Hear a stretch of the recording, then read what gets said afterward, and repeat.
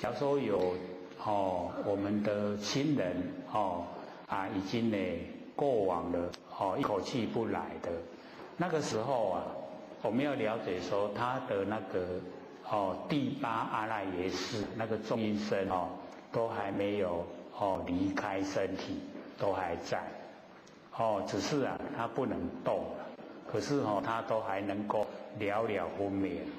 那祖生咧争财产啦，祖孙咧考啦，咧讲什么话，伊拢知影，可是他就是没有办法反应啦。那到晚上的时候啊，小孩子睡觉那个中阴身啊会去照顾小孩子，小孩子他会看到，看到长辈啊，回来这个照顾他们。可是我们大人因为精神外放。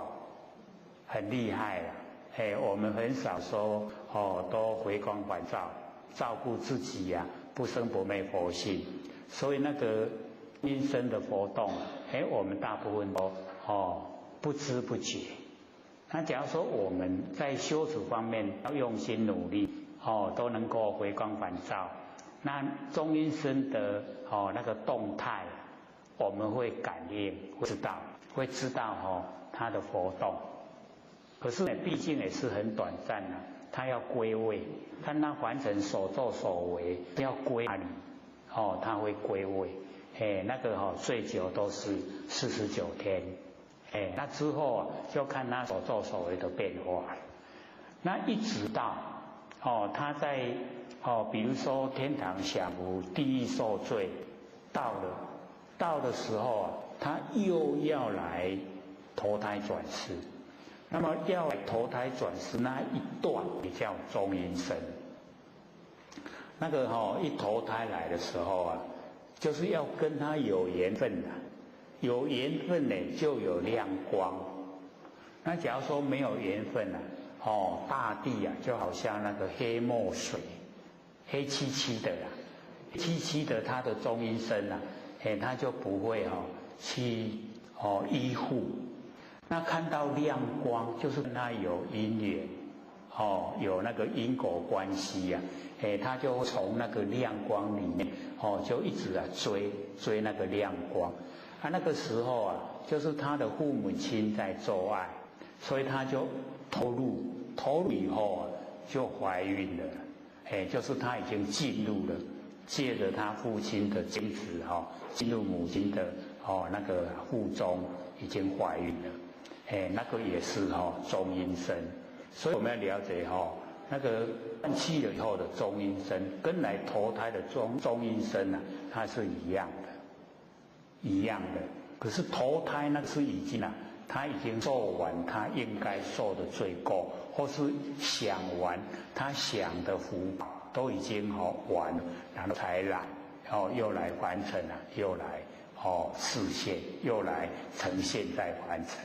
就是这个样子，所以我们要了解说，那个因都蛮多了，会结成一家人都有因缘，所以一定呢我们都要去改变它，来有善缘有恶缘有的结是恶缘，有结善缘，那怎么看呢？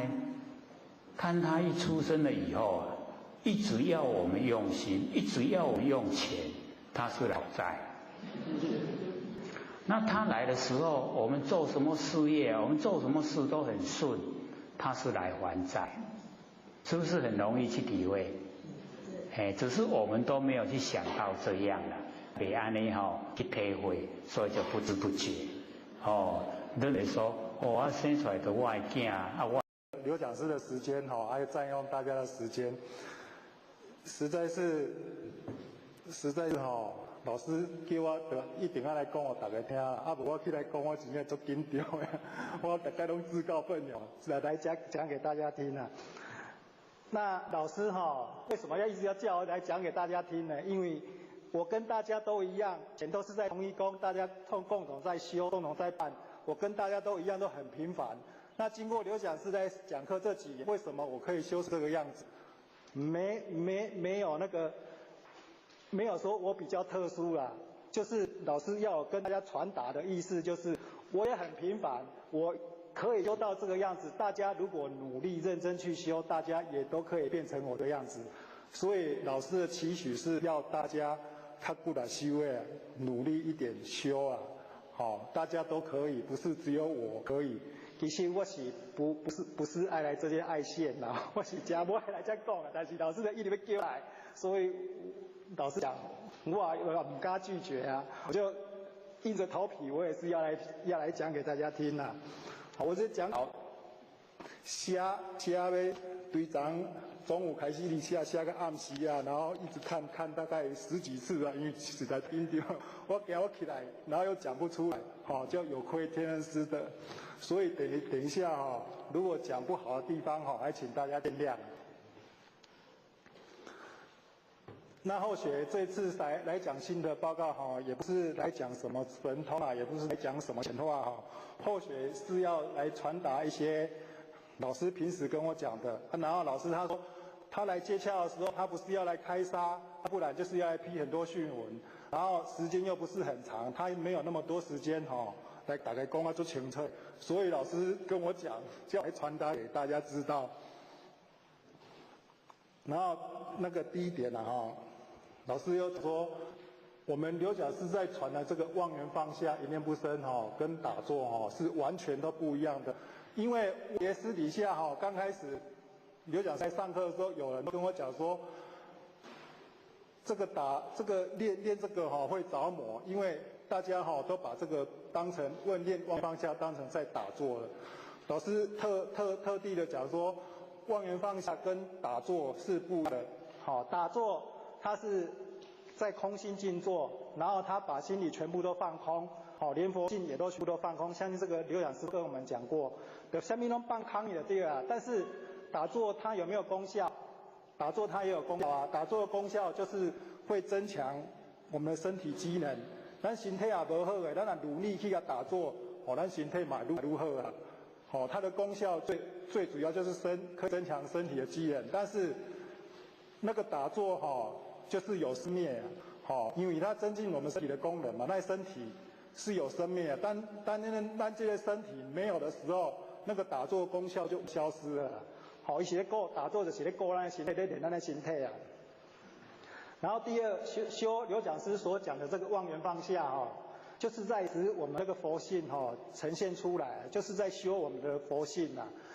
那我们在练这个望缘放下的时候在修我们的佛性那个佛性可以越练那个佛性能量越来越大，对，咱的灵性啊，那佛性那个我们每个人都有的佛性，那个能量自身的那个能量会越来越大，愈来愈大的对啊。就是拿一把电火本来是5级的，然后你努力去跟它修了，变成10级，变成500级，变成1000级，那个能量就是越来越强啊。那个佛练到修成佛，那个人是无限大，所以修这个就是慢慢的会有一些感应啊，会有一些那个是正常的。修这个并不会着魔，因为我以前我都开始练习，我觉得这个很好，跟同修讲，然后你练这个着魔，我听觉得奇怪啦。我讲这其实练这个不会着魔，练这个是使佛性本体一直呈现那个能量越来越强，佛性本体一直呈现能量越来越强，自然它就有一些神通，因为佛性本体本来具足这些，只是你把这些修正过来，那个神通自然就展现出来。不是说练这个会着魔。因为我这个佛性是不生不灭，永远长存啊。我们这个佛性是万法归一啊，归一这个就是我们的佛性，我们就是在修这个一处啊。然后还有第三，就是来讲一下，这老师有交代，老前人一直以前在推广真人静坐，老前人在以前推广。不知道大家有没有看过那个老前人的传道集啊？老前人的传道集里面他就对讲师，有规班拢讲师对讲师的讲话，还是点传师，大部分都是对点传师啊，规班都对点传师的讲话。然后那个老前人归空的时候那个一些后学就把老前人的以前所讲过的话那些内容摘录成一本，就是老前人的传道集，还比较高。那一本我有从头看到尾，所以我知道老前人他以前在世的时候，他一直在推广真人静坐。就这点是大家回去都要认真练真人静坐。然后老前人在那本书里面他自己讲说哈，老前人讲，他每天都在练，而且很认真练，他无时无刻都在练。他除了吃饭、睡觉，然后就是有道亲来的时候，他在没用的时候，他没有在练，他只要一休息下来，老前人都在练真人静坐。他那个老前人的真人静坐他就是正襟危坐是坐在我们这个椅子上，胆挺直，然后舌底上。这老前人在他的传道集都讲很清楚舌底上颚，二目手旋。重点来了，二目手旋。以前刚开始刘仔是在上课的时候，很多前人都，因为以前我们有研究过老前人的一些书嘛，很多人道亲举手来发问，这个望言放下跟那个手旋有没有一样啊？那时候刘老师都回答说不一样。因为那个手旋就是把意念锁在玄关窍里面呐，而这个老前人的所谓二目手旋并不是把意念锁在玄关窍里面。那个老前人所讲二目手旋，就是锁住我们的佛性本体。像我们刚求道的时候不是有讲说我们要平心静气。眼观佛灯，然后静在然后要守玄嘛，说我们常常守玄，然后佛性灵性会越来越光明啊。那个守玄是因为刚开始我们都懂，我们大家都认为说那个守玄就是因为以前的大家也都不懂，都教我们说把这个意念守在玄关窍，其实并不是。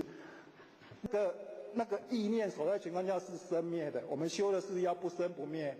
所以二目守玄是守住我们的佛性本体。我们佛性本体在最初灵明之初它是无念。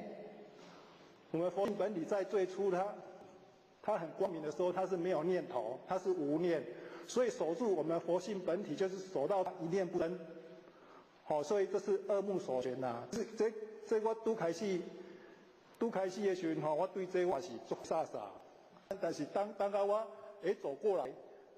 认识我们的佛性之后，我就才知道说，二目所旋其实跟我们以前大家学的都不是这个样子。二目所旋以前大家认为说，把意念挂在这个玄关窍里面，其实真正在修不是这个样子，真正在修就是让我们这个本体一念不生，因为我们这个佛性就是没有念，本来就是无念。我们要把它守佛性，让它一念不生，来修正我们这个佛性。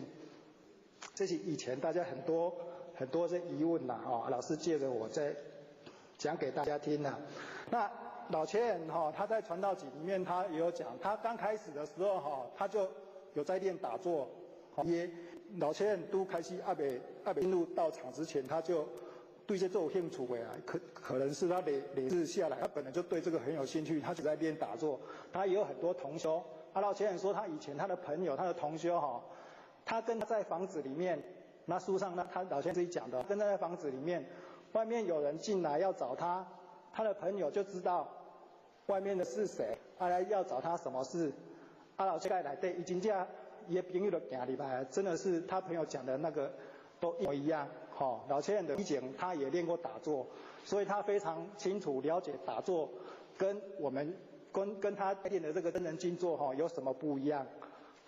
打坐也是可以练出功夫来但是打坐就是有生灭不会长久还有一点以前我们刘讲师还没来的时候，以前我们大家私底下大家很多人在传说老前人他有神通不老前人显阿公各地的点教升点传师所有的公文要拿上来批阅的时候，他怎么知道？很多点传师他都不认识人家讲谁可以升谁不可以升？因为他有神通。以前大家都在怀疑但是老前人他都不讲，但是他确实他就是有神通，他就是有无言幽通。还有以前我听那个刘进普刘讲师一共他们有5、6个去见老前人这个刘进普刘讲师亲口跟我讲，去见老前人然后他们5、6个坐好，老前人就坐定，老前人都没，他们5、6个都没，只有问好，没讲半句话哦。老前人就劈头骂：你们这几个都没有认真在修道。啊，刘建甫刘讲是刚刚就奇怪，我这5个也都不管啦，我拢从那个台南来的，他都不认识我们，哎那怎样我大家都没理解，搁讲我咩？好，所以那个刘进福那时候就跟我讲说，老前人可能有神通哦，啊不，他怎么都会知道。好啊，这老师就说，老前人当时他就是在练那个真人经坐，他很认真练。老前人在他传道集里面有讲哦，他无时无刻都在练，连道亲要载他出去他的道场，一在坐车的时候他也在练。所以老前人他已经练成了有5眼6通，所以练这个跟你那个神通跟你一些很多敏锐度，什么事情都会知道就慢慢的就是都会呈现了。以前我有看过，我小时候有看过那个老前人的一张片老前人的那个他把他佛光修到有多大，你知道吗？差不多这个弥勒祖师的底下到这个墙，那个他的佛光有这么大。这弥勒祖师的这个天花板到这个地上，这么大，这个就是以这个一个方圆呐。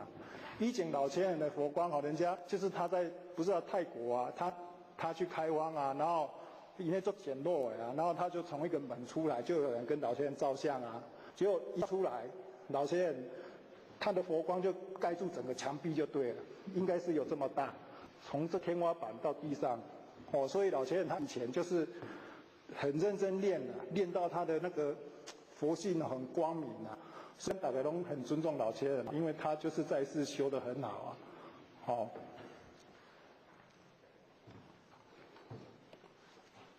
这就以上3点，那个。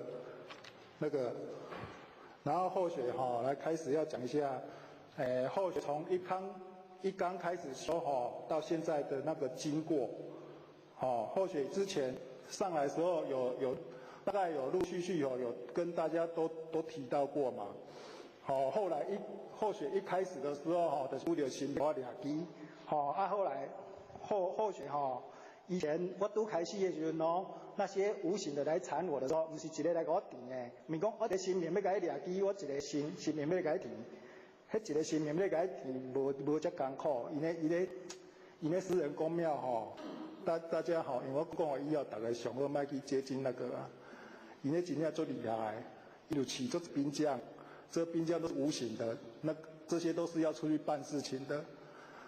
伊一个心念要来给我抓机，我无爱，这些兵将所有通通来缠着我嘞。一些兵将成千上万呢，我对阮兜他们就阻挡不要让我来修道，不要让我来同一宫。对阮兜要开车来同一宫啊，我讲真正的，刚开始的第1年、第2年，我都用睡觉睡来的，啥睡觉睡来的。我一出门，我就做爱困的啊。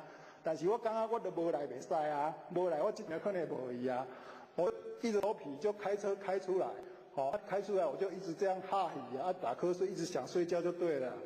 等他停红绿灯的时候有当好我目睭我开了，转困去，真正转困去我讲这大家真正没有办法去想，我真正是这样经历过来的。然后睡着之后后壁有车嘛，车顶你搁唔行是咧创啥？叭那个吹起来，我赶紧来去开。我讲从刚开始要来同一宫的时候是这样辛苦，这样痛苦就是每次我要来同一宫，我去别位就没有这种情形但是只要我若要来同一宫，听的是功课，就去开始啊，开始安尼度过我大概就是我就觉得一直我从我家这样一直睡到来同一宫啦。当我听课了嘛，佮开始拄啊，佮转去，佮驶到转去厝的真是醒起来啊！可以困饱的，真正我来佮转去厝哪有困足饱，佮醒起来啊！所以各位前人可以想象，我拄开始这修的那个过程是多痛苦啦。还有刚开始在练忘缘放下的时候那真正万念重生呢。因为因为在练的时候，伊就开始甲要甲我扰乱，我练袂成啊。我就开始一直想代志，一直想，安尼永远都没有停下来了。我愈练愈想啊，我若无咧练的时阵，就渐渐在缓和下来。我再开始去练的时阵，愈想啊，后来，因为我刚开始来听刘讲师讲课的时候，我拢问这个问题啊，可能大概有印象。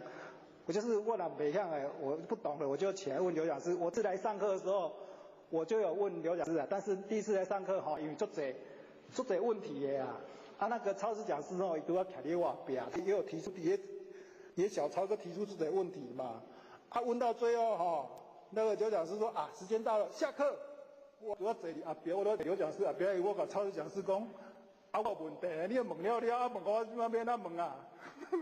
超师讲师点无讲啥，你就对遮讲我阁唔甘愿，我就对遐走来问刘讲师。我第一次甲刘讲师问这个问题。第一次我就跟刘讲师问说，那个万缘放下，一念不生，我以前甲大家讲话，是不是锁住玄关窍？刘讲师说不是，我就问说是什么？刘讲师就跟我什么都不要想，什么都不要想。我拄开始我嘛唔知啊，刘讲师要回答什么都不要想，然后刘讲师唔知影敢是知影我拄着这，然后头也不回，伊就行就走啊，伊也不爱插我。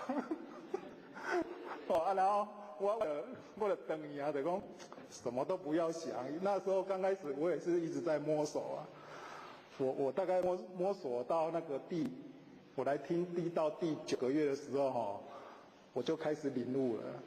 第9个月的时候我知影讲原来那个佛性要怎么把它修正出来啦。其实大家认真练，就是你平常要去练啦，来听课要等下个去练啦。然后慢慢听，慢慢练，慢慢听，慢慢练，练到有一天你自动会开悟啊。他说你在开悟的时候，你得练紧的啊，就扶摇直上啊，全身。你看我今嘛，从以前那些无形的来缠我做艰苦，然后到现在，他们并没有离开啊，但是数量是比较少，因为我改外佛性本体修正起来，我的那个佛性那个能力越强啊。比较弱的那些兵将没有办法靠近我，剩下较强的那些兵将有办法靠近我。然后老师又来跟我处理啊，老师又不把他们赶走了。等一下我会跟大家讲，老师不把他们赶走啊。老师说要留着让你练功夫啊。我拄开始的时候真奇怪，因走我是如何练，而家我不是愈歹练愈艰苦。我拄开始我也想不通啊。等一下后面会跟大家讲。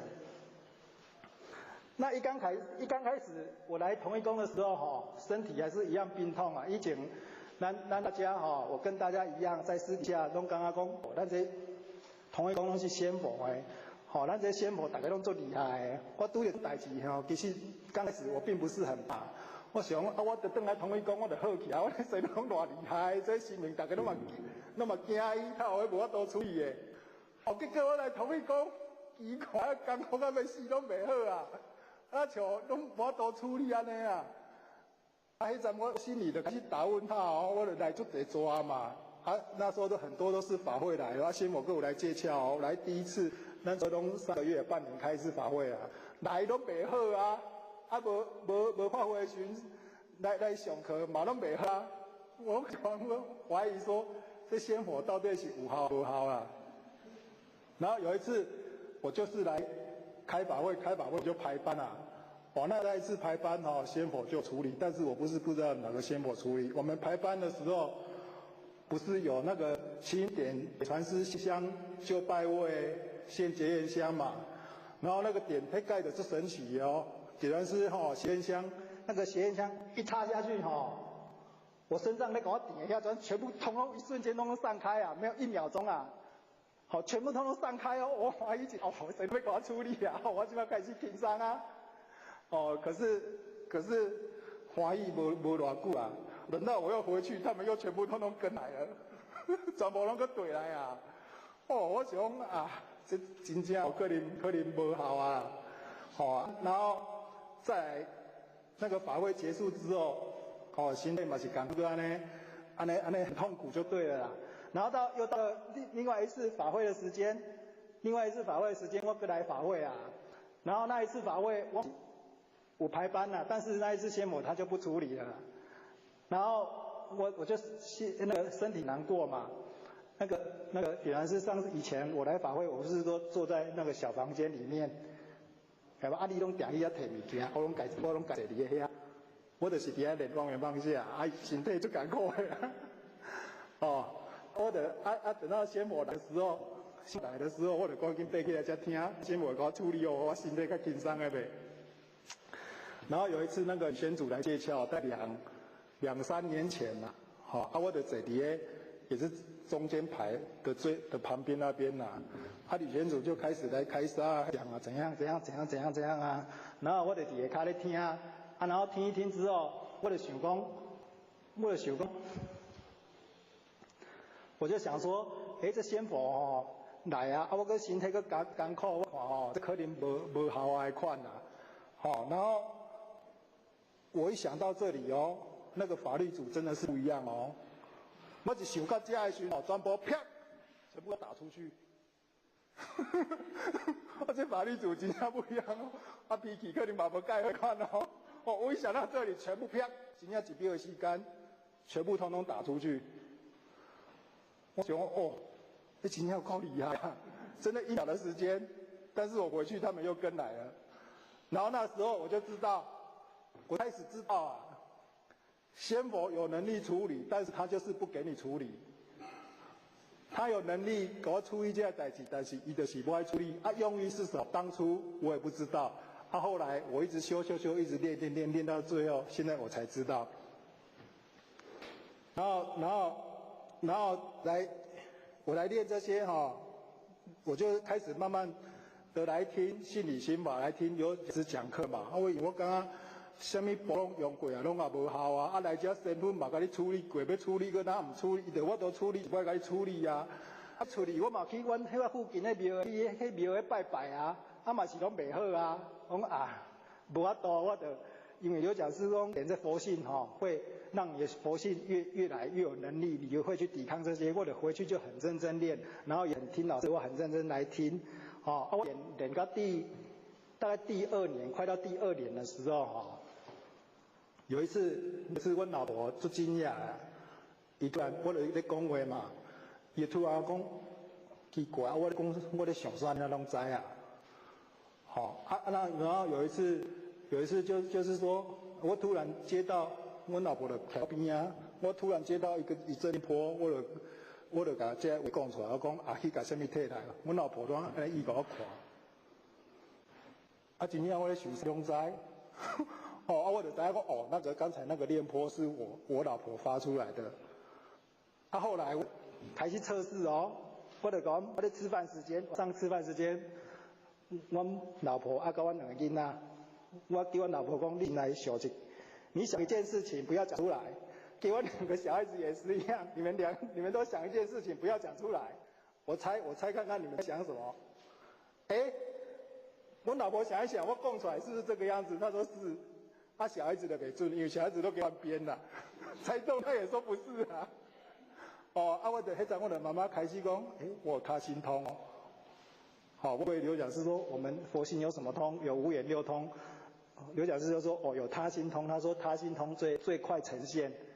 我迄阵就开始刚刚有他心通，我就点测试，我就知影讲原来。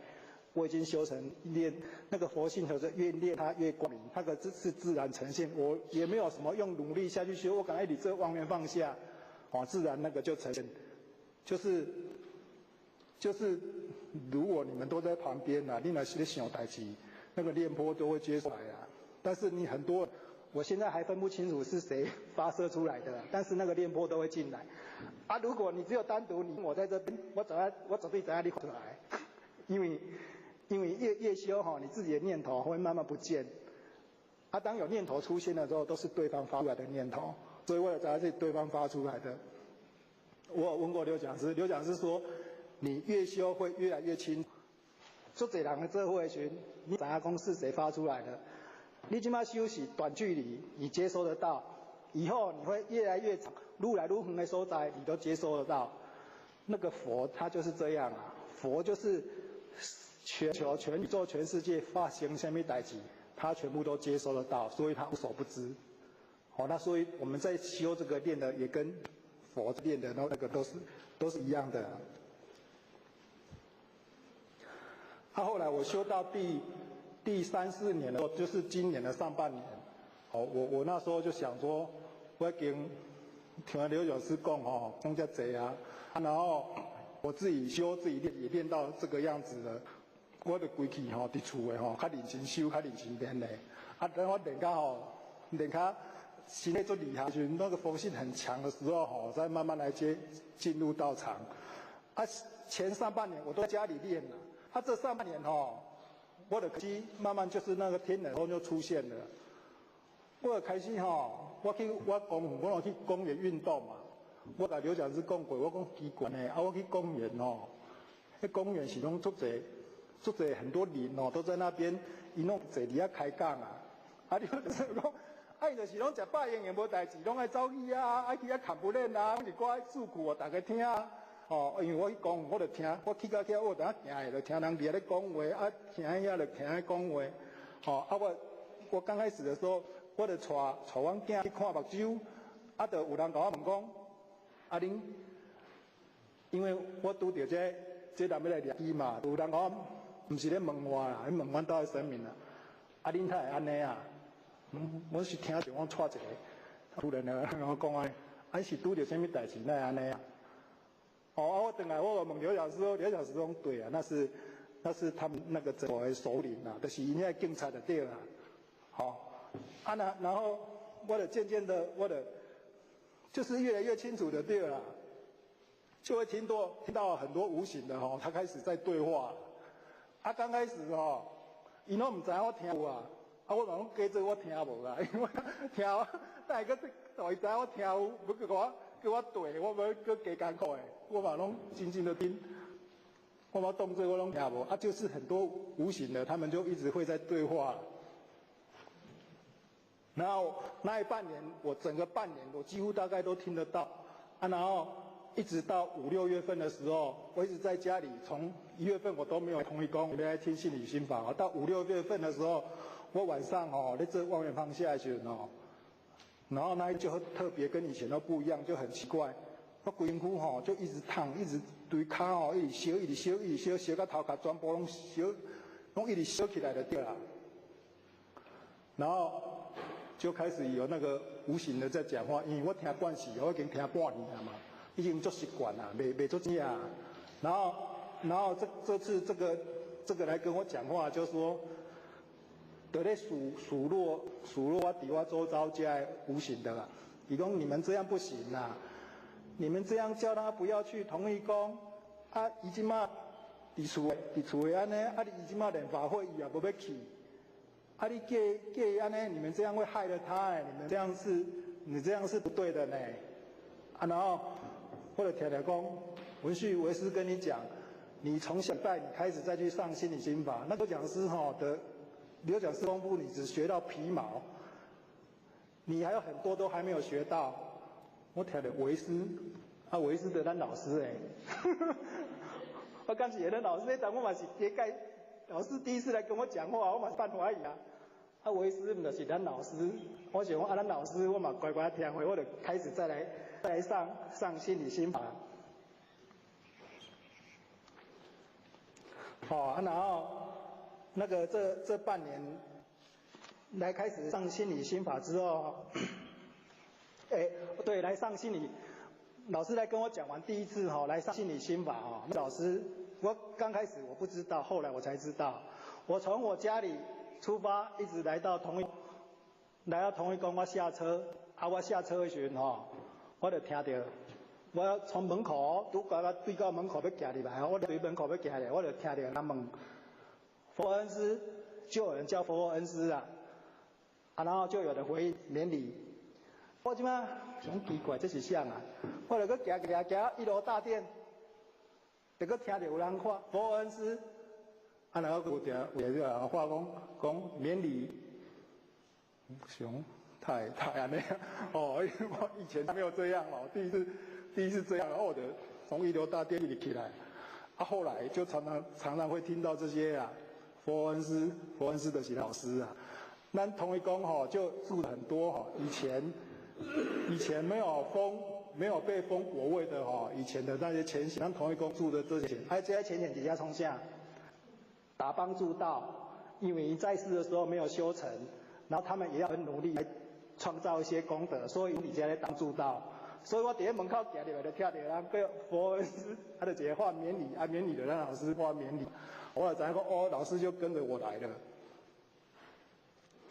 然后我回去来上那一次的信礼嘛，我又回到家里面嘛是对我门口开始就来画佛恩师，我搁行入我的厝内底嘛，搁来画佛恩师，但是就是有一个人一直给他回免礼。我从那一次之后，老师就开始要介入处理我的事情了。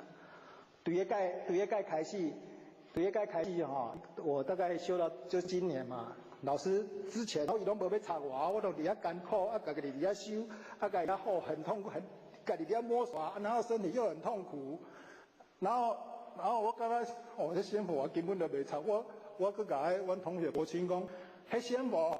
伊拢用讲的啦，伊根本不会把这些无形的打回去，他们这仙佛就是做慈悲的拢袂甲这挂等去啦，伊拢用讲的尔。然后我就讲，那些仙佛就是很慈悲啊，他不会去管这些事情的。我刚开始的话，佛现在在讲，佛就说，对，那个我都是用讲的，他们不会用打的，而是有那些庙神明在用趴。我刚开始的时候修佛说，这个是这个样子后来。那个介入的时候其实不是这个样子啦。老师一刚开始他为什么不介入？后来老师有跟我讲你一开始的时阵，拄着这个代志的时阵我若甲你处理好起来，你搁恢复到以前的同款开始搁酒色气，你也无要收道你同款搁你伫咧遐要拍拼，你要趁钱朋友少的就要啉酒，你就对人去。我甲你处理好，你逐工伫遐咧酒色财气要创啥？干脆即马你拄着这，你艰苦，你在痛苦，你没有办法你就爱乖乖认真修等下互你修甲你有一个能力出来了，那个佛性就是越修越光明你的贪嗔痴慢慢就是会消失酒色财气迄嘛是。很奇怪不是光只有神通那个酒色财气也突然通通都消失以前不开始我在社会上的时候我当时朋友就会啉酒创啥现在那个就是自然我就不爱去那个就是那个佛性慢慢把它修正出来然后从今年5、6月开始之后老师就常常到我家里面去因为那个仙佛他已经介入了嘛。以前在5、6月之前，我的身体就是有时候还会难过，因为我修到有一个程度了嘛。那些无形的要对我已经比较没办法。然后老师那时候就开始会常常跑来我家里跑我家里面的有一寡身份有时候会来请示老师他有些有那个过往，因为因来他们在对话，我都有听到嘛。有过往的前贤还有大家的那个九玄七祖有时候都来求老师帮然后老师这些以过往前贤还是九玄七祖来求老师去帮忙他杨氏祖师的时候，老师现在都跟他们讲一句话，这个是老师叫我讲给大家听的，要跟大家讲下去了。老师说以前他还没有开设信理心法之前，大家来同一宫听课，还是来同一宫帮忙。如果有什么事情，老师都会担当他一定会给大家处理有谁你也都认真来帮办还是来打扫还是来听课都认真在听课你若出现些问题，老师他都会帮你处理个好势但是现在不一样了现在来求老师的那些九玄七祖还是以过往的那个王陵，他在求他杨氏子孙要去帮忙，他老师就跟他们讲说，我现在在同一宫已经开了信理心法了，你们要叫你们的子孙下去认真的来听课不然的话就是要回去听完课之后回去要认真修。啊，如果你们不照这样做的话，你们的事情你们现在都要自己去解决。老师今晚拢改这样来讲啊，这是老师给我传达给大家知道的。然后老师来帮忙我，他有跟我讲，他说我这几年就是被这些无形来折磨，说我已经尝尽了艰苦了。而且老师又说我很听话，伊叫我来上心理心法，我就来上。佮安那艰苦，我像厝里困到来遮，不要来上。然后老师就说他不忍在我受苦，伊就派仙佛来给我帮忙啊。帮忙不是连关我到顶着，他们要来捉弄我的时候动表我知道他们来，但是我就是不会难过起来。就是顶着老师还是一直跟我交代你不要期望靠仙法会把这边管走，你就是还是要照你这样慢慢的下去修，慢慢下去修，然后靠你把你的佛性提升到那能量最强，有办法把他们全部都能赶走。所以嘛是爱搁靠家己认真修啊，唔是讲神父来就讲好啊，我靠神父啦，今晚好，今晚咧搁迄个啊，所以最终我也是一样啊，大家也是都一样啊。老师的用意就是要大家把那个佛性通通都呈现出来这个要修，要再修，要修老师有一次老师这个也讲出原理给我听就是有一次这个我有跟刘讲师讲过，有一次我在家里然后那时候仙佛已经开始来忙了然后又有时候他们那个无形的因那脾气拢足大呢。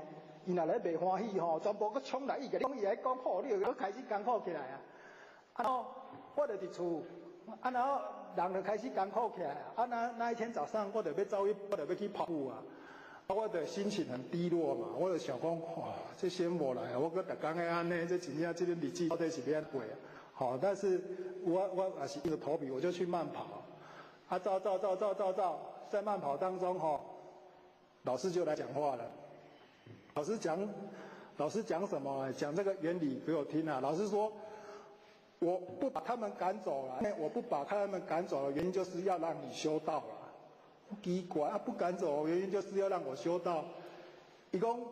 老师说，你的佛性会跟这些无形的竞争就像说有一只跳蚤，大家唔知捌看过迄个，你是跳蚤用一个挂甲扛的伊永远就是跳袂悬，伊永远就是跳5公分，永远跳5公分。等你这个挂甲掀开的时阵伊就是跳5公分这个跳蚤用一个30公分的扛伊就会当跳30公分，会当跳30公分。等你挂掀开的时阵，伊就跳30公分。那佛性也，老师说我佛性也是一样你好，这无形的在给你干扰的时候你佛性会那个修正的时候，你佛性会茁壮起来，为着要保护自己嘛。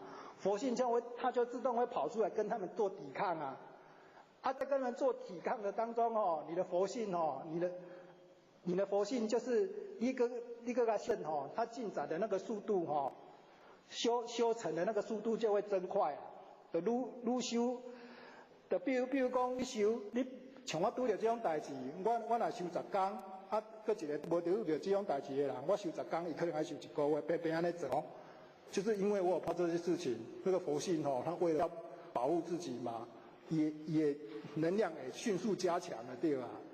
老师说为什么佛经还是那个我们大家都知道，我们在天上没有办法成佛，一定要有人的身体，一定要在这个人世间来成佛，这个道理是一样的。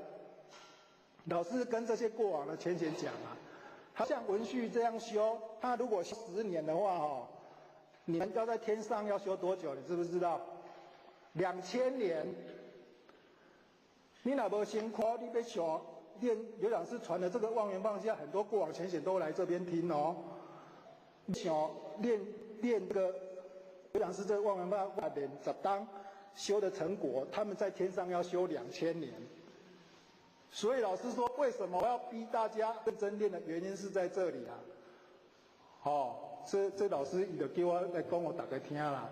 现在不修，你回去了，你要修就足困难的所以一定要当下，如果还不懂的，就要赶去参入去体悟。这个浅显一听到了大家都哭出来了。他就跟老师讲啊，跟老师诉苦啊，他跟老师说。我以前在生的时候，也无一个刘讲师讲信的心话，阮听啊。当我以后要搁去转世，刘讲师较鬼空啊，我只要去听谁讲啊。我听到这里也真的是很好笑哎。然后他就很羡慕咱今嘛在同为宫这些浅显呐，他们有身体真好啊，而且刘讲师来跟他传这些法，然后当下他们又可以修啊，又可以修正啊。老师也是安慰他们了。老师就说没关系，你们虽然修的比较慢，你们还是认真修。这就是恁第四的根基。但那个你去转世的时候，你自然而然你就是看可以安尼修，然后还是你会自动去找。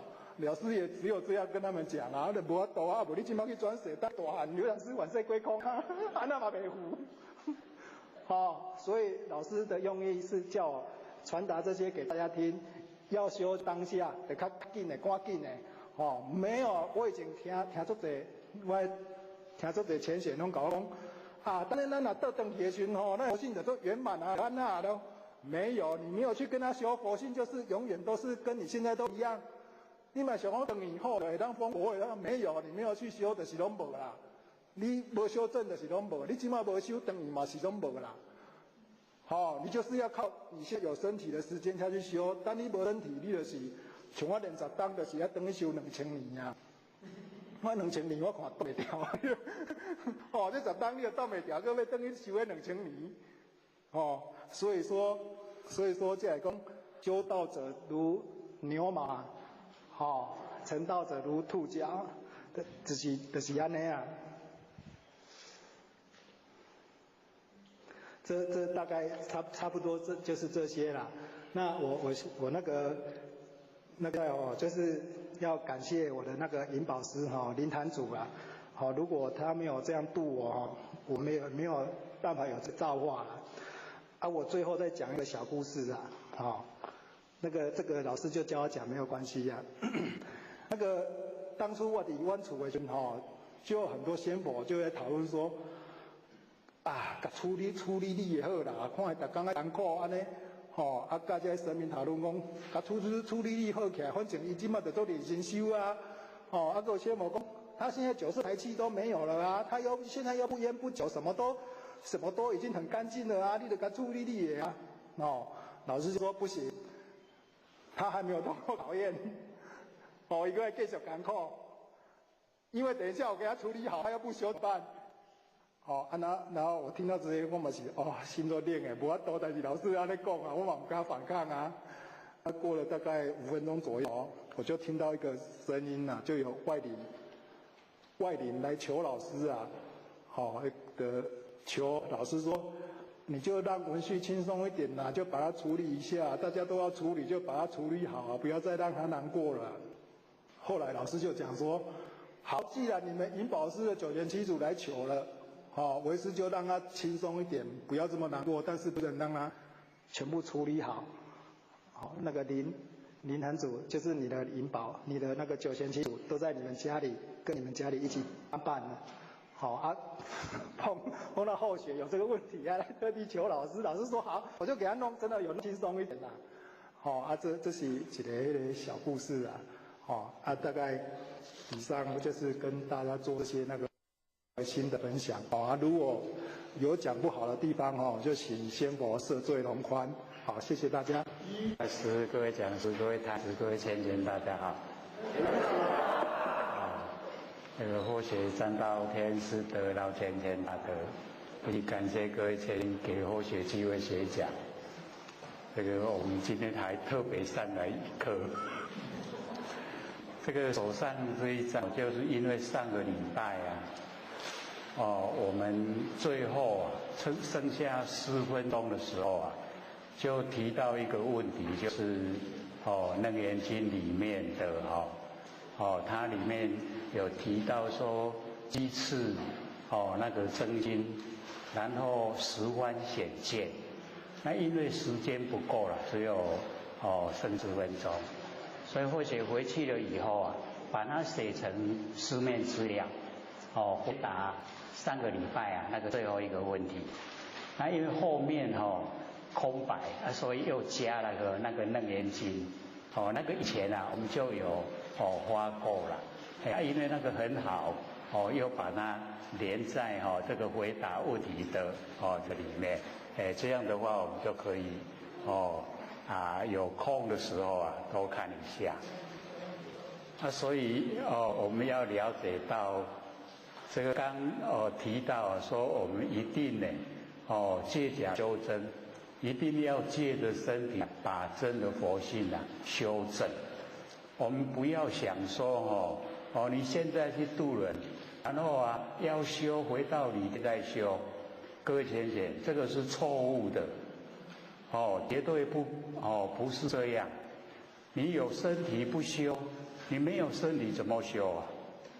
所以一定要在有身体的时候修，一定呢，不要说这个我们回到理天，你回不去了，你住在形象，在相天理气象理就是我们佛性就是道你要能够回到理天，就是你佛性整个呈现才可以回到理天所以我们现在在形象努力那个是相天理气象7天都还没到，只有在相天想想看，怎么可以回到理天呢？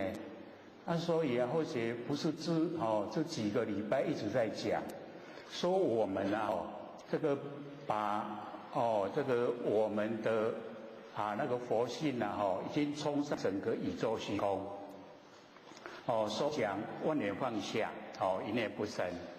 那个时候你万年都放下一念不生，那个很灵敏的知觉性就是我们不生不灭的佛性本体你这个时候已经把那个佛性本体已经体会人后都出来，然后你要努力专注然后加长那个时间这样的时候你在那个灵敏的知觉已经没有脾气毛病，已经没有贪嗔痴慢疑所以你所有要修都已经修了。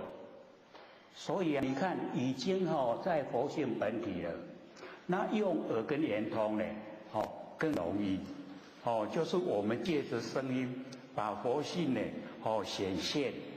现在整个虚空都是了，可是我们可能体会不出来不能用妄想，要用实际的。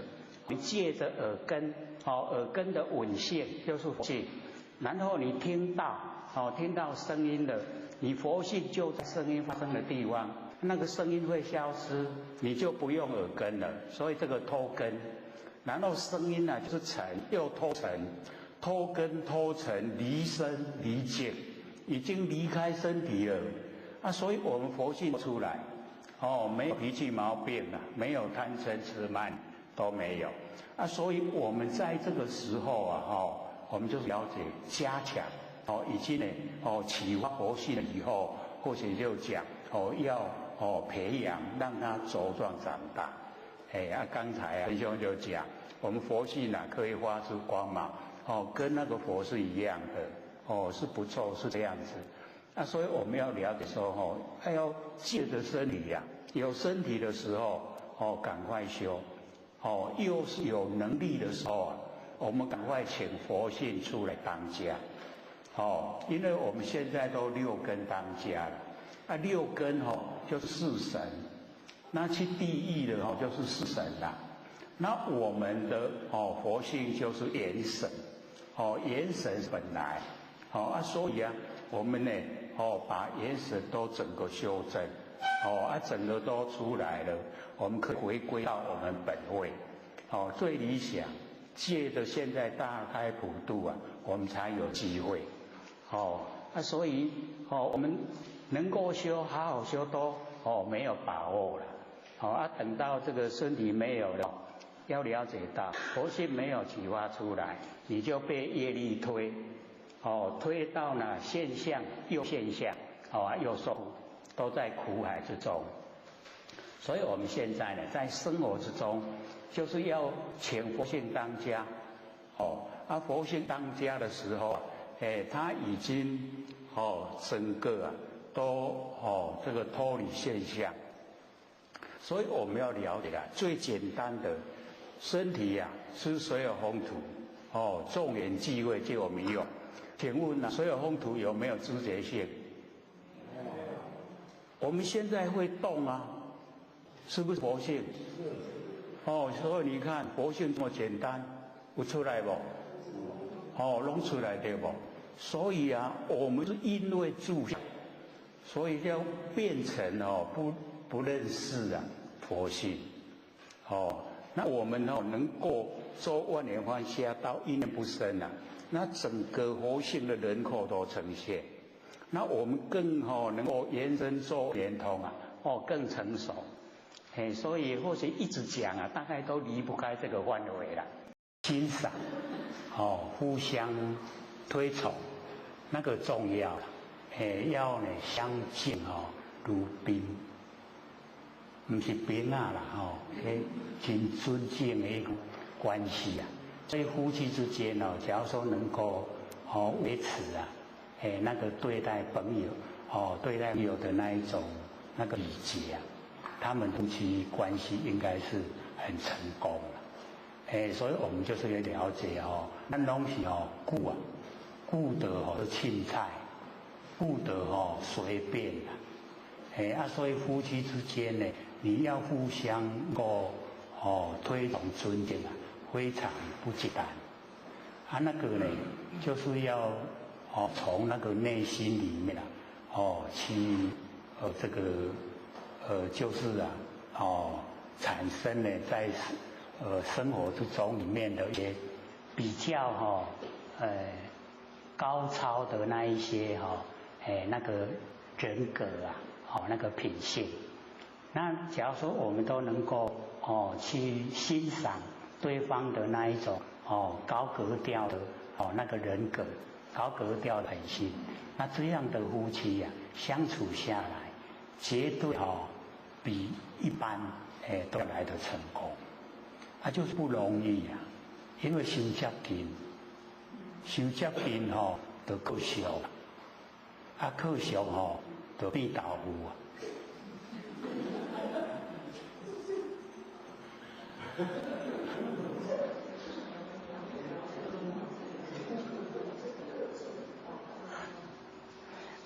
所以那个对方的那一种所有一切你要尊敬得出来那个就不简单不容易你要能够实际的去做到的话那个是最理想。不要把它看成负面看成负面的不给打还有10分钟，还有没有？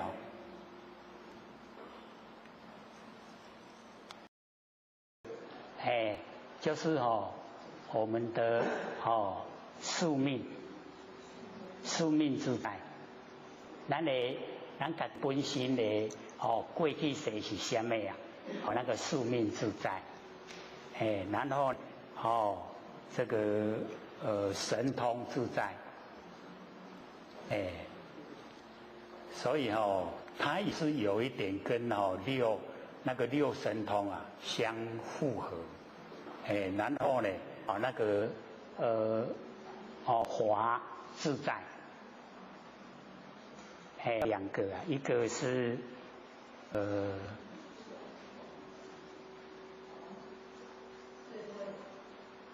对，智慧自在，还有一个禅定自在，是有一点跟那个六神通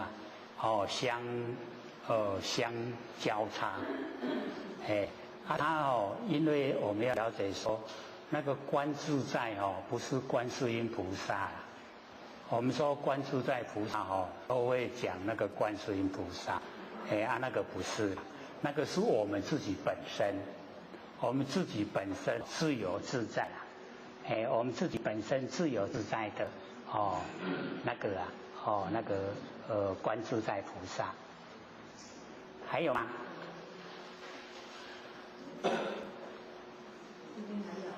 还有没有要问的？鼓励大家发问，还有10分钟。好。我听你的新章期，第2天的习俗又讲到，说，化妆品擦脸反是很浪费。可是这一点我拿给我朋友听，他说你是没修啊，你做不做，你嘛是看过法度啊，你这样子前后讲就是很矛盾。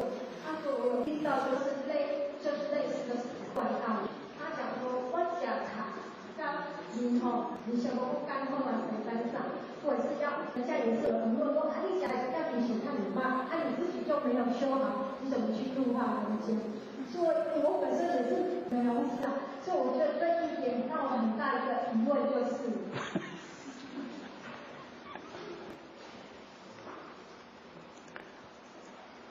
佛学在讲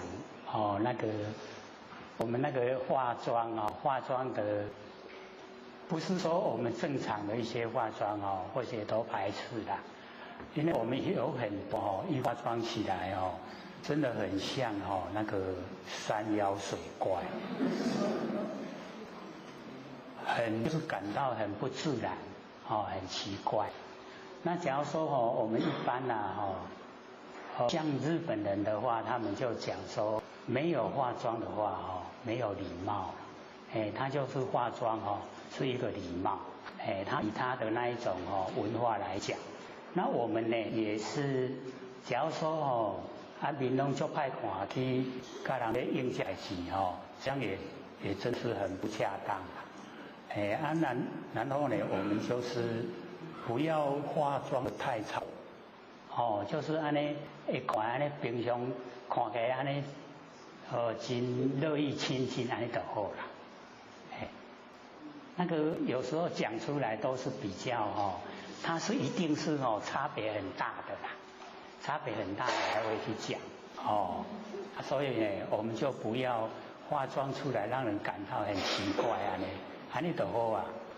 像现在很多那个装那个假睫毛睫毛长当然是好看可是你一装了以后我们看起来再怎么看都不会是很好看会伤长所以会自然就好啦。你若装得遐尔奇怪你真的也是大概正式的场合你也不敢拿出来给人家看。还有吗？还有6分钟。我想这边还有闲请问，有一位贤道贤贤问说，他的内人把家里整理得非常干净，应该是个贤妻良母，但是全世界的人都不怕，只怕他一个人，所以各位贤道贤贤认为说他是一位恶妻。请问有讲师说，各位贤道贤贤要如何才不起心动念呢？是否要有知足心吗？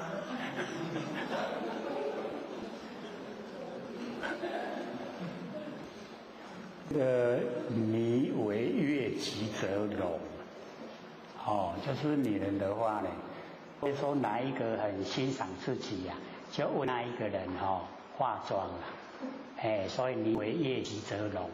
我们要了解到那个两相能够呢心里面互相这个就是欣赏互相推崇，那个重要要呢相敬如宾，不是宾啦真尊敬的一个关系所以夫妻之间假如说能够维持那个对待朋友对待朋友的那一种那个礼节他们夫妻关系应该是很成功了所以我们就是要了解咱拢是顾得凊彩，顾得随便所以夫妻之间呢，你要互相推崇尊敬非常不简单那个呢，就是要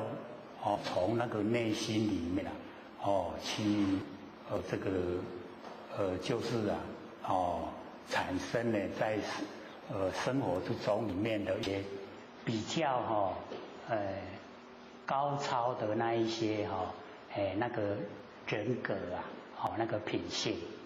那假如说我们都能够去欣赏对方的那一种高格调的那个人格，高格调的品性，那这样的夫妻相处下来，绝对比一般都来得成功。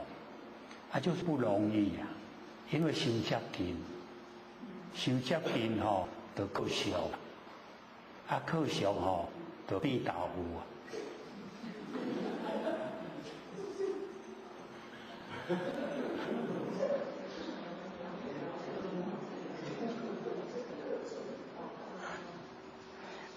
所以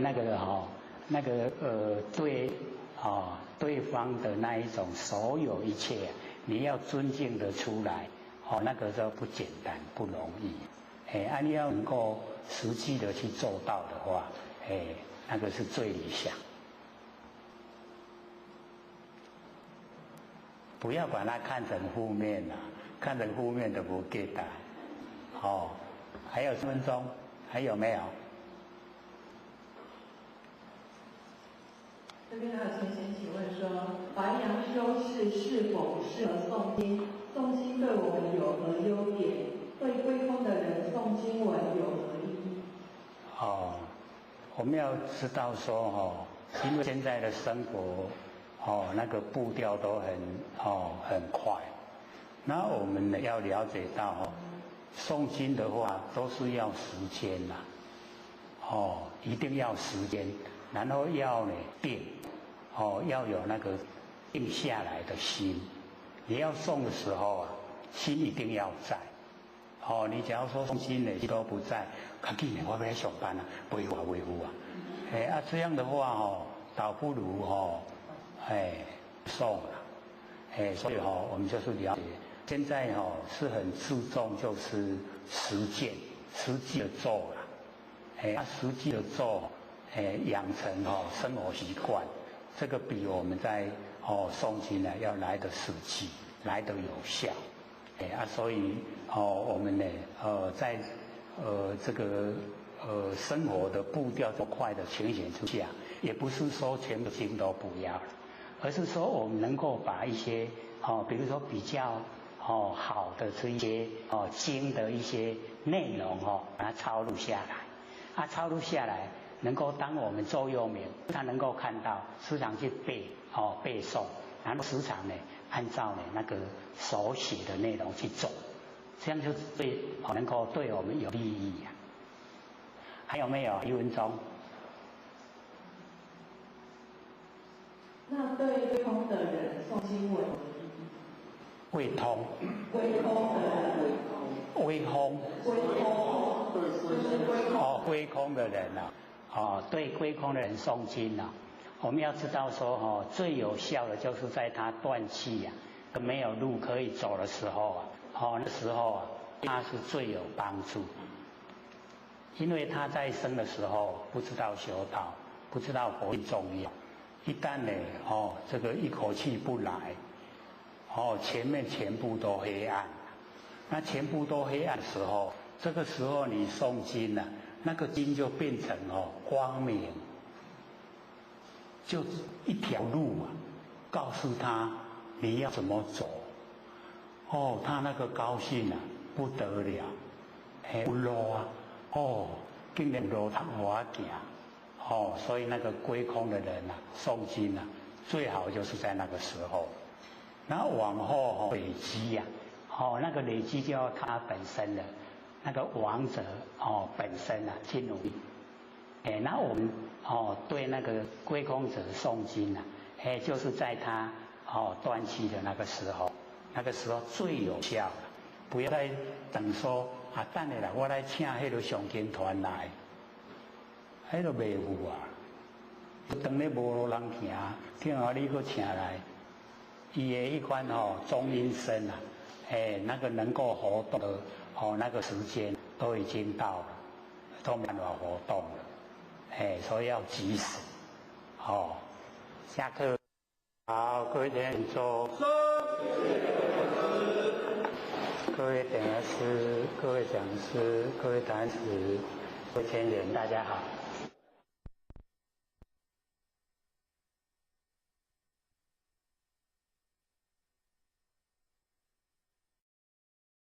我们就在凡尘没有努力呀研究性理心法。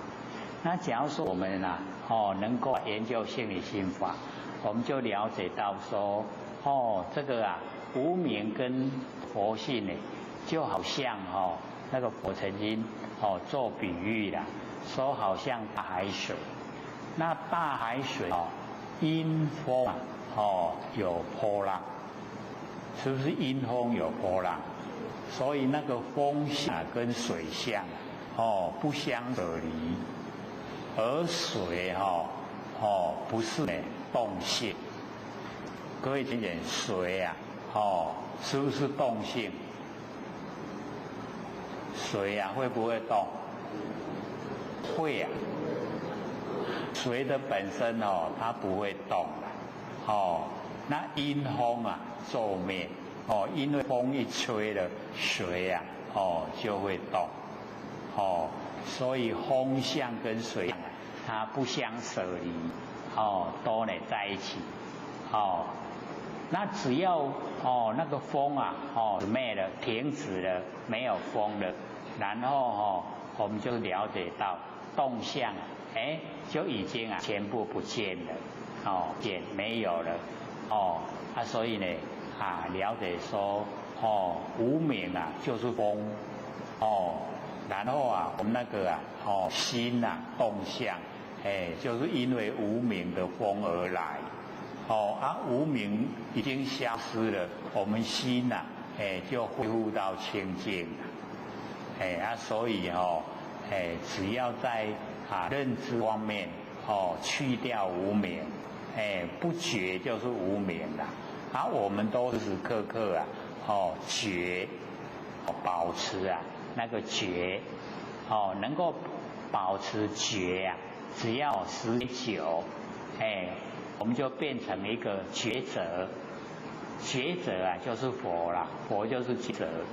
那我们众生就是不觉因为不觉会造业，因为造业会受苦就这样恶性循环绵延不绝，没有休息所以我们了解说坚木以老同是菩提，灯花老相这个木跟老木是使以清净老呢是使以这个念无明所以两个两个一个是好的一个就是不好的都是呢这个是灯花老相。那么因以明暗两种光尘明光明暗黑暗因为有光明黑暗两种妄尘这个凡尘不真妄尘明暗呢都是凡尘的景象这个白天就是光明，晚上就是黑暗明暗这两种妄尘。那么花见居中就是我们呢发现我们那个见性见经居中居呢在这种这个光明跟黑暗之中。那么悉此成相那个凡尘的那个景象就是呢悉尽了，所以我们呢就能够明来见明，暗来见暗这个呢就是悉此成相。那么名为见性，这个名称就叫做见性。所以这个时候的见性各位浅显，就是我们那个眼根本身的那个见的智，不是佛性本体的见性所以文字啊是一样，里面的内容啊不同。这个是在讲我们那个六根字体的它的呢那个自性，不是佛性本体呀。有了解不？所以不了解《楞严经》深的地方呢，就是这样。文字有时候看起来都像，可是它意思却都不一样。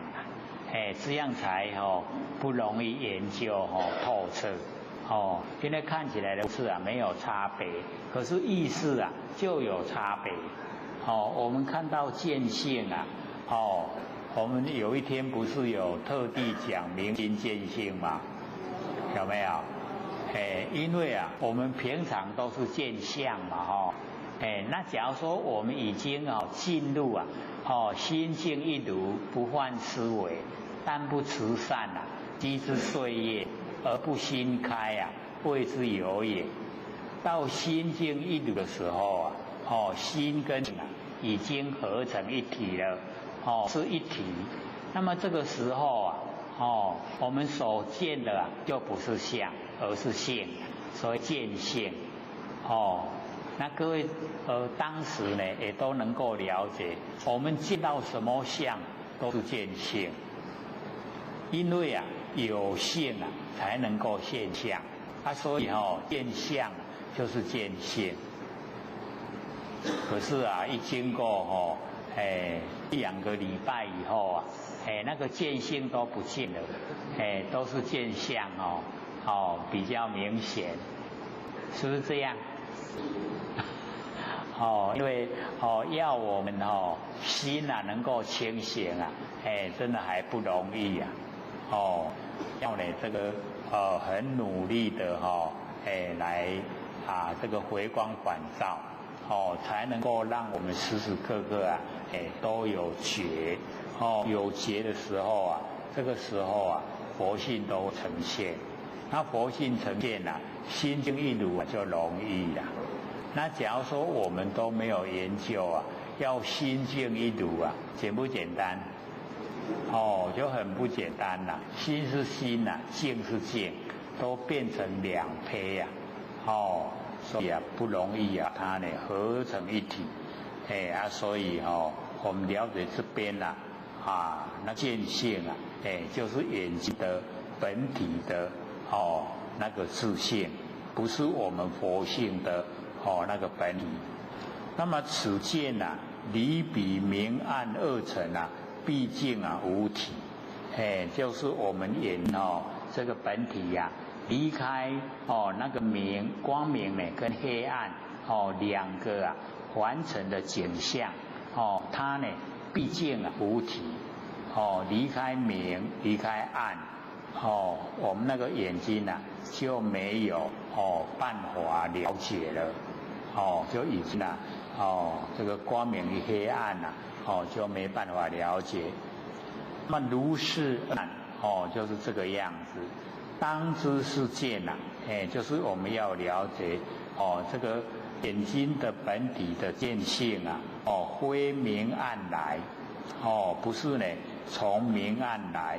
那么非以根出，不是呢从眼根出来。那么不以空生，也不是呢空中呢生发出来。所以用3个角度来讲，一个呢明暗，一个根一个空，3个。那么底下呢就讲解回顾为什么呢肉头明来暗即随灭。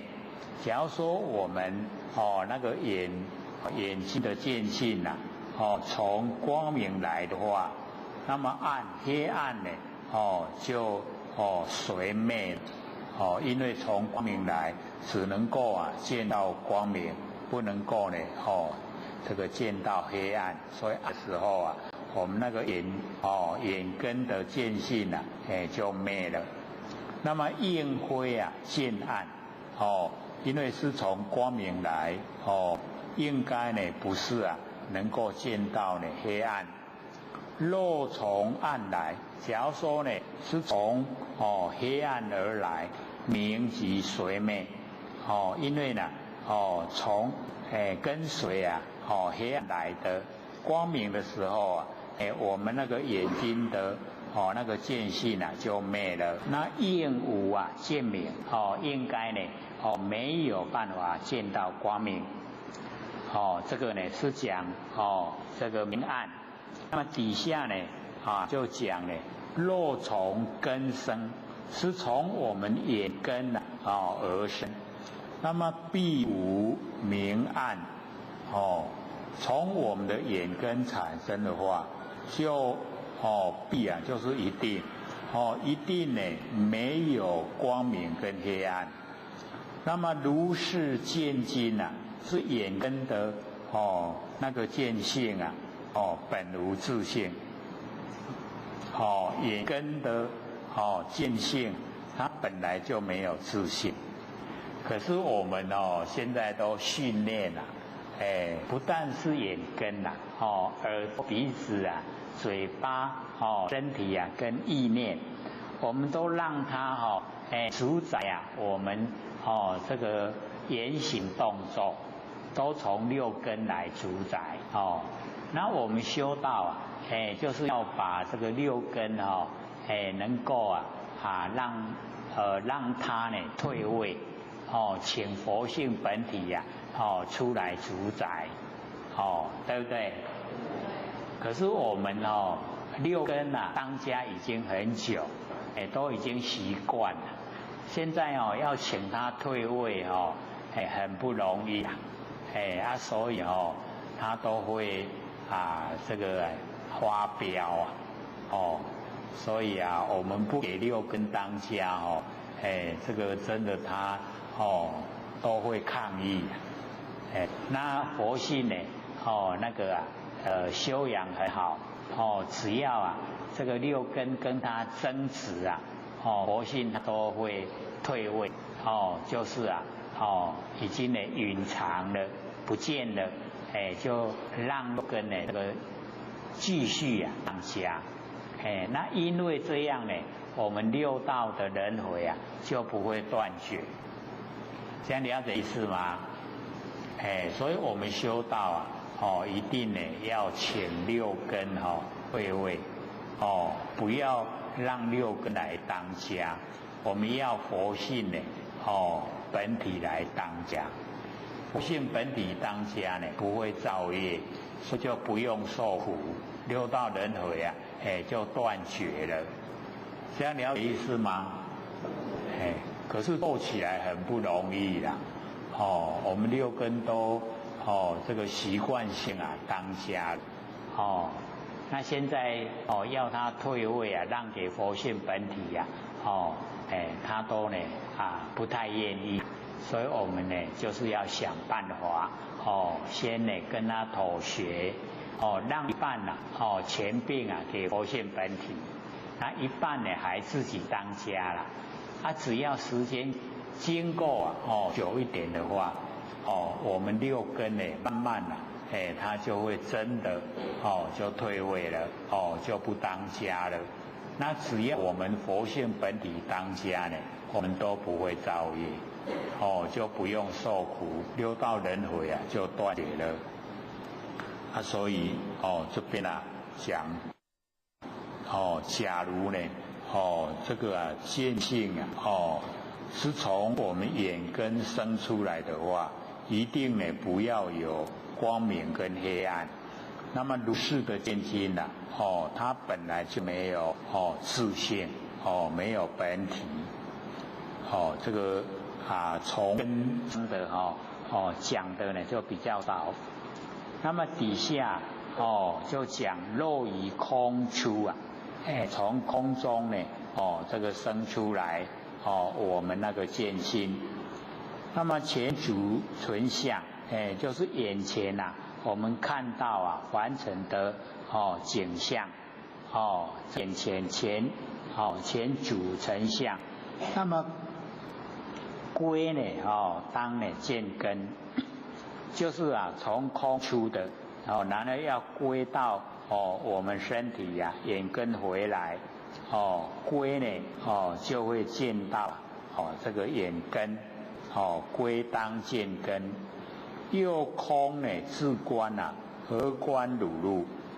假如说是空出来的，那空自观自己去观察观测，跟我们的六路没有关系。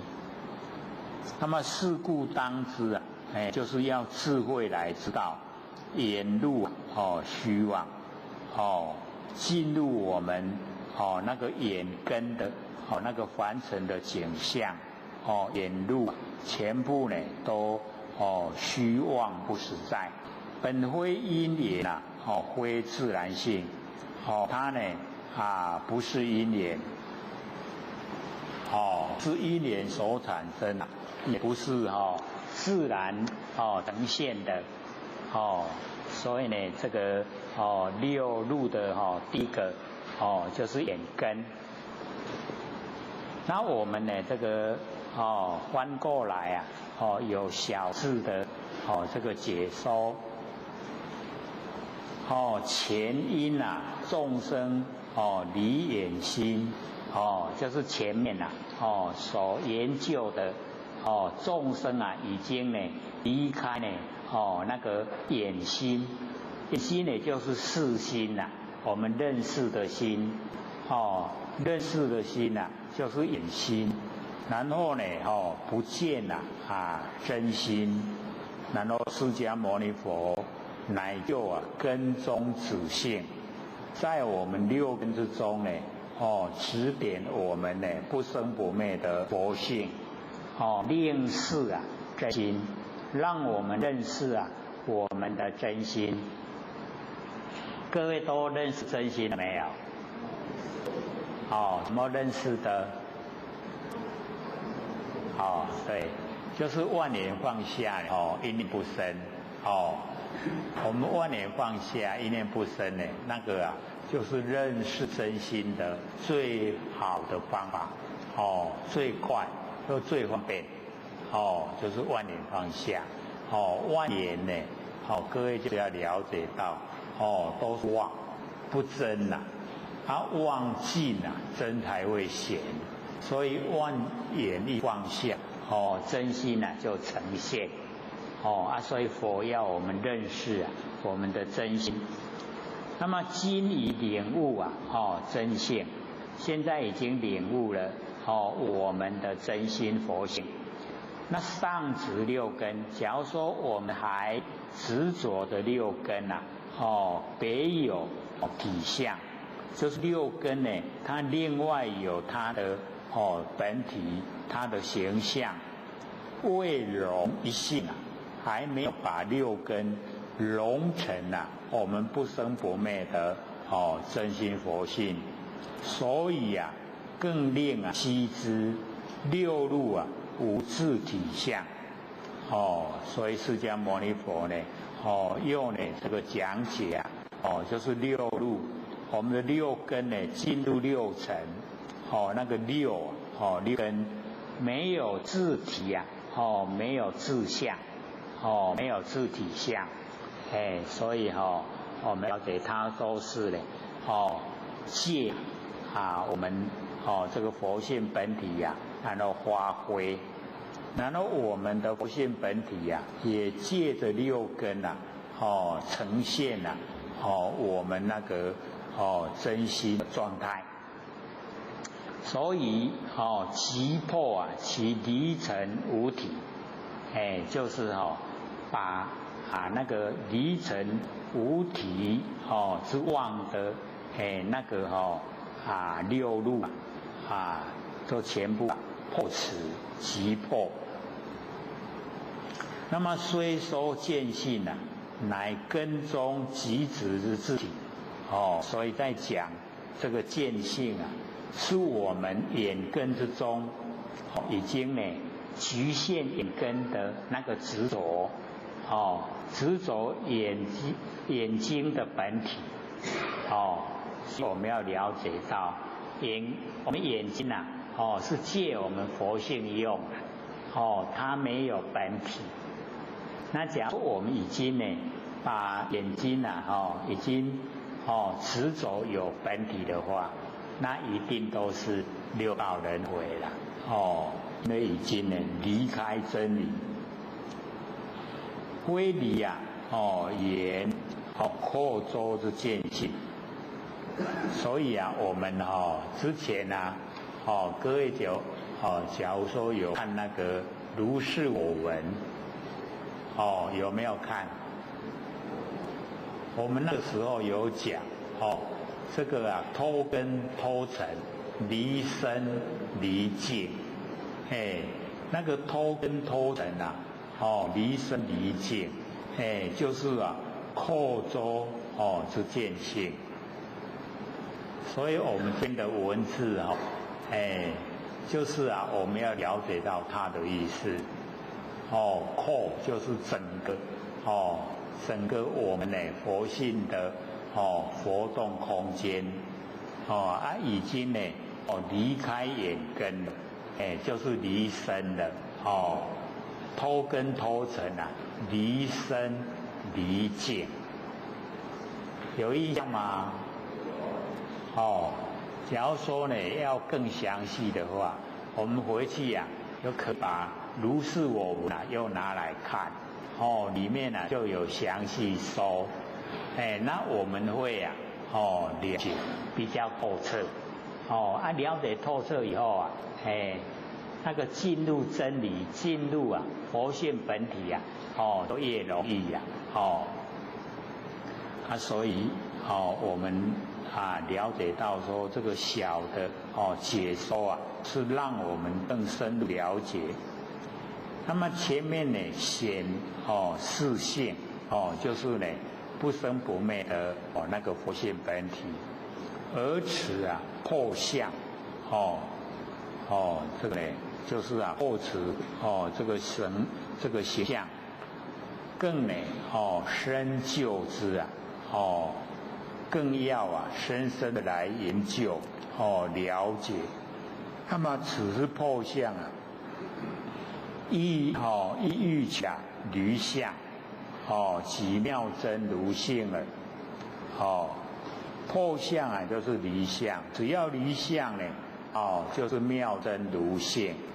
所以我们那个眼根眼根呢，我们认为它有这个见性的话，那就是眼根的次体。那么这个就已经呢住在眼根这个形象。那假如说我们已经破除眼根的这个形象就已经离开眼根了。那么离开眼根就变成妙真如性。那个眼根的见性就变了妙真如性。这样了解意思吗？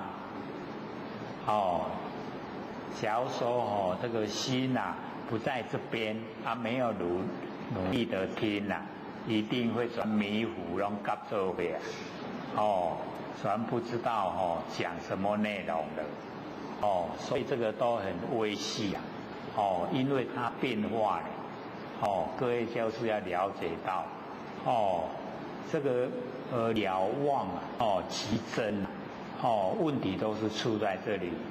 妄我们透彻了解它会变成真这样了解吗？我就知影无法度回答，都无了解妄怎么会变成真？就是妄所以讲是认知的问题，认识跟道。那怎么妄会变真呢？因为我们要了解有性必现象，知道吗？有性，我们有性一定会现象。那现象各位同学，万象现都是佛性。所以我们开头的时候开始就是要先认识相由何而来，怎么来的然后相如何变化，全部呢都要了解哦。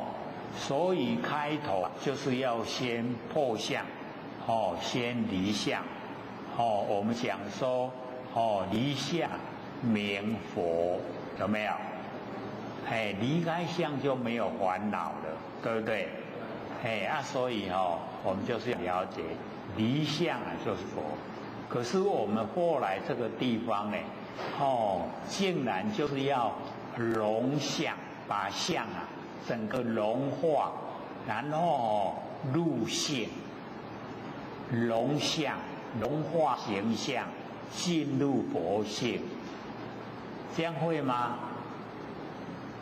有全部都正在酝酿，都等在想所以不容易啊，也就是这样开始的时候不能就讲这个所有的形象都是真心佛性那样的时候我们就不容易破相跟离相没有破相离相呢到后来就没有办法了忘即真，了解透彻了解忘，那所有的忘，因为忘都没有这个本体，它没有自体那它所依赖的都是觉性，都是我们不生不灭的真心佛性所以既然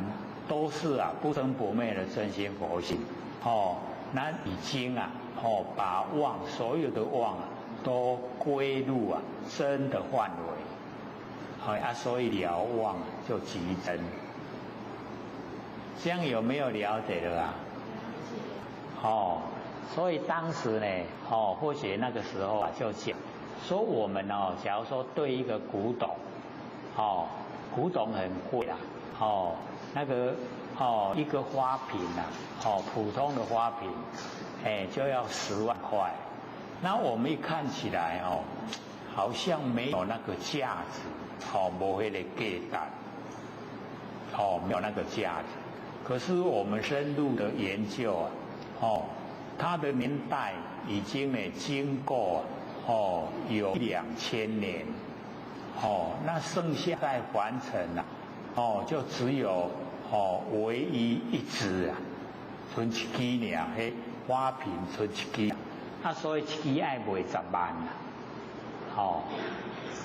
然后慢慢的去了解它当时在烧的时候的那一些过程，以及在花瓶外面所那个绘画绘出来细细的观察以后就会觉得它确实有那个价值就是10000块一支花瓶。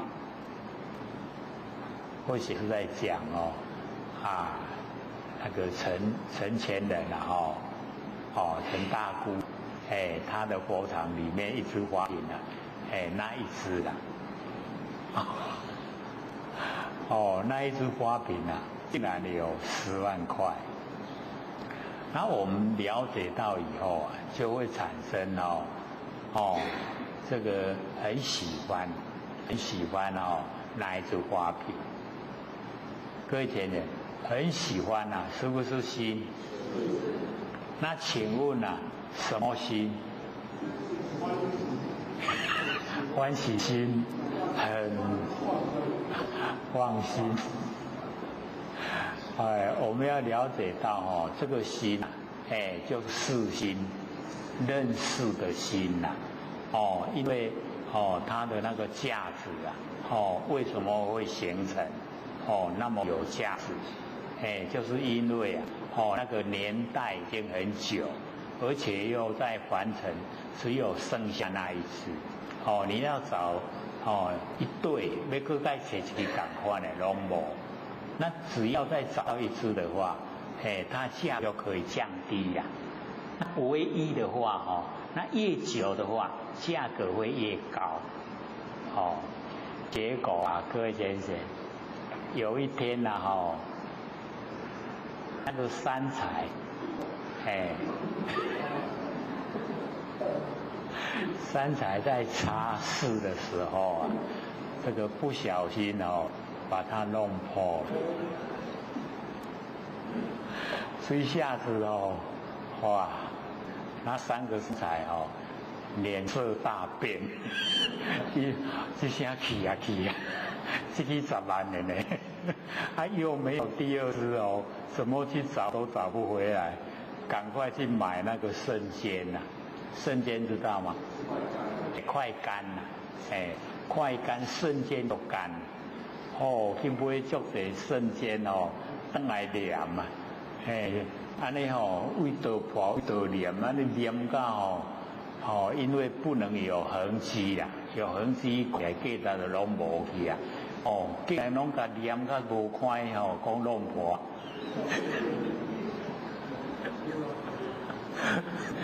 那各位同学，我们已经知道他已经有弄破了，对不对？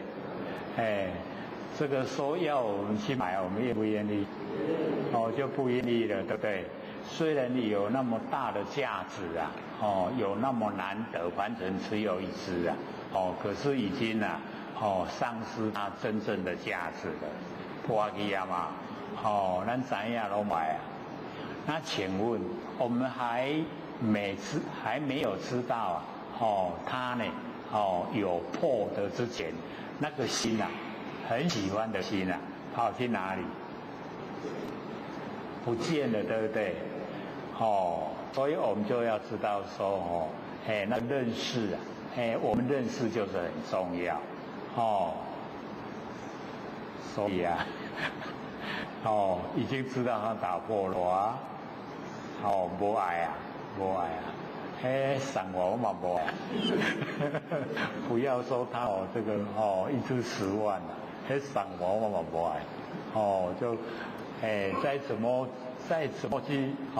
去想去看都知道它已经破了所以虽然外看不出来，毕竟它已经真的是已经打破了所以我们了解说那个心认识的心整个都起变化所以叫做这个我们那个自心无体。四心也就叫妄心啦，妄心没有体啦，不像我们真心你用它它在，你不用它它也在，它全部都不会变化。可是我们的四心变化就很大，非常大，所以四心无体，它没有体性，随着时空变化而变化。那我们了解因为四心无体，依赖，就是依赖我们心，所以到达后来，所有我们认识的心全部都依赖我们觉性，都是依赖佛性，所以叫做看到我们凡所看到的一切都是叫见性。见到我们佛性所以不容易的转折地方就在那个要把相变成性，那把相把那个凡德所有形象都变成佛性第一个就是要了解到所有的万象都从佛性真空所生发，为咱的佛性不生不灭、不生不灭的佛性它所生发，万象都是从佛性生发，既然都是佛性生发，我们看到万象是不是看到佛性？所以叫做见性，见到佛性这样有没有比较了解的？跟那一天我们有讲明心见性，把它融合起来，就是了解到说，原来我们见性，就是已经不住相，已经了解到真理，了解到我们不生不灭佛性本体呀、真空能够生出妙有。哦，那既然万象啊都是我们真空佛性所生发，那我们看到万象就是看到佛性，所以叫见性。那假如说我们有了解不知道这个状况，那我们看到形象啊，一定是住相。那住相的时候啊，我们就没办法讲见性了，就讲见相。所以我们在生活之中啊，见相多呢，还是见性多？都见到形象了，所以是见相多。因为不研究的话，就不知道说万象啊，都是我们佛性真空所生发。不知道呢，这样的话，再怎么转怎么融相，都进不了佛性它都会在内心里面排斥它，不承认它，所以我们了解说，能够破相了以后，就能离相，能够离相了以后，就进入妙真如性，进入到不生不灭的佛性。你有较了解无？所以呢，我们这个了解说，楞严经佛是详细的说，从开头我们呢都能够离相，都能够破相，然后后来都把所有的相都融了，融化了，融成一体了，然后进入我们不生不灭的佛性本体，融相，然后入性。会懂了吗？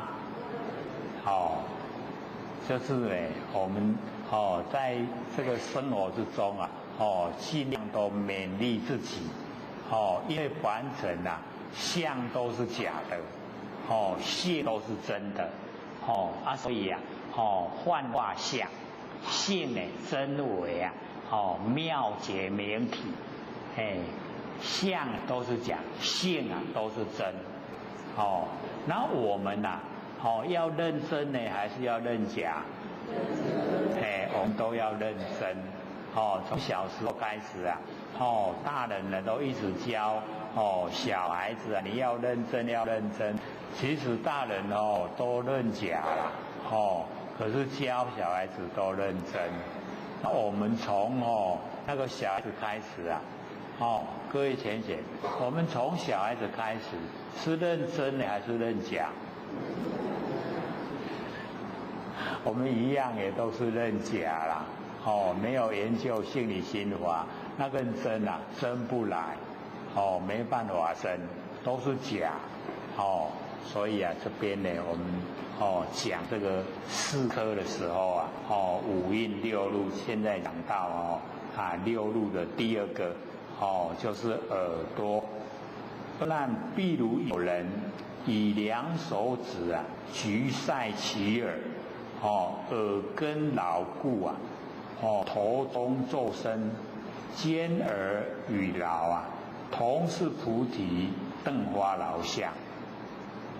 所以这边这个释迦牟尼佛呢跟阿难讲说，譬如有人以两手指用我们两手指，然后急塞取耳，把耳朵呢这个塞住了，有没有试验过？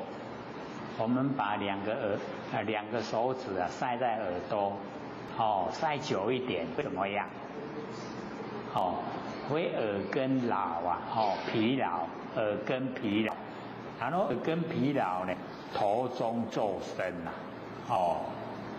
就会嗡嗡嗡，那个头中的奏声。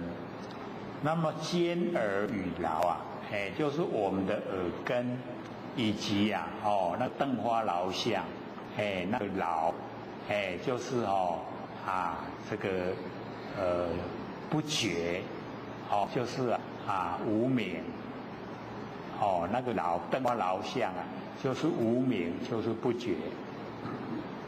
哦，所以呢，两个呢都是我们那个菩提灯花老相，就是觉心里面的那个不觉。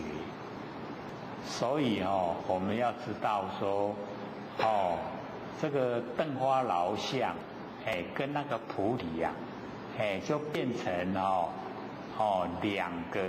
两边呐，就是一个是属于见，一个呢就是属于相，见跟相变成两分，两边，所以呢就了解说菩提属于善的一边，然后灯花老相是属于那个无明属于那个不好的一边。那么因理呀动静二尘两种妄想，花纹居中。动就是有声音，然后静就是没有声音。两种呢妄尘凡尘呢这个呈现的现象，有声音跟没有声音。可是呢，我们就是要了解到这个大音叫虚声，是呢，这在《道德经》里面老子所讲，大音虚声，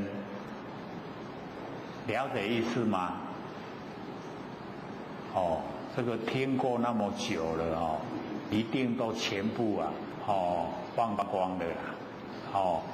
就是最大的声音就是没有声音了解这个意思吗？凡尘最大的声音就是没有声音，所以大音希声。那么这种动静两种，动呢有声音静没有声音，这两种妄尘凡尘不真的，不实在的，所以这个动静是两种不实在的那个声音妄尘。真正呢有进入我们佛性就是大音希声，也就是没有声音全部都没有声音的时候，就是真正的声音。真正的声音就是没有声音，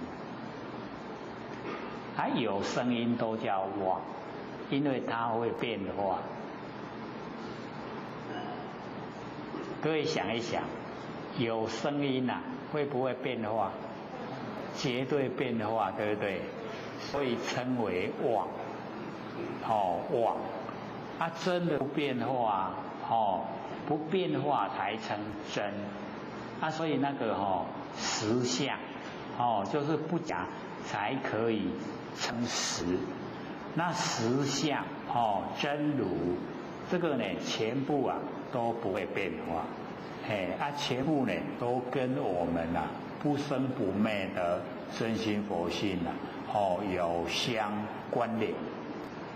所以只要进入我们佛性呢，我们都称它为实相，或是呢称它为真如，或是呢称为一真法界。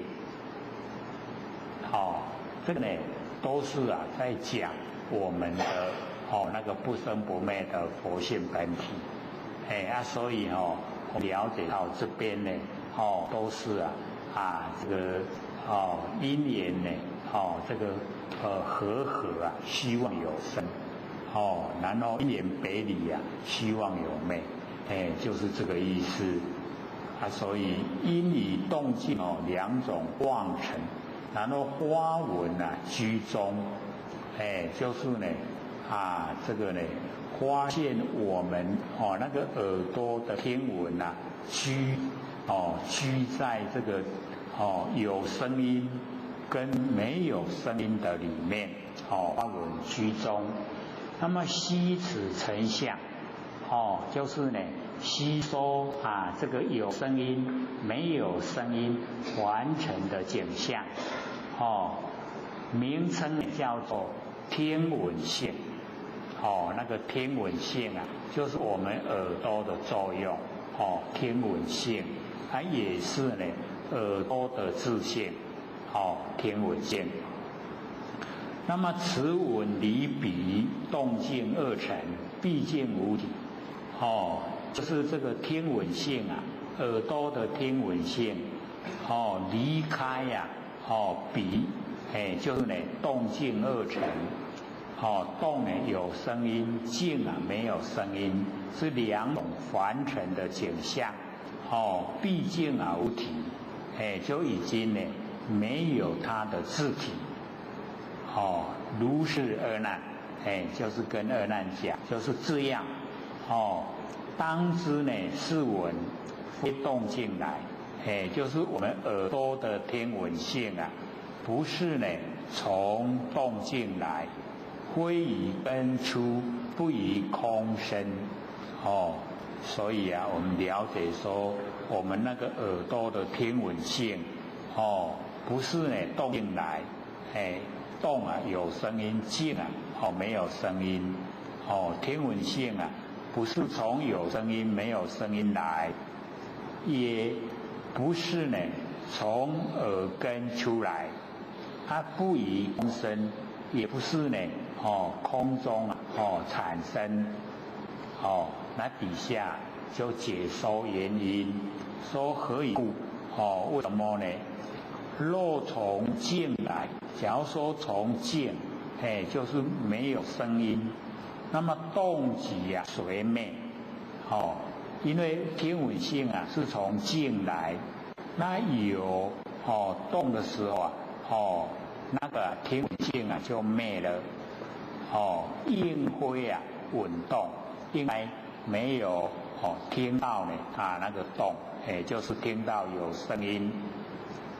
那么底下呢反过来，若从动来，是从呢有声音来，静即随灭。因为听闻性随着声音来，静的时候就已经灭了。应无觉性，应该没有听到那个静悄悄的没有了解到呢这个静悄悄的那么若从根生，假如说是从耳根呢这个产生听闻性必无动静就是一定必就是一定必无一定没有动静，没有那个声音跟静悄悄如是闻体本无自性就是我们那个听闻性的自体它本来就没有它的自性，它都依赖不生不灭的我们那个真心佛性。那么若于空出，假如说是从空出来，有闻成性就是我们那个耳朵的有闻了才会成性。那么即非虚空就不是虚空有闻成性就不是虚空。又空自闻空假如说自己在听闻，那么何关如入，那么跟你的耳朵进入那个深层的那个境界没有关系。那么是故当知耳入虚妄本非因缘非自然性这个耳入就是耳朵然后进入那个声闻这个声音那个境界面，它本来就虚妄不实在，本非因缘，不是因缘所产生非自然性不是自然这个呈现的那个自性所以这个是第二个那个耳根眼耳鼻底下呢这个第三个那个鼻子啦而那譬如有人急需取鼻，就是直里安尼甲竖入来，甲开竖入来，续取鼻，然后呢酗酒成劳，你若直里鼻甲竖入来，所以鼻中闻有冷处，因为进来的都是冷，然后呢呼出去都是热，那个胃鼻腔出来烧烧啦，输入来拢外口的迄冷的空气，所以就有那个冷处，接触到那个冷空气，那么因处分别，因为有接触才能够分别通塞呢，虚实，通呢，就是这个虚，塞就是实，能够呢，分别，能够了解通塞虚实，就是我们那个鼻子有没有鼻塞，通塞虚实因为我们接触外面的空气能够了解，如是乃至知香臭气，一直到知香臭气都是呢跟这个吸收空气一样，兼鼻于老，同是菩提呢灯花老相，兼我们的鼻根，以及呢灯木花老，就是跟那个不觉，所以我们了解呢这个同是这个菩提灯花老相，一个就是觉菩提，一个灯花老相就是一念无明，所以这个觉跟不觉合在一起。那么因于通塞两种妄尘，通我们那个鼻根有通，或是呢这个鼻子不通，有鼻塞感冒了鼻塞塞通塞，这两种妄尘因为都会变化，完成的景象都会变化，所以称为妄尘。那么花纹居中，我们那个鼻子那个纹在咧鼻旁鼻槽鼻空气无味那个纹居中，那么吸此成像这个呢把那个完整的景象吸进来，了解它是什么味道，是香呢是臭，是没有味道的味道，吸此成像，名叫做呢嗅闻性，这个名称呢就是嗅闻性，我们鼻子的嗅闻性。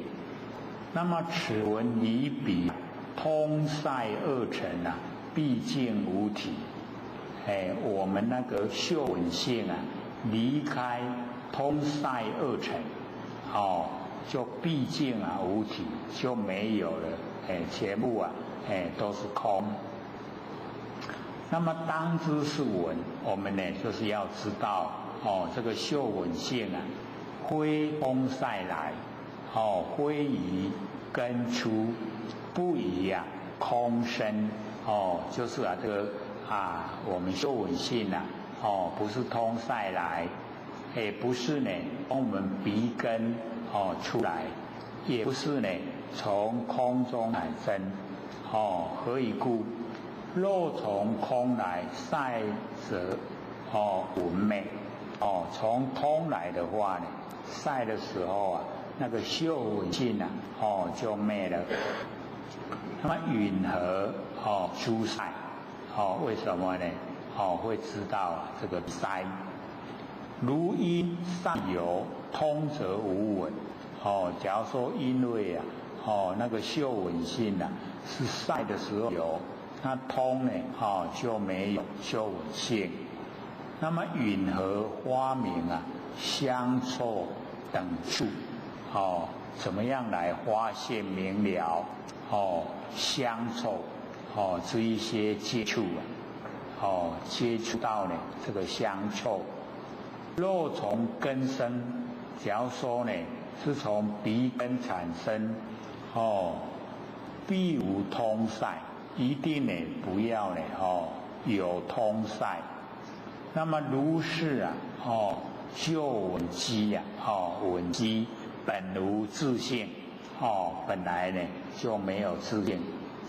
那么若从空出啊是闻自当呢回嗅如彼这个嗅闻性呢就是啊回过头来嗅闻来闻啊我们自己的那个鼻子。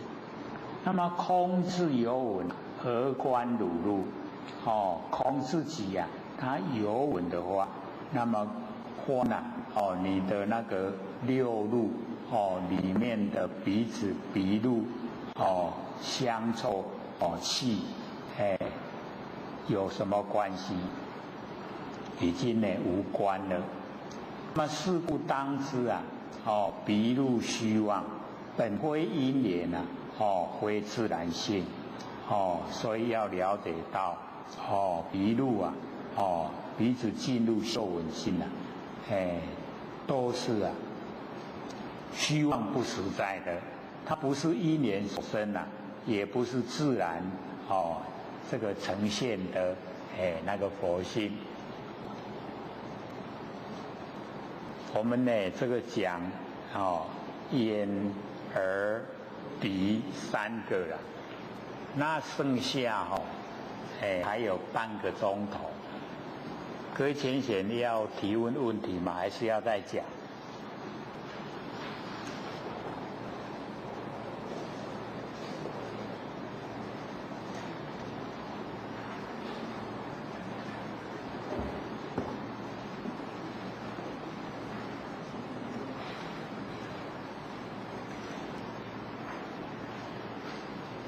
因为这一些四科啊，五阴六路12至18界，全部啊相望性真。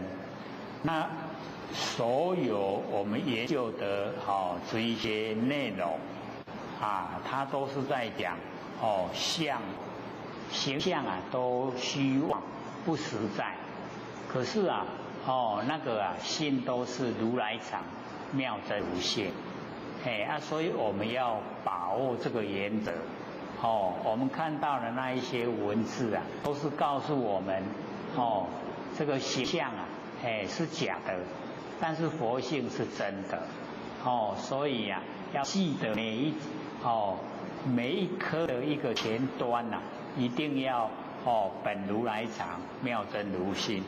然后每一颗后面呢要加本非因缘非自然性，这样就会掌握原则，知道他要讲的是什么，就是我们遇到的所有一切这一些现象都虚幻不实在。可是呢虚幻不实在的背后都是如来藏，都是妙真如性。是这样的那个认知的话，那我们研究的那个方向就不会偏差，就是会正确的去了解到他讲什么内容。要问吗？好，后面先。好，请说。有讲到理想、过想跟容想，那这个道似乎又跟见山是相对的，见山的地方好像又有一个相关的，就是有两个把这个样子，就是它后宫是还是相关的。好，请说。对啊，我们呢以往都时常听听到说见山是山，见水是水，这个是刚开始入手修持的时候，然后呢努力的就变成了见山不是山，然后见水不是水，这个是第二个阶段，然后到达第三个阶段，见山还是山见水还是水，这个文字都没有变化了，那变化就是心境，第一个呢见山是山见水是水，那个就是整个我们注意力心神都在现象，就像我们现在到处去观光，去看景象，都被景象吸引，所以那个时候见山呢是山，见水是水，就是全部都在相的上面。那个第二个阶段见山不是山，见水不是水，因为已经进入修道的路途。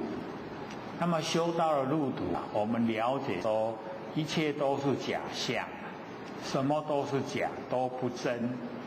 那所以见山的时候那个不是山，为什么？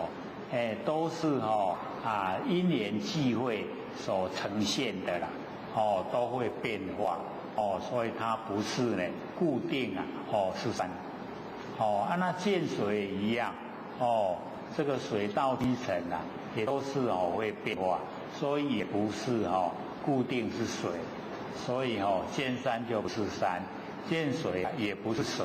那个时候很努力在修道，就是要进入我们那个佛性本体的。那佛性本体里面就没有这一些万象，所以山不是山，水不是水啦。那个已经了解那个真理的那个状态。那么到第三个阶段见山还是山见水还是水，所以这个时候就跟第一个阶段那个见山是山，见水是水，那个精神外放，全部都在形象上面那个已经不一样的心理状态，因为回到那个最后的时候原来这个山还是山，水还是水，可是毕竟不是呢在那个形象的表面，而是已经是从我们不生不灭的佛性生花，生花山，生花水，所以那个时候看到就是看到我们不生不灭的佛性是实以见性的部分，所以第一个是见相，第二个呢正在修持，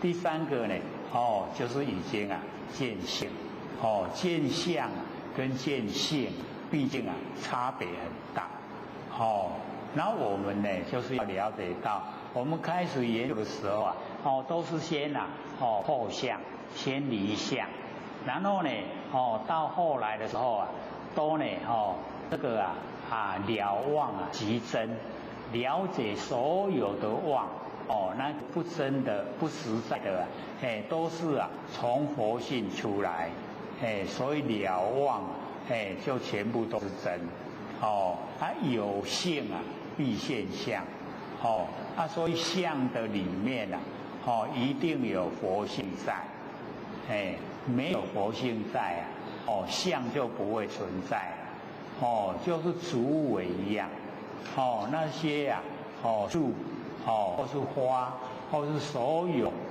这个万象，假如说没有佛性的话，那它呢就会这个不存在凡尘，就一样消失，所以我们了解说不生不灭的佛性是永远常住不迁，如如不动，那所有万象万事都是变化无常，虽然我们看到都呢还算蛮长的一段时间，可是在佛性本体来讲它都是很短暂，都是刹那之间，我们了解说形象的存在啊，能够100年呐、就已经很不错。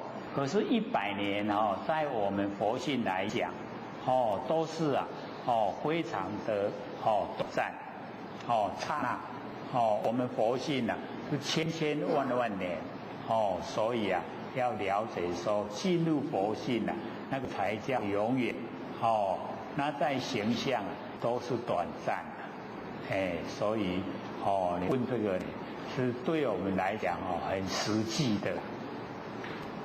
这样了解吗？好，请说。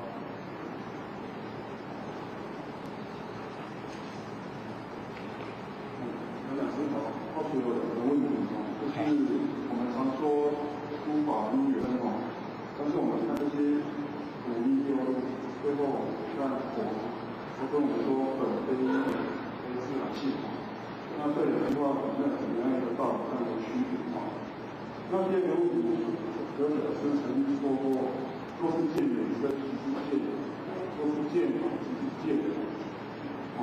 那是不是可以把这个道理应用在这些6个的例子来看看？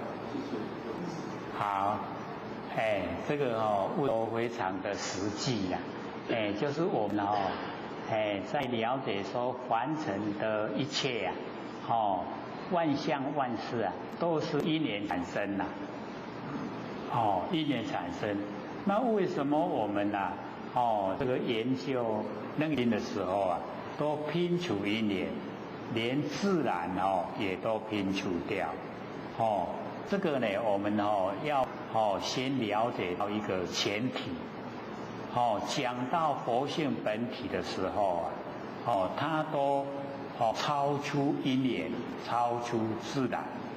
那我们讲因缘自然都是在讲完成的万象万事，不讲佛性本体那佛性本体的话，它是超然而独立，所以讲因缘、讲自然都不对，所以都不讲因缘自然，因为它不是实以因缘。我们的佛性本体不是因缘生的，也不是自然有的，不是。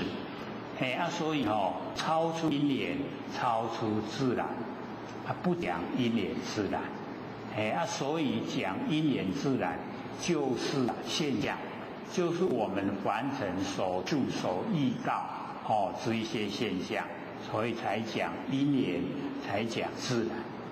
我们现在把这个前提确立，说呢不讲因缘，不讲自然，是佛性本体。那讲万象万事那个就要讲因缘，就要讲自然，这样了解吗？都不同的，不相同的地方。所以跟着我们以往所讲，若见衍生即是见法；若见法，即是见佛。所以这个又更有那个深度了。若见衍生，假如你见到因缘所产生就是已经见法。这个就是已经站在我们佛性本体的角度来看凡尘的万象万事。那因为我们见到衍生就是已经见到法。那见到法为什么会成佛？就是因为有法可以修，所以才会成佛。那成了佛以后又收法给身来修，所以佛法身它是一体的。所以我们讲若见衍生即见法；若见法即见佛。它都是有相关联。所以我们了解到说研究的话呢，就是要深入要透彻，深入透彻这样就不会走偏都是正确的道路。所以这个楞严经有比较深一点因为它开头就讲这个本如来常，妙真如性就是讲佛性本体了然后后面呢，就讲本非因缘，非自然性，就是讲佛性本体。佛性本体我们就是了解超越因缘，超越自然。那中间的部分都是那个因缘，我们一看都是因缘性。那么因缘性都是虚幻不实在，都是假的啦，都是变化变化无常。然后要我们了解说凡尘的变化无常我们是呢生活之中都遇到。那我们遇到的时候因为我们了解到佛性本体很超越所以在遇到这个凡尘的这一些无常变化，我们就不容易住相。不会住相我们就没有烦恼。没有烦恼过生活就会过得很如意很快乐就好像天堂一样。所以我们了解说佛在讲的这一些目的就是我们了解说凡尘这个因缘产生万象万事，可是佛性它产生这个所有的万象万事都是从佛性本体所生发，从佛性的真空所生发的妙有那对这一些妙有它的无常变化，我们就要了解。既然都是无常变化，我们所遭遇的也都是变化无常所以不要把它当成真。我们把它当成真我们就有那一种取舍的那个动作。我们既然有取舍就要了解到就是已经造了业。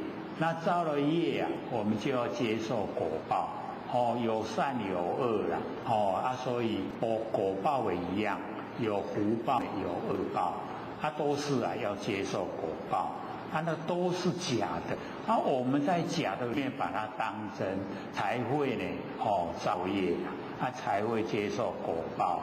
那假如说我们已经都认识透彻都是假的，各位浅显会造业吗？会烦恼吗？不会的啦。所以要我们研究就是要知道凡事都是假的变化无常。纵然你所遭遇的所有事情也都是假的，也都是眼即则生眼散就灭了不要把它当真。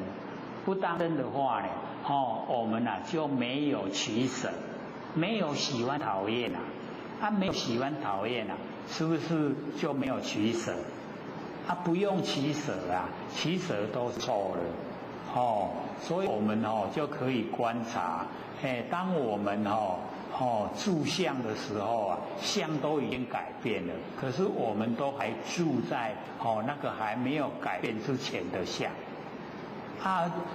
治了很久都还一直不肯变化相都已经变了已经差别很大了，可是我们都还住在那个旧相里面。所以我们就了解说我们没有去了解研究真理，所以才会这样这样了解了吗？就是在讲佛性本体的时候全部超越讲现象的时候那个就是因缘所生因缘所生自然现那个都是我们面对的一些妄不真假象虚相幻象所以我们研究才会知道我们遇到的凡尘事都是假的都是假的所以不要你看我们要跟人家争执是不是很不值得？假的变化你跟他执着，那是你的观念已经定型了，才会固执的是认为这样才跟人家一直执着才呢会闹得这个脸红脖子粗，很不值得。还有10分钟，还有问题吗？哎。这边美国提前有几个问题想要请教刘讲师。好，请说。有人认为，如果胎儿还没不会呼吸或没形成的时候，也许在这时候把它做开了，不算是杀生，也不会有因果，例如才怀孕1个月，对吗？这个不正确啦，所以我们要了解到这个既然他已经来投胎了，就是跟你有缘，跟你有缘的他才会来投胎，不是呢要来还债就是要来讨债，有缘才会结成一家人，所以既然他来了，你就是要欢心去接受他，咱现在拢假熬啦，去堕胎甲提掉，那个就叫不负责任，逃避现实，孩子要来了，一出生以后你就会想说，整个都老了，都是要照顾孩子很忙，然后都自己做不了主了，都被生活这个操劳。所以我们要了解既然他有那个姻缘来投胎了，已经怀孕了，就不能拿掉。那个拿掉，那个就变成怎么样？他已经来了要知道中阴身投胎，他已经来了你现在把它拿掉，你要去躲，他就没地方去了。所以这个释迦牟尼有告诉我们晚上不要出门。为什么？拢鬼一大堆因为现在很多人都堕胎这一些呢都是在我们这个整个空间里面，他很无奈他没有办法我们有权柄把它拿掉。他没有权柄去选择要怎么样来处理他的那个后续的动作，他袂晓，袂晓就去这个气手改塞伫这个反世间。所以为什么说晚上不出门？因为他们是属于中阴身，还没有变成那个阴阳各半，要不那个底下中阴身，所以还比较属于阴比较多啦。拢伫暗时活动因拢较自然。所以我们呢，假如说这个出门的话，有时候他会这个依赖，会逼来得来，跟着我们跟着我们的时候，问题有时候我们都会莫名其妙，为什么会遇到一些自己想象不到的事？那个都是现在一些这个空间里面有理讲不清的，那个就呈现了在我们凡尘。所以这个时机就已经缺少这个叫做世间的真理，世间的正义都比较缺欠所以我们要了解说，这个都我们自己造成的人为的那个因素，所以不能拿掉了。有怀孕的时候就一定要把它这个生下来。还有吗？还有这个问题说，如果怀孕是因为女生受人强暴了，而不是自己能控制的，把它做了，不算是杀生，也不会有因果，不管怀孕了多久，是吗？这个病一直在逃避，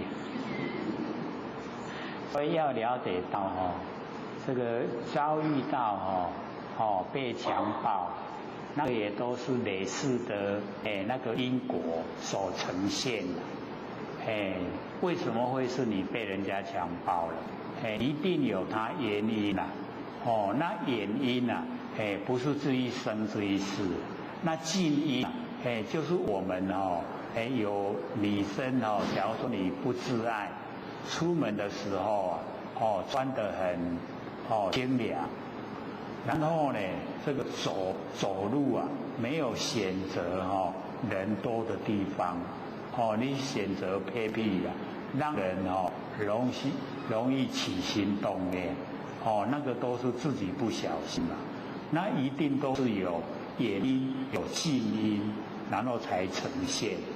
它呈现以后，有的呢，我们就看了，一直要求孩子啊，一直打那个什么剂，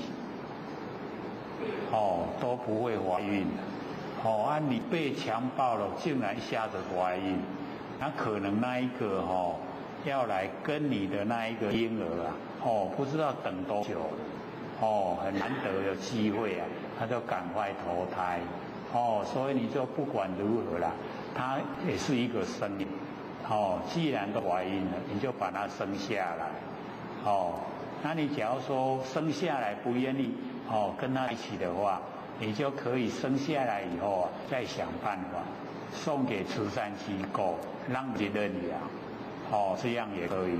不能我们有那个前病把那个婴儿又杀死掉了。好。还有一个说，如果说它是有因果，那在什么时候婴儿算生？婴儿我们要了解到，怀孕啊，他来投胎的时候就已经有了。因为那个阿赖耶识啊，第八世啊，他是气候来先啊，做主翁，死的时候啊，他最慢离开身体。来的时候啊，他最早投胎投胎呢他就来了，就来了，那个时候啊就已经形成了一个新生命了，所以我们了解说能够怀孕的时候啊，那个生命啊就已经形成，所以呢我们要知道说那个啊就是已经啊要到这个地方来，要到这个凡尘这个地方来都很不容易啦。为什么？因为啊那个释迦牟尼佛就讲，一失人生呢，万劫难复，已经呢失掉人的身体啊，万劫非常长时间啊都没有办法恢复人的身体。那既然他要来投胎，中阴身啊来投胎，就表示呢他已经啊有人的身体了，所以很高兴，很高兴呢一来投胎，你竟然又把他给杀掉了，那他是很伤心啊。这个时候啊，要再去投胎的话，就要了解到不是那么容易了啦。因为那个开始来投胎啊，它是有经过阎罗第10殿，那个经过喝了孟婆汤以后，孟婆庄的那个忘魂汤以后再出来，他出来以后他又没有犯罪啊，他不会再进入那个地狱，他没有进入地狱啊，他就在凡尘游荡。所以我们晚上啊，为什么说少吃气啊？这个东晃西晃，就是因为啊，被这一些在缠上了。还有吗？好，请说。也有事情问在国书里面有记载，可是这个罪很重，他必定要下地狱其中有一项叫堕胎，堕胎必下地狱，在佛经上有这么记载，为什么会那么重？因为杀掉这个等于杀人啊，堕胎就等于是杀人的意思杀掉人，那个犯呢四重禁啊，他是说舍正华、舍不离心，然后牵令正华跟恼害众生啊，这4个是最重所以我们就是在修持的过程呢，要了解说，不能舍正法，正法不能舍掉了，你一定呢要遵守正法，然后菩提心呢也不要舍掉，非常重要。然后呢，第三个谦令圣法，就是你知道的法很好，可是你都把它掩盖，你都不向人家讲，那个叫谦令圣法。那恼害众生啊，就是去害众生，暗中呢害众生，那个叫从尽最大的罪过。所以我们就了解到那个堕胎就是杀害生命，等于是杀人了。这个生死大权在你的手上，你把它杀掉，那个等于杀人了。还有1分钟，还有吗？好，请说。好，请说。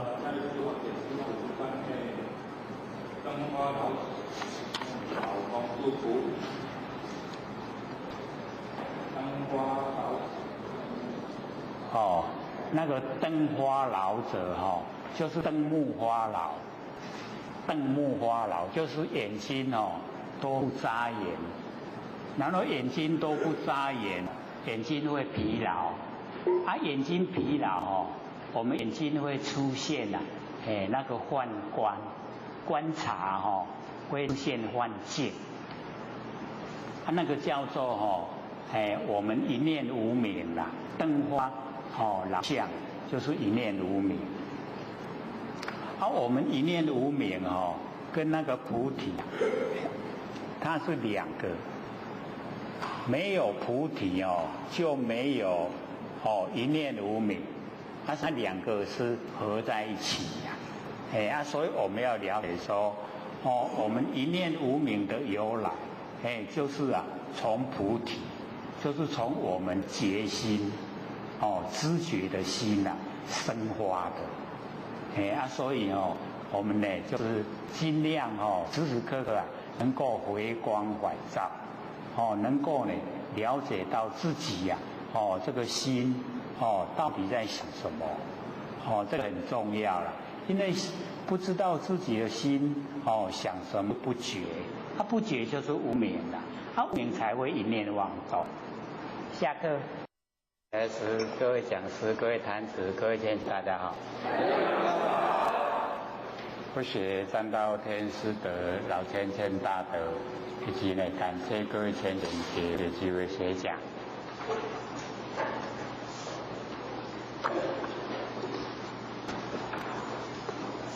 我们讲到第几页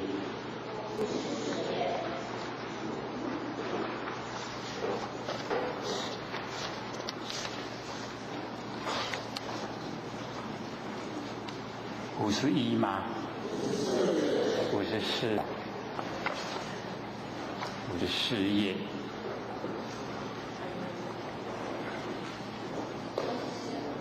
刚好一半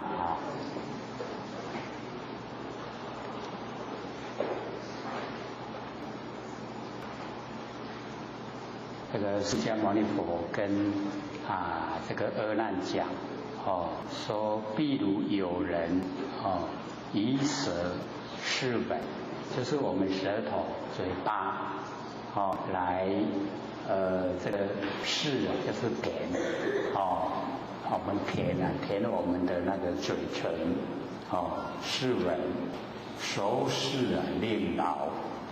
假如说那个熟视就是酒试的酒点，令老让我们那个舌头疲劳。那么其人肉病，假如说我们这个人生病了则有苦味那无病之人没有病的话是唯有甜醋有一点点甜。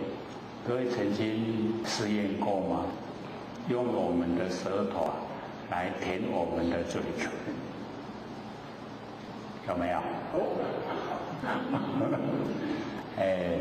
所以呢，我们了解到这个我们的身体的器官，它呢有一些这个动作都是我们那个不生不灭的这些佛性本体然后所这个生发所以呢，我们了解到，身体有病的话呢，这个舌头舔嘴唇会有一点那个苦味那没有病的话呢，就是稍微的有一点甜接触一点甜。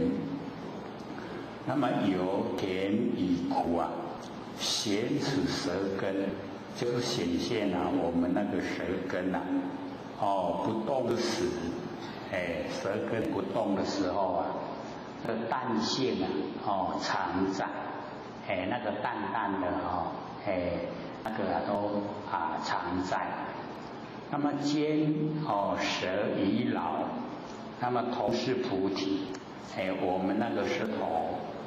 以及让舌头疲劳，就是呢我们那个菩提就是决心，我们佛性灯花老相，所以我们这个上个礼拜有前贤就问问那个灯花老相，那灯花呢就是灯木花老。这个灯木花老我们看到空中会有花灯木花老。各位曾经呢见过吗？就是不眨眼睛，然后向着这个星空一直看，会看到什么？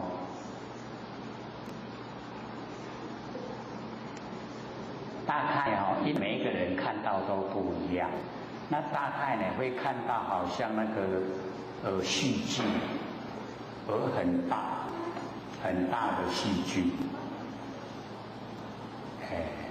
会那个呈现，我们会看到，是我们那个台湾俚语里面就有会讲说满天钻金条要杀无半条，那个是另外的一种讲法，可是大概不会看到金条大概我没有那么一直在想那个金子就不会看到，所以那个灯花老相我们就是了解因为这边呢就在讲那个六路，就是我们六根六根呢全部都是如来藏灭真如性。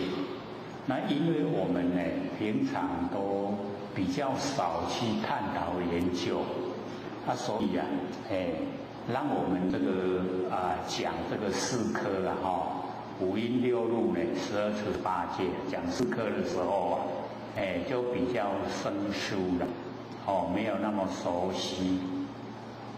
那或许呢有把那个大学中庸有记下来了，各位有拿回去看吗？有听吗？还没这个因为那个是我们中国的传统文化，会比较容易了解而且那个注解又是李祖师解的，我们连书也记下来，也有书了有大学，有中庸，还有 MP3， 还有 CD， 它可以拿回去看，拿回去听，了解了以后，我们对这个修道就会比较熟悉之前呢并没有，虽然说很早期有讲，并没有背要记下来。那因为我们这一阵子也都这个楞严经很深色很深所以就想把那个比较容易了解的像我们这个过去研究那个《道德经》也会觉得说比较容易懂，是我们的那个传统文化，这样呢对我们来说会比较有帮助。那这个比较深的部分我们就比较呢这个需要听久一点，反复再听，反复听的话，意思才会跑出来。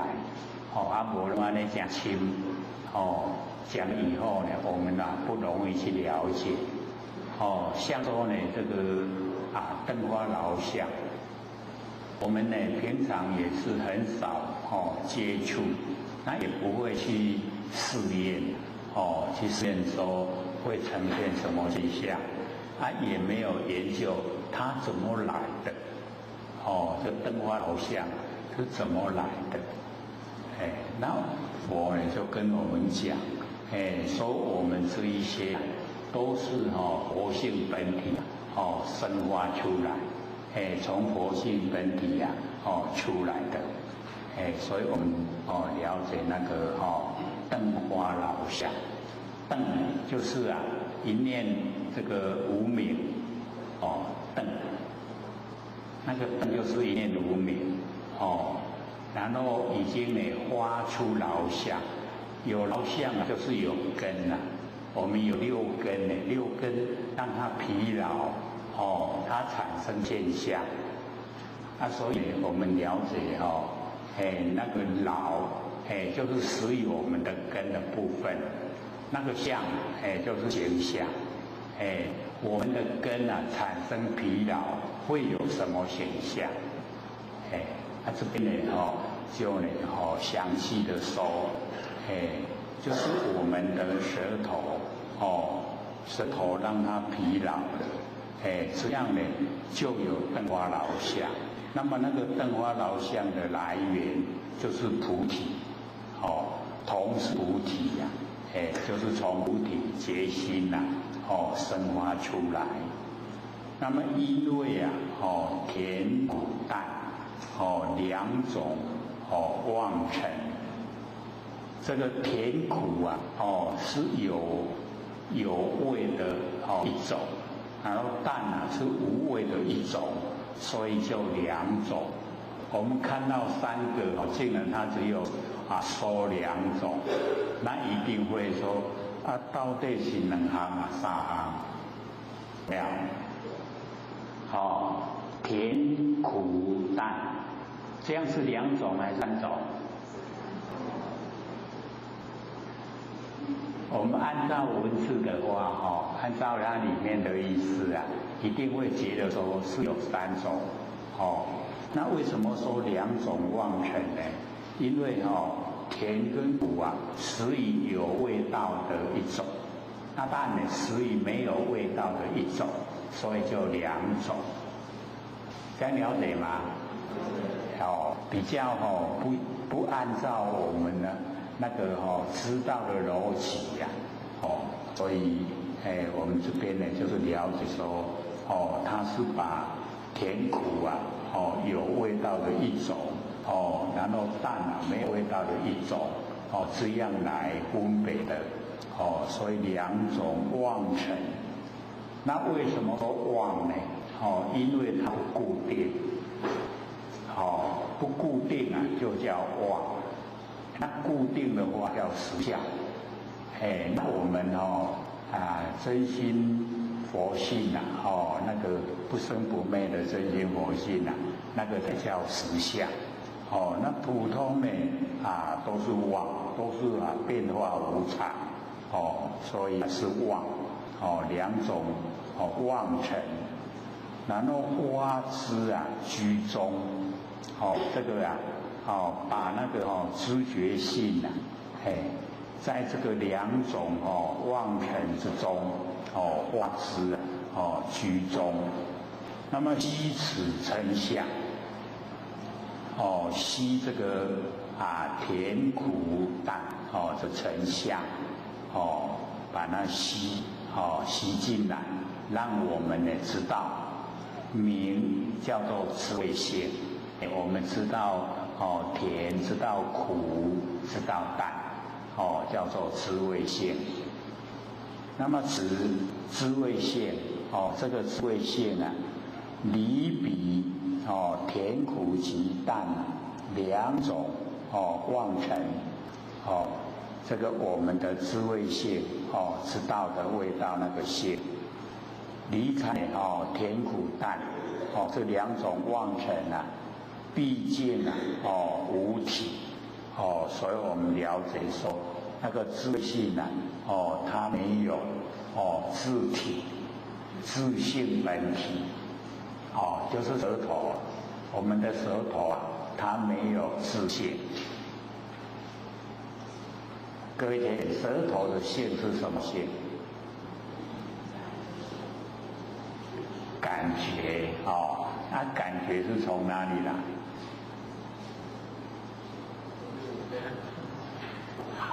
我们呢，这个日常平常的时候很少研究了很少去这个微光返照，然后来了解说我们这个六根它到底是产生什么，然后有什么作用，然后怎么来怎么变化，我们可以说呢都没有研究，所以都不了解。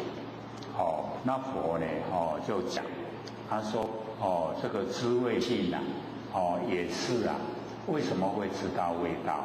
那个是佛性也就是菩提我们佛性知道，可是会借着舌头借咱的喙齿借着舌头，然后呢了解而它本身并没有这个本体自现。那么如是而难当知如是啊馋苦淡这个馋苦淡之啊，非甜苦来我们那个舌头能够尝到味道那个苦以及淡，我们知道了，不是呢虽然说我们能够知道那个苦知道甜，然后呢知道淡淡的无味那个知道，它呢不是从这个甜苦来也不是从淡出来，不是从淡有，又非根出，那么不以空生所以我们了解这一些都是虚妄显现，都是假的不真。可是我们都是在生活中很自然而然都有这一些我们舌头能够尝到甜，能够尝到苦以及那个淡淡的没有滋味的，全部都能够知觉这一些知觉是从我们菩提那个觉心里面生发，然后借着我们舌头，那舌头毕竟它本身没有自性，没有本体是借着我们那个佛性才会有作用所以我们呢这边就是舌入舌头然后进入我们的佛性里面。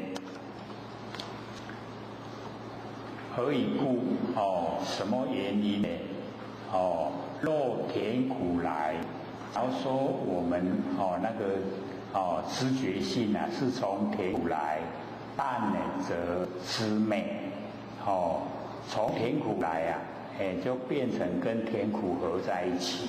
那淡的时候，我们的知觉性就灭了就没有知觉性。那么允和知淡，为什么呢？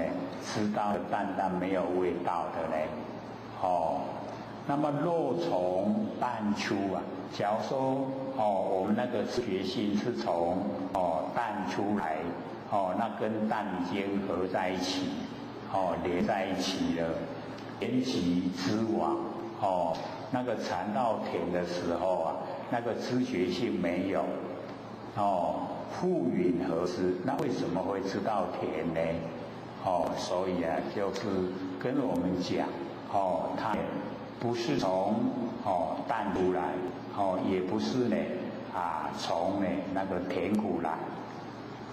那田谷二相这个假如说是从淡出的话，田谷二相就全部都知道了。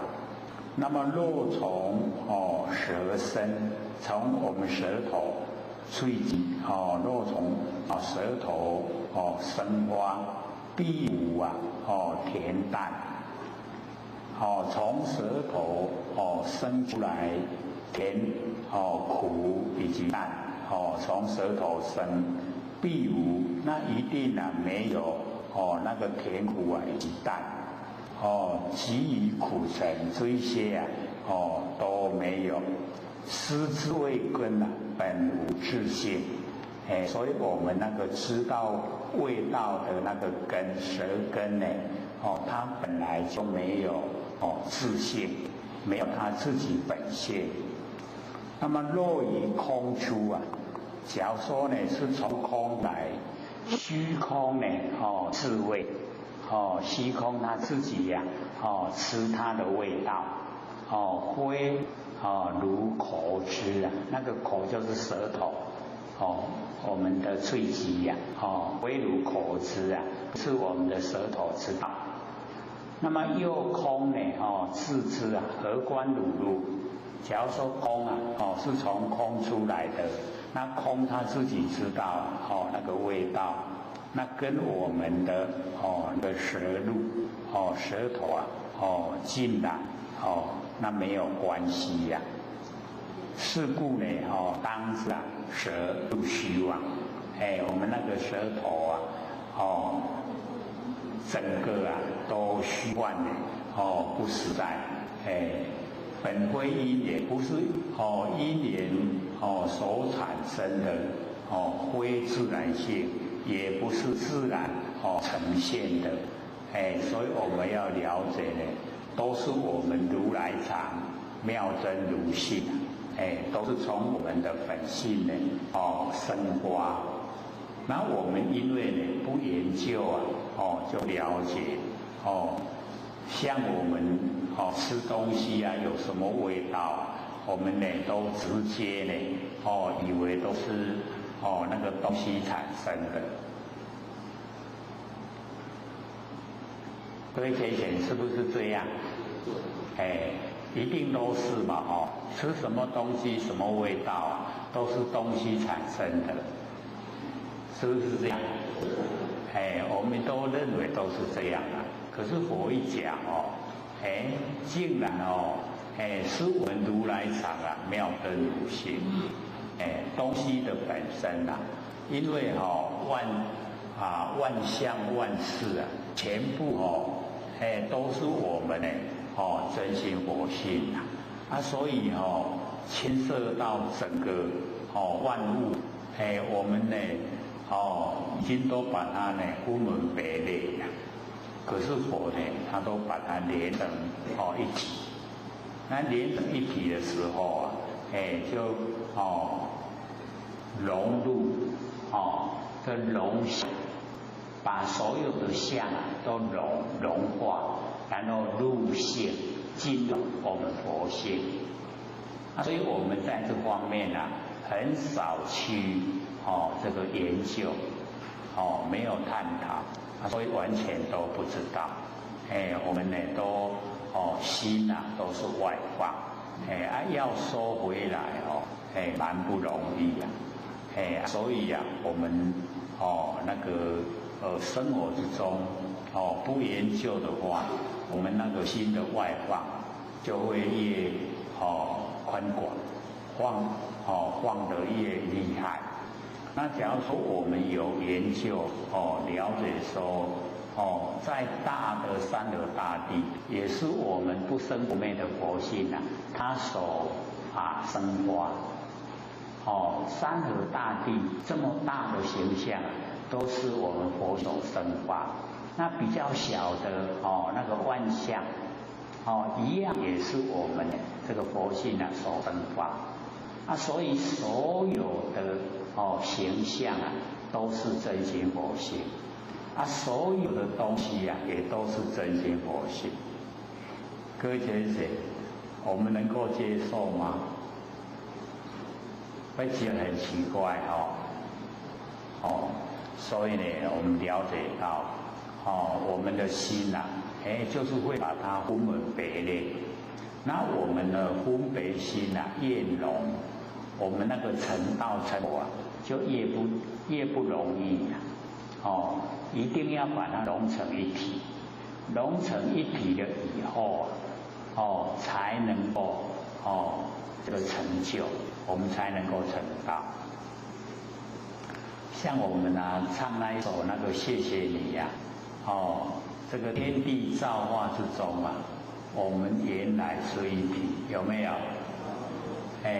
我们各位浅显就可以知道，我们唱是唱，可是有没有把它融成一体？保证没有都是各个都分开没有融成一体。所以呢，为什么能够成佛，能够成道，就是因为已经融成一体，了解到呢，这个这个万事都归一本，归到一本，那个就是一体的，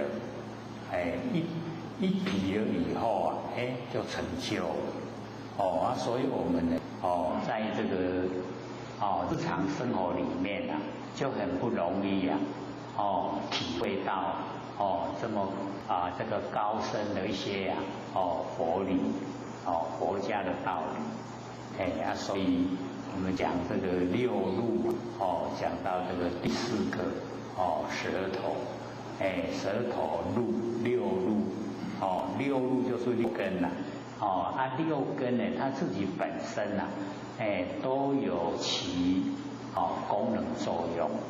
那我们呢，平常都会认为六根的所有那一些作用各位浅显有没有想说，是我们佛性六根的功能作用，全部都是佛性本体。我们呢，因为没有研究六根全部都是佛性所以就六根呢当家六根一当家了以后我们造业就形成。那造了业就要受苦。那假如说原来我们六根还是偏佛性本体，那这样的话我们请佛性本体呢当家。那佛性本体当家，我们没有那个喜欢讨厌，就没有取舍，不会造业。这样各位了解吗？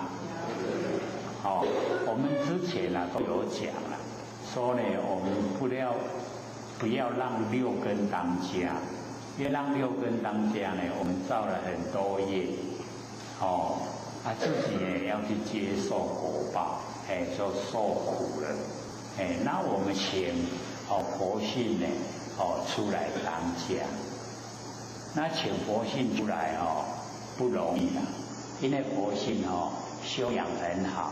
他不会跟六根来争执，争那个前边可是六根他都会这个占据那个发号施令的那个地位都不愿意放弃。各位有没有学说让佛性当家，不要让六根当家？有没有？容不容易？容易做到所以呢，我们就是要学的慢慢让佛性当家。因为我们那个良知良能我们那个儒家所讲良知良能，那个就是佛性本体那我们就是了解到。它就是这个天然本然就会发生这就丢良知良人呢就告诉我们，对不对？告诉我们假如说有一些呢是不对的，是错的，不要做的，良知良人也会告诉我们。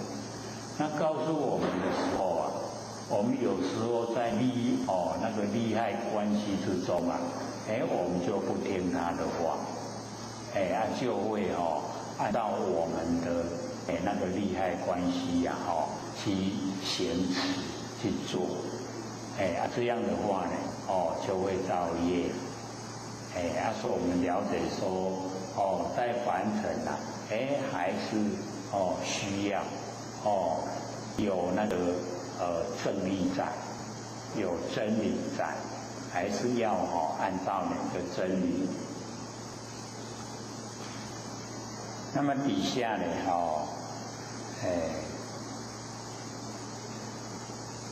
我们在讲这个第5个那个眼耳鼻舌身就讲那个身而那譬如有人以一能手触以乐手一手能啊，一手乐用能手来触呢这个乐手。若能事啊多，乐则从能那个令较济，能的比较多呢那个乐啊就会被那个能的这个吸走了，乐消失啊能啊就加多了。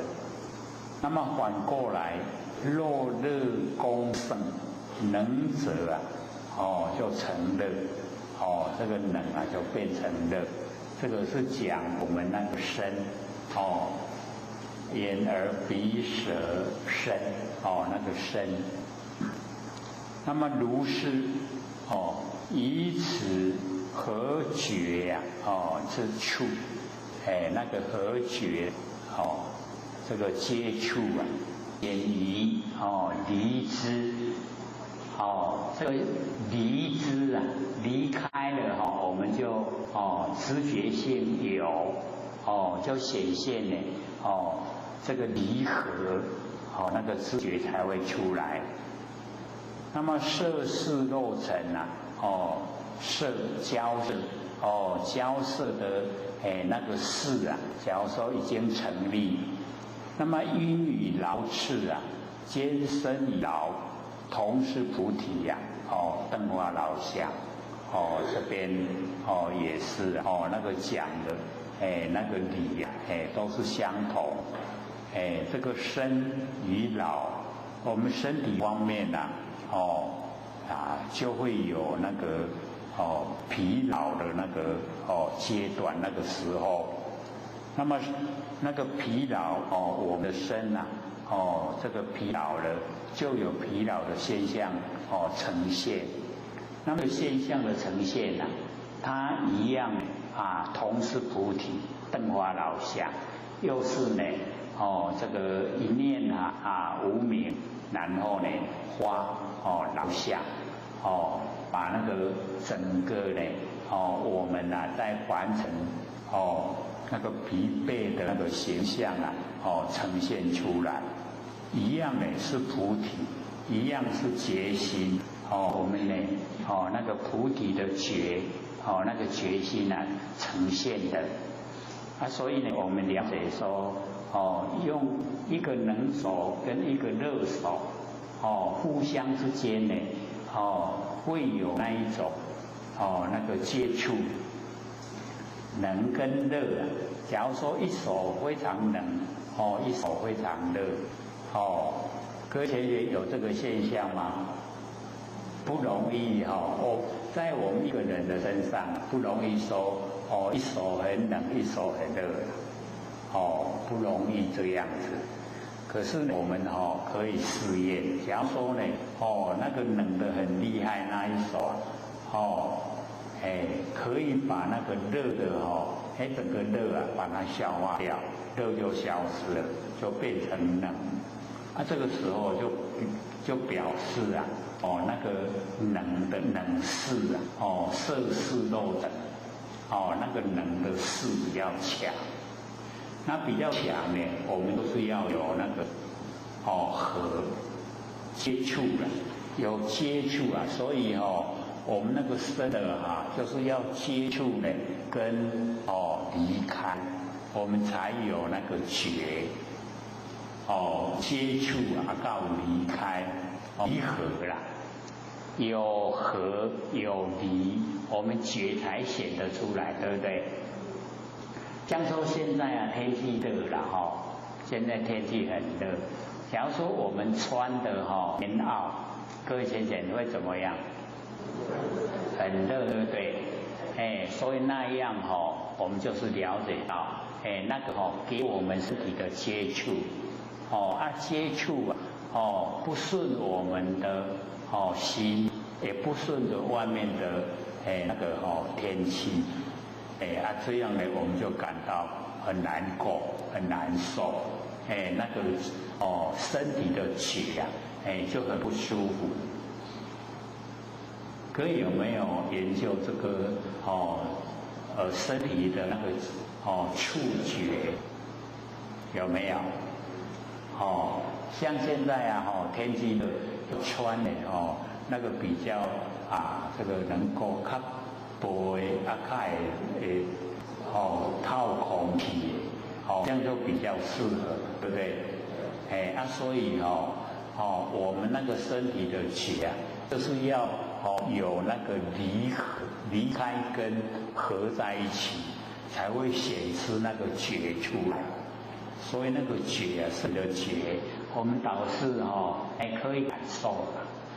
那个觉我们就是了解到那个身体的那一种那个觉性也是呢，我们不生不灭那个佛性呢这个生发出来，所以也就是如来藏妙真如性。那么因以离合两种妄尘挖掘集中因为有两种离跟合这两种的妄尘完成的景象，然后呢，让我们的觉能够呈现就是挖掘集中基础成像。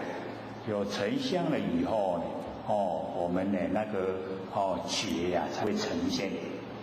名字呢叫做知觉性，那个知觉性。那么此知觉体，这个知觉性的知觉体呀，离比离合，委顺二尘毕竟无体。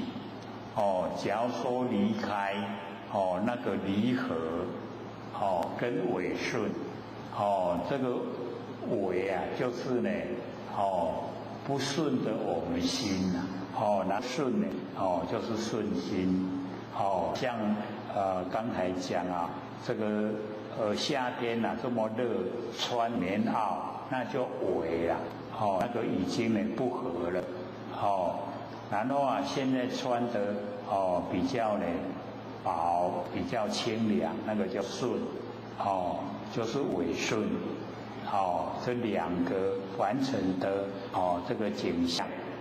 假如说呢已经离开了，没有这一些的话，那毕竟呢无体，没有我们了解呢这个身体的觉那个觉知知觉呢没有自体，没有本性。没有自性。那么如是而难，当知呢是觉非离而来。虽然这个觉会让我们觉得是委顺，委跟顺两种那个感觉那我们要了解这个觉不是呢从离而来，然后也会呢为甚有。不是呢，从委甚有，那么不以根出，也不从呢我们的身根呢出来，那又归啊，空生，也不是呢，这个虚空呢，这个产生，何以故？为什么呢？肉合来时啊，假如说跟合是合在一起的话，离当已灭啊，离的时候啊就已经灭。那么允和觉离，为什么知道？已经来这个生的觉。那么伪圣二相亦复如是。那个伪圣呢，这两个也是这个样子。那么若从根出啊，假如说是从我们的那个生根出来，必无离合啊，一定呢不用那个离合，伪顺四相，也就是不要离合伪圣，则汝生之啊，连汝自性，这个也是一样，在讲我们那个身体的知觉性啊，它没有本体，没有自性。那么假如啊，是在空出来的话，那么空字啊，觉知，知觉，空呢，它自己知觉的话，那么何关呢？我们深入。那个乳入呢，就是深觉啊，深入。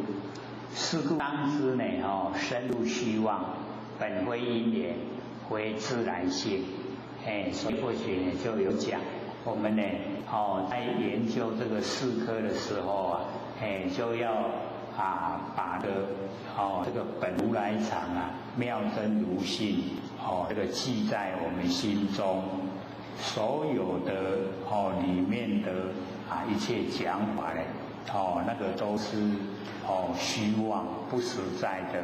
那实在的就是我们的如来藏妙真如性。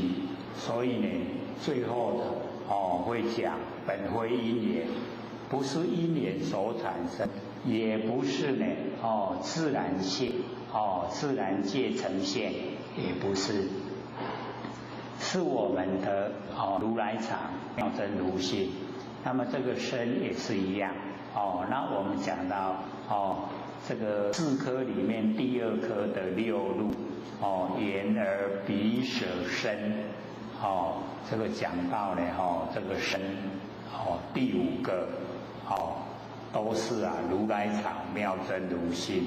那里面所讲的那一些告诉我们都虚幻不实在，虽然有时候我们都经过了，但都不切实的，都假的。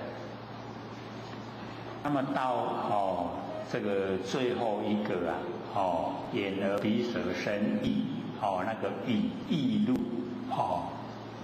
这个阿难，譬如有人劳倦则敏，就是呢疲劳了。然后就睡觉，然后睡熟变悟，这个疲劳已经过去了，然后呢就醒过来。染尘呢失忆，失忆为妄。染尘，就是我们看到凡尘的景象，那么这些景象都让我们有那个记忆，就是能够了解，从这一些景象里面我们会联想，然后失忆为妄，这个就是把那一些记忆已经丧失掉了，这个叫妄，所以我们就是了解就是失以生这个就是失以灭。那么四起颠倒生住灭。我们在凡尘大部分都是颠倒我们应该呢很注重的我们看清的，应该看清的我们看得很重就是我们身体看得很重就像佛性我们看得很轻有没有颠倒？我们应该把佛性看重，把身体看轻，可是呢，我们都是颠倒。那个四相生住意昧我们呢在凡尘可以说整个都是生住意昧。相呢那个染尘失意那个就叫生，然后失意为妄那个就叫昧。注意是在中间。像我们起心动念，各位先生，我们刚开始要起心动念那个叫生。然后我们正在思索，起心动念那个内容正在思索的时候呢，那叫住。然后呢，已经想特别好那个叫意变化。最后是一个起心动念结尾的尾巴，叫昧，生住意昧。我们在凡尘都是这样，开始注意的时候叫生，然后呢，正在注意的时候叫住，然后开始变化，已经呢对注意减少了，叫意。最后昧，已经全部把它丢掉了。所以我们在凡尘这个生住意昧都是在用。我们呢开始很疲劳的时候想睡觉生，然后正睡的时候住，然后那个疲劳一直过去叫意。醒过来叫昧，了解吗？没有固定的那个生住意昧。我们在日常生活说呢，我们这个醒过来也是生，醒过来本来我们刚才说昧嘛，可是呢，我们把它应用在醒过来，醒过来叫生。生的时候我们精神很饱满然后开始又处理事情，那个处理事情叫住。一样我们处理事情呢，过了一段时间以后会变化，叫意，然后又感到疲劳，昧。所以这个生住意昧，我们在凡尘都是在用。可是呢，我们要了解到都是颠倒了，我们都是颠倒。该注意的没有很注意，不该注意的我们会非常注意，所以叫颠倒的生住意昧。那么息息终归。我们呢，这个吸收我们那个所学习的，然后归到我们的那个义地，终归就是归到我们那个义地息息终归。所以这个义我们就是了解到在凡尘不管是学习还是我们习性，我们呢全部都会呢归到我们那个义地然后加持守。义的那个用，我们在凡尘是最活跃，用的最多。所以呢，我们了解到那个息息终归吸收所学习的，然后呢归到我们那个义地不相呢这个逾越就是前面跟后面都按照这个秩序不会呢互相的这个超越。那么称义之根就是称我们的义之根。那么坚义劳我们义用的到达那个疲劳的状态，头是菩提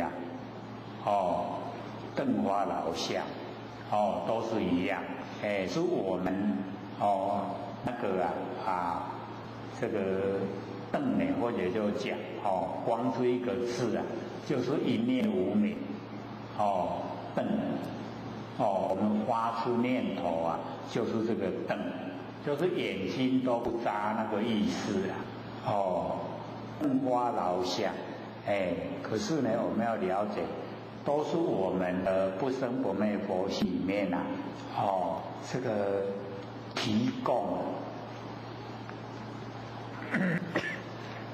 的动力，才让我们呢有办法这个联系的接着有手有形象出来。那因于生灭两种妄尘集之居中吸受呢内尘，所以我们呢会了解到说这个意我们这个意会呢吸收这个内尘，内尘呢就是法尘各位前人法尘知道吗？因为呢，我们这个在凡尘用在这个佛教来讲，那个法是最宽广。可是呢，在我们的六尘里面那个法是最狭隘。这个色声香味触，最后不是法吗？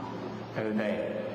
所以我们眼睛看的，耳朵听的，鼻子嗅闻，然后嘴巴手产，然后身体手觉，全部呢都归到意地，都这个给意来接收，眼睛呢看了以后，已经没有常那个看形象的那个什么形象它没有常形象的地方所以归给意由意呢来这个集中所看的一切。所以那个就叫这个华，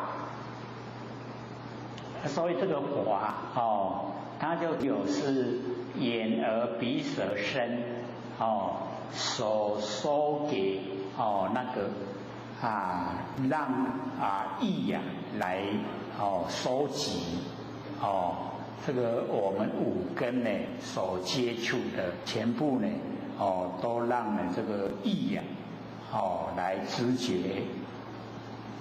所以我们了解说这个呢吸臭内尘，这个意就全部把那个法全部呢都吸收。那么见闻逆流呢流不及地就是我们的那个见闻看见呢跟耳朵听见要呢让它能够本身记下来，都呢都没办法，都是我们要了解说顺都是顺流，没有办法这个逆流它没有办法常那个看到的听到的本身没有办法藏下来都呢要给这个意来吸借着意地来把他所看到所听到这个五根呢所知觉到的呢全部都吸收在这个意地里面，所以呢集之在呢这个意名字呢叫做呢觉知性。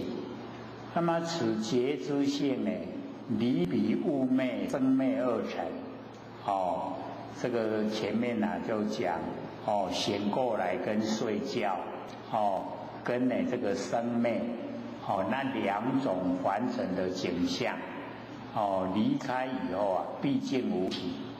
所谓那个意呀哦，最重要的就是在于哦那个生灭。那我们凡人呢，这个意呀哦，用的也是最多，然后害我们大概也是最惨哦，最凄惨，也就是这个意，所以我们就是要这个转呐5867呢，果音转第一个啊，就是转这个意，各位都还记得吗？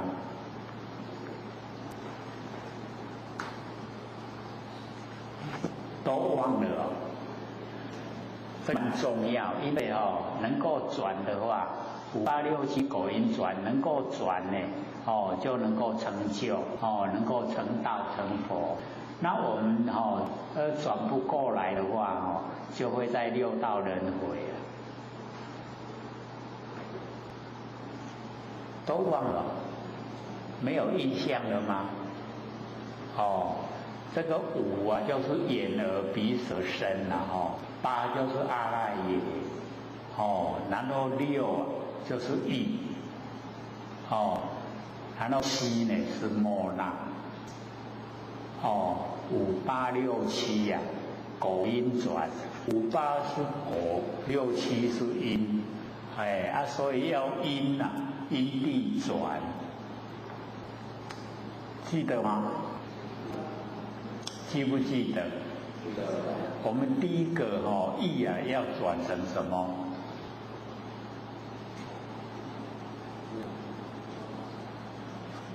要转成妙观察智。那第二个呢那个末那就要转成平等性智。然后这两个转成以后啊，就命令前面眼耳鼻舌身由我们那个意跟第7的末那来发号施令然后前面呢就成手咒智，然后最后一个8就大圆镜智。所以那个8世转4智4个智慧，那最重要就是第一个，意转成妙观察智。那6子就讲妙观察智见非功，见非功就是见到非有为的功用，那非有为就是无为。无为就是佛性，所以从第一个意不用，然后用妙观察，就能够呢，可以见到佛性，所以那个是蛮重要，跟那个达摩西来一至5全品心意用功夫，若要纸上寻佛法。笔尖呢蘸干洞庭湖，用洞庭湖的水当墨水，然后写文写佛法，都找不到佛法，就是从全品心意，那个意，那个意很重要。那我们这边呢，佛就讲说我们呢劳倦则眠，睡熟便能够这个在凡尘这个生活之中离不开这样就是呢醒过来跟睡觉，然后呢他在讲呢就是这生灭因为意念那个生灭很明显，我们呢一起心动念就生，然后呢很快就接着下一个就灭生灭一直生灭。那我们能够呢这个妙观察智的话跟呢这个生灭它就差别很大。所以这边那个最后六路的最后一个呢，就是义，就是我们了解说，要把它转成呢，妙观察智。那第七呢，转成什么？平等性智，平等性智啊，心就无病了，然后呢又转到前面啊，成手作智啊，就同眼镜，然后到第八呢，这个阿赖耶是转成大圆镜智啊，就性清净了，就成大了，成佛了。所以我们了解这个义是一个起头，开始努力的地方，我们呢这个把它这个转过。那这边呢佛是讲说我们的六路那个义也一样，是实以如来藏，妙真如性，它不是呢因缘所生，也不是自然的。所以我们了解这个讲的那个角度跟内容不同。如是阿难，当知如是觉知之根，我们那个觉知的根非呢物昧来，非生昧有，不是呢从我们睡觉醒过来那个地方来，也不是呢从生昧有，然后不以根出，亦非呢空身，这个呢都是一样。何以故？为什么呢？从物来，假如说是从醒过来的时候那个意才来，意路才来，那么昧即随昧，睡觉的时候那就消失了，江河为昧，那怎么样呢？算是这个睡，那么必这个生死有。昧即同无，生昧的时候生的时候有，昧呢就跟无一样相同。那么令谁受昧？要什么人来受昧？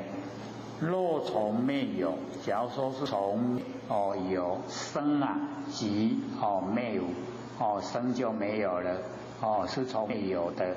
那么谁知生者？所以这个呢，内容呢都是告诉我们里面的变化，都是呢虚幻呢，不实在。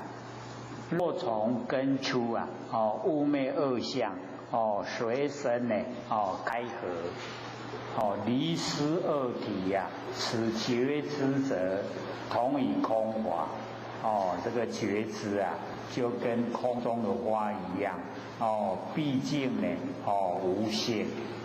它毕竟没有这个自性。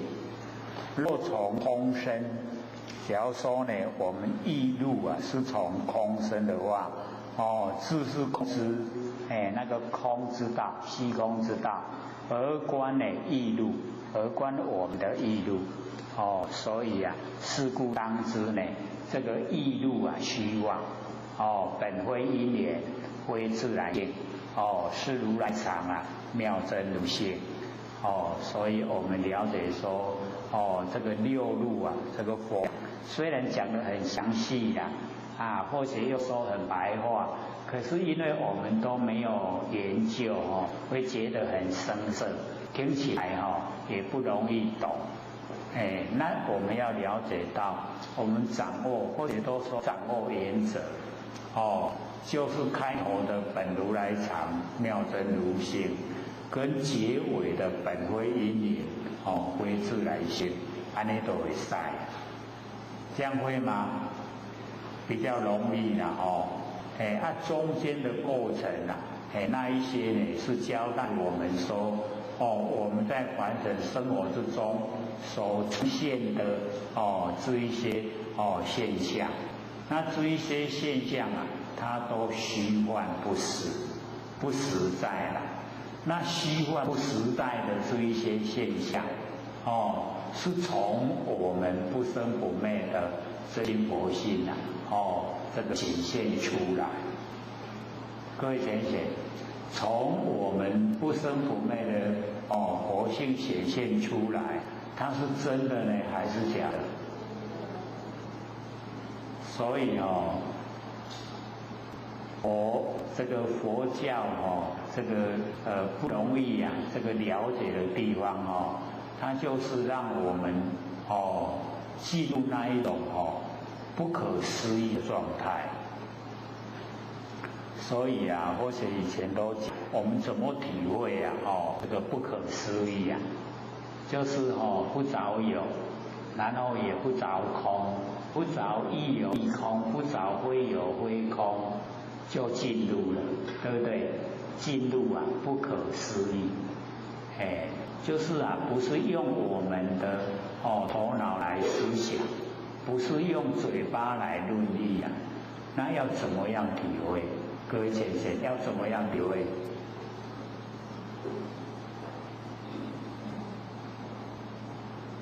就是万事归一本，万事归一本，万事你看是不是这个争执的地方很多？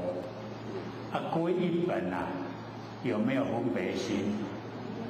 没有了所以呢，我们就是了解到，因为呢，它中间的所有一些论议那个呢我们各有各的观点，都会坚持我们这个认知都没有到达很那个圆满的那一种状态那我们研究到性心法以后了解说原来天地造化之中本来都是一体，能够了解都是一体就不要分别不要分别就成道就成佛了。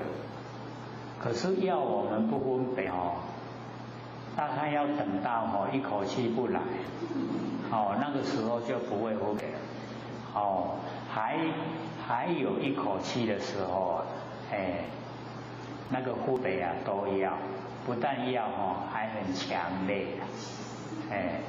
所以既分别心很强烈我们研究真理就要努力努力的话那个认知就可以归到那个无极，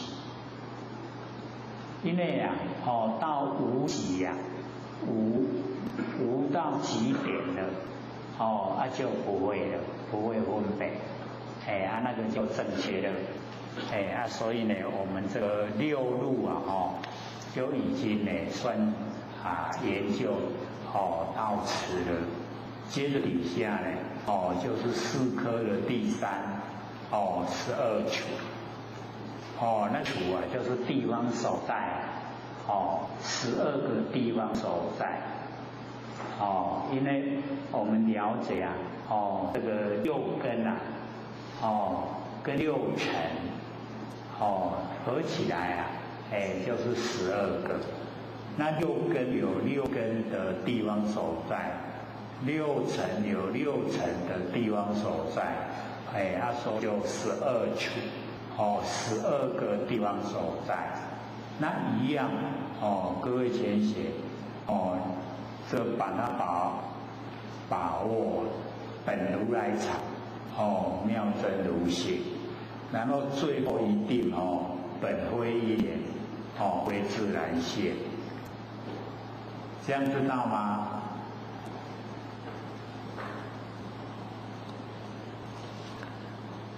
护持二难讲这个12处云何12处本如来藏妙真如性怎么样呢？这个12处它本如来藏，就是我们不生不灭的真心佛性所含藏如来藏妙真如妙真如性，所以这个很重要了所以我们记得开头的那个本如来藏、妙真如性，以及呢最后的那个本非因缘非自然性。这样的话呢，原则啊，我们都已经把握住了。那中间的那个过程都是在讲现象怎么样形成的现象，都是虚妄假的啦，不真。阿难且汝观持几头林其头是林，即知前持于云何？此等为是色身眼见，眼生色相。这个释迦牟尼佛跟阿难讲说如取观持，你来这个观察这一个起头是理，你来看这球及诸前持这一些钱以及水池于云何？你的意思怎么样？此等为是，这一些呢是色身眼见色就是形象，有起头是林之前持，是它生出来，然后我们眼睛看见，还是眼生色相。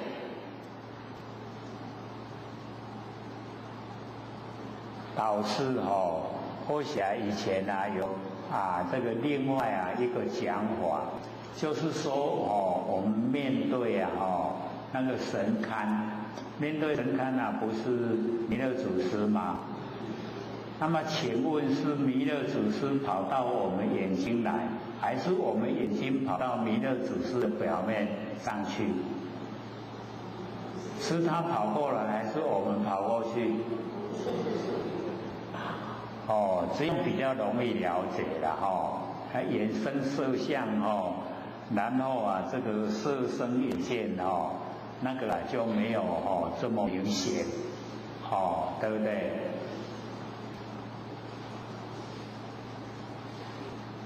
这只有讲一个啦所有形象都这样啦到底是形象跑到我们眼睛来，还是我们眼睛跑到形象的表面上去？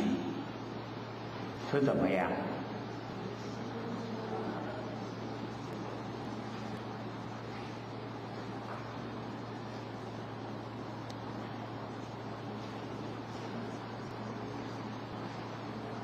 我们开始讲出来到现在很久了，对不对？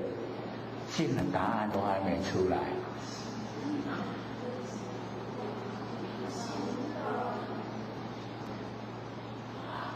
我们那个时候就有讲说，既不是形象跑过来，也不是我们的眼睛跑过去，对不对？而是我们的心知道，对吧？所以这个地方就在讲这样的，可是没有我们讲这么白话它都是用文字，文字以后意思我们都会觉得比较深其实也都是讲这样，到底是形象跑过来呢，还是我们的眼睛跑过去都不是的，是我们的心知道所以各位姐姐，我们的心是不是很宽广？就快不免走去不免走来，拢是不是一体了？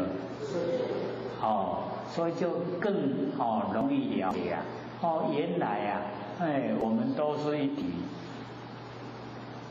谢谢你不是这样说吗？天地道化之中我们都是一体。所以一体的时候，不用跑过来，也不用跑过去，全部都了了不明。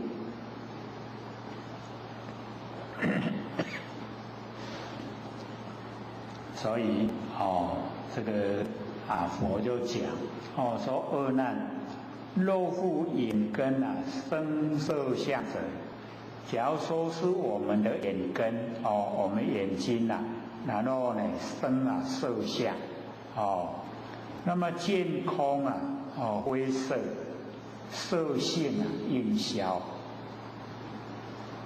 各位同学，我们看到空哦，这个虚空空间呐哦，空间没有形象的哦，空间呢就灰色，没有形象。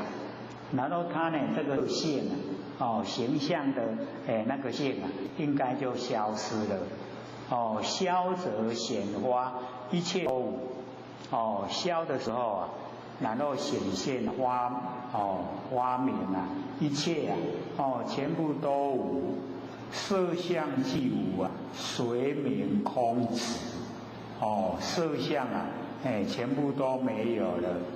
那么什么人了解啊那个虚空哦，它的空寂啊哦，那么空亦如是，这个空就是这样哦，色相哦跟空，若复哦色尘啊生眼见者，假如说呢那个形象啊哦，然后啊生出我们的哦那个眼见。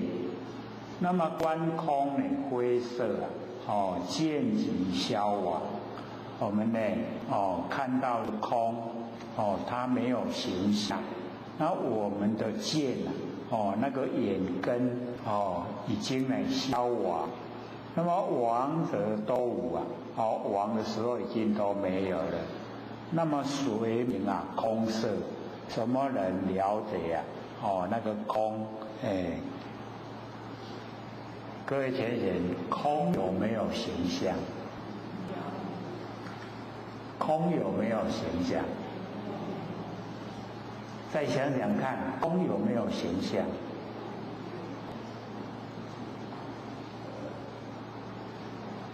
我们用那个粗浅的那个角度啊来看，空没有形象。可是我们用比较微细的角度来看，空假如说没有形象，我们怎么知道空？我们看到这个虚空啊，假如说它没有形象的话，我们怎么知道是虚空？以这个角度来说空一样有形象，就是空相。这样了解吗？可是我们一般在用都会说啊，空的无形象啊那是粗浅呀，比较粗浅的那个说法。那你用详细的来说观察，空有啊，假如说空没有形象，那你怎么知道是空呢？所以啊，这个好像啊，这个伸手不见五指啊，暗蒙蒙啊。请问暗蒙蒙啊，有看啊无？无看啊无看那知影暗蒙蒙？有看啊无？啊，都看到暗蒙蒙对无？有看啊。所以我们那个讲话呢，真的是很有意思啊！无看无看，暗蒙蒙无看，无看你哪会知影暗蒙蒙？有看才会知影暗蒙蒙，对不对？所以我们研究就不那么粗浅，就是要深一点。要深入的观察，原来是有啦，有看见啦，暗蒙蒙看见暗蒙蒙，有看见虚空啦，就规个都无物件，有啦，都有看见，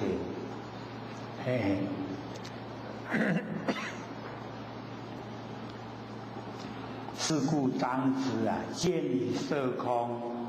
既无触手，就是我们的那个见，眼根的见，跟形象的空，色空，色呢跟空把它合在一起。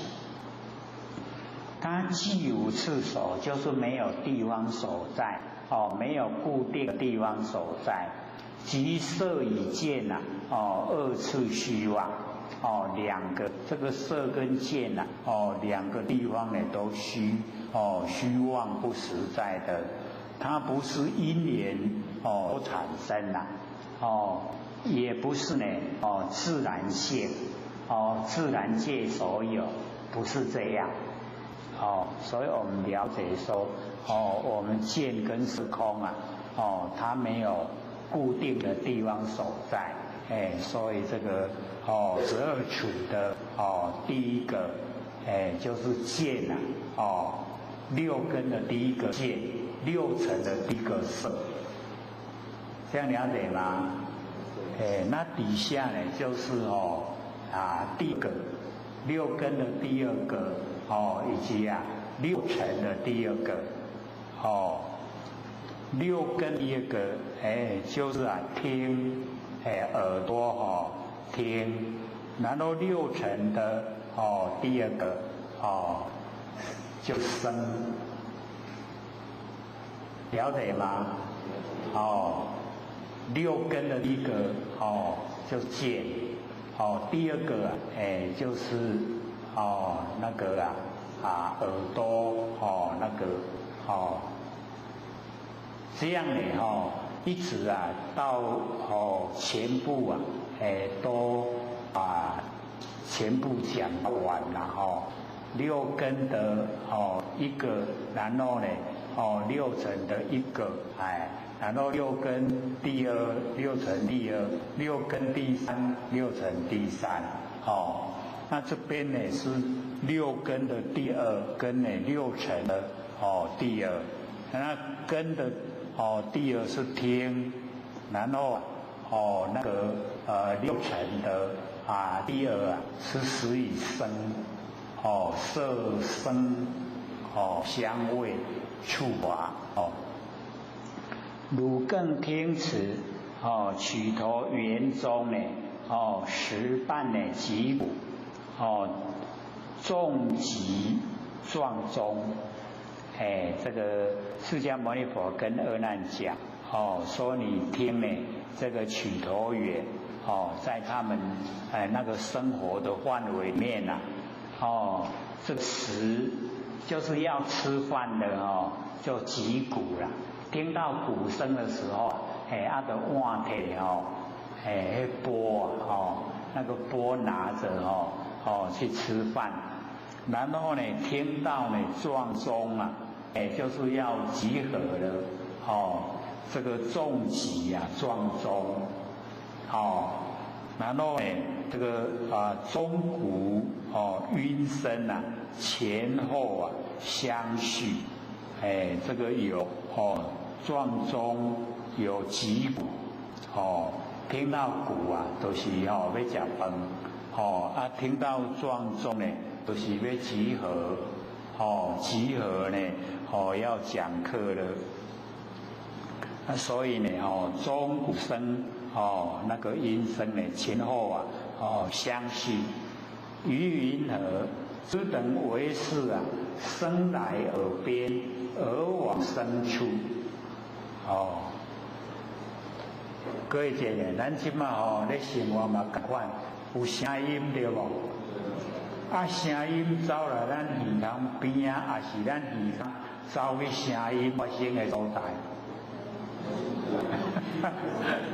跟那个跟那个刚才那个我们眼睛呢看的是一样的这个是佛讲说呢是我们耳朵跑到声音发生的地方，还是呢声音跑来我们耳朵旁边？我们平常也都没有研究了可是我们就是了解到既不是我们耳朵跑过去也不是声音跑过来，对吧？都是咱的心在还是你看是不是如来妙真如性？这样呢，我们就会了解到。而那若悟此声呢，来于耳边，如我起时啊，是罗华城，在起头岭啊，则无有我。此声呢，必来阿难的耳处，目连迦摄啊，应不记闻。所以那个声只有一个啦，一个会听到呢所以这边佛就讲，佛已经到了那个王舍城啊，斯罗华城呢，就是王舍城，他已经呢到王舍城去起誓，在起头岭啊，就没有我，那么这个声音啊，就会来阿难的耳朵旁边，然后目犍连啊跟那个阿迦摄啊，应该呢不同时听到了。看我们平常已经在用我们那个不生不灭的真心佛性啊，我们都不知道。那我这边就把那个真理啊就讲出来。说呢，声音啊，只有单一，然后我们人啊也是单一，所以声音啊也是允许一个人听到，那是这样吗？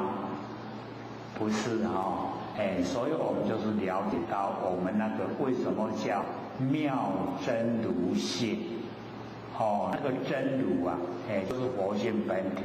然后我们那个前面那个妙跟后面那个性，妙性真如，各位有没有看出来？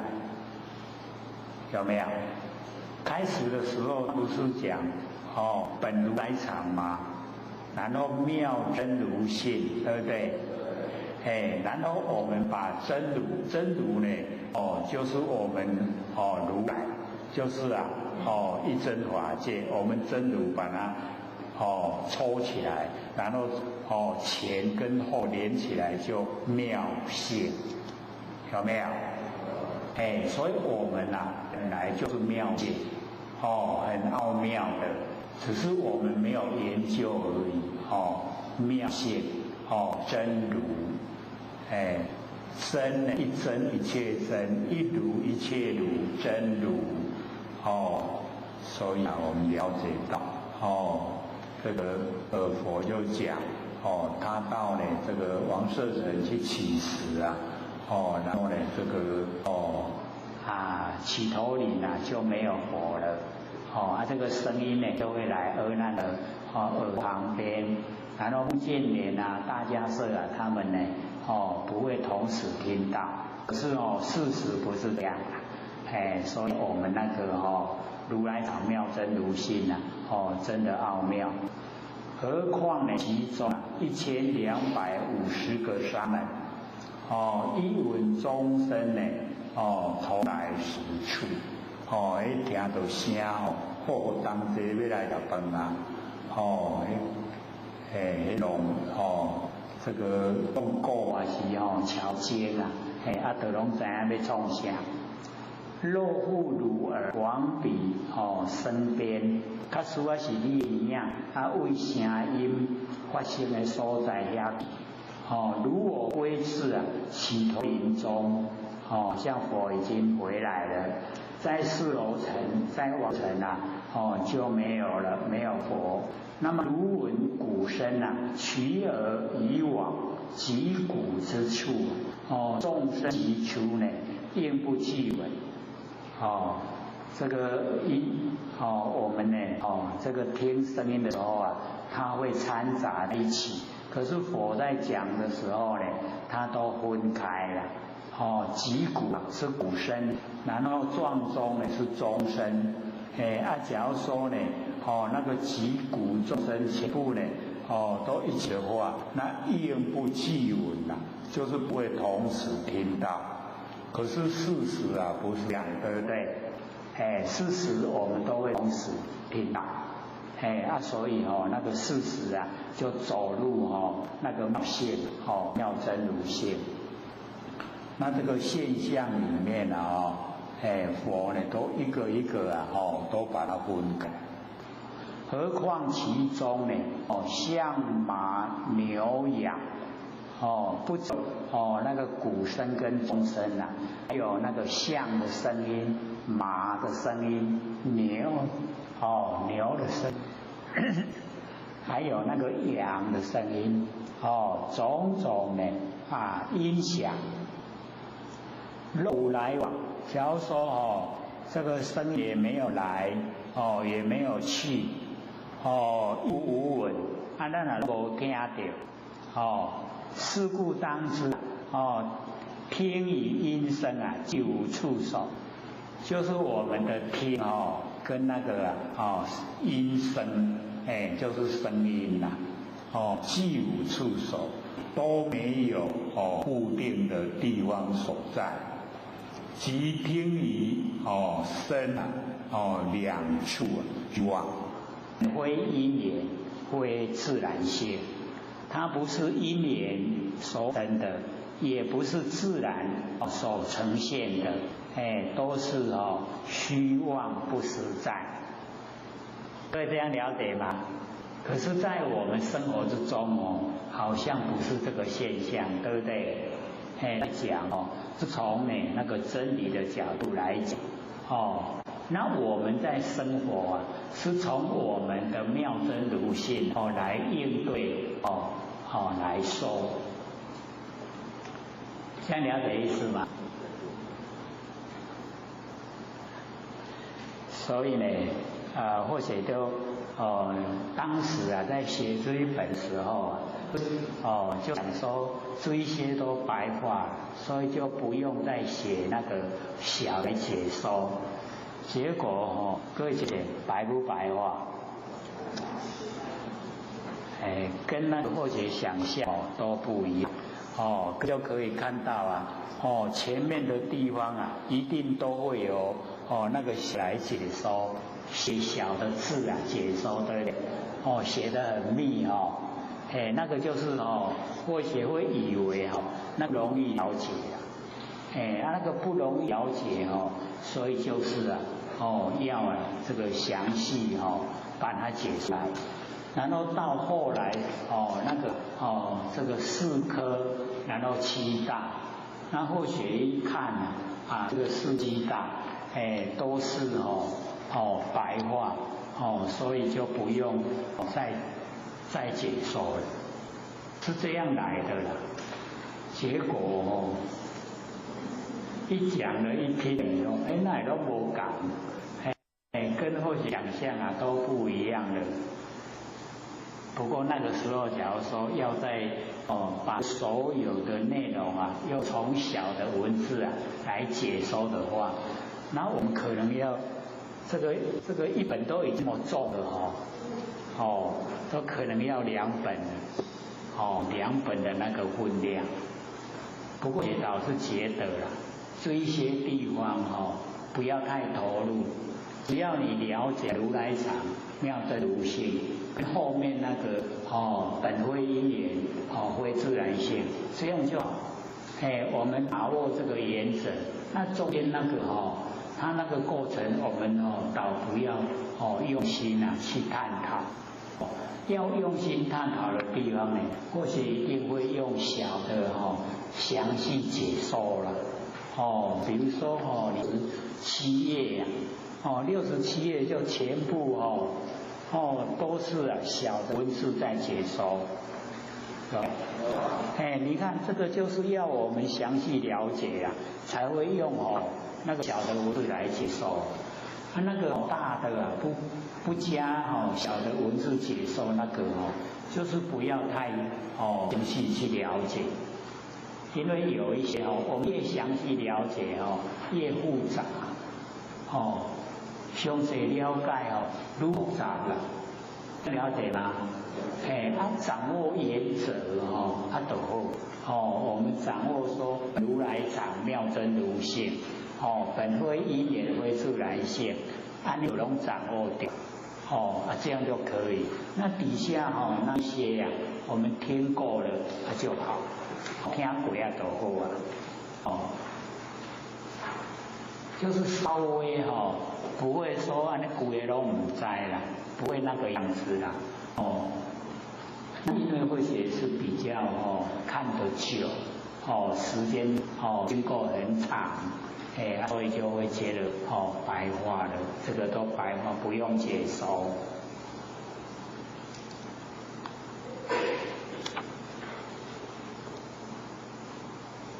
所以我们了解到那个佛在讲这个经典的时候啊，因为科学时常讲言在此意在彼，对不对？都不是按照文字的意思啊。所以有时候我们用白话来讲讲起来讲简单是声音跑到耳朵来，还是耳朵跑到声音发生去？这样子而已啊，还眼睛看到佛像，是我眼睛跑过去，还是佛像跑过来？这样子而已啊，它都不是啦，是我们的心。可是那个中间的过程一说出来就很复杂了，那么底下呢，还有20几分呢。是不是给各位提问？还是要再讲？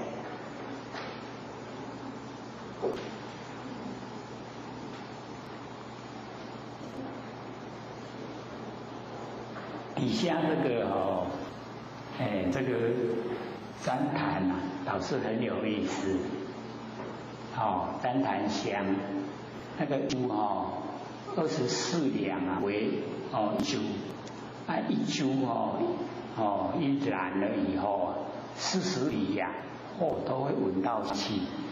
闻到香气以后，所有的病都好了。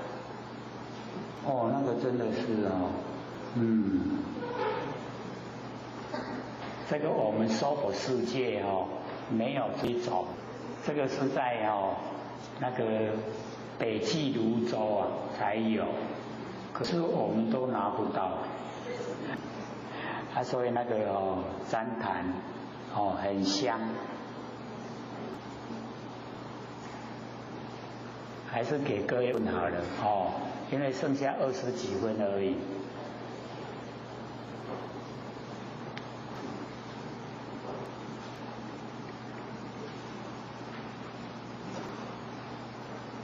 老师好。好。李老师常常说我们的佛性无所不在，到处都有去，不用带来带去。那像我也没有去过基隆我不知道这种怎么样所以我们是不是要带去？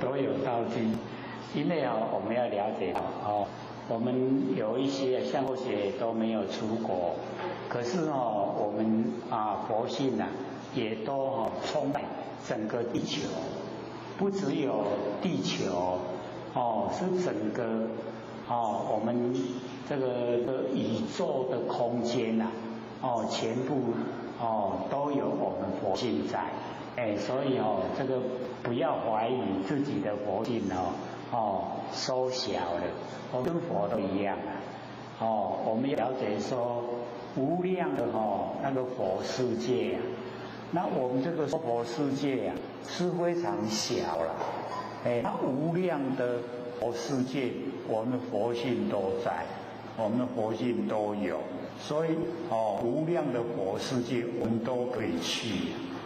那我们要去第一个就是要先成道，要先成佛才可以到达那个无量无边的那个佛世界非常多了，非常宽广所以才用那个摩诃来说，摩诃就是大四大，你看所有风土都已经充塞了整个宇宙虚空，何况是我们佛性所有风土的物质全部给它整个啊宇宙空间都有，那我们佛性怎么会失体？不会了，所以不用怀疑。你没有到基隆佛性一样有到基隆了。有一天你坐车到基隆去了，不用带佛性去了，一样有。有一天你到国外的坐飞机去观光旅游，一样也不用带佛性去了。佛性每个地方都有。纵然我们做那个太空梭已经超出我们这个太阳系已经进入外太空，一样佛性是有了，不带佛性去。你看那个太空人他呼吸方面有办法解决，他佛性一样带到那个月亮，踏上月亮一样他现在然后呢，我们现在有更远的那个人造卫星又呢发射的更远，那佛性也一样在都有了，都有在，所以那个不用怀疑。但是我们的还是要佛性带回去那知道所以这个各位同学，我们的肉体是天地的物质，水有风土。那个不是我们的啦，肉天地的物质，像这个房子它一样是由水风土然后呢集合带起来的所以我们要了解这个它一样有寿命100年它就风化了就过去了。那我们要知道我们那个佛性没有形象跟这个整个虚空都是一样没有形象没有进入那个时间跟空间的那个约束里面所以我们要了解，是说身体要进入到整个宇宙虚空了，而是我们的佛性。佛性可以这个进入到整个宇宙虚空，而且都有那个知觉性。我们的身体可以说那个是很微细微小能够这个呈现在时间又是很短那个没办法支撑得很久。可是我们佛性它没有形象，不会死也没有生不会生死，没有生灭没有生灭它永远都在所以只要我们能够修正成道以后，归入我们那个佛性本体了我们就可以千万年那个都是几亿万年都在凡人，都在空间不是要带这个身体不用带身体我们就像各位同学，我们晚上做梦的时候那个梦面梦境里面有没有身体？没有呢，都无身躯内底是不是都很鲜明，拢真清楚，对不？你梦见拢真清楚嘛所以那不能修了。那我们的佛性也是一样，要身体的话，我们的身体最多大概都100岁而已然后100岁都没佛性不是啦，佛性它永远在只是说我们没有修正的话没有求道，没有受记，只有在6道轮回啦一直轮转都一直归心归心那我们有修正归位以后就不用在6道里面受苦，是这样的身体要还给天地的啦，所以平常要努力修，万年放下，先把佛性能够都出来，然后再做跟圆通跟虚空都融合这样我们那个已经脱根脱尘，离身离境根尘都受我们不了了，甲咱受袂掉，啊，咱拢离开啊，啊，所以迄句啊是要修还是要大，拢无要紧，哦，不关紧要的，我们不会执着去顾掉的，这样了解吗？哎，我们一定要知道啦，定哦很超越，很超越，哦，像讲咱安尼。看什么景象，哦，啊，拢清楚楚。啊，你咧看什么景象的中间哦，已经啊要了解到身体都不存在，不存在。你的佛性借着你的眼睛开玩笑，啊，看甲清清楚楚，了了分明。唔是目睭咧看，是佛性咧看。哦，啊，佛性照目睭啦，照着目睭咧看。啊，只要你没有佛性，哦，像咱讲啦，一口气都长去，都长去，目睭要跌得着哦，有办法看吗？有没有办法？他断气的时候眼睛还在啊，有没有办法看？没有，所以看不是眼睛，是佛性。哦，啊，所以咱佛性就奥妙诶，啊，一定爱来修好以后，脱根脱尘。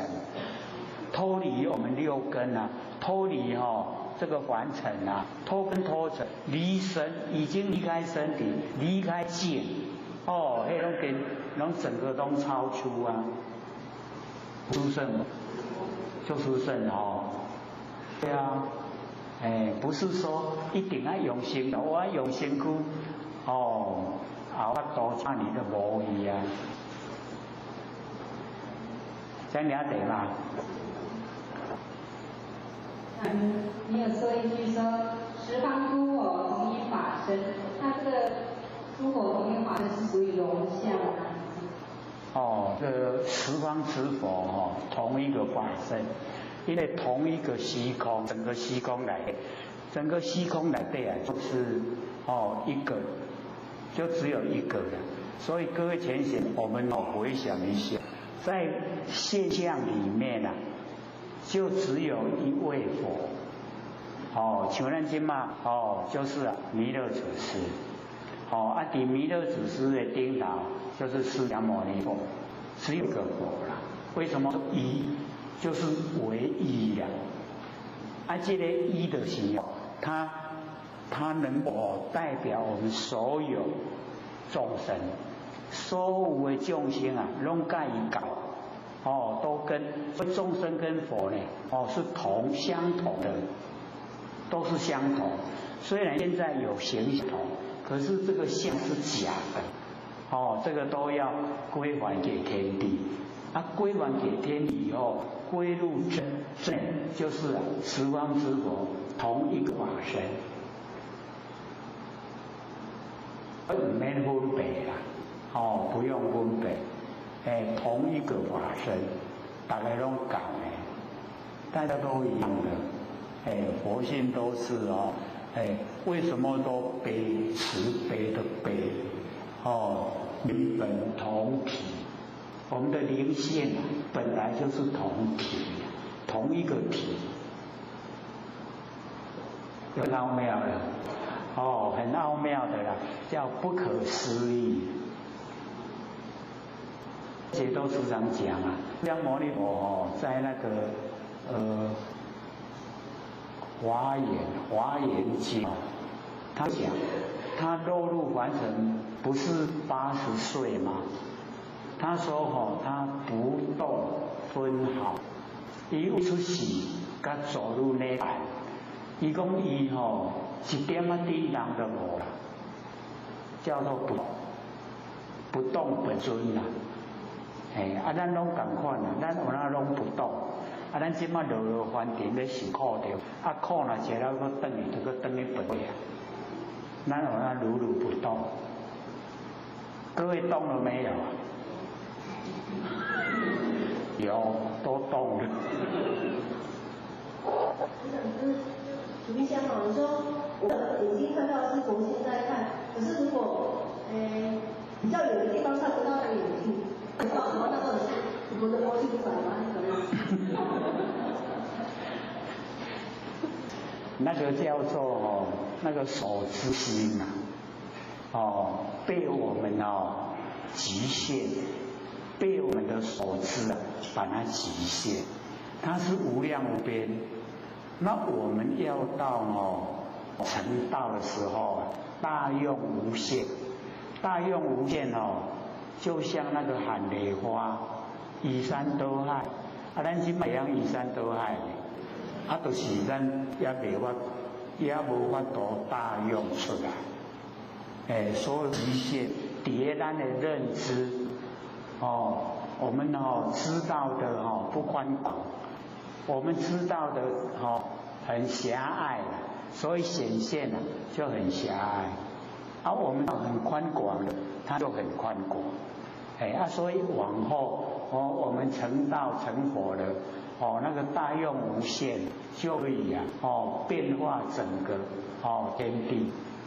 那现在我们就是有形象，身体形象就受限身体形象，然后我们规规矩矩来做，这样呢才不会说不成道不成佛。好，请说。第二是请问佛说这个法师无心修诸道门是离魔业，为什么他说这个魔业，怎么不说是法业？像我们在第一个当中有时候这个业的时候飞出去，业心经归属以后，那要继续就是等于在修魔业。好，请说。因为我们要了解到在修入到很微细、很高程度的时候那个时候都会有一点正言漏还。你讲出来的好像跟凡尘相反。比如说我们很努力修道，努力修道正确嘛，对不对？可是你修到很微细的境界你很努力修，就叫走入生灭，那个就叫魔业。为什么？因为你努力生，你会保持一直努力吗？你也疲惫对吧？疲惫你稍微放下灭，你现在花心努力生，现在疲惫灭，你叫修生灭。这样了解吗？所以修得高的时候，那个微的地方就越多，一点点不注意，本来都百尺竿头了，百尺竿头本来很好嘛，对不对？可是你不放掉你空性就不显现，空性不显现就成就不了，所以我们都是会执固执，了，有依赖有依赖我们人都是习惯了，我们从出生就依赖，所以你看那个小孩子走路一定把妈妈的那个裙子抓得很牢，有没有？你我就安尼，为什么？依赖所以我们那个依赖的依赖性已经深根蒂固。你要修就要抛掉依赖，所以佛制定戒律，他为什么说这个修道人只有三依一钵，剩下什么都不能有，就是要剔除你所有依赖，不给你依赖，你什么都没有了那个才真正的努力修会成就。你有依赖你会心会来就不成，所以我们要了解到那个不依赖不容易所以我们那个百尺竿头硬条，搁绑住绑住我就死我就摔落就是要互你绑住整个刹那就是说一瞬间你见到你全身了，你全部的那个平生那个果报身，非常高大的果报身，你也百除干放掉就呈现。所以这个我们没有实际的修到那个阶段，没有实际的去探讨研究，真的不知道。所以为什么有一些很正确啊？为什么说魔业？那个就是已经很微细了。真正的你说对啊，这样对啊，错了。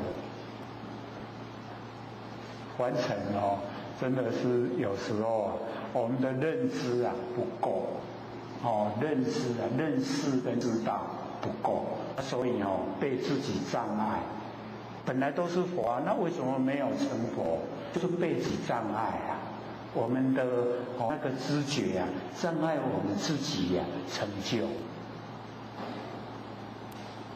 还有吗？还有3分钟，可以再问一个问题。要问才知道吴讲师，那个老师有问我们一个问题就是说，在没有东西可以吃的时候，吃下一粒肉粽，那要怎么办我们都知道，学长说就是肉不要吃那个请问这是什么心？好，请坐。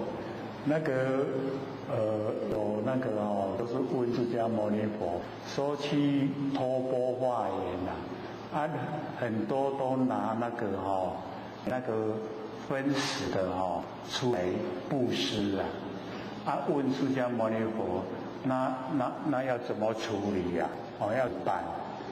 那佛说讲你拿到那个河边把那一些味肉味鱼味把它洗掉，你就吃就可以了。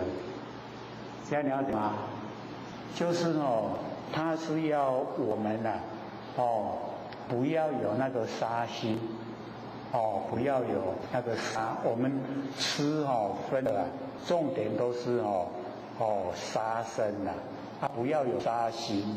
你的心不要有那一种杀的那一种心就可以把那一些洗一洗你就可以吃。所以有一些观念真的是我们也是很难接受嘛是肉嘛是鱼那变做会使吃，也就是讲已经不贪口腹之欲了。那重点就是不要杀生。既然人家布施，你不要浪费，你还是要吃的，还是要养生。你有吃，你才有法度修道，才会成佛了解吗？老师比较少遇到这个问题或许刚好因为看得多所以都有看到佛在回答这一些比较奇奇怪怪的这一些问题。下各位点二师、各位讲师、各位坛子、各位千贤，大家好。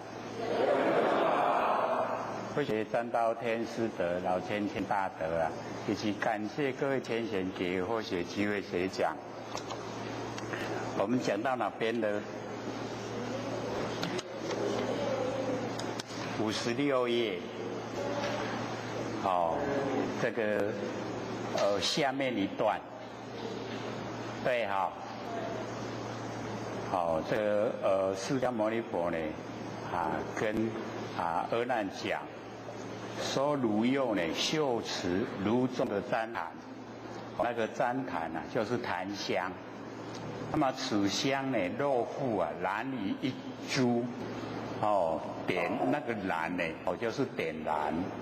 点燃一株这个24株为一两，那个一株非常的少量也非常的少。那么四罗华城就是红色城40里以内同时闻气，所以这个旃檀非常的香，而且它效果非常的好。只要我们闻到香，身体的毛病啊，都可以这个去除掉，病都已经好了，所以这个很难去闻到呢这个旃檀香。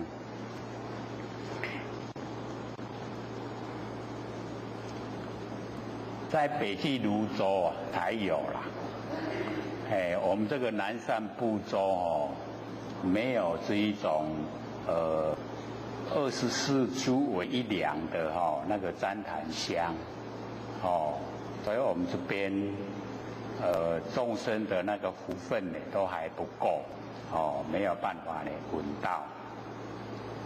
那么佛就问阿难说：于云何？此香为父生旃檀木，生于如彼未生于空。所以呢，我们这个了解到呢，现在呢讲了这个12处，就是呢这个眼色，然后呢耳跟声音。那现在第3个呢就是鼻子跟我们嗅闻，就是第3个，都是这个如来藏，妙真如性，所以我们这个之前就有讲，说不自生，然后他生，不共生，不无因生，还记得吗？我们那个时候就是先这个了解到，说我们的那个真心佛性它超越凡尘的所有因缘以及自然性所以这边呢就把那个内容呢又讲出来不助生，不他生，不共生不无因生。那答案呢就是无生，无生就无昧，那没有生没有昧就是我们佛性本体，就是我们那个如来藏妙真如性，妙真如，妙性真如，妙真如性。那么在这边呢佛就问阿难，这个我们闻到的那个旃檀香是从那个旃檀木这个生出来的，还是呢从我们呢那个鼻孔生出来，还是呢在空间生出来？所以呢这个问这个阿难说你的意思怎么样？那各位先贤，我们假如说要办到我们都有花炉，也都一样有那个檀香的味道，各位先贤，我们闻到呢檀香的味道，那个檀香是怎么出来的？檀香我们办到的时候不是有花炉吗？那个檀香是怎么出来的？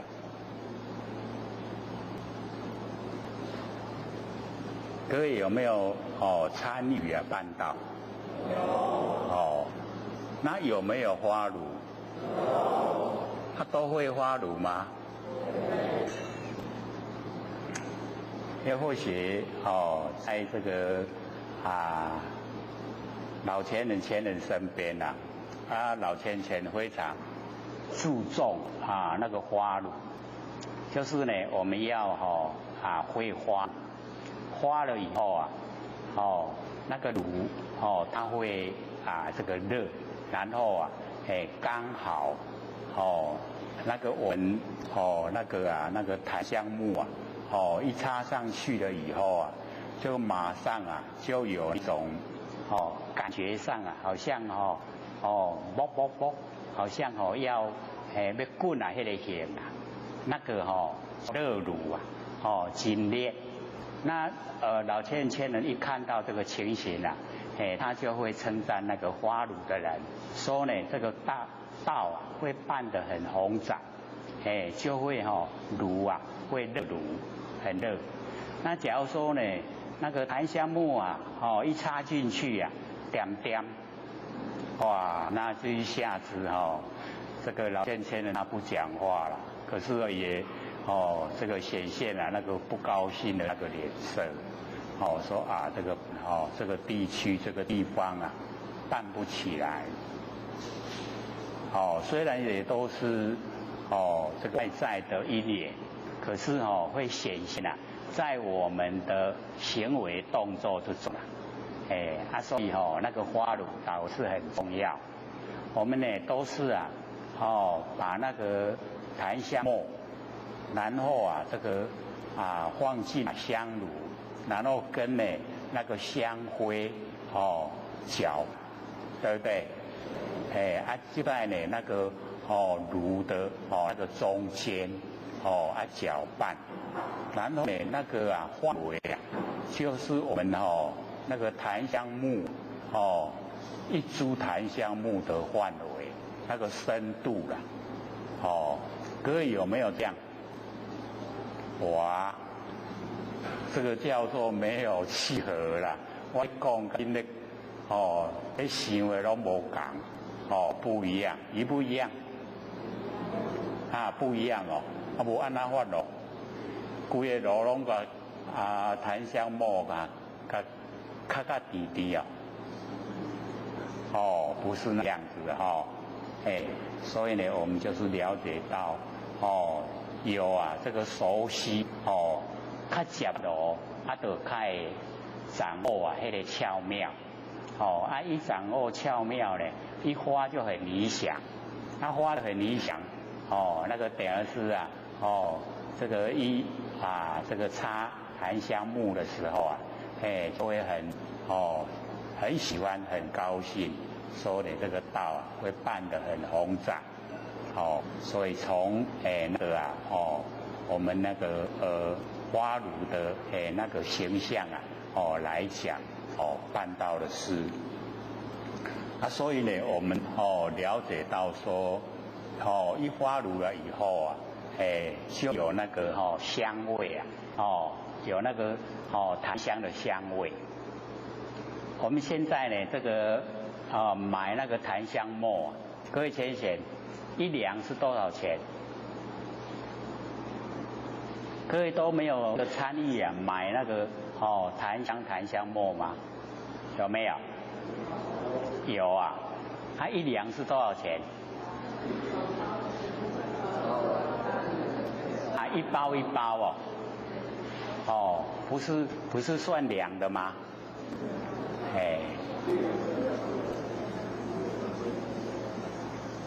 在北部的话一两大概是40块，那我们这边呢会不会比较便宜？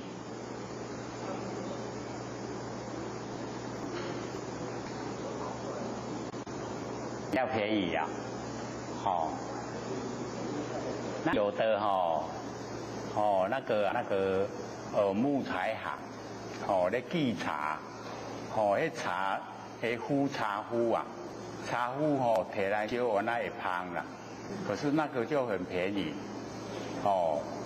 那个有的那个木材行就说你要的话不用钱啦，你摕回去烧就不要钱送给你。可是我们去买的话大部分都要啦都要那个檀香木有的拢给咱破好好啦以前或许那个时候民国60几年那个时候办到还要去摕点摕茶刀，然后点破迄个速茶。各位有没有做过这个事有不是拢卖便便拢安尼买来就可以用了以前我们都是呢要自己去弄一个一个破破的也袂使破伤大伤大的速茶歹茶若伤细佫破袂来会长都要拄好所以中道难行要刚好都很不容易所以呢，我们这边啊，就已经讲到呢，那个檀香木，还是那个香味啊，我们能够呢鼻子闻到啊，那个檀香木的那个香味，是怎么来的？各位有没有研究过？都没有啊！哇，那大家都吃饭卡中的呢，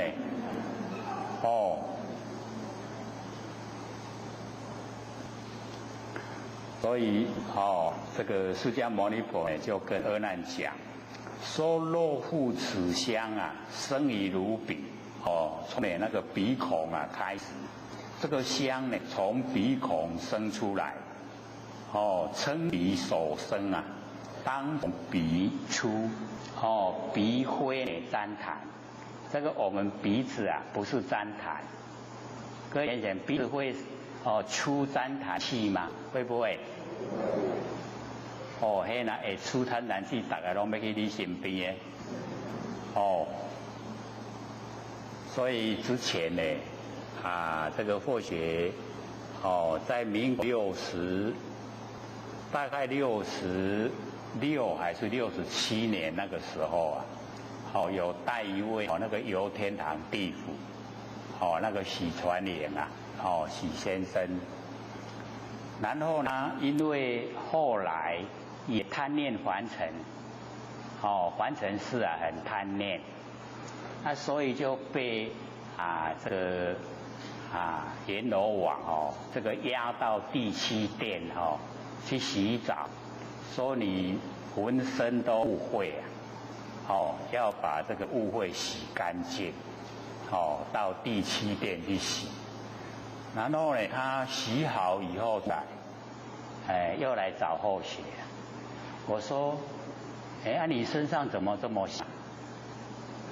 他说因为去第7殿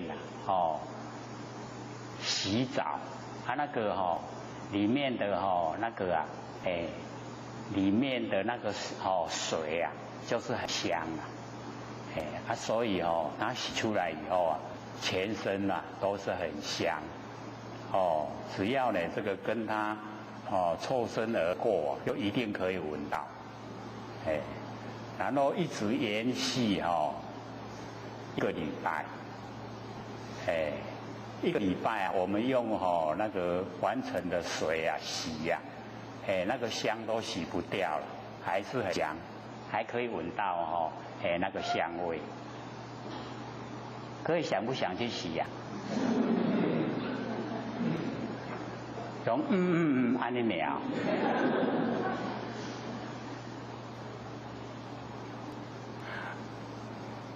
所以我们要了解到我们都不承认我们沾惹尘垢了，所以都不想去洗到第7殿去了那也不是好一定容易得护所以还是在凡尘比较好所以这边呢这个释迦牟尼佛就跟阿难讲说，这个旃檀那个香味是呢从我们的鼻子生出来云何鼻中呢有旃檀气称如闻香当以鼻入，鼻中出香呢说闻非异所以我们闻到香味应该是从鼻子进入鼻中呢能够出香，我们鼻子可以出香说闻跟真理就合不来所以那个要了解说就不是从鼻子呢出香鼻子呢就产生的那个香味。所以这边呢我们了解到说旃檀木那个香非常香，治疗我们身体的毛病。可是这个呢旃檀木的旁边都会有那个依兰依兰树跟旃檀木都会这个在一起生长可是那个依然哦，各位先生，那个哦非常臭，那个臭哦，就像我们人死掉了哦，它腐烂，人死掉腐烂，那个哦臭味啊，尸体的臭味啊，是凡尘最臭的。啊，那个依然哦，那个味道啊，就像我们哦尸体腐烂的臭味。所以香的时候是最香旃檀木，臭的时候依然树啊是最臭。它两个哦，它一定生长在一起呀、奇不奇怪？哦，所以凡尘是哦，就一好就有一坏，哦，有白天呢就有晚上，哦，就是这意思。那么若生于空，假如说这一种哦旃檀香啊，哦是生在空，空性啊，哦常恒，这个空性啊，哦它都恒常啊，都在，哦相应啊，哦常在，哦空性都常在的话，那么那个香也应该啊时时刻刻啊都有。那么何戒啊，哦如中呢？乐此枯木，为什么要哦借着呢哦那香炉之中啊哦来烧哦这个枯木，就是呢烧那个旃檀木，哦所以是这个呢是生于空哦第二个。那么若生于木第三个哦，假如说这个旃檀香是生于旃檀木，则此香子啊因热成烟。哦，那个木的香子啊，哦，因为热，我们把它呢，哦，烧了，哦，它呢就变成烟，哦，若鼻得闻呐，哦，何猛烟气呀、假如说我们鼻子啊要闻的话，哦，就是那一些哦烟气呀、这个跑到我们鼻子里面来，哦，其烟呢，哦，腾空。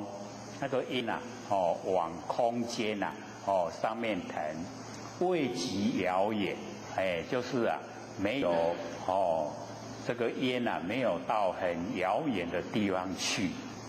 那么允和40里内啊，哦，已经呢都可以啊，哦，闻到呢那个旃檀香。是故当知呢，哦，相比于闻啊，既无出手。所以我们一般呢也都会想，哦，那个香呢一定是旃檀木发出来的，对不对？可是哦，各位先生，旃檀木假如说不把它热，不把它呢这个加火烧的话，它会不会发出香气？不会哦。所以这个佛在讲经说法都把整个分开了，哦，鼻子空间，然后跟旃檀木。都整个都分开了，那分开哦，就没有哦，这一种会产生呢哦那个很香的香气啊就没有，所以哦佛就讲说我们要知道啊哦那个香鼻子跟我们哦嗅闻哦那个闻香那个哦动作啊，既无处所，就是没有地方所在。都没有它呢固定的地方所在，即嗅与香啊，哦两处啊，哦虚妄，就是呢我们在闻呐，嗅闻跟呢那个香味啊，这两处啊虚妄，这两个呢，都不实在，本非因缘呐，非自然性，它不是因缘所产生，也不是自然性呢。所有，不是自然所有，而是我们呢，如来藏，妙真如性，是我们的佛性所呈现所以呢，各位先生，我们讲这个4科就是五阴六路12处跟18界，4科是4个，然后跟后面那个7大。这个全部呢都是如来藏，都是我们妙真如性可是我们在凡尘的生活很多呢这个产生的现象我们都会用别的那个语言文字啊来阐释来说像呢我们这个花炉了以后啊会产生啊这个香那个香气能够闻到香，我们会说因缘所生是因缘所产生。那我们就是要了解到这个因缘所产生它的那个因缘的内容就是那一些东西呀是我们不生不灭的那个佛性所生花所以呢我们从根源来讲就是如来藏妙真如性。这样呢我们就了解说原来佛在讲是从根源来讲那我们呢一直都会听到过摸着根的成仙做佛，摸不着的瞎修行。那我们就是呢摸到根根源，这样了解意思吗？就是从根源了解，从根源的研究那中间的一些过程是因缘所产生的这一些现象都是短暂。那为什么会产生现象都是我们不生不灭的那个真心佛性本体所呈现。这样能够了解吗？大家都在想这卖引较好所以我们研究就是透彻的了解到它的根源就是摸到根了，摸到根源摸到根源呢就不会讲虚妄就不会说呢这个但有言说90亿有没有？嫌这也不爱赢了，这个是很白话所以或许这个这几天呢在北部刚好有讲到说我们的这个修道应该是怎么样从凡夫到佛地在日常生活之中呢怎么样呈现。那或许就有想到圆觉经里面清净慧菩萨问释迦牟尼佛说我们凡夫然后跟阿罗汉、辟支佛、菩萨跟十方之佛为什么有差别啦？不是都一样吗？一不一样？不一样在哪里？不一样在现象对不对？那个佛性都一样凡夫的佛性阿罗汉的佛性、辟支佛的佛性、菩萨的佛性、十方之佛的佛性一不一样？都一样所以佛呢就教我们众生怎么样在日常生活之中到达十方之佛的程度。那或许呢有把那个一章那个讲义把它呢这个带过来。那是7年前或许呢写给前贤的那个里面的内容。那因为或许都忘了有这一件事了。老师这个拿到的人听到以后他就拿出来给或许看，说7年前你就写了，就写这一章他紧印好这速度够紧我们刚拿来的啦从北部拿下来所以它是圆觉经里面的一小段，是清净慧菩萨问释迦牟尼佛，然后呢这个释迦牟尼佛这个回答说善男子但知菩萨及末世众生，悉一切时啊，不起妄念，以诸妄心啊，亦不熄灭，诸妄想境啊，不加了之，以无了之啊，不变真实。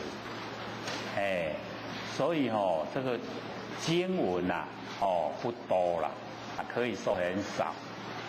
那会觉得说呢，因为啊，他讲到我们凡夫啊，直接到达佛地，然后要怎么样在日常生活之中呢，去做，所以呢，就把它呢，这个这个抄录下来，然后呢，那个底下就是解说，详细解说。说他的那个里面的意思，说我们呢，悉一切时啊，就是整天不起妄念，就是呢不要有妄想杂念，就不起，然后以诸妄心呐，亦不熄灭，诸就是很多啦，我们很多妄心呐，也不要去熄灭。因为我们呢要了解妄心无体妄心它没有体，那假如说我们要熄灭妄心的话，便有为啦，有所作为。那有所作为啊，我们看了那个《金刚经》一切有为法，如梦幻泡影，如露亦如电，应作如是观。所以不落入有为，就是无为，无为就已经是佛性了。所以以知妄心亦不熄灭。我们不熄灭妄心的时候那个都是我们佛性本体。可是我们要加以熄灭我们的妄心就变成凡夫了。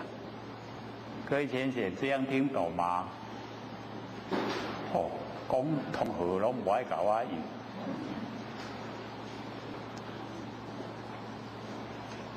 因为这个呢很容易的，可是我们也是很容易忽略，很容易去做，很容易忽略。这样了解吗？你看我们一有妄想心的时候要怎么处理？赶快去除掉，对不对？那个是我们人的常情。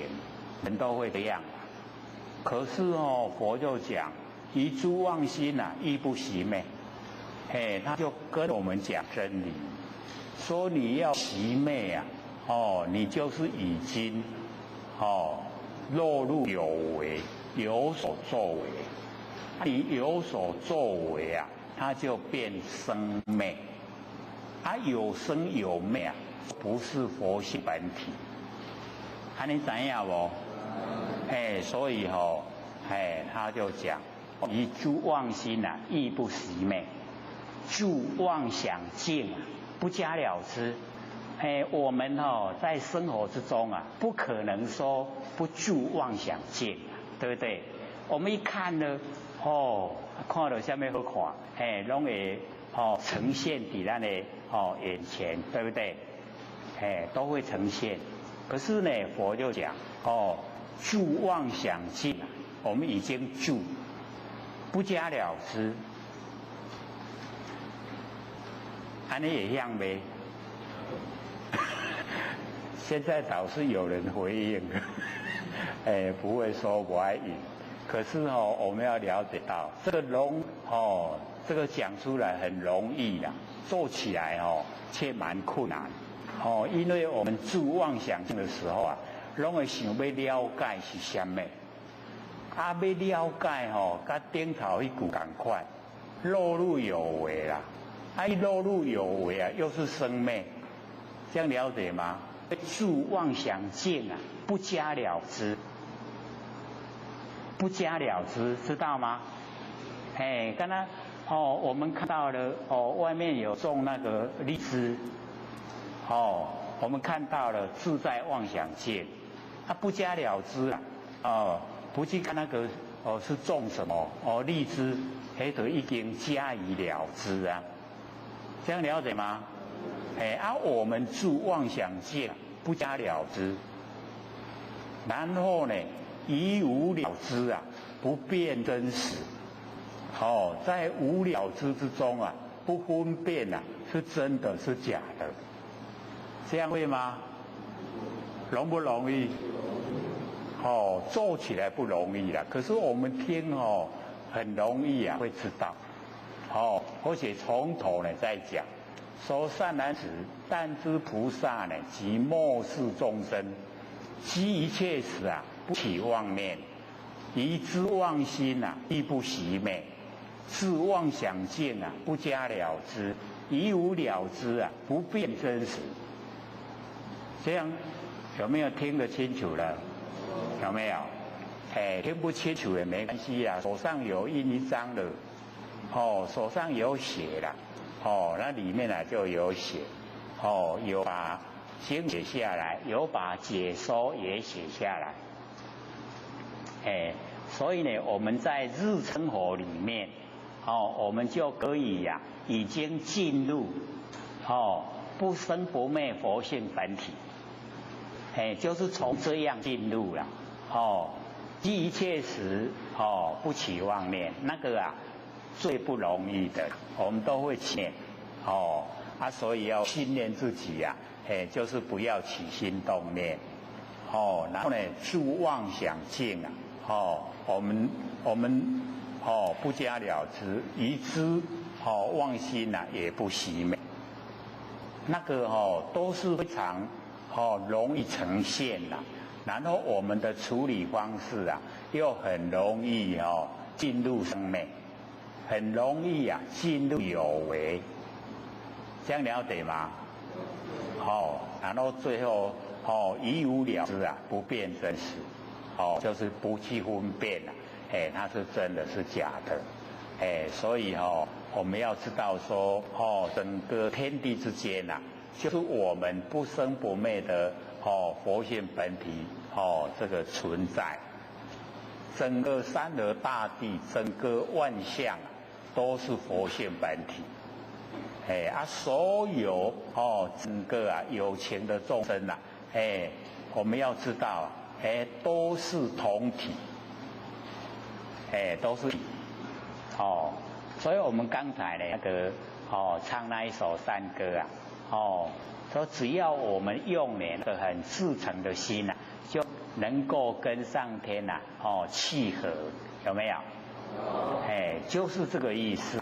我们假如说用至诚的心，全部都不落入作为，就是有为，然后也不落入生灭，这样的话呢，我们就很容易回归到本位，所以那一阵子或许有休息50天，然后再来，有没有？那个时候就有跟各位讲说，假如那个时候就已经一口气不来，那我还会呢再来，因为曾经有跟各位许诺说要各位都成佛，没有？也拢也未成咧嘛成未？未所以呢还要跟各位结个善缘还是要这个循循善诱引导我们呢这个努力做努力修可以成就，可以成道呢，可以成佛所以一定呢我们听到好的方法就去实行实际的做，那实际的做以后我们再往更这个高更深入的那些佛理我们都会听得懂。那假如说我们有听，然后没有做，然后往后再讲比较高，就比较能够让我们成就的呢就会听不懂了。像说我们呢这个上个礼拜不是有全显问吗？说我们呢这个非常努力的修道竟然是魔业，有没有？没有听进心里面了哈，没听到，所以呢那个啦，我们就是了解到很微细的那个我们呢这个研究到比较高阶层的时候啊，比较微细的道理呀，就一定也要透彻了解。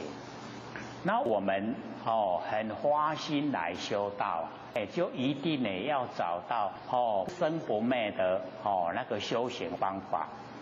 那我们假如说这个很努力啊，很花心这个修道啊，很努力来修道，各位浅显正不正确？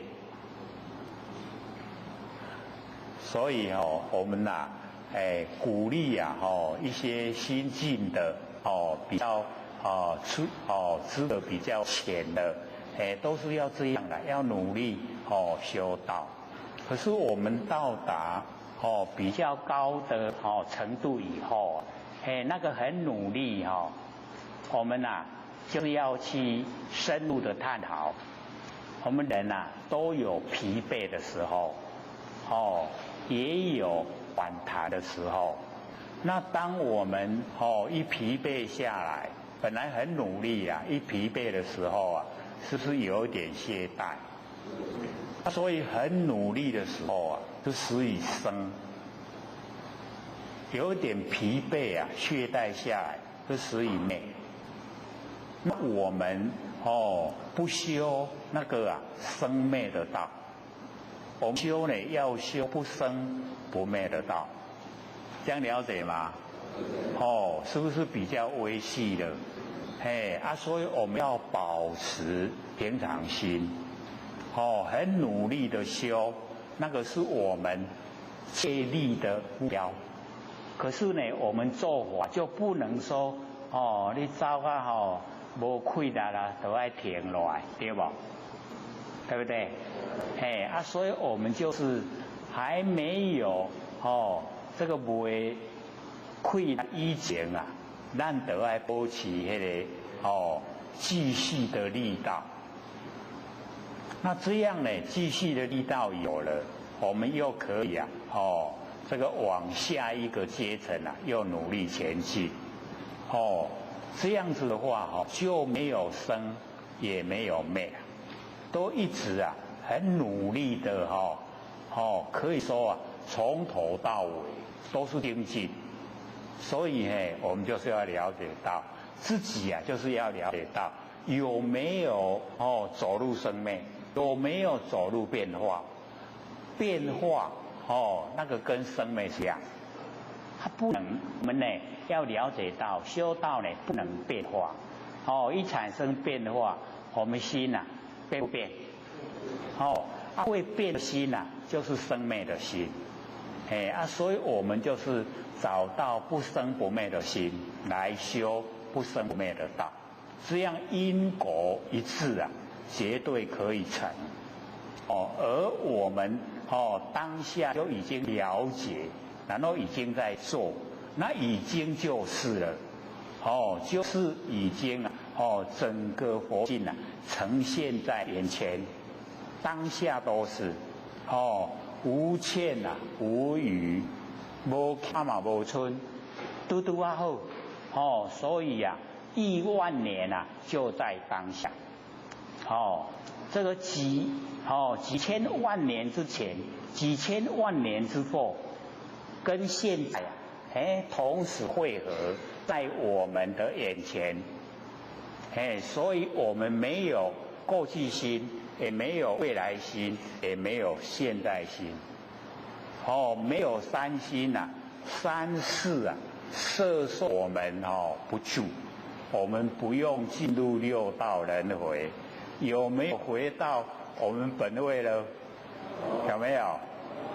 所以很殊胜都要了解到不会很困难，只要我们很笃定的对自己有信心。你看我们儒家讲信就在中间，若统四端，四端呢就是仁义礼智就是东西南北啦。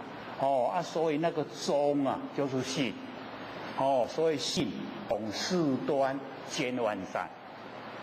所以我们要了解这个相信自己不生不灭的佛性非常重要。我们都是没有十足的相信自己佛性所以力道才不足。那假如说对自己的佛性很肯定，你做什么呢？力道都很充足，都不缺钱了。可是我们现在有时候都会感到力有所逮，就是不充足的意思。那为什么这样呢？就是对我们佛性本体的认识都还够。那现在呢，我们都一直要呈现日常生活之中怎么能够都跟佛在一起？就是我们现在手上拿的那一张圆觉圆满的觉性呈现不生不灭的真心佛性整个都出来整个出来。那要怎么做呢？就是具一切时不起妄念，疑之妄心亦不熄灭，是妄想性不加了之，亦无了之不变真实。就这样，非常简单的就是要去，而且又不困难做起来不困难，只是我们认知上的差别，对不对？认知上的差别而已不同。因为我们假如说没有研究的话，我们一妄心我们都会熄灭。我们在熄灭妄心已经走入有为法，已经走入生灭，我们都还不知道，对不对？那我们现在听到了说圆觉不能落入有为法，不能落入生灭所以以妄心妄心来了，你不熄灭它，不管它了，不管它最容易的，对不对？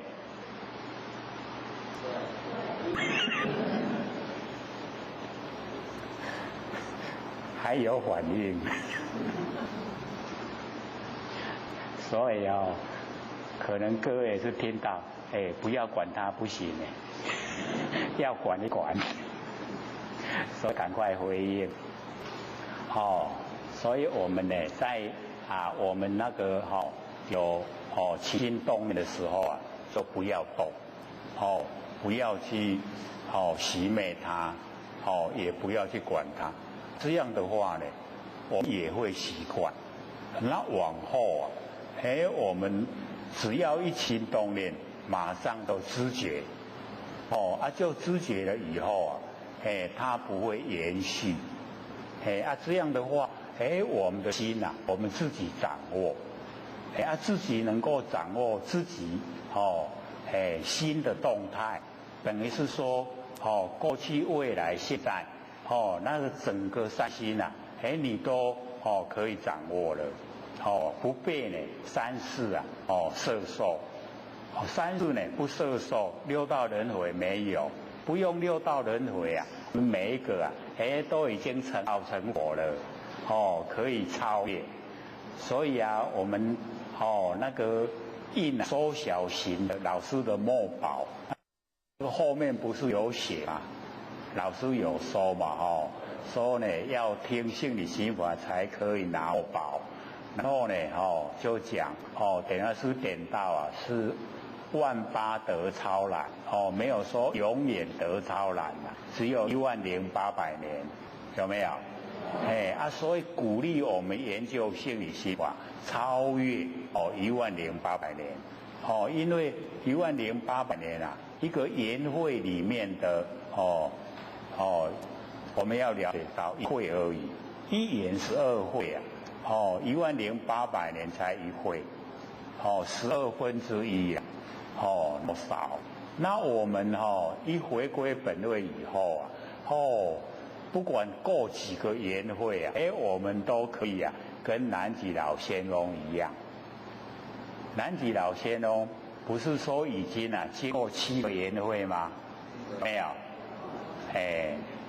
只要那个南极老仙翁来借窍都叫我们小宝宝，是不是这样？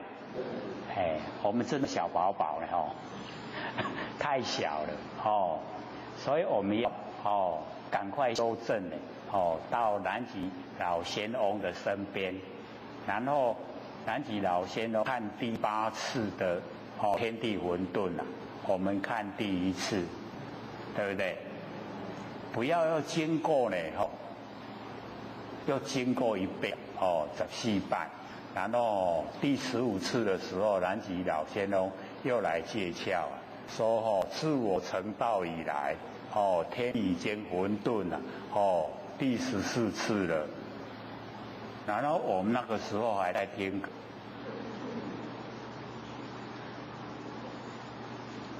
各位都也忘了呢，有没有？南极老仙翁说，我已经看过天地混沌那个是第1次啊，那个时候我们也在场听课，有没有？都没记了，所以我们都忘了那个第1次啊，南极老仙翁就跟我们讲，我们都忘了，现在都第7了然后在第7就14了，14的时候啊，南极老仙翁又来了，然后我们又坐着听课，可不可能？卖赢较好，上好唔免搁伫时间咧连回啊，凡尘真的有苦啊，说不出很苦，年岁越大就越苦。你看我们要生存在凡间呐，条件是不是要很多？要具很多的条件才能生存在凡间，对不对？很不容易足面难过的，伊互咱过袂好势呢，会好势。我们都不敢回答，为什么？过100年后啊，都一个外交国，对不对？全部都不在了啦，不在了，不在凡尘了，所以啊，只要对众生有利益，然后这个已经啊命终的时候啊，到那个欲界啊，那个他化自在天去走一趟再回来凡尘跟所有啊这个所有亲属这个认识的朋友说一说，我已经呢到他化自在天去了，有办法吗？那拢无看到半个熟悉都不见了啦，为什么？因为我们曾要1600年啦，那个他化自在天才1天1夜啦，那咱来一天就好了对不对？我们去1天就好了啊，然后我们再来完成，怎么样？那整个都不一样了所以啊，都落入不可思议不能用我们的头脑来想，不能用嘴巴呢来论理，这个过程都是非常的快生灭无常。那我们佛性啊永远啊常住不迁，如如不动，对不对？我们都唔捌你呀，认识他了没？一定要认识我们回归本位所以我们了解到说这个相比于文呐这3个呢都没有固定的地方所在然后呢我们就讲这个第4个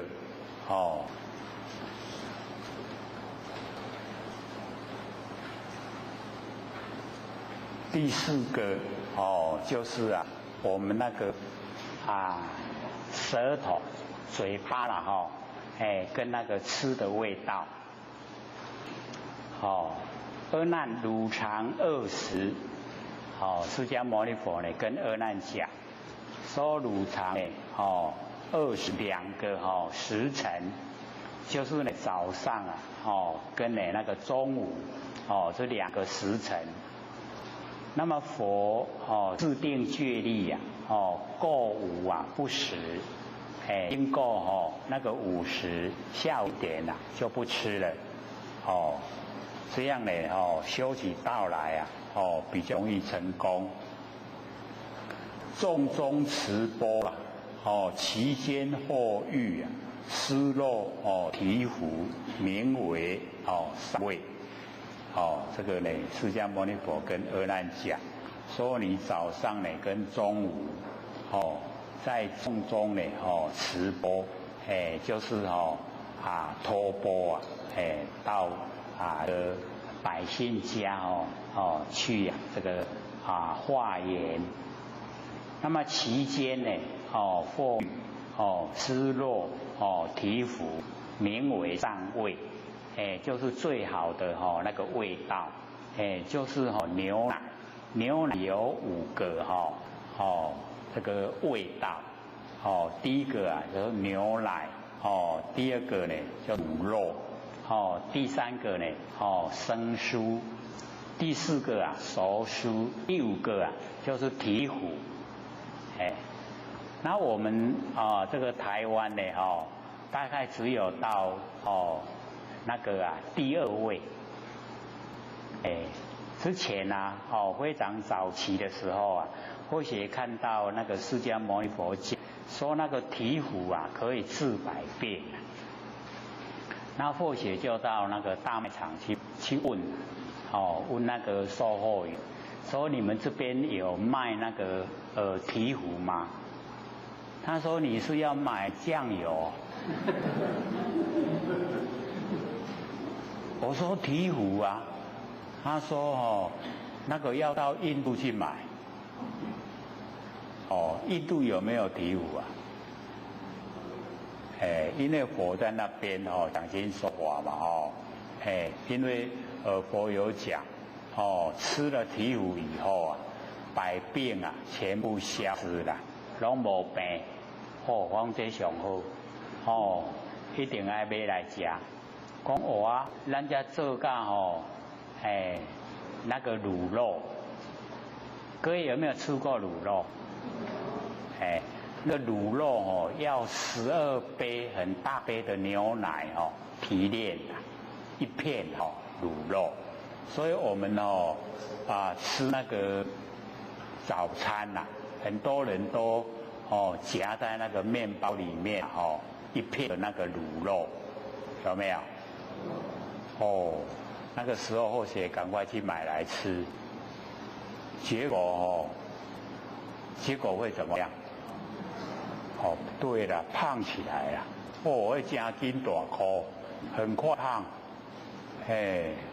所以孩子是不能说吃就吃，因为那个一片12杯的很大杯都比这个大杯，它很大杯这个都还不算，这个才半杯而已12杯那个大杯的牛奶提炼一片乳酪，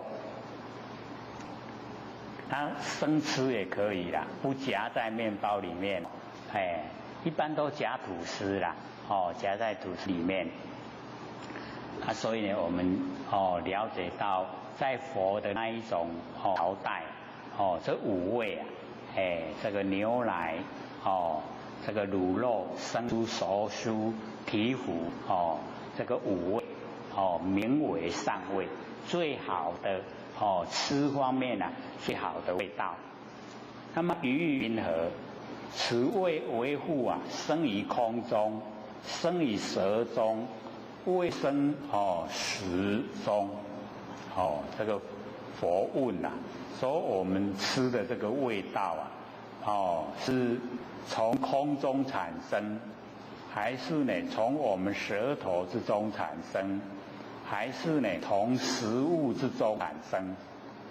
一样呢是说阿难若复此味生于乳舌，假如说这个味道啊，是从你的那个舌头、喙基呀，舌头这个生出来，在如口中啊，只有一舌，你的喙内，喙基才一个尔，其舌耳时啊，宜能思味，欲啊黑熟蜜啊，应不推移，这个佛讲也是很有意思啦。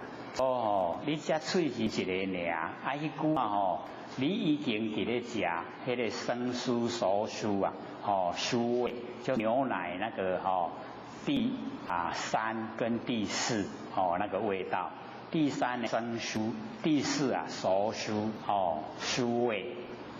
那么黑石蜜就是甘蔗、甘蔗做黑石蜜。甘蔗的外皮黑了，对不对？它里面很甜，对不对？很硬啊，对不对？所以黑外面的皮黑的，然后很硬实，很甜呐，蜜，黑石蜜。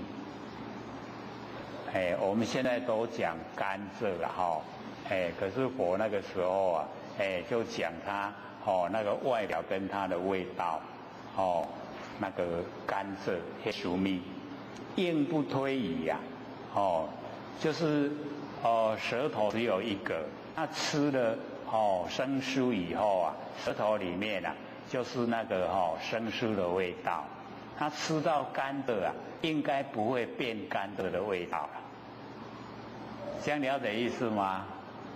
就是我们舌头只有一个啦，一个已经被一个味道占据了，应该呢它不会推移呀，就是不会变化，吃甘蔗啊还是那个生酥的味道，会这样吗？只要这样那才奇怪我们吃花生啦，有花生的味道啦对不对？然后吃甘蔗有甘蔗的味道。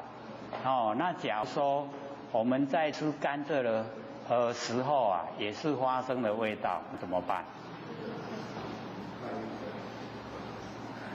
所以或许都一直在想，这个花生跟甘蔗一起吃的话，到底是要吐掉呢，还是要吞进去啊？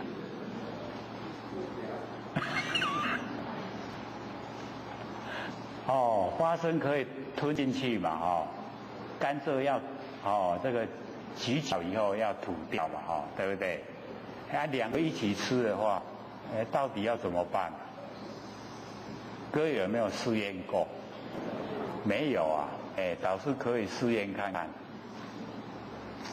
这个甘蔗跟花生啊一起吃，然后你一直咀嚼，到后来真的还可以吞进去。那个花生跟甘蔗一起吃，但是你不要吃这个几口就吐掉了，怕死。你要给它剥烂，剥到尾才是吞得落。很奇怪各位可以试验看看一起吃，然后吃了很久，然后你一直咀嚼，那整个那个甘蔗渣都变成花生。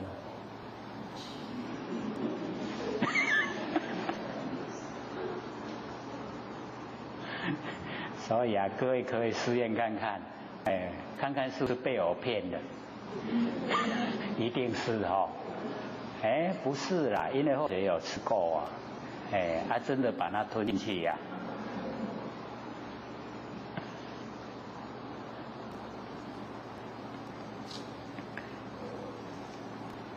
肉不变异呀，不明滋味。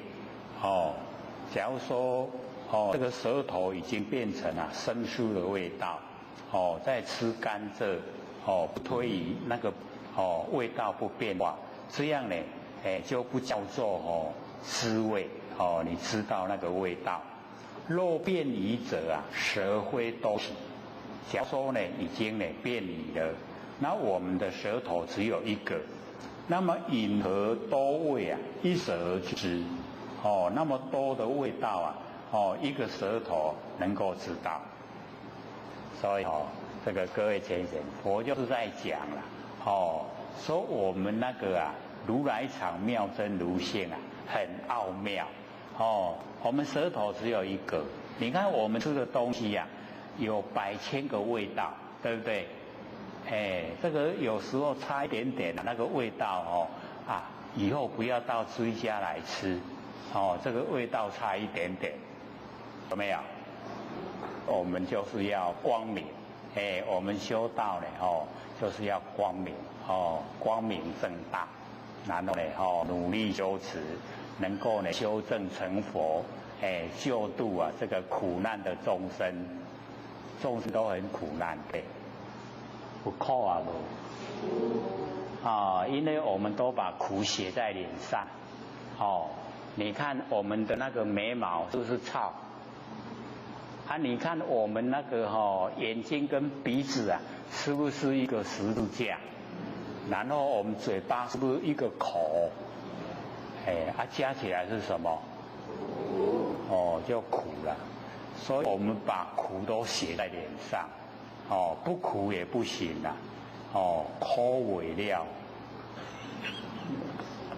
这个苦不了所以我们就是了解到，在凡尘年岁越大，就越苦就越吃的越多越不好处理这个凡尘事。那假如说我们福报大各位先生好不好？对了，这个不要回答比较好。因为福报大是我们追求了，可是真正的福报大，我们就不想修道了，那个社会地位有又有钱，他呢就享受生活。那么至于享受生活就像弥勒鲁巴讲的，这个入地狱唯恐不生，受苦的日子唯恐不长，对不对？他要享受一享受了以后遭不遭罪？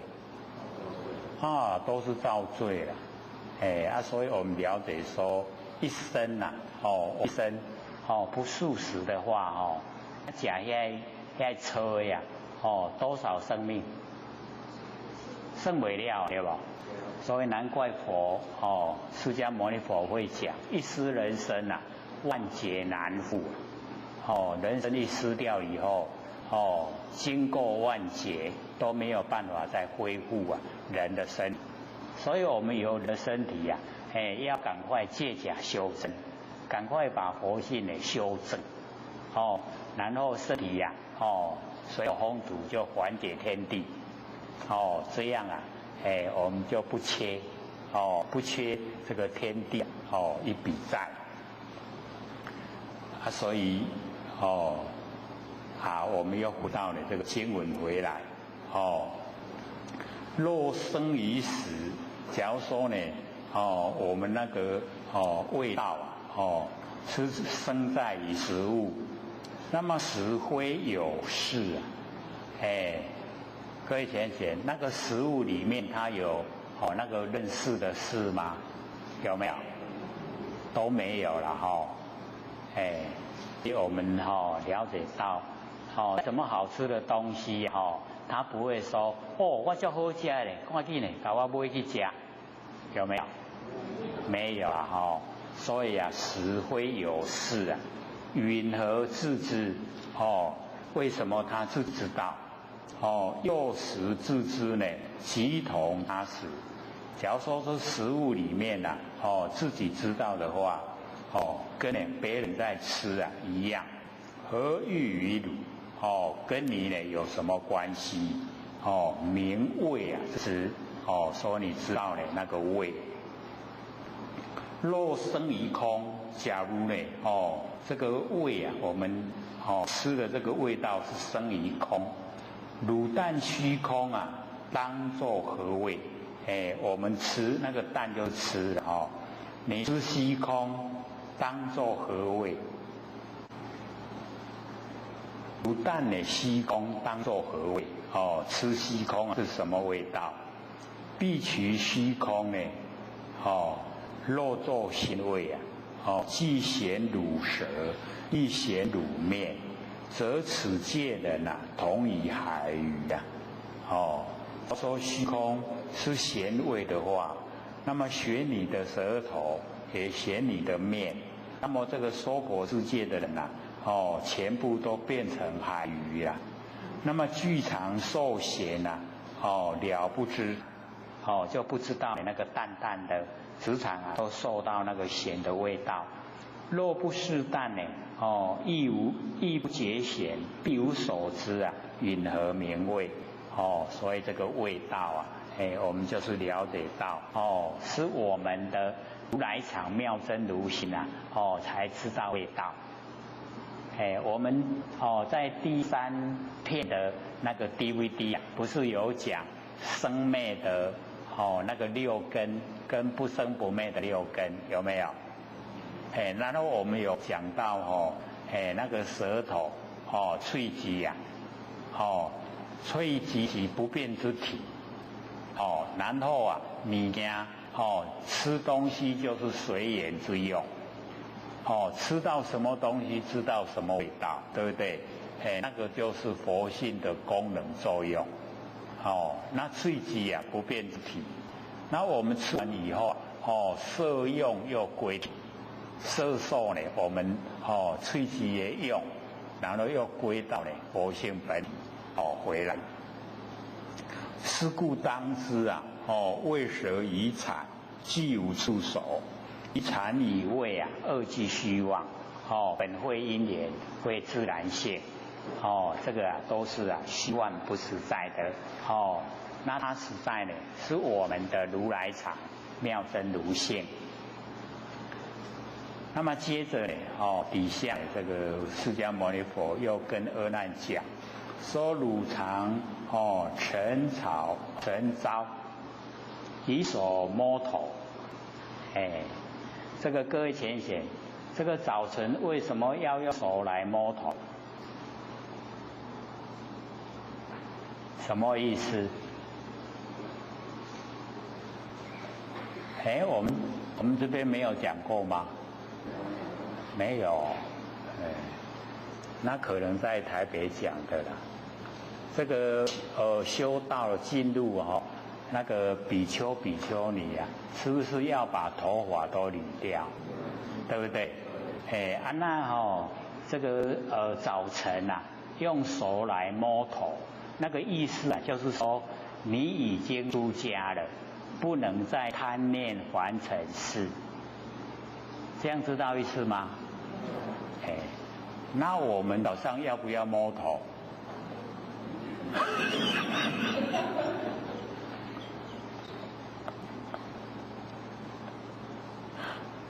我们是这个水里的莲花活栽呀，所以不用这个不用呢这个摸头，所以外表形象呢跟所有的众没有两样，可是我们的内心就是不同，就是一心意啊，就是要回归到本位，就是要成道。要成佛，度化众生呢，使所有的众生也都能够成道成佛，这样整个娑婆世界就变莲花邦，所以这边呢我们了解说这个释迦牟尼佛跟阿难讲说呢，你常这个早晨晨草以手摸头，那么于云何？此魔所知呢？谁为能处？能为在手，维护在头。各位前人，这个我们倒是可以试一试看。这个我们摸头，谁为能处？这个是手为能呢，还是头为能？各位前人。我们的手来摸头是头是能还是手是能？这个手是能摸啦，头被摸，对不对？可是现在知觉在头，对不对？手是手知啊，头是能知。各位浅显，哪一个正确？是手还是头？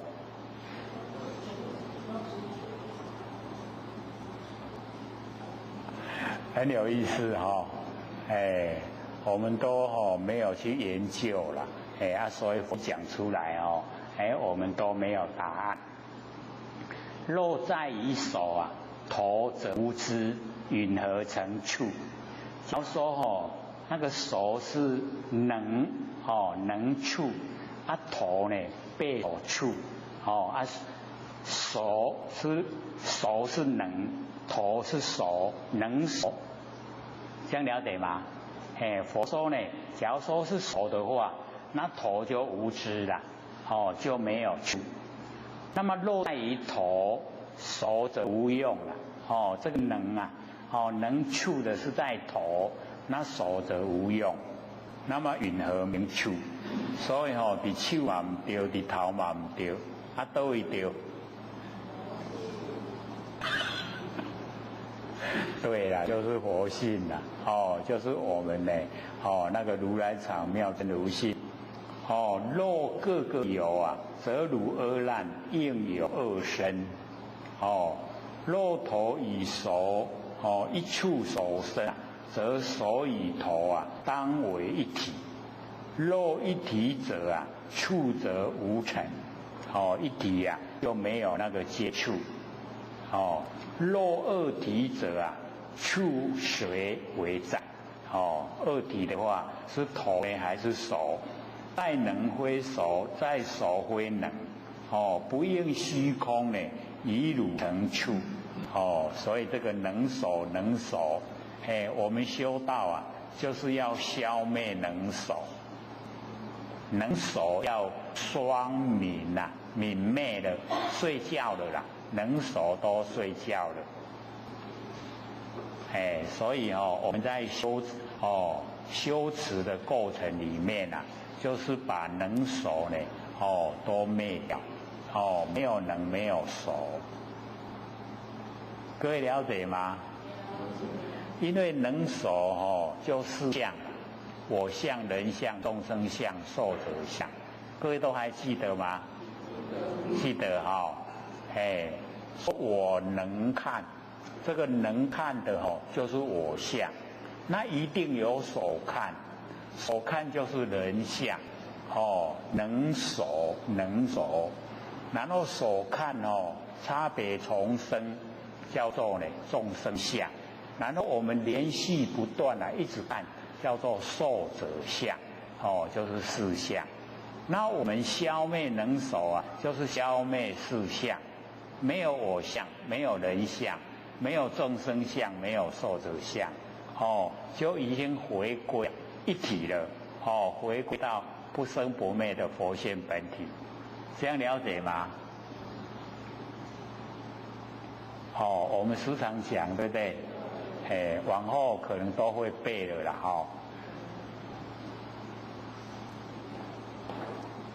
是故当知觉处以身，既无触手，那个觉跟那个接触跟我们的身体它呢既无触手，都没有地方所在，即身与处二自希望，本非因缘，非自然性。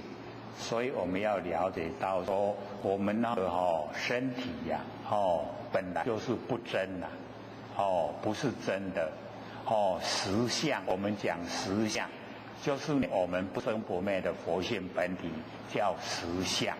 那我们讲真如不生不灭的佛性叫真如，讲一真法界不生不灭的佛性叫一真法界。所以我们了解这个身跟处那个都是虚幻不实在没有的东西啦。所以我们了解到呢，我们众生看的都实实在在，在佛菩萨啦、清明眼来看呐，都是啊，清明空，都是没有，我们看都是有。各位姐姐，到底是有啊，是没有？我们可以延伸了，100年前有没有？100年后啊有没有？我们是说我们生的，100年前当然有100年前啊，100年后也有100年后啊，那个当然有。可是身体，我们的身体啊，100年前有没有？100年后有没有？都是咧，拢无啊啦，拢无正底。拢假啦，对不对？身体是假的，佛性是真的。佛性没有形象，所以不会生灭，不会生也不会灭。我们要把佛性修正。各位前贤，佛性有没有？这个倒是要肯定啦，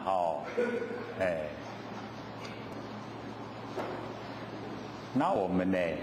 在讲这个最后一个这个12处的那个义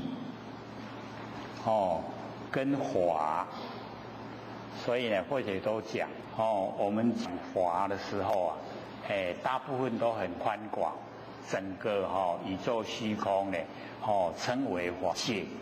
可是呢，在讲6层的那个法，却是很狭隘，只有眼耳鼻舌身落现在意的影子啊，叫做法。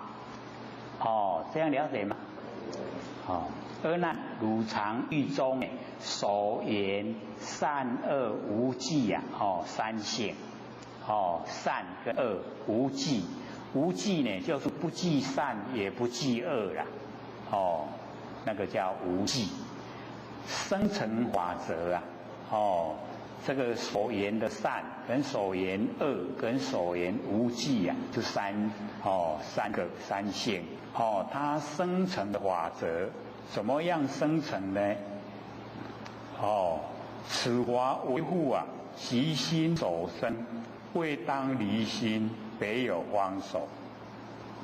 所以啊，前面就讲汝常义中那个义里面的善，义里面的恶，义里面的无记那个生成怎么样生成呢？它有一个法则。那么这个法是我们的心所生，还是呢未当呢离与心啊，别有方手？各位前贤，心啊跟意啊相不相通？有个假亲嘛。所以啊，那个达摩西来1至5啊，且凭心意啊用功夫。若要纸上呢行佛法，笔尖呢蘸干呢洞庭湖啊，用洞庭湖的水当墨水来写佛法，都呢找不到佛法，所以一定呢就是要用心意。那边呢佛就讲说我们那个意生出来的善恶跟无理，那个生成的这一个方法，这个法是我们的心所生呢，还是呢离与心别有方手？所以这个呢，我们平常呢就很少探讨。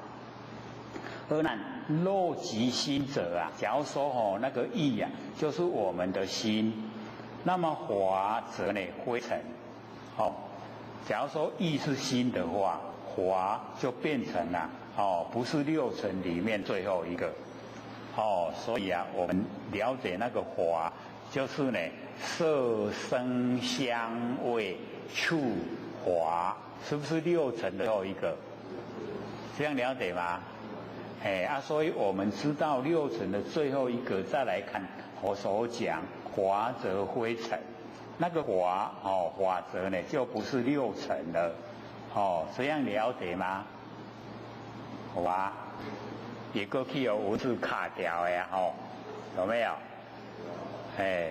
所以啊，我们就是了解到假如我们的意啊是心的话，那么法则啊就不是六尘了不是心所言非心所言呐心所言跟意啊，各位浅显，意所言跟心所言呐相不相同？一下子伊个敢若迄个出题伫咧考试，这题真歹回答，对不对？很难回答啦，意所言跟心所言呐，一不一样？好，不一样我们就是了解到心所言呢，跟那个意所言呐，它是不同的。所以法则非尘不是六尘啊，就不是心所言那么允和成处就是12处那个地方所在。那么假如若离与心啊别有方所，就是那个意所言的三恶无记啊离与心另外有地方所在，则法自性啊为之非之。这样法的自性就是六尘里面最后一个法那个法的自己本身啊是知道呢还是不知道？知得明心呐，知道的话就叫做心亦汝非尘，跟你不一样，但是呢它不是凡尘不是凡尘里面的一个那么同他心量，就是跟别人的心量是一样。那么即如即心，假如说是你的话，那么就是你的心。那么允和汝心更恶于汝为什么你的心呢更两个啊于汝，就是你有两个心。若非知者，假如说呢不知道那个华就是呢不知道，此尘一非色声香味离合能软局虚空相这个法尘啊，它不是呢色声香味离合能软局虚空相这个法的那个六尘的最后一个啊当以何在？那么它在呢什么地方？均于色空呢都无表示啊。现在这个法在色显象呢，在空间它都没有表示。不应人间呢更有空外不应该呢我们人间又有空的外面心非所言处从随力我们的心呢不是所言，心呢是能言所以不是所言那么处地方所在从随建立。是故当知呢法则与心既无处所，则意与法意跟法二俱虚妄，两个呢都虚幻不实在本非因缘呢非自然性，不是因缘也不是自然性，是我们的如常妙真如性所以呢我们了解这个是12处12个地方所在，6根跟6尘，12个地方所在也都是呢如来藏妙真性。那么接着呢还有那个18界就是6根6尘跟6识36呢18。那我们呢剩下20分钟给各位提问，所以这个呢18界我们下个礼拜再说。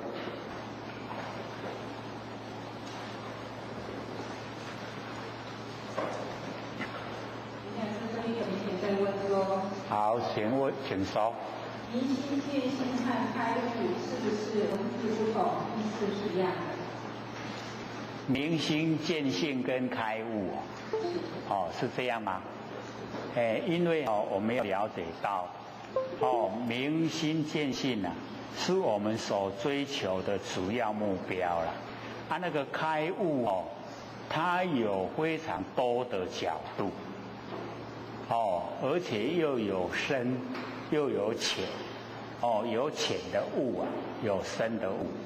那有道理的悟，有形象的悟，所以那个开悟它是比较狭隘，明心见性呢，心明了一果就不昧，见性成佛就无疑，所以那个是究竟，明心见性是究竟，开悟是一个起步，这样了解吗？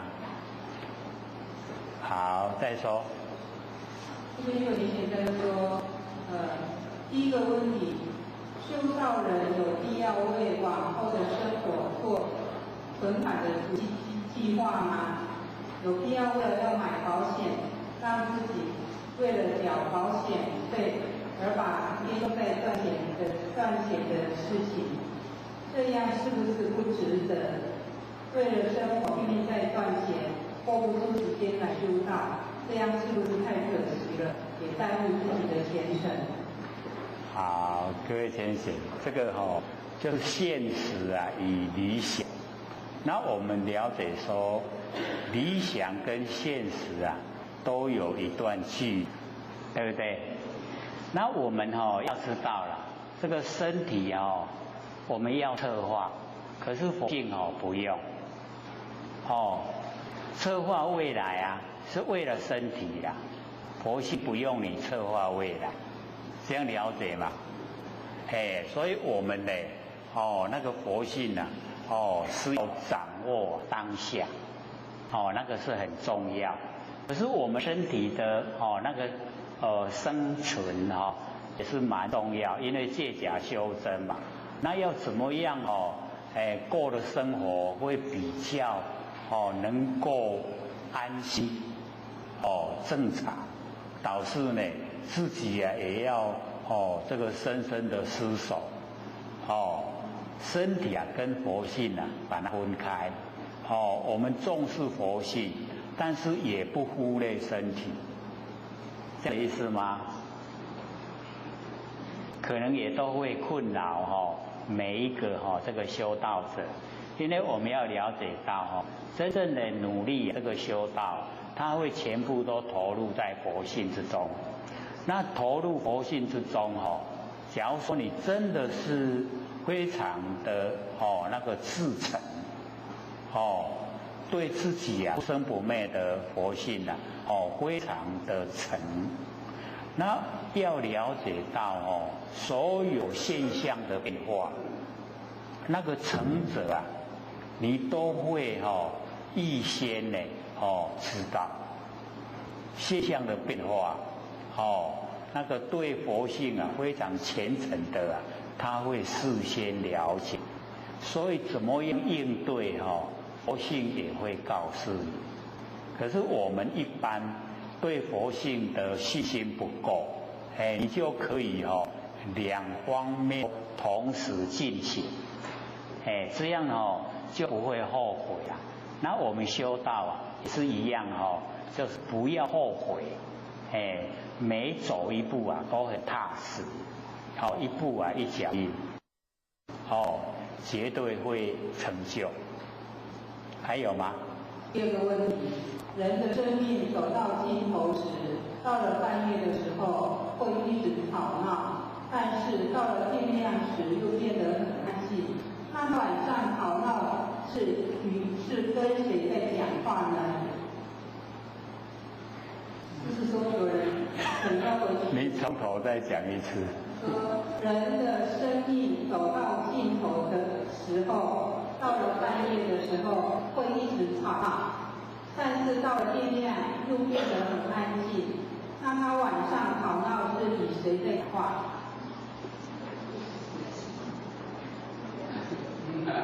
各位浅显听懂这个意思吗？懂什么我懂，你们都懂。因为生命走到尽头，他都死去啊，死去啊，半夜那吵闹，个天啊。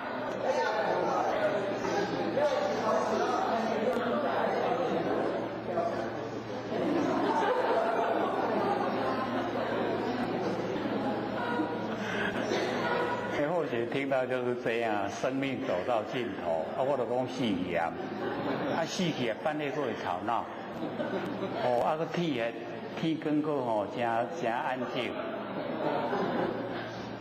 有这种事吗？所以我们要了解到我们人是半阴半阳，阳跟阴啊，我们都可以适应。不管是晚上，不管是白天，我们都过得很舒服。那假如说呢，我们在完成的修持啊，一直让那个阴增加，让那个阳减少，那这样的话他晚上会特别的兴奋，然后白天呢昏昏沉沉。那假如说我们反过来，一直培养阳，一直培养，阴啊一直减少，那我们不管什么时候都很清醒，那个觉啊，佛性呢都会呈现。各位阳多还是阴多？阳多。蛮有自信的阳多，就是要正面光明。光明啊就是阳，那我们就是了解到半夜啊，那会吵闹，半夜会吵闹的话，那个都不是好事啦，就是有那个冤欠，冤欠啊要来讨债，那这个时候你就不得安稳了，他也要做了你这个没办法这个安睡。等白天的时候为什么安静？因为那一些冤欠它是阴体呀，一到白天就阳了，阳的时候它要离开，它一离开了以后你就有平静安稳了，这样了，所以那个导师要赶快还债。从心里面尽力了，说我所欠的我绝不赖债，不赖你了一定会还。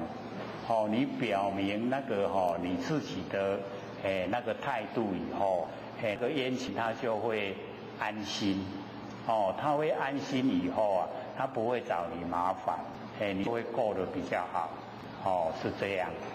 还有吗？还有啊。第三个问题，得了道没有再办道的人，他过世后灵性会到哪里去？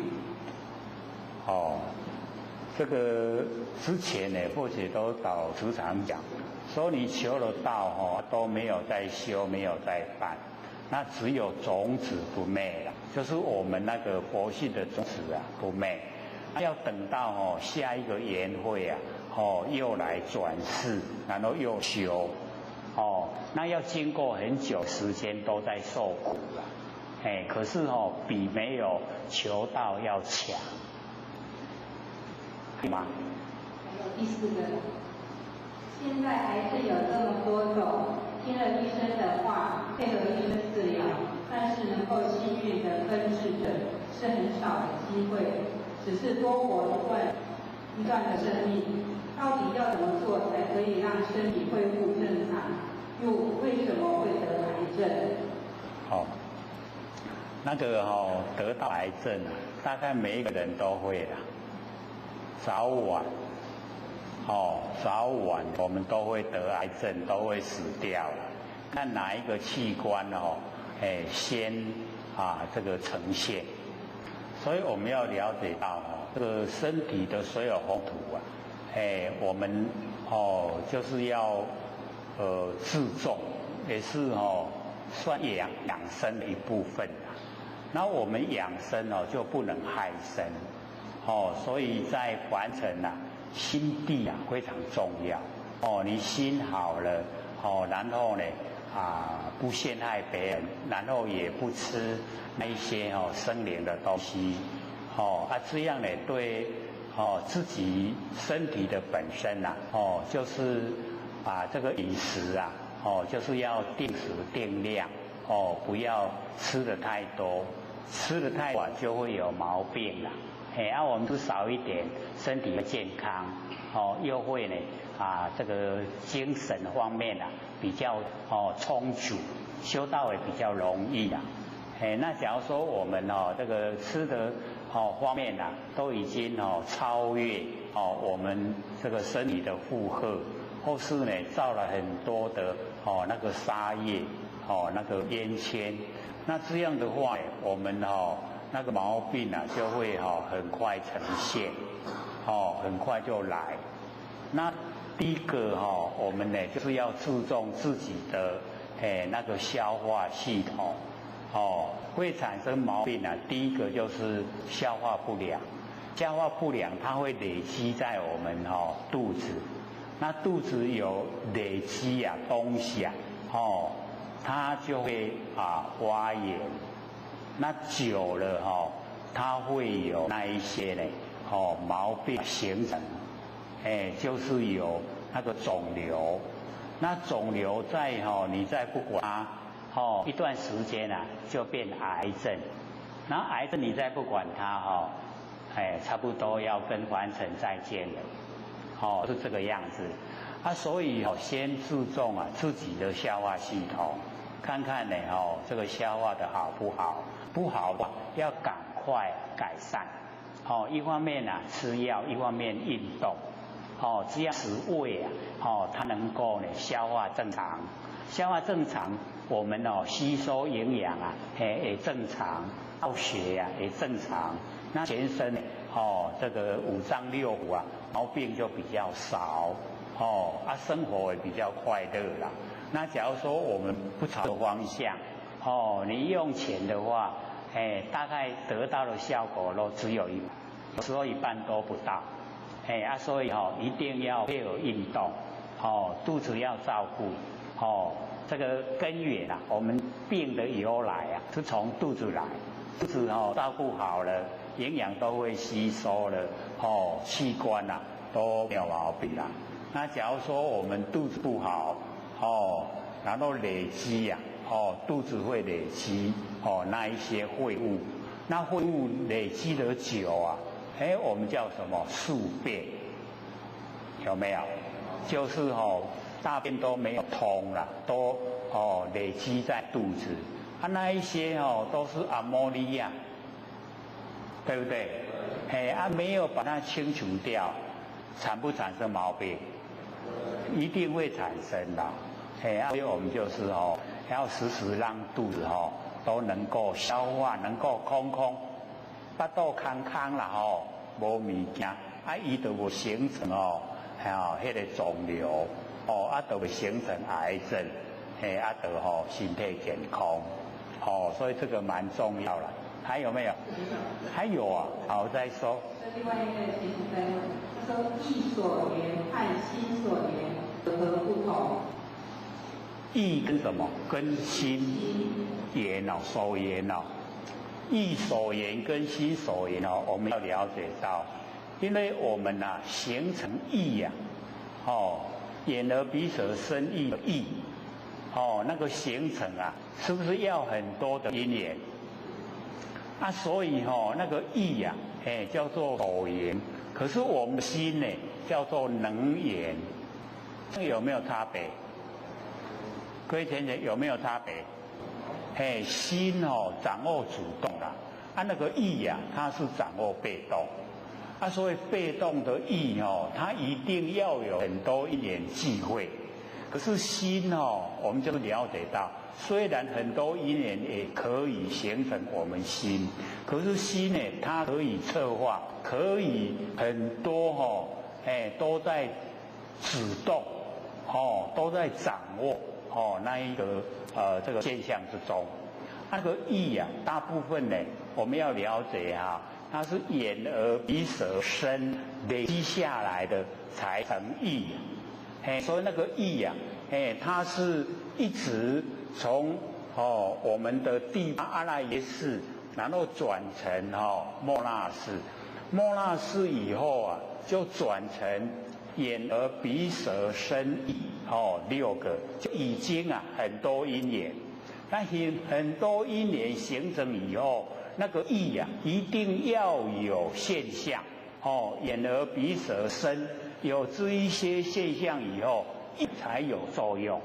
那个心不用心不要呢这一些眼耳鼻舌身它就会有作用。这样了解意思吗？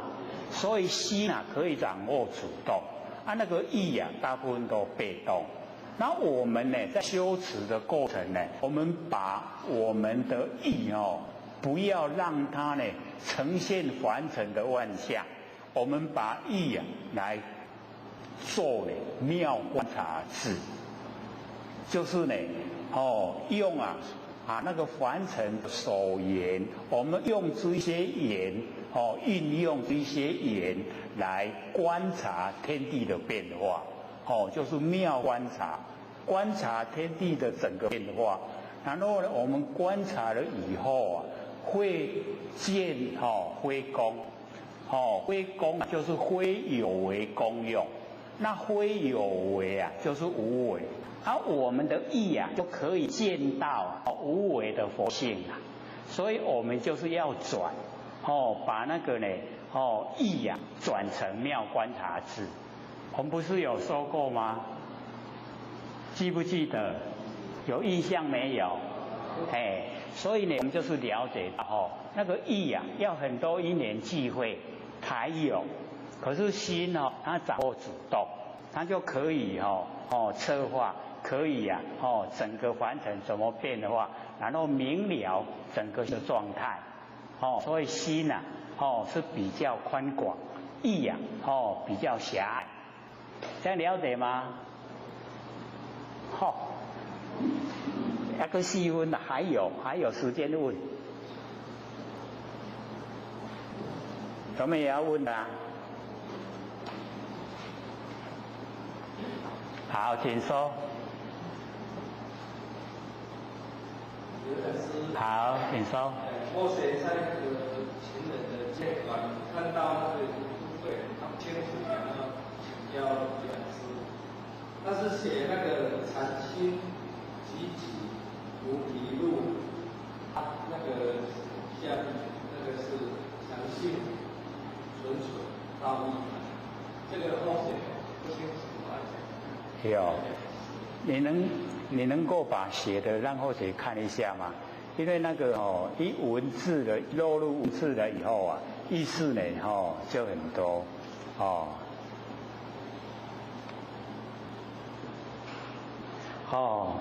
这个诚信成人之性纯纯道义门这个诚信，所以形成我们那个已经就是追求目标的固定一个方向诚信，然后纯纯的道义门就是存在这个道义门诚信纯纯道义门就是要我们凡尘注意的方向，就是一定要朝着这个道义门所以诚信纯纯道义门，然后禅心打坐坐禅禅心呢集集菩提路这个集昧集集菩提路，我们呢就是了解到我们中国呢说这个禅，它已经呢就讲佛性本体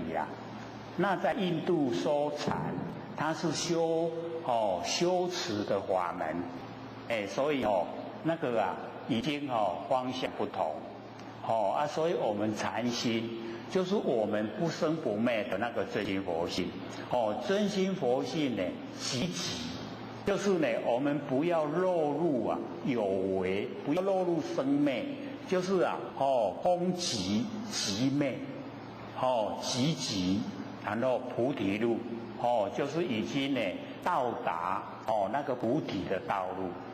这个已经呢就是你抓到了不生不灭的佛性本体，然后呢你按照这样不用呢在很多的语言文字只要你守住那个寂灭。寂灭就是所有生灭都没有了，叫做寂灭。寂菩提路就已经会正确走上菩提的道路。好，下课。各位老师、各位讲师、各位坛子、各位天贤，大家好。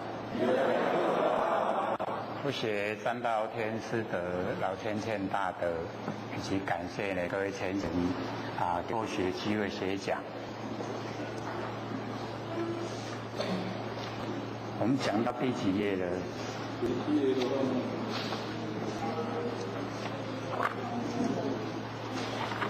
？57页，18届，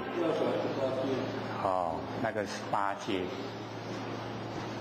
这个呢，我们要了解到这个18届是4科里面第4，五阴六路12处18戒，4科，全部呢都是如来藏妙真如性，所以我们那个守楞严，各位先生，楞严什么意思？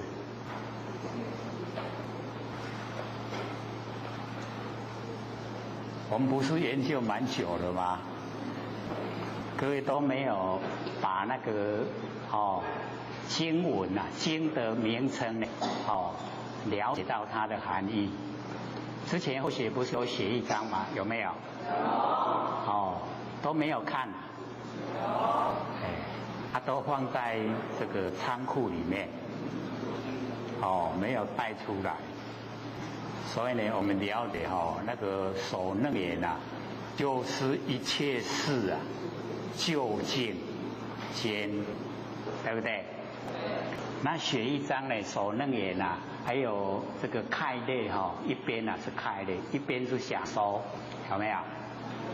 详细的解说说这个守楞严大定是我们佛性本体所生发，所以得到呢守楞严定就是已经成佛了还有那个守楞严定，它统御这个百千三昧，三昧就是正定守楞严呢，它是一个定之王，最能够这个有定力的，就是守楞严。那我们呢众生这个一切事都还没有究竟，究竟了没有？这个所有的凡尘事都了解到彻，就已经所有的凡尘事都已经办完了，叫做一切事究竟。然后后面2个字坚固，就是得到坚固那个理，也就是呢不生不灭的真心佛性。这样是比较简单的来解说了，了解吗？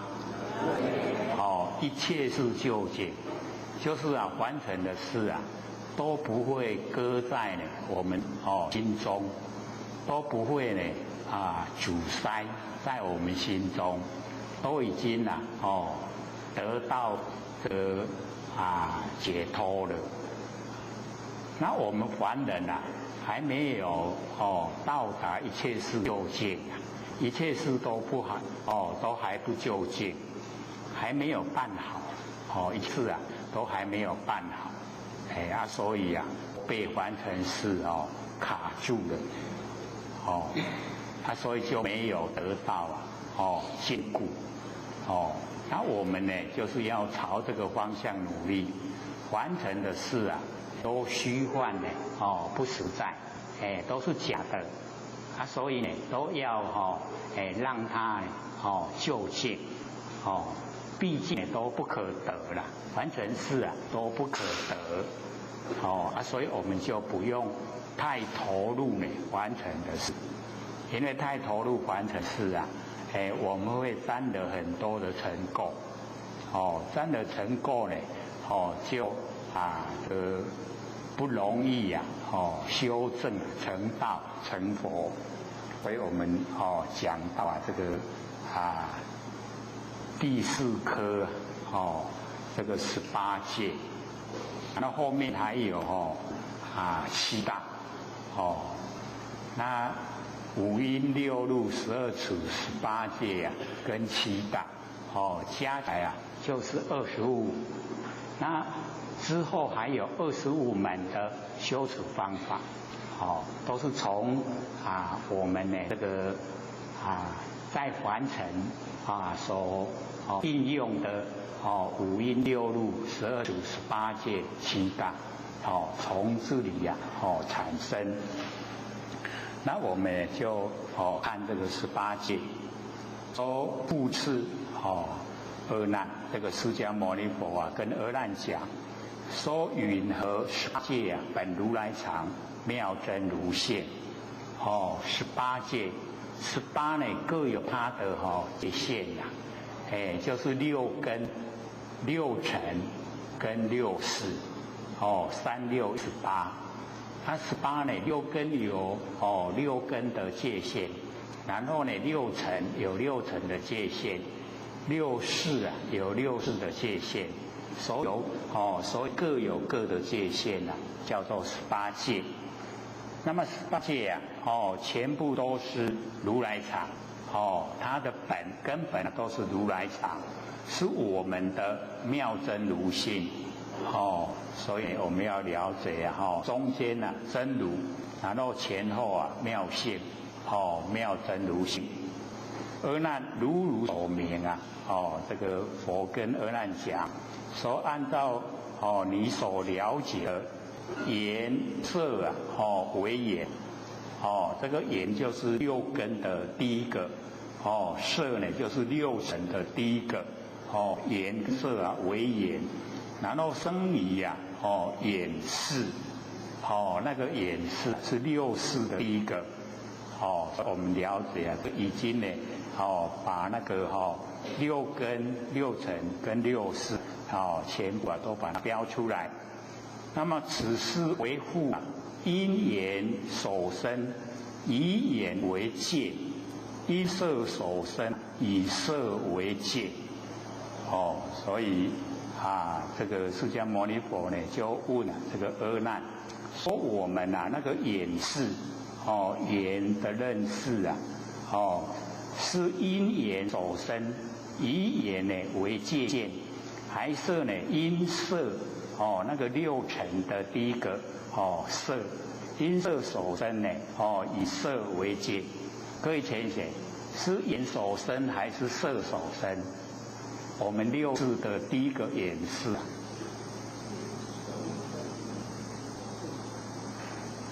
因为我们平常都没有这个朝这个方向来研究了，所以不知道呢我们那个眼识眼的认识是因为我们眼睛呢所产生的还是呢因为6尘的色所产生的？都知道以这个眼为界限，还是色呢为界限？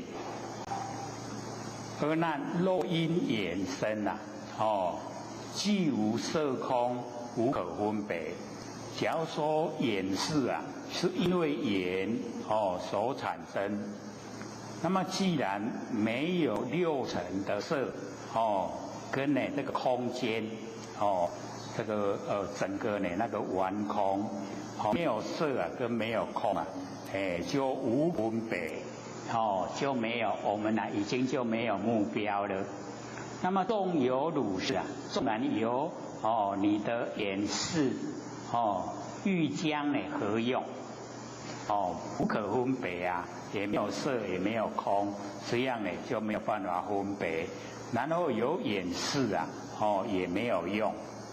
那么汝见又非青黄赤白你的那个啊见性，又不是呢颜色青黄赤白，无所表示啊，从何立界？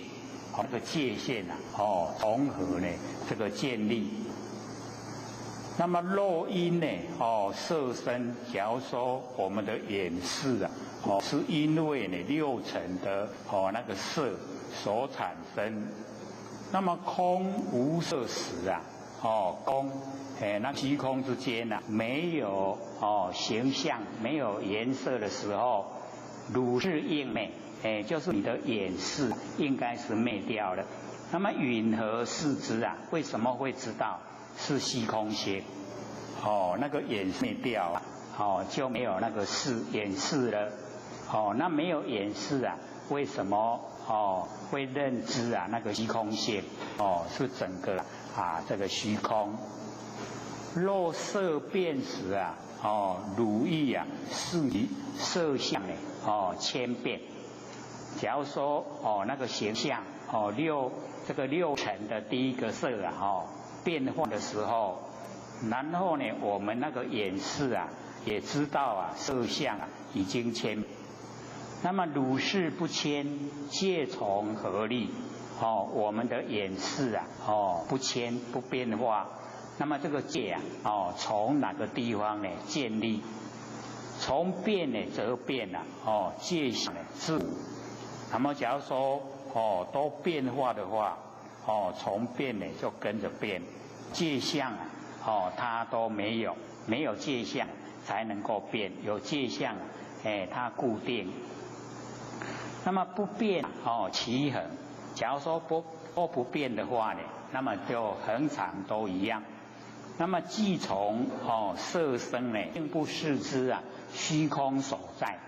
假如说是从六尘的第一个色产生我们的眼视，那么应该呢不视之，不知道啊虚空所在，不知道呢虚空在哪里。若间呢二种，假如说呢是间的这个两眼跟色啊共生是眼色啊共生。合则啊中离，离则两合。这个合的话呢中间眼跟色的中间就离开。那离就两个眼跟色就合在一起。体性啊杂乱那个性体就杂乱。那么允和啊成界。所以我们之前大家都有这个研究过不自身，不他身，不共生，不无因生，有没有？这个听的也蛮熟了，蛮习惯的，有没有？最后呢，结论是什么？对了，是有的答应就是无生啦，那个是对，可是就只有一个回答而已这个不助生，不他生，不共生，不无因生，就是无生啦。我们不是讲要到达无生法忍嘛？有没有？无生法忍。所以我们要了解到这个修道最起码的成就就是无生法忍。已经无生法忍。最起码的成就，最低的那个位阶佛位叫什么呢？叫阿罗汉。阿罗汉他得到无生法忍以后就已经能够这个进入阿罗汉的那个境界。所以从阿罗汉、必诸佛，然后菩萨跟十方之佛，全部呢都有得到无生法忍。因为是无生就无灭，没有生灭能够进入不生不灭的佛性本体。这样了解吗？我们凡尘就是没有那一种那个独立像我们佛性这么超然，这么高超了。所以他讲不助生，不他生，不共生，不无因生，有没有？所以各就是要思索说我们那个不生不灭的那个佛性本体呀，它就是能够到这个状态不自生，然后不他生，不共生，不无因生，它就是无生，已经到达无生法忍，无生呢就无灭，没有生灭所以我们了解到没有生灭了以后就能够成就阿罗汉。那阿罗汉呢，他是得到自利呀，那菩萨呢是还要利人，不但自己得到利益，还要利益别人，所以呢也是要这个当菩萨当佛。那么是故当知眼跟色为引，生呢眼世界，这个眼跟色两个呢这个合在一起，然后就会生眼识，三世都无，它都没有固定地方所在，则眼与色即色界三，本非因缘非自然性。它不是因缘所产生，也不是自然而有的，所以我们了解说，这个六根六尘跟六识都是呢我们佛性里面的功能作用，所以讲本如来藏，妙真如性，这样了解吗？好像呢，我们这个研究这个楞严经会觉得说听起来很吃力，会不会？不会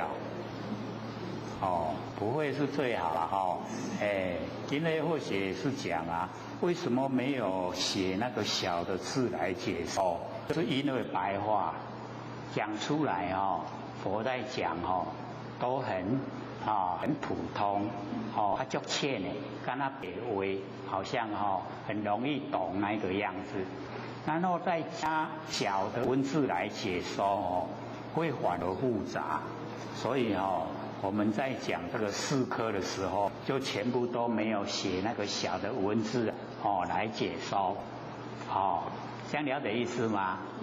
就是讲真浅不免个解说安尼啦。可是当我们正在研究的时候感觉上好像很深，会不会很深？所以按照后学所讲，我们把前面那个本如来藏妙真如性，跟后面那个本非因缘非自然性，我们记得就好了。中间忘记也没关系啦。中拢加啦，那个知道了当然是更好，不知道也没关系，这样呢会很这个清晰的呈现，都说是那场，是我们呢，这个如来本性所含藏，真如性，很奥妙的真如，我们的佛性，这个呢是18界的。第一个眼，然后那个耳，阿难又如所明，按照呢这个阿难所明了的耳跟声为眼，耳朵呢跟声音两个为眼，然后生于耳识，我们的耳识就产生。那么又问此事这个耳识为复因耳所生，以耳为界。因生所生以生为界，各位浅显，我们这个耳识是因耳所生呢，还是因生所生？因为什么生出来的？所以它很奥妙了说耳朵所生以耳朵为界，不对耳朵不会产生耳识那因声因声音所生声音也不会产生耳识对，所以我们看那个文字，然后进入它的意思啊，就会了解，说出来了，我们对，不是以而为戒，也不是呢以身为戒，都不是。底下我就讲说，而难若因而生，假如说是因为我们的耳识是因为耳朵所产生，那么动静二相，动呢就是有声音，静就是没有声音。这个动静啊，两个形象，那么既不现前呐，它呢没有呈现在我们眼前，根呢不成知啊，那个根，我们的那个六根呢就不成知，那必无所知啊，一定呢没有所知道的，知尚无成，那个知都还没有，是何形貌？那个耳识啊，是形成什么样的样子？那个形貌是什么样子？若取耳闻，假如说我们取这个耳闻，无动静故啊，闻无所成呐，没有这个动静，就有声音的也没有，没有声音的也没有，没有动静。那么闻无所成啊，要闻什么？没有让我们闻，那个耳朵来闻。那么允和耳形啊，杂色促成，名为世界。这个因为我们那个耳朵的那个形象，杂色触人，就掺杂着那个色啊，一接触啊，这个六层面的第一个那个色，跟我们呢六根里面的第五个触，杂色触成，然后名为那个耳识，名为世界，则耳世界啊，复从谁立？是从谁来建立的呢？所以都是没有，所以要了解是本如来藏，妙真如性。所以耳朵呢讲过呢，接着就讲声音。若生于声啊，假如说我们的耳识是从声音生出来，那么是因啊生有，这个事啊，因为因有，则不关闻呐，就不关呢我们六根里面的闻，无闻则亡，然后我们无闻呐，就都消失了，亡呢就是死亡了，没有，生相所在，无闻则亡，生相所在，没有我们没有那个闻性的话，那个生在哪里呢？我们都不知道。那么是从声啊取声音闻。假如说我们耳识是从声音产生，那么允许呀，那个声音因为闻，然后才有，而有那个声相。那么闻应啊，闻识啊，那个闻啊，应该呢闻到我们的耳识，不闻啊非戒，不闻耳识的话，它就没有界限啊可建立。闻则同声啊。那假如说我们闻的话，跟声音已经相同了，那么识与被闻啊，随之闻识。我们那个耳识啊，已经呢被闻了。那么谁什么人知道呢？那个闻识。若无知者啊，终如草木。假如说呢这个无知的话，就跟草木一样，不应呢这个声闻啊杂成中界，不应该呢声闻杂成中界，界无啊中位，那个界啊没有那个中间的位阶，则内外相啊互从合成，那个内外相怎么样形成？是故呢当知啊耳身为眼，生耳世界，三次啊都无，这个耳跟身啊为眼，然后才产生耳识，它这三个这个耳身跟识啊，耳识三次啊都没有，则耳与身啊及生界三本非因缘，非自然性，都是呢如来藏，妙真如性。所以这个呢，佛跟我们详细说我们日用之间啊，所应用的一切啊，全部都虚幻，都不实在的，都是假的。可是我们很少研究了，所以佛呢都把它详细的说明。那么第三个就是鼻，眼耳鼻呀，鼻子那个第三个，那又如所明啊。从这个我们很容易了解的地方呢，说明那个鼻香为眼，那个香呢就包含臭，所有的鼻子闻到的那个那很多味道的都包含在里面。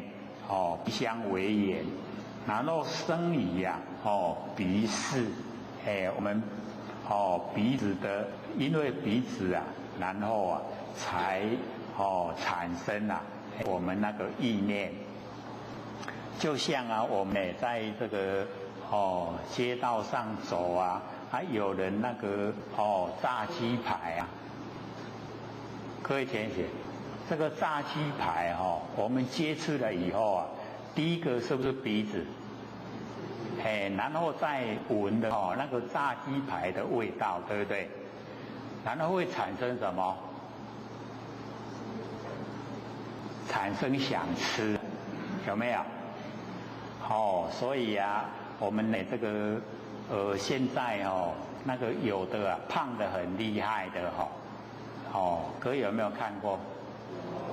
南部好像比较少，那个北部的有的都很厉害，那个胖的一个人就变2个人份。胖的非常胖，那个呢就是被鼻子所骗了。鼻子啊闻到那个香啊，要不要吃？他没有去买来吃就走不开了啦。一定要买来吃啊！一吃以后啊，哇，那个其实肚子还很饱啦，可是闻到那个味道就很想吃。结果又买来吃了，就形成哇，太胖，所以或许都讲了那个在养啊，那个外国在养那一些那个炸鸡排的原料那一些那个鸡，它都用那个生长激素来喂那一些鸡吃。然后他们吃了生长的就很快，那个大的很快，然后整个货柜就运到我们台湾来，然后我们呢就开始这个各那个街头巷尾就拿来炸鸡排就卖了，然后我们买来吃那个养鸡的成分那个生长激素它还在结果一出到身体面身体还在生长激素的影响之下，所以就一直发胖，胖得很厉害。所以我们看到胖得那么厉害一想那个心脏的负担大不大？心脏负担就很大，所以那个都会缩短那个寿命。所以我们不要贪吃啊。我们都还好，能够素食的话闻到了炸鸡排也不会去想买来吃，想买也不可以，对不对？所以我们这个免疫力比较强。人拢咧爱食啦，袂使食。所以我们那个佛性强过于那个鼻根。有没有？那个佛性命令我们说不可以吃，就遵守不可以吃。社会人士因为没有这一个戒律所以他喜欢吃就去买，去吃了以后哇就形成了大胖子。所以我们了解那个鼻香为眼，然后生那个鼻识。所以我们就是要训练我们6根，要六根啊都能够听话，当家做主。有信了没有？有啊。还有没有佛心出来当家？你看这个回答就很弱了那个前面的回答还蛮强，这个后面啊有没有佛心出来当家这个想回答都不敢，因为还没有做到，没有佛心出来当家，所以不敢直接就理直气壮。有一天希望都可以。有没有佛性出来当家？有。对啦，就是要这样很肯定已经都是佛性在当家。我们了解这个很关重要。只要佛性当家，不会造业，那不造业就不受苦所以我们就可以脱离六道轮回看起来是很小的事可是很关紧要。我们都一直让六根当的话，那已经是习惯性。习惯性都是六根在当家。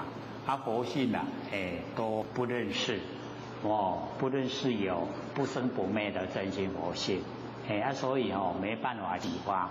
那我们研究了以后知道，有不生不灭的佛性，它主宰我们所有一切。那现在慢慢培养，让这佛性来，这个主宰我们的视听言动，全部都佛性在当家，最理想。所以这个鼻跟香这个两个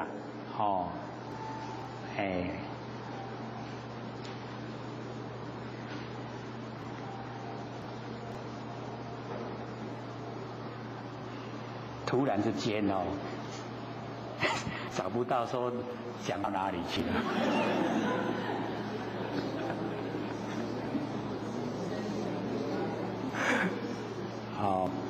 这个鼻香为言，然后是以鼻是言而鼻第三个。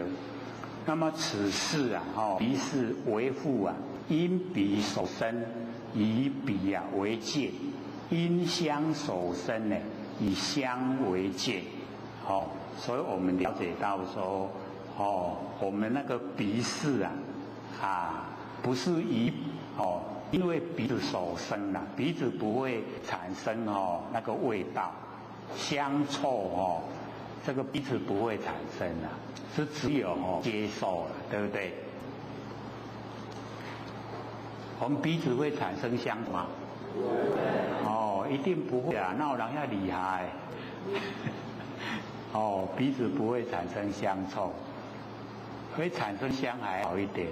假如说一直都产生臭那糟糕了一生之中都完蛋了所以不会以鼻子这个产生然后有那个鼻识所以我们了解到这个讲出来呢都是我们日常在用，可是我们都没有深入研究不知道它虚幻不实，也不知道它原来是我们那个如来藏如来含藏是一些功能作用所以我们研究了以后就全部都能够了解佛性的功能作用。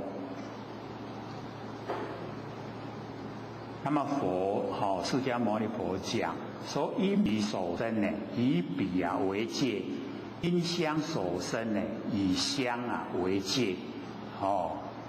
那因为那个香跟臭那个所有味道那个外在的因缘它确实是有，可是呢我们就是要了解到那个仪式不是外面的那个所有的味道可以决定要看我们那个接受的程度。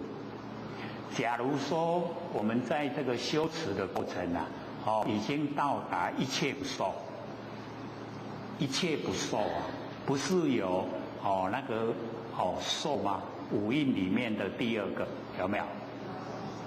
我们呢，假如说能够做到一切不受，就底下的那个想，然后行，然后识，全部没有了，那就一定就没有业了，不会造业。或许也讲过啊，在北方有一个祠馆，女祠馆，所有那个他的底下的那一些人员都向他埋怨然后向他吐苦水他都全盘接受，然后后来没多久就形成他身上的一个癌症然后他来听课才听1、2次而已他就别的没听，就听到4个字一切不受。他回去了满这个现实之中就开始真的一切不受，所有他的那一些下来向他吐苦水他一切不受，都不进入他的内心结果经过没多久他癌症好了。所以我们了解说，我们的心意会形成身上的那个症状变化。各位有没有朝这方向去研究？我们每天快快乐乐的生活会产生什么现象？我们每天都很忧愁都很悲伤的过生活，会产生什么现象？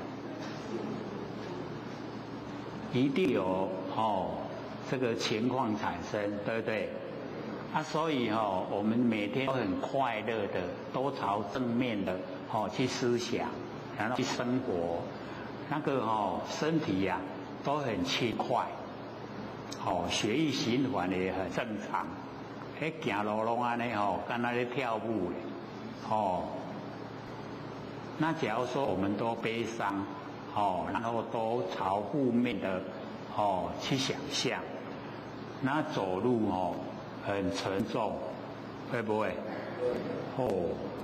浑身的那个体重都增加，走路都走不动了说生活起来就很辛苦，会不会？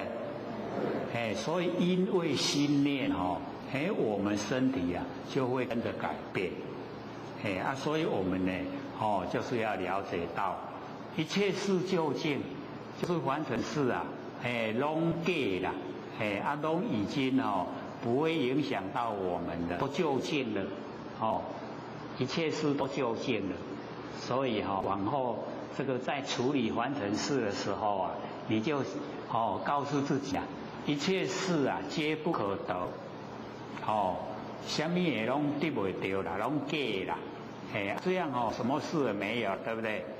就一切事究竟了，拢究竟，一切的凡尘事拢无拢究竟就快快乐乐，然后得到坚固的离体道理的身体，就是不生灭的佛性拢得到。真正的整个都呈现，这样会吗？理想对不对？我们不能这个很这个选择那个下沉沦的，我们要向上提升嘛对不对？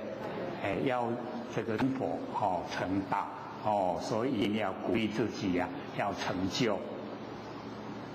所以或许都这个发了很大的愿很大，可是力道很微很微弱，加小，要各位都成佛，对不对？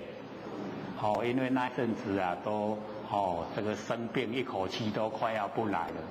那我就讲说好，假如说我不在了，还要再来，因为有承诺说要带各位成道成佛，有没有？所以你研究就要帮助我不然我这个没死一位这个这个成佛的话，那真的是很遗憾的那一定的各样努力一定可以成就了，可以成道，可以成佛。所以我们呢看到这边而那落音鼻声那个鼻势呢，是因为鼻子产生，则汝心中以何为鼻？我们的心中以什么呢？为鼻子，为取肉形，是我们的那个肉形状，双爪之相。我们的鼻子就好像双爪，有没有？鼻子有没有双爪？你看这个本来都白话了，不关紧要的，可是我们弄经文就要研究一个透彻双爪之相，就是鼻子，鼻子就是双爪之相。那么为取嗅之，还是咧偏的迄个还是偏，还是咧出这个偏啊？所以之前或许在后天庙，看到这个鼻子就知道我们一生之中那个钱财处理钱财所以偏安尼细细个迄规世人拢无啥钱若安尼大大偏大大个规世人钱拢真现。可以自己照一照镜子看看，偏是大还是细？还蛮准的呢。你那偏安尼小小的。不追求很大很多的金钱啦，细细都好，这样就会满意了。那个鼻子大大的，你不用追求，它自然会来。那个金钱自然会来。所以我们这个一出生了以后那个形象都告诉我们，累世之间所造那一些因果我们都在整个我们形象呈现。所以那个时候或许在后天庙很喜欢研究这一些啦所以那个时候很微细的那个想也都去追它是什么意思表现什么。所以假如说人中宽宽的，眼睛大大的，那这个人好相处，他没有心机你只要欺负他，他也笑笑的。假如说人中是窄窄的，眼睛是小小的，那你讲话都不要欺负他他可是记得很牢都把你当仇人所以形象也会帮助我们，对不对？没人要赢。讲到这个相，因为都呈现很就是很一下子就看然后我们这个两个眼睛的旁边这边那个呢就是夫妻宫所以这边假如说饱满，那个夫妻就是很圆满。可是要了解到那个饱满的人很圆满。那假如说夫妻里面有一个边是陷下去的他会感到不如意夫妻相处他一直都不如意。太太假如说很饱满，他会感到这个夫妻生活很圆满。这样了解吗？爱怪家己的命啦，唔能怪别人，都是自己可以努力的啦。夫妻之间相扶持，这个最亲就是夫妻的。然后我们这个鼻子旁边不是两条沟嘛那个叫法令它法令很开，就是很宽广，它可以领导很多人。假如说这个法令都没有，或是窄窄的，那管自己就好了。不要想说能够管到别人。所以你看，都形象就已经告诉我们了。所以这个都很这个很普遍的啦。一下子就知道。那我们那个头发最好不要盖我们那个天葛这个天庭啊，不要去把它盖起来。所以老一辈去选媳妇的时候，假如说那个你现在的那个女学生啊，很喜欢把这个头发盖到肩这边啊，那个老一辈怎么讲？看头看面，什么意思呢？就是他都不知道时事啊，唔捌时势，所以一方面呢，我们天庭啊，就是接受那个日月精华，所以让它能够这个跟天相接是最好，不要把它盖，一盖起来就会阴暗，所以这个是我们可以努力的啦，现在啊，因为现在学生没有法镜，你要留多长啊，要怎么留，学校老师都不管了。那很多那学生啊，那头发都留到这里，有时候再长一点眼睛都剩一半了，搁较长些，受看啊，无安尼，已经看不到眼睛了，所以那样子不好，对自己来讲，没有出运的时候，时常那个运啊都是黑暗，黑暗的运啊好不好？要运啊要很这个光明，要很正大，那样才好。所以我们在这个形象之中呢，就可以做到，所以我们在讲鼻子啊，竟然讲到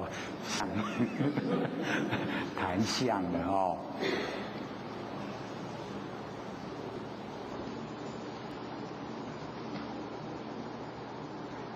未取秀之呢，动摇之性；若取肉形啊，肉质乃身。那么身之啊，即处。那个身之就是第五个处，名身啊为鼻，这样呢就叫做身，不是鼻子。那么名次即尘，那个次啊，就是十以啊，六尘之中的。那个第五个，鼻上无名啊，允和立界，就是这个这个鼻子啊，没有名称，怎么样来立呀？这个鼻势，那个界限。若取修之啊，又汝心中以何为之？我们的心中以什么为之呢？以肉为之，则肉之知啊，言触为彼。肉知道啊，是始于触觉，触觉始于身，那个不是鼻子。那么以空为之，空则自知啊，这个肉应回觉。以空为之的话，那空感样的话。所以我们那个鼻子啊，有空啊，有两个空间，它肉呢硬灰觉，没有那个知觉性。如是则应呢，虚空是，这个虚空啊，就是你汝身灰知啊，这个汝身啊就不知道。今日阿难啊，应无所在。那现在阿难应该没有这个再完成。那么以香呢为之，知字啊始以香，何欲于汝？那个假如说这个以香的话，以香为之，那知呢知始以香，知道啊就始以香，跟你有什么关系？何欲于汝？若香臭去必生如彼。假如那个香跟臭的气一定是从你的鼻子产生，则彼香臭二流气，不生依然及旃檀木。所以呢，我们了解那个依然没有讲对不对？还记得吗？就是我们人那个死掉那个尸体的臭味那个叫依然。依然跟旃檀木本来是一种那个树木啦，可是那个旃檀木很香，依兰树很臭，就好像那个尸体的臭，很奇怪它两个一定会生在一起。有旃檀木就有依兰树，了解吗？讲有迄个竹香的，就有迄个竹草。各位有闻过那个尸体的臭味吗？很臭我们环城最臭的就是尸体的臭味，最臭。所以我们有时候听那个老人家在讲，说那个人死掉以后你不能讲说西洋草，西竹草，这样他们要抬那个棺木的一定都一直到那个最臭的味道，所以就不能收，没使讲草，怎么说？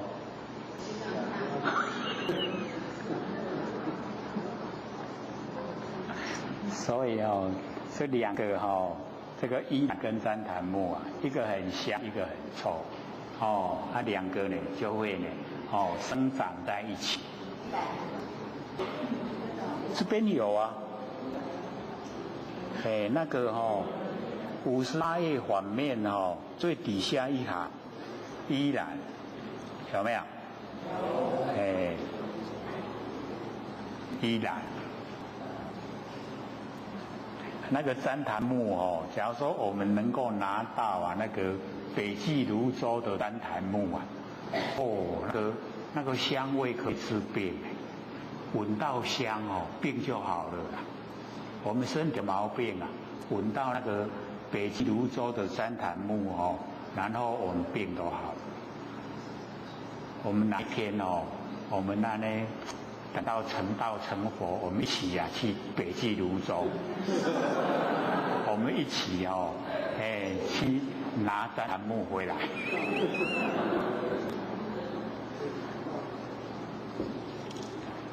这个恶物不来，汝身处理，为香为臭，臭则非香香应非臭，若香臭二俱能闻者则汝一人应有两比。对我问道，那个对偶就是对释迦牟尼佛，对释迦牟尼佛来问你这个疑问的问题。有恶而难，谁为如体？就变成两个鼻子，就有两个人，就两个而难。那么什么人是你呀？你的那个身体是哪一个啊？若鼻是一，香臭无二，鼻子只有一个，可是香跟臭它已经呢混合。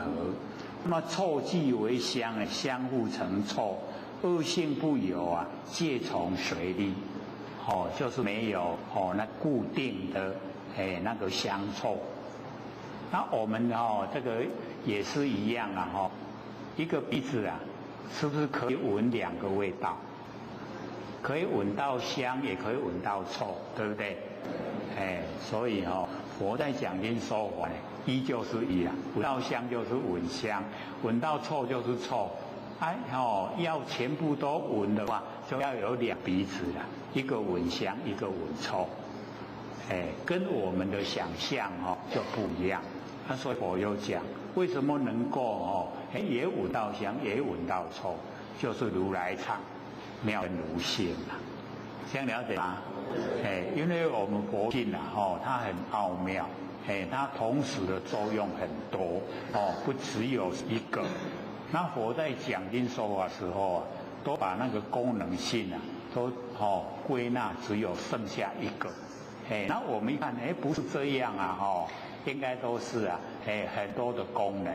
那很多的功能就归纳到我们那个如来藏、如来含藏含藏这么多的功能，不只有说呢只有那鼻子整个三河大地啊，整个万象啊，也都是我们佛系的功德有。没有佛性啊，就没有三河大地，也就没有万物，它也就没有万事。所以啊，完成的所有一切，三河大地、万象、万事，所有众生啊，全部啊，都是共同体，都是一体。所以佛已经证悟了没有分别的一体，所以成佛了，成道。那我们众生啊，千差万别，这个分别心非常浓厚了，所以我们就只有六道轮回。这样了解意思吗？我们要减低那个分别心，然后呢，一直学啊，学到后来都没有分别，已经融成一体。所以啊，那个谢谢你，我们老师啊就讲，原来啊我们都是一天地造化中啊，我们都是一体，有没有？那个老师是用最少的文字啊，最多的道理，就是那一首谢谢。然后我们之前啊也在唱嘛，有没有？或许还没有这个讲课之前啊，有没有唱那一首歌？也有是或许一看啊，这首歌的意思怎么含义这么多啊？所以就把它这个讲解，还讲解了1个小时60分钟，对不对？还蛮长的那我们还没有这听到讲解之前啊，那个谢谢你要谢谁啊？不知道说要谢谢我们真心佛性对不对？我们以为说我们周遭的亲朋好友要谢谢我们周遭亲朋好友，亲朋好友是该谢谢可是那个最重要的谢谢啊，就是不生不灭的我们真心佛性就是因为啊我们有真心佛性，所以经历啊完成所有的一切都让我们经历。那假如说没有佛性的话，我们就乌井来水鸡，什么意思啊？不知道天下了不知道完成事所以呢，我们了解到说相错我们那个鼻识那个啊就是啊不是固定有的。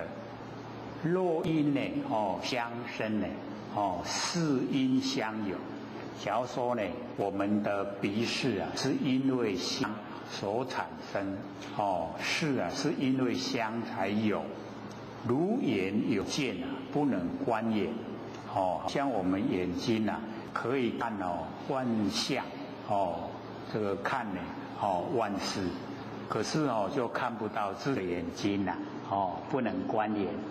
那么因相由故啊，应不知相假如说我们的那个鼻识啊是因为相才有，那应该呢不知道相相已经跟自己融成一体了。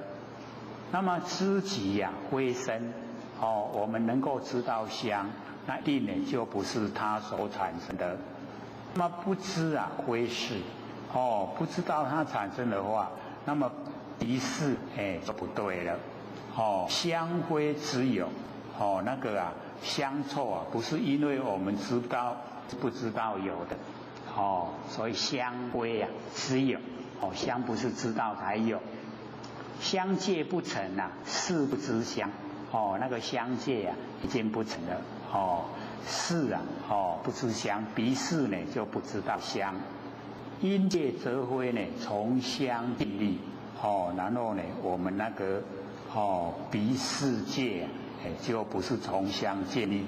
那么既无中间啊不成内外有内外才有中间。那么彼之闻性啊毕竟虚妄我们在闻香闻臭那毕竟都是假的啦，虚妄不实在。是故呢当知啊鼻香为眼，生呢，鼻世界啊，三世多无，则鼻与香呢，相界三，本非因缘啊，非自然性，都是虚幻不实在假的，它不是因缘所产生，也不是自然这个性所有，所以我们那个鼻识啊，所以要了解到是如来藏。妙真如性，这样有没有比较了解了？一方面了解佛的说法，怎么样说？一方面呢，我们了解说，原来真的佛讲的都是很浅显的一些白话，用呢，太用心钻了，这个里面的含义，因为都是不实在。虚幻不实在的。那么接着呢，就讲到那个舌头跟味道，眼耳鼻舌，第四个舌就是嘴巴，然后呢味道，我们呢之前第三篇呢也说，六根呢有不生不灭，六根啊，我们六根有不生不灭。跟有生灭，那我们呢在生活之中，我们尽量啊就能够呢用到不生不灭，因为我们都习惯，习惯呢都是生灭，不生不灭呢我们都没有运用。那么那个时候或许还记得，用嘴巴的舌头来讲啊，最容易明白，因为舌头啊就是。这个不变，然后随也，舌头啊就是不变之体，比喻啊我们佛性的本体。然后我们吃东西那个随缘之用，佛性的功能啊随缘之用。那随缘之用啊，我们吃什么东西呀，就什么味道呈现，都是短暂的啦。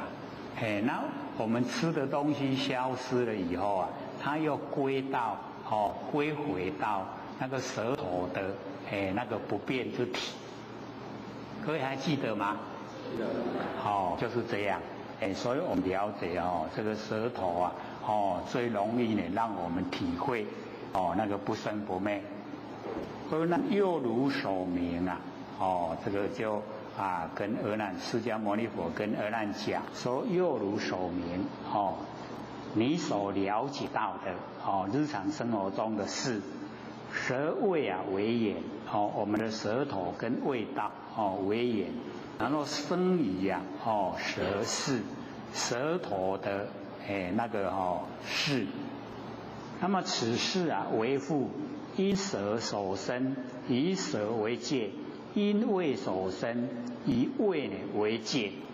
所以呢我们一看呢这个文字啊，佛在问阿难说这个舌识，第四个那个舌头的那个知觉性啊，为父因舌所生，是舌头所产生的，以舌头为界限，还是因为味道呢所产生，以味道呢为界限，所以我们一看到文字啊就了解。那个舌识啊，不会因为舌头产生啦，咱的喙齿无法咬。假如说我们的舌头啊会产生味道的话，那我们都可以这个不用到这个外面去吃饭了，家里也不用煮饭了。起码若想要食啥喙齿家己生出来就好。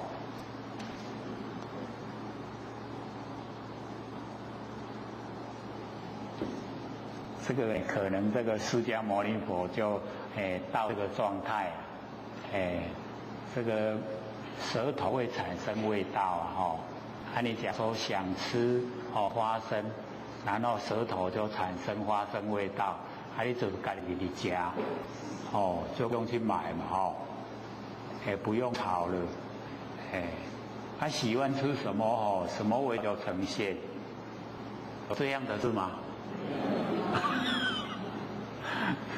这个天马行空了哦，这个卡通影片才有。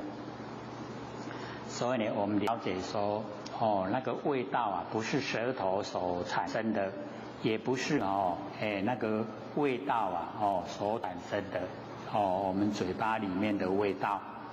但若因舌生，假如说因为舌头，然后产生那个舌识，之间呐，甘蔗、乌梅、黄连、食盐、细辛、姜、桂啊，都无有味。说是我们的舌头所产生的话，那么我们凡尘呐，那个甘蔗甜的，乌梅酸的，黄连苦的，食盐咸的，细辛姜桂，这个姜跟桂呢，也都是一样，有一点辣，也嘛是咸，但是较无迄个细辛啊咸个较厉害，然后佛就讲这一些呀，都没有味道了，因为是我们舌头啊，产生的，所以都没有这个道理呀，对不对？拢无这道理。那么乳质产舌啊，为甜啊，为苦。我们自己呀，尝一尝自己的舌头，是甜的呢，还是苦的？若舌性苦啊，随产舌。假如说我们那个舌头性苦，就是身体有一点生病啊，那个舌头有一点苦啊，那么谁来产舌？什么人要来刺咱的喙齿？舌不自产，这个舌头它不会呢自己缠自己。那么识为知觉，那么什么人会有那个知觉性啊呈现？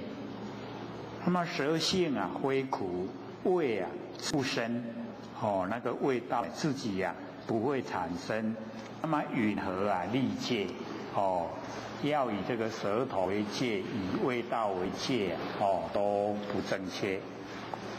若因味生，假如说味道啊产生我们的那个舌识，那么识字为味啊，这个识舌识自己呀为味，那么同以呀那个舌根应不啊自产，不会自己呀缠自己呀是什么味道？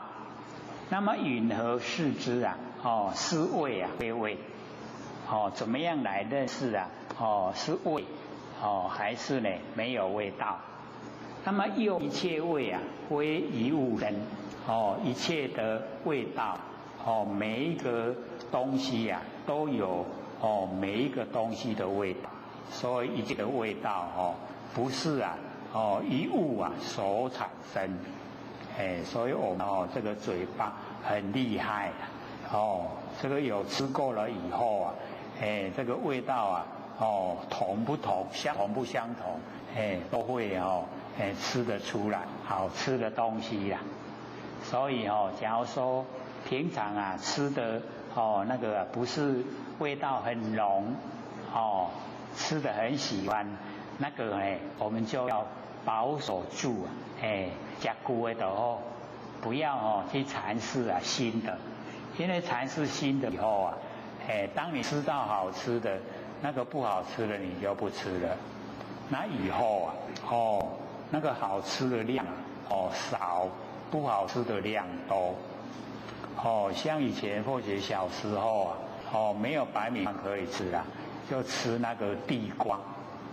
地瓜收成的时候很多啊，都是要串枪，国语安怎讲？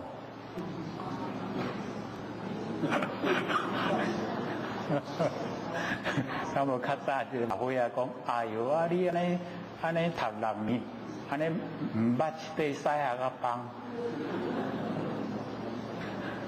伊问讲西下个棒安怎讲？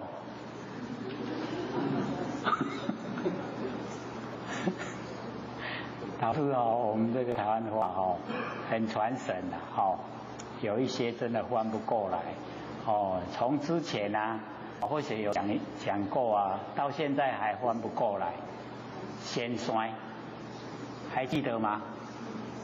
记不记得？哦，按那翻成国语的话，先衰。我就记得吼，囡仔讲啊足熟的啦，嘿，啊一个较大汉咯，啊是要安那甲翻做国语，啊未，翻不来。所以呢，我们这个了解到那么多的东西呀，那么多的味道，所以淡味啊，淡淡的味啊，真的就是能够持久。哎，你吃的很好吃的那糟糕了。往后啊，一些淡淡的你都不加，都是这样，所以那个时候啊，地瓜不是像现在很甜啊，现在的小孩子听到阮细汉拢食迄番薯香呢，伊讲你哪拢无爱番薯我食，各位要了解现在地瓜比白饭还要贵，地瓜贵啊。那个米啊便宜，所以我们了解说以往，那个时候的地瓜不会甜。那假如说我们收成了以后，一定要搓枪起来拍好打就起来啃，往后粮食才有的工业才有法度食，无你若无甲伊搓枪起来拍，真紧就烂去啊。那个湿的很快就烂了，烂得要撇掉啊，就没得吃啊，所以以往不像现在小孩子啊，让他吃白米他都不愿意吃，然后也要回想那个小孩子的时候啊，哪有白米可以吃，所以形成到年岁很大了到现在也是一样那个有白米饭，什么菜都不用，光白米饭就可以吃饱。所以以往在开机人车超过时间才去那个自助餐的吃饭因为客人一坐了都不晓得要跑到哪里去，那个素食馆又不是到处有，都要过来找那个寿喜馆。然后里面老板都讲不好意思啦，菜都没了。我说菜没了没关系，有饭没有？他说饭是有啦，可是没有菜。老板的意思说刚好人分起来了。我说白饭就可以。然后说炒个青菜给你吃好吗？我说不用了，不用那么麻烦，白饭就好了。然后他就是坐着看我吃的，我吃的就是白饭吃饱，然后免配菜。往后再去的话，这厉害过来啊！都不用青菜不用配菜跟他白饭就好。所以我们就是了解到有受过那种艰困的时期，那个没有白饭可以吃。他只有那个吃那个地瓜各位要了解那个地瓜不是每一个都是好好的，它有那个臭的臭香的，国语怎么讲？臭香不太合臭香，臭香嘛，赶快抓出来就去拍即摆要煮咩来就煮即摆臭香在内底有味道，对不对？要不要吃？还是要吃的，无你巴肚都枵所以还是要吃。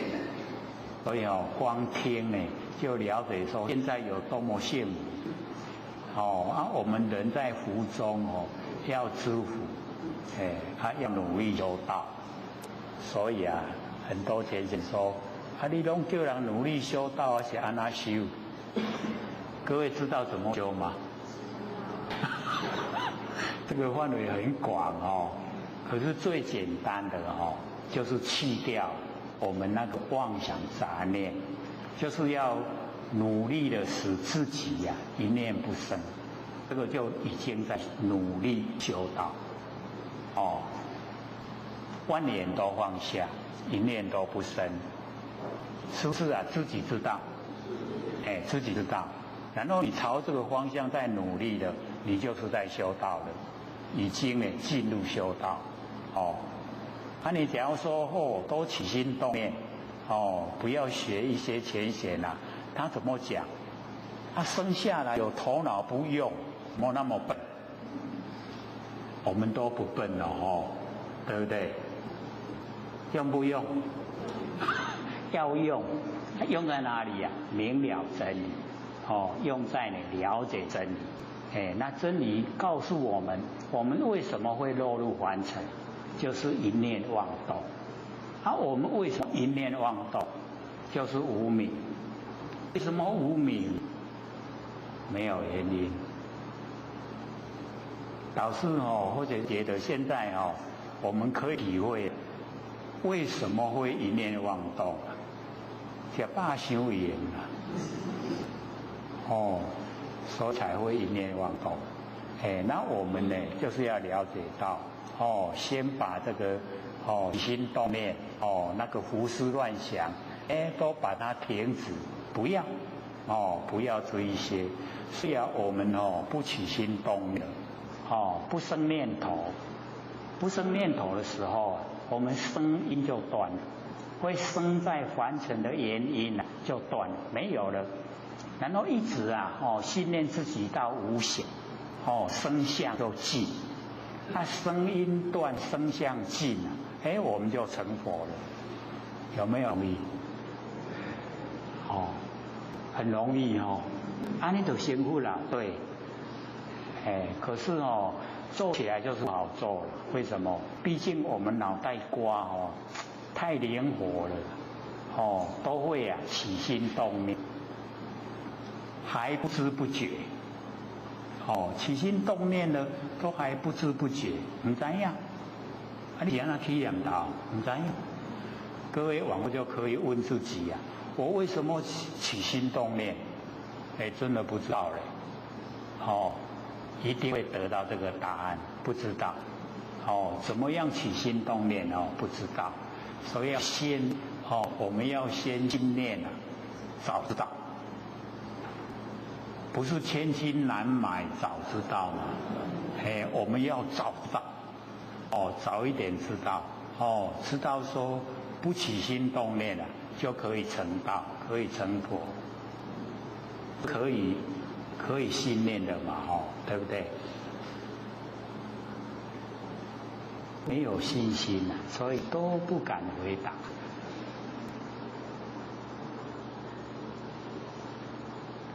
所以我们这个了解到呢，这个我们那个舌根跟味道，我们讲到哪边了？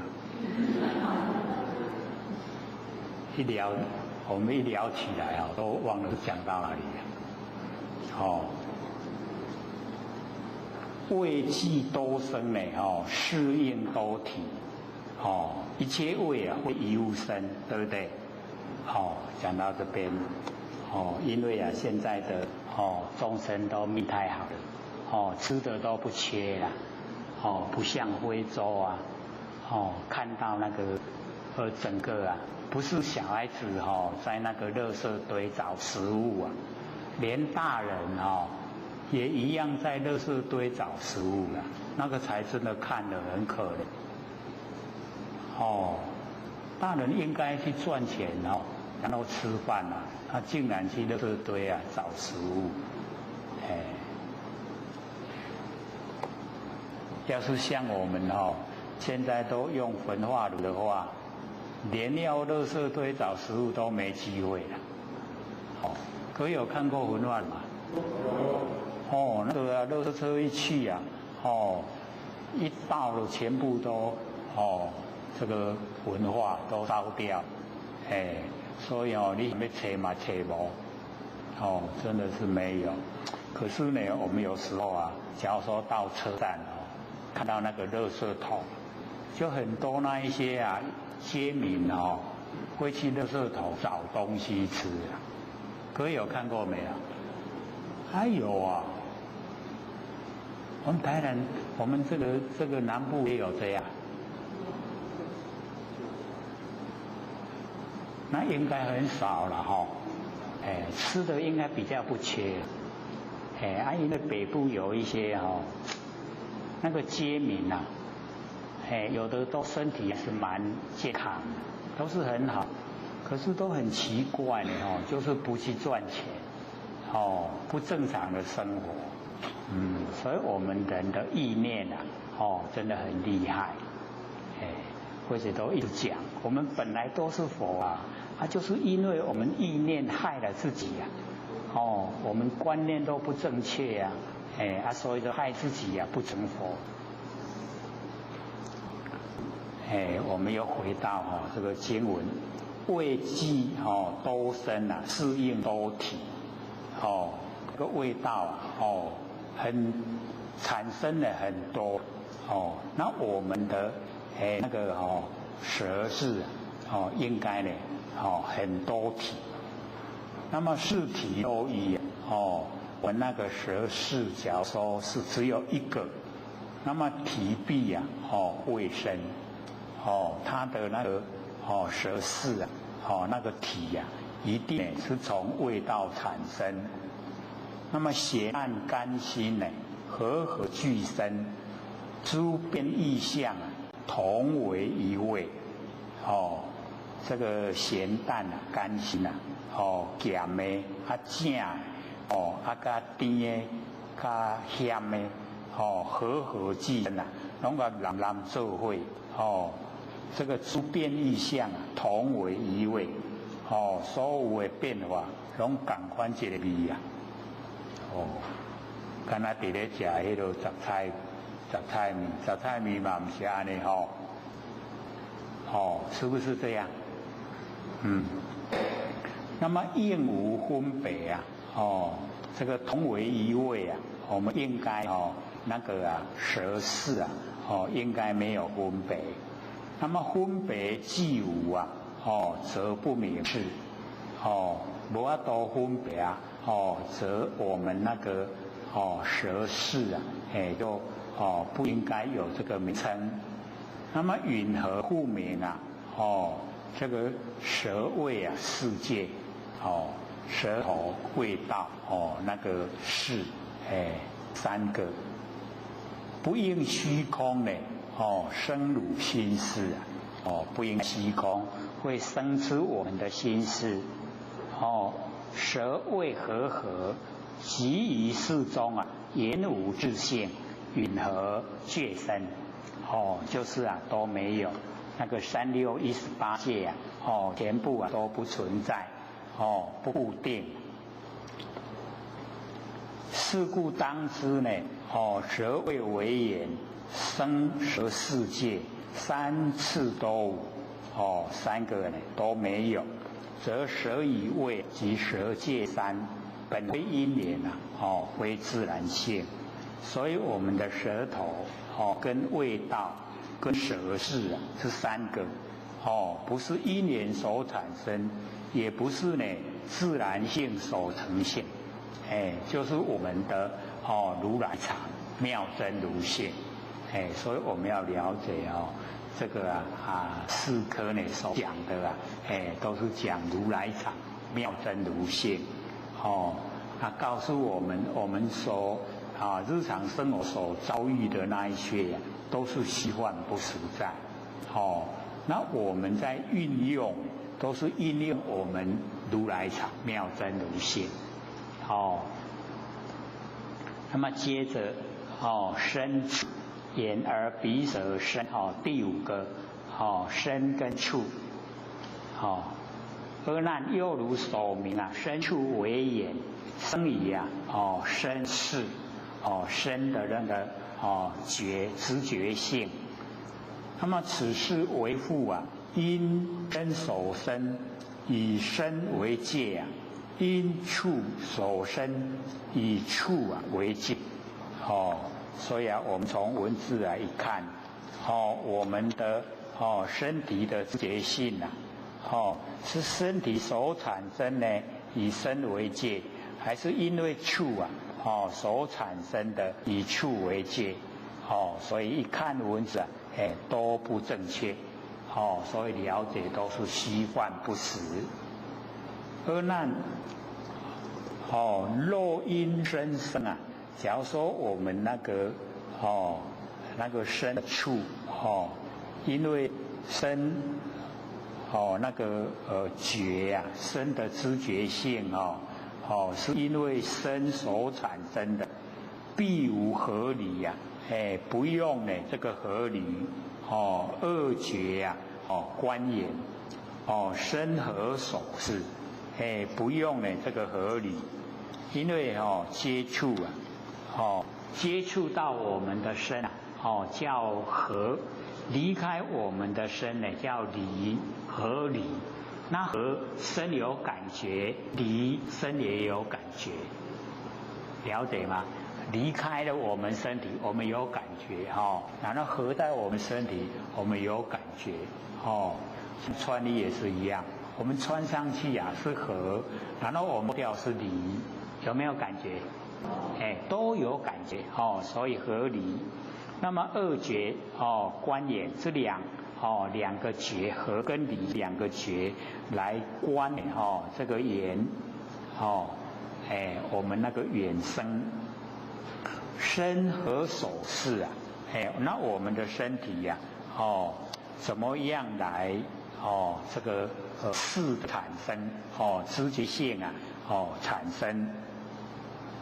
若因呢畜生，我们那个身这个事身的那个事知觉性假如说是因为触所产生，那么必无汝身虽有灰身知合理者因为是触产生的那个事身事，那不用触所产生的话，就不用身体了所以必无汝身免列行枯。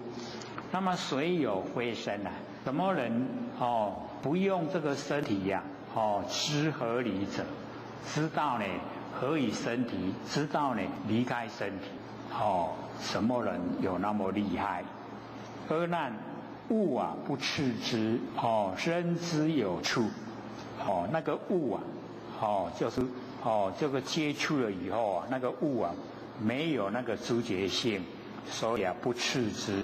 然后身之有处我们身体知道有人跟我们接触别人摸到咱的身躯，接触到咱的身躯，我们就知道处了，对不对？所以那个身是知身呢即处，知处即身，即处非身即身非处，身处二相言无处所那个身跟处这两个它都没有地方所在。那么合身即为身自体性跟我们的身相合了，就是身体的自体性。那么离身即是虚空等相，离开身就是虚空相。那么内外不成中允合力所以没有内外就没有中间内外不成呢中怎么样建立？中不复立内外性空中没有建立内外的性就空，则汝是身呢从谁立界？我们的身是产生从谁来立这个界限？是故当知身处为眼，生呢身世界，三字都这个身处跟呢那个身世这三个都没有都没有固定的地方所在都没有它呢立足的这个处所，则身与处及身界三本非因缘会自然性不是因缘也不是这个自然就是我们的这个如来藏妙灯如新。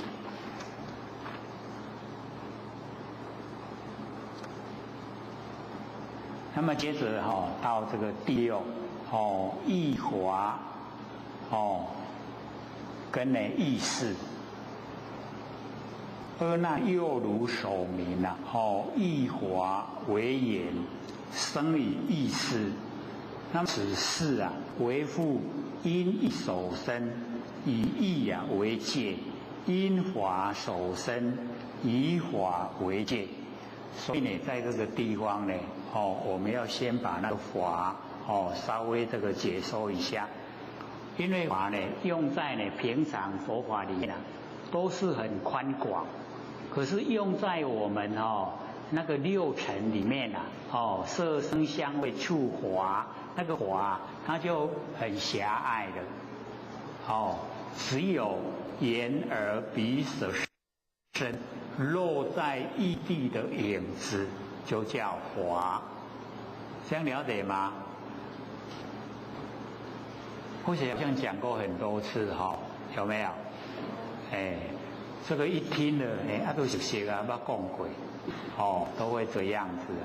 所以我们了解用在六尘的华，它很狭隘很窄；那用在佛法的华很宽广。华界就是等于整个虚空很宽广很大。那用在六尘的色声香味触华，那个华就很窄，很狭隘很小了。它是眼耳鼻舌身这五个落在异地的影子影子听懂吗？影有影无？因为眼耳鼻舌身都没有收藏他自己那个意念的地方，都会寄托给第六个意所以意收集了以后就称为华，意跟华，这样听懂吗？所以我们一看到是以六尘的华来说，那就狭隘就是小小的范围。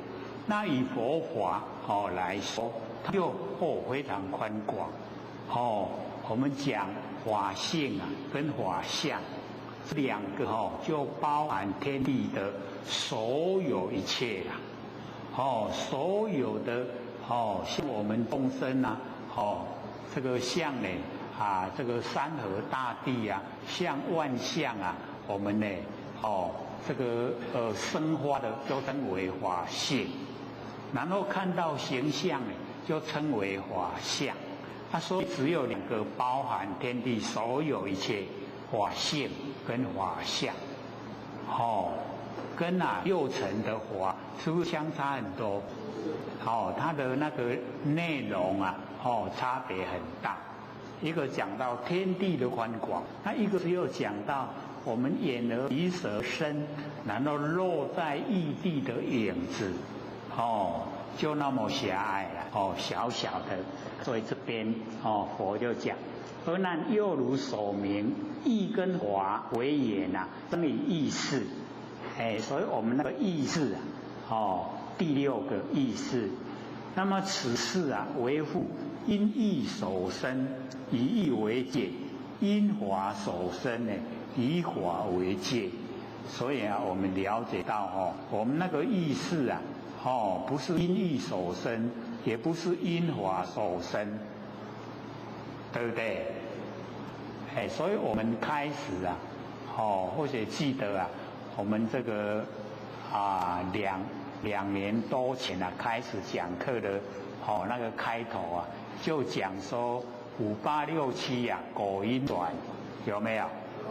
那个时候就已经讲说我们要把八事转成四智，有没有？而且又马上可以实际的进入修行状态，还记得吗？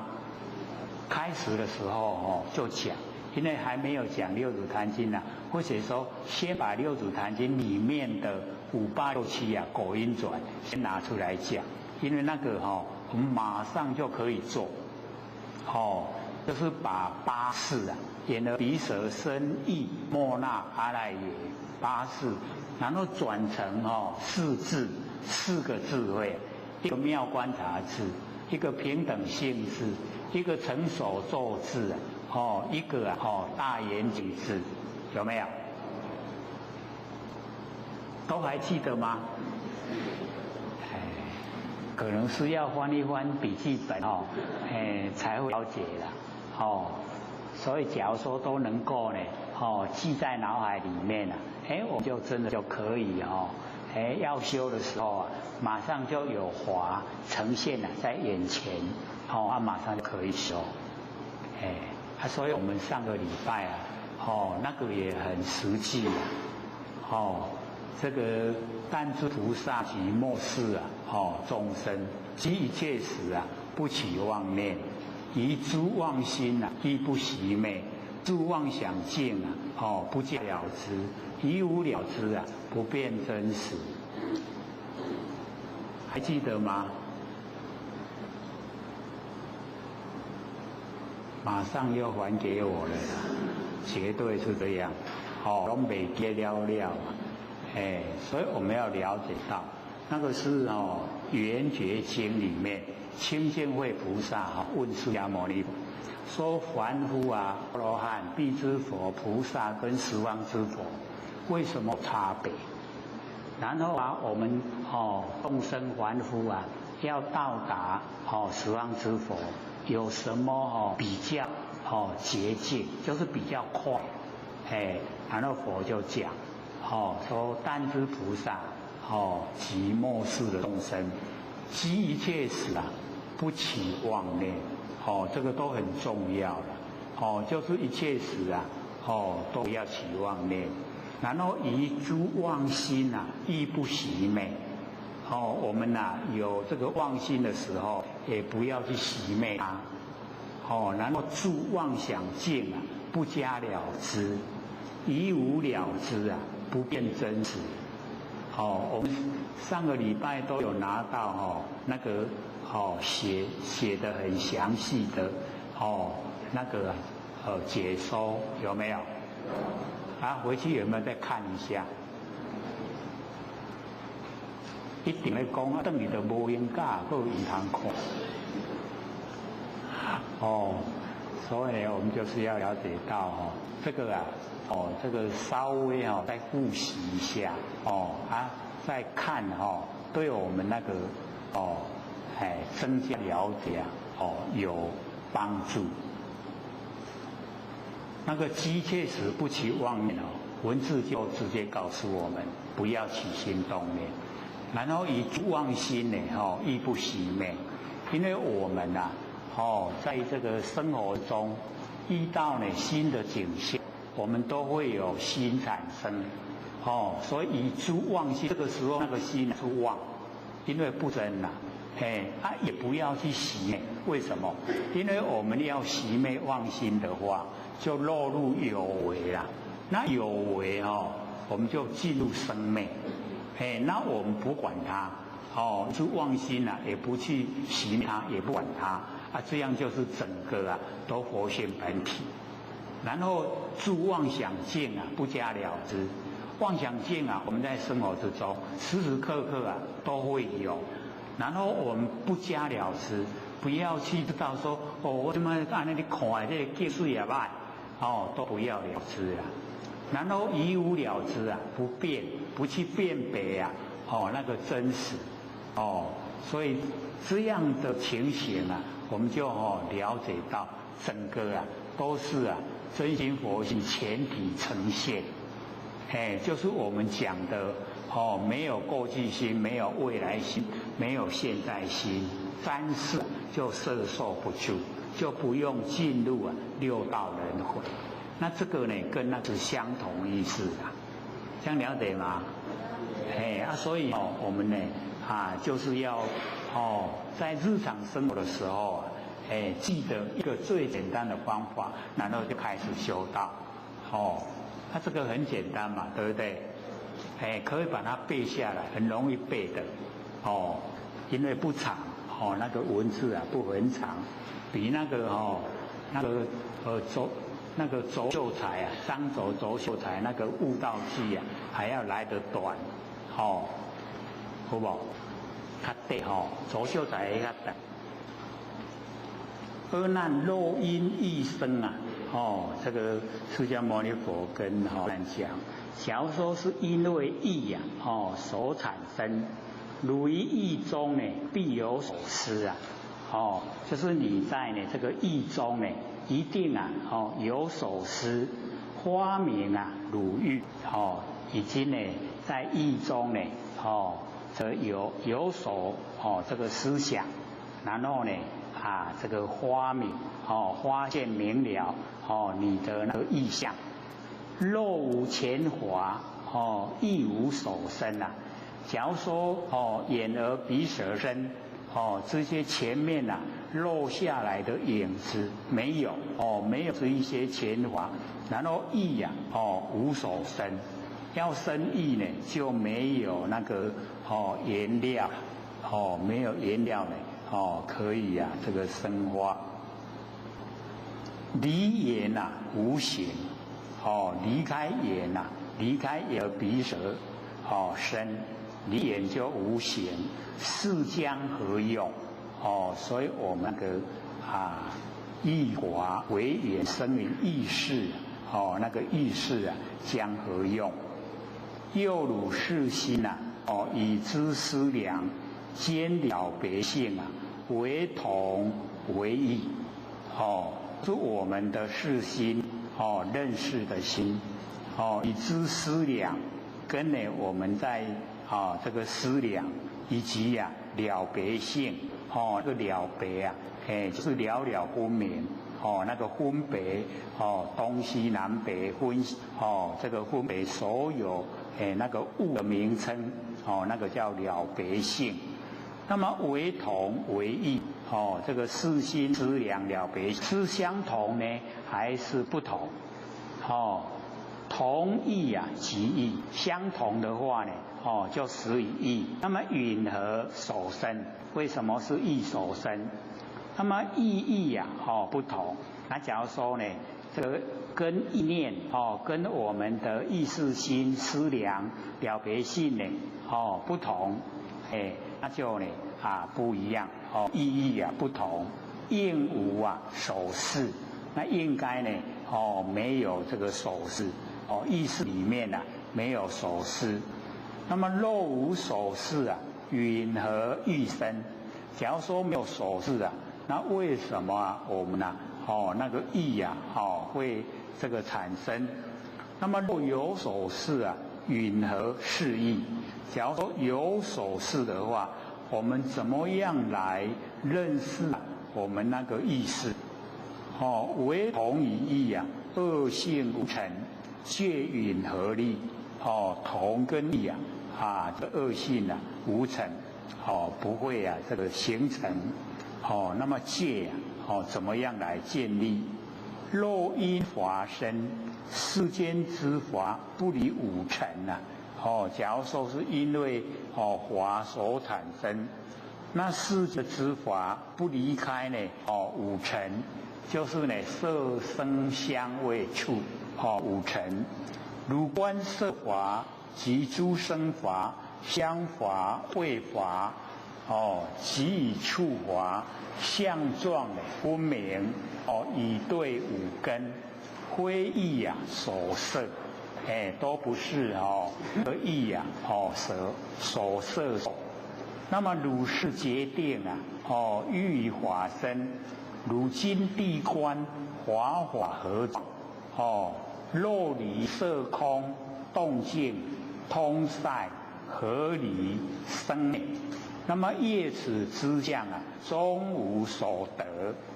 所以我们了解那个意意识或者说大部分我们都会胡思乱想，所以都不进入那真正的那个五尘里面所落下来的影子，都不只有那样那样呢我们在生活之中呢就会觉得说没有味道所以佛就这个讲说我们假如说离开色空，离开动静，离开通塞，来合理生灭包括这一些形象，那么中呢无所得生则色空知法等生，生的时候呢六尘这个里面这一些法都会生，灭则色空知法等灭都是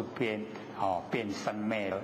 所因既无那个因意识的所因既然没有因生有事因为生才有我们意识作何形象那个形象呢是作何这个什么样子，相状不有，却引何立那个相状都没有了，怎么样来立这个异世界？是故当知异法为言生异世界，三次呢都无，则异于法及异界三异法跟异事三本因缘呢为自然性不是这个因缘所生的，也不是自然界呈现的是我们的如来藏妙真如性。所以呢这个183618呢18页全部都是如来藏妙真如性那我们今天刚好讲的3618，那么还剩下这个15分钟给各位这个提问。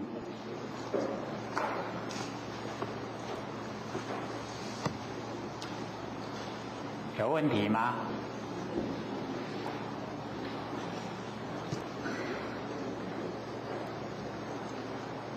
好，请说。哪边？声音断真相境。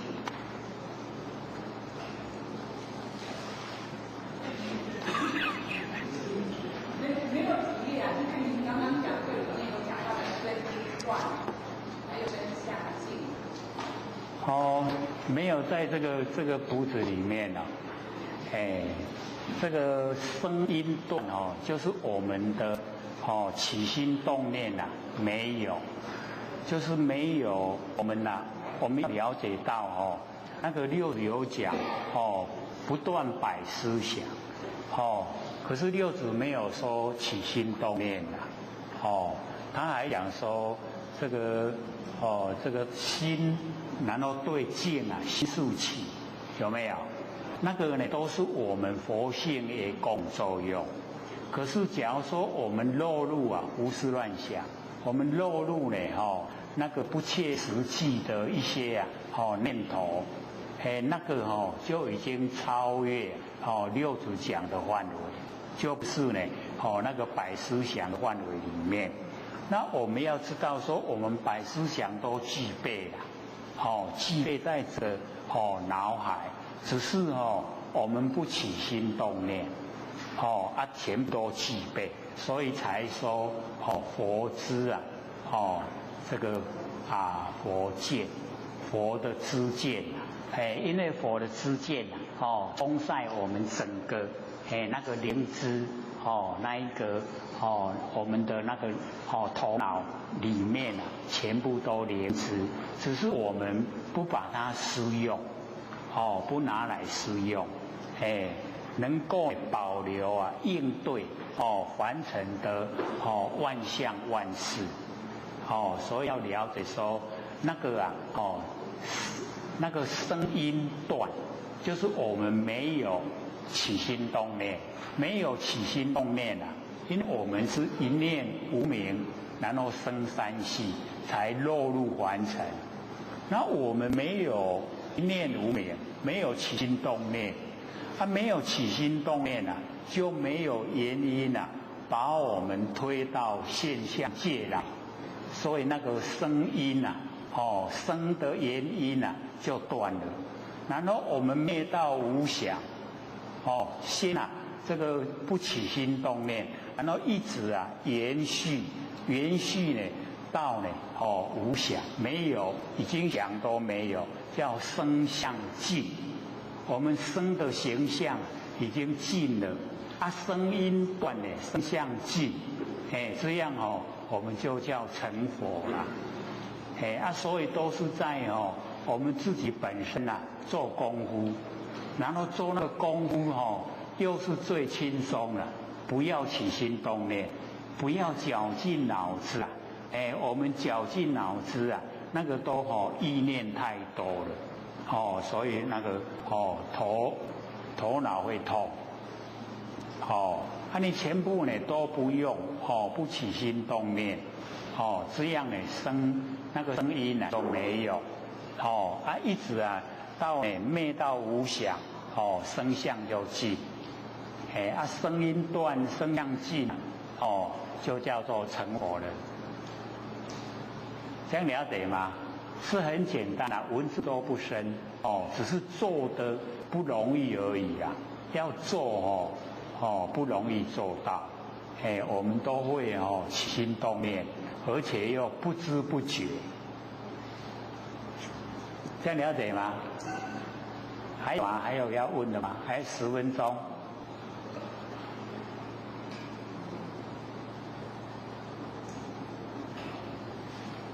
好，请说。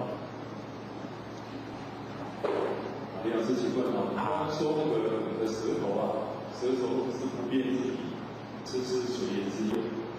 那个舌头到最后的听懂的时候，那就会消灭。为什么那个不变的之体不是我们所想的活性？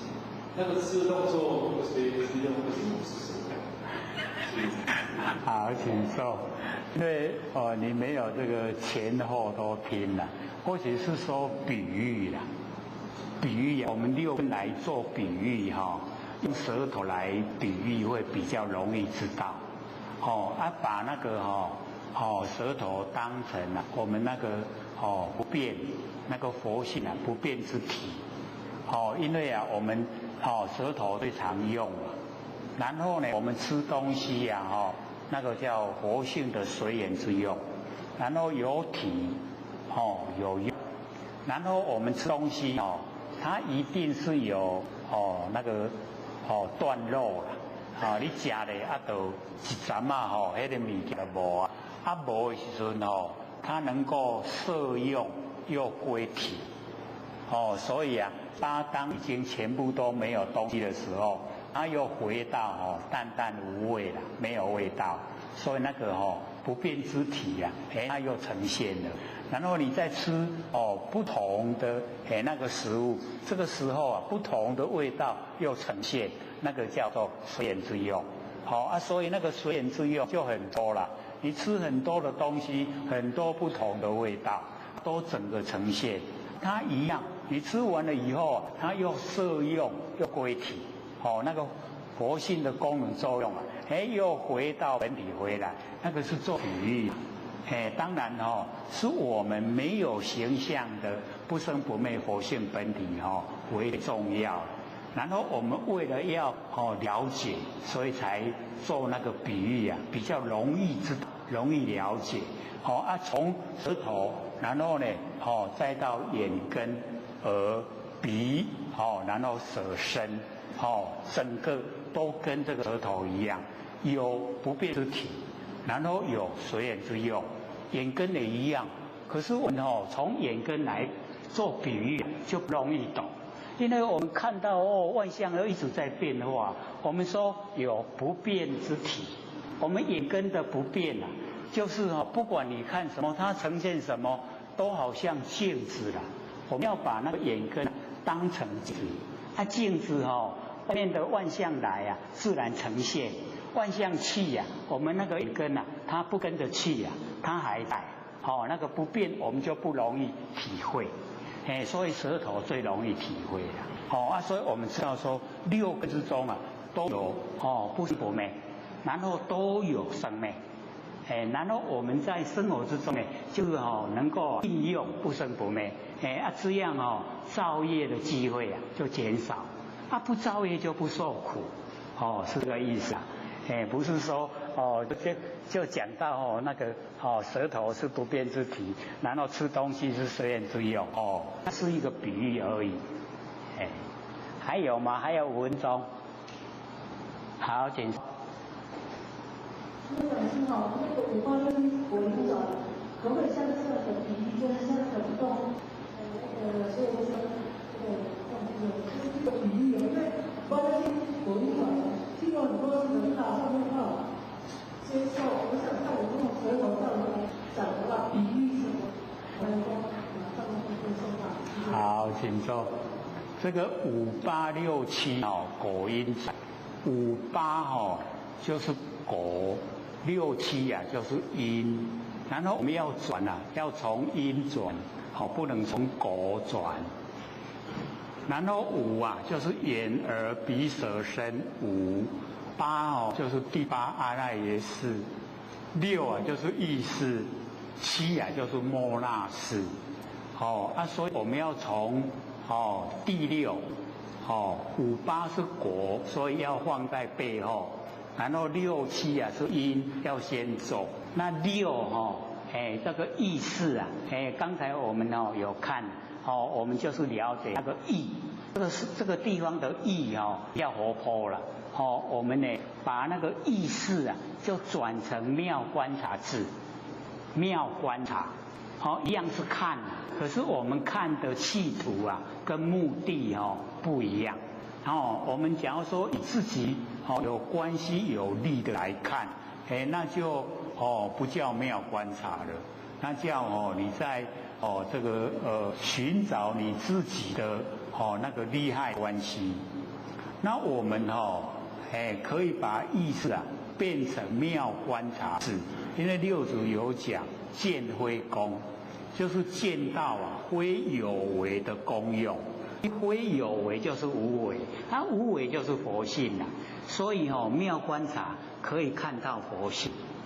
我们就很少从妙观察来看佛性所以这个第一个先转把那个意识转成妙观察智，然后第二个就是第7的末那末那识呢，我们就转成平等心智因为我们都分别心太强了，没有平等那我们要了解那个生好嘢还是善，水也是歹查甫迄拢死反迄鬼拢无去那我们要了解佛性都是平等，不管是佛，不管是揭明都是平等，所以我们能够悟人与人之中平等人与物之中平等人与人平等，物与物也平等，那人与物也平等，所有都平等，所以平等性质心无变。我们能够平等体现出来以后心就没有变了。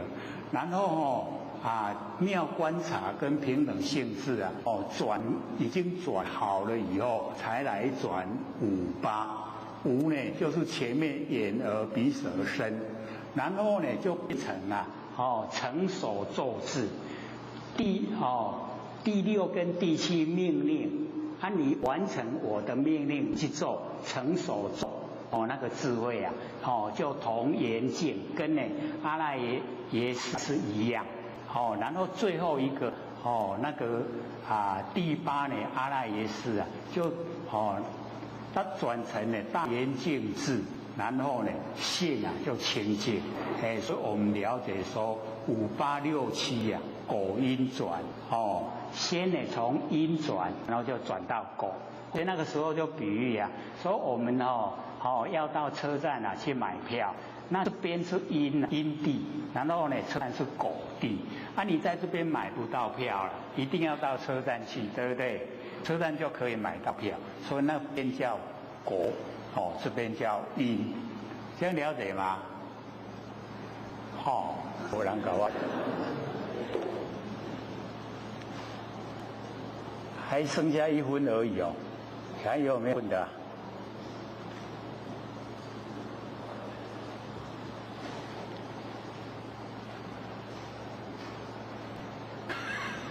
下课。对。位点完师、各位讲师、各位坛子、各位前人，大家好。佛学占道天师的老前人大德，以及感谢呢各位前贤给佛学机会学讲。我们讲到第几页了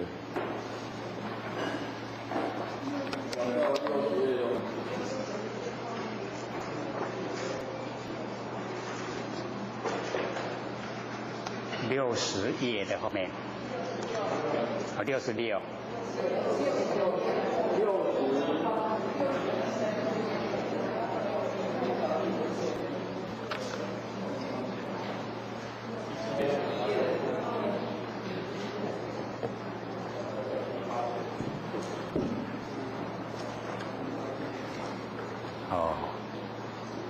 60页后面，这个中间，那个从阿难那边开始吧，这个阿难白佛言，这个释迦牟尼佛讲完，这个18戒之后阿难呢就向佛这个请问，说世尊，如来常说和因缘，一切世间呢种种变化，皆因四大。这个释迦牟尼佛时常讲说和因缘，因为阿难也是从因缘领悟所以对因缘特别偏重。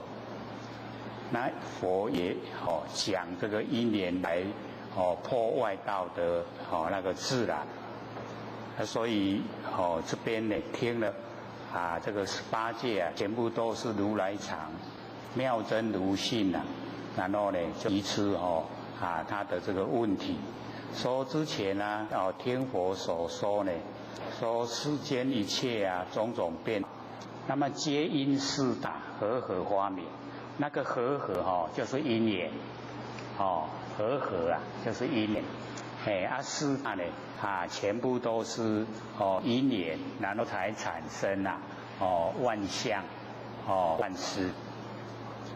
那允和如来因缘自然二俱排并，为什么这个释迦牟尼佛把因缘跟自然两个全部呢都把它排除不要？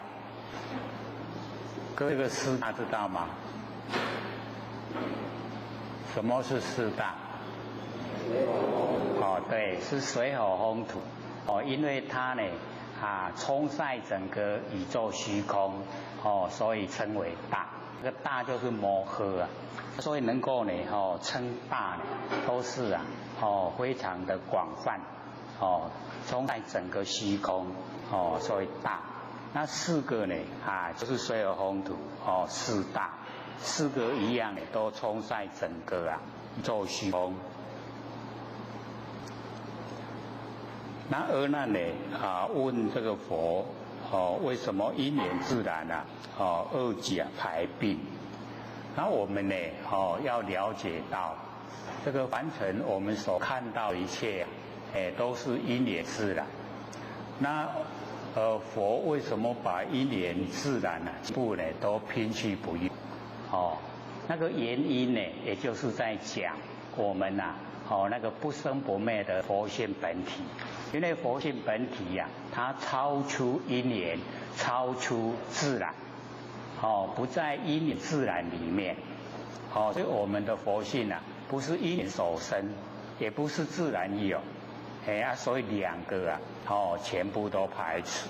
那我们凡尘的时候要用应用因缘自然都要用，只是在讲佛性本体的时候要把它拼除掉，因为它不在因缘里面，不在自然里面，了解吗？因为很少研究到这个阶段我们平常研究呢都是凡尘事，那我们这个佛性本体不生不灭的那个佛性本体它已经不是凡尘的事，所以超出凡尘，不在因缘，不在自然，这个所属的范围里面，这样了解吗？所以我们研究的时候先了解它的那个概要，它的大纲。那阿难就问这个释迦牟尼佛说：“我今不知是义所属，现在呢不知道这个道理它是怎么样？为什么因缘自然都排斥掉？唯垂哀悯开示众生中道了义就是希望佛能够呢开示众生呢这个中道了义，无戏论法。我们凡尘呢这个所有的都叫戏论凡尘的凡尘事所以我们在凡尘这个处理凡尘事就是了解我们都在舞台上在演戏我们都是演员各位都是要当那个编剧，然后还要当导演，还要当主角，还要当配角然后呢演出舞台戏演得好不好看自己努不努力，很努力演就演得很好看的观众会拍手。那假如说自己这个民傲民草那个演出来观众会拍手，可以了解吗？了解。那么尔时世尊告阿难言：汝先厌离声闻缘觉，知晓圣法。所以呢，这个时候释迦牟尼佛跟阿难讲，说呢，你要先远离这个呢，就是等于对这个小乘佛法不要那么热衷因为阿难呢是声闻，所以这个声闻所以我们就是了解声闻修的成就就是阿罗汉，然后缘觉呢修的成就就是辟支佛所以呢佛要他们先去掉声闻缘觉，然后进入大乘大乘修呢就是菩萨就是佛要呢阿难先厌离这个小乘法，然后发心勤求无上菩提，就是发心来努力的追求最上乘的那无上菩提无上菩提就是佛能够追求到我的境界叫做无上菩提。故我今时为汝开示第一义谛所以释迦牟尼佛呢就讲说现在所讲的所开示的就是第一义谛，是最高的佛理那个最深的那个修持方法第一义所以我们了解那个究竟了义。那么如何复将世间的戏论妄想因缘而致缠绕这个是责备阿难说呢你如何又将呢这个世间完整的戏论。所以我们了解平常讲出来世间两个字它就包含那个世是过去世、现在世、未来世是时我们那个时间，然后那个间就是东南北、东南西南、东北西北、上下，就是时与空间。所以世间就是时间跟空间为什么将呢我们在凡尘的这一些戏论妄想因缘成所有的演技则生演善救媚那个都始于因缘那为什么不加呢这个妄想呢？因为呢我们就是有妄想，然后才会落入现象，才会落入凡尘，在凡尘受苦所以啊，我们了解说，没有妄想的话，我们都回本位啦，回归本位大家都是佛。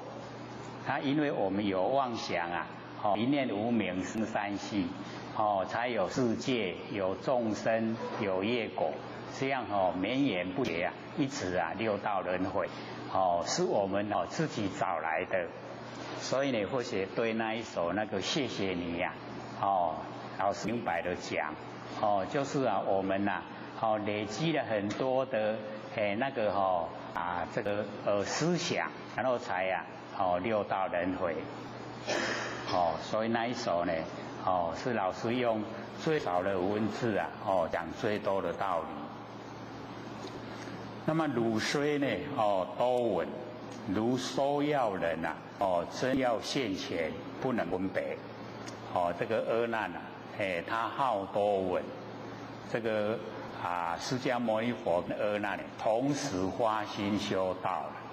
那释迦牟尼佛呢，听到一个法门就努力的修，阿难呢都把那个修持的法门啊，牢记下来，都记下来，没有呢实际啊去做，所以这个阿难啊，一直啊累积啊，知道修持的方法非常多，那个记性啊非常好，纵然都很难记的那一些啊。咒语的文字啊，他也听一次啊就能够记下来。我们大概呢很少有这一种能力啊。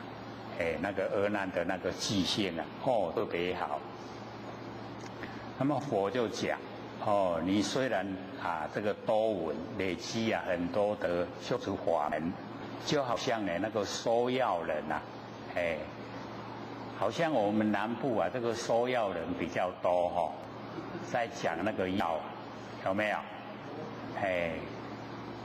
之前呢，都好像还在那个比较那个乡下的地方然后晚上啊傍晚的时候啊，拿一个锣来敲，然后大家呢那个小凳子拿的就去啊坐着听，那个是怕滚没高药啊，就是那一种收药人，这个资料现前啊，不能分别。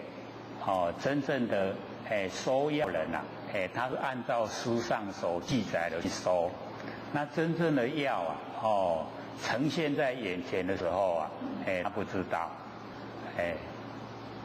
就想啊，或许这个之前讲过嘛，有一个那个中药房啊，中药房去买那个肉桂啊，然后用机车这个载，然后回到他家里的时候啊，不见了啦，他那个肉桂啊不见了，他赶快机车一起啊要回去找，去找的时候啊，被人家踢到那路旁啊，那个路的旁边啊，那个肉桂还在，因为肉桂就是树皮嘛。柿那个柿木的那个皮呀，树皮啦，各位有看肉桂吗？就是树皮啦。那我们一般人都唔捌讲迄个肉桂啊，树皮。假如说你在路上看到那个柿皮啊，你会不会重视？一定把它踢到旁边去，对不对？都踢到路旁。他说：“这个好几万块呢，竟然大家都不要。你几万块摆在路上人家是马上捡走了。可是那个肉人家唔捌，结果就踢到那个路边，他捡回去了。那我们呢，就了解说他们中药店把那个那个皮的部分他把它削下来卖给那个卤味的啦。假如说我们家里要卤东西去那个中药店买那个肉桂皮呀，就很香很好吃。各位有没有卤过？都有啊。按那个八宝那个真的那卤起来比那个八角啊，比八角还要来得香。这个小时候这个遇到说这个1块钱呐，叫我去买8角，我真的是一个头就2个大，拿块要买8角，这个要怎么买啊？各位有没有遇到过这样？没有啊？有没有看过8角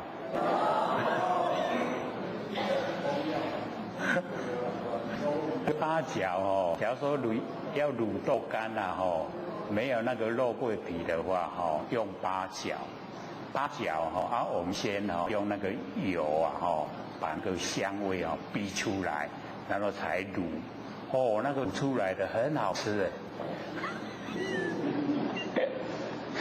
因为或许在那个跟老千在一起生活的时候老千都要或许的什么都要学，然后要会，而且还要教人，所以那个时候都会吃可是会做的倒不多，那时候就有用一点心说我来卤看，就真的卤的真的很好吃嘞，它的重点就是火候要够，不能你卤了一点点时间就要吃了，那个味道都还不出来，你卤了差不多1个小时，1个小时以后都入味了，就很好吃了，所以有时候有的那个商家生意特别好，那有的都没生意，那个差别都是一点点而已所以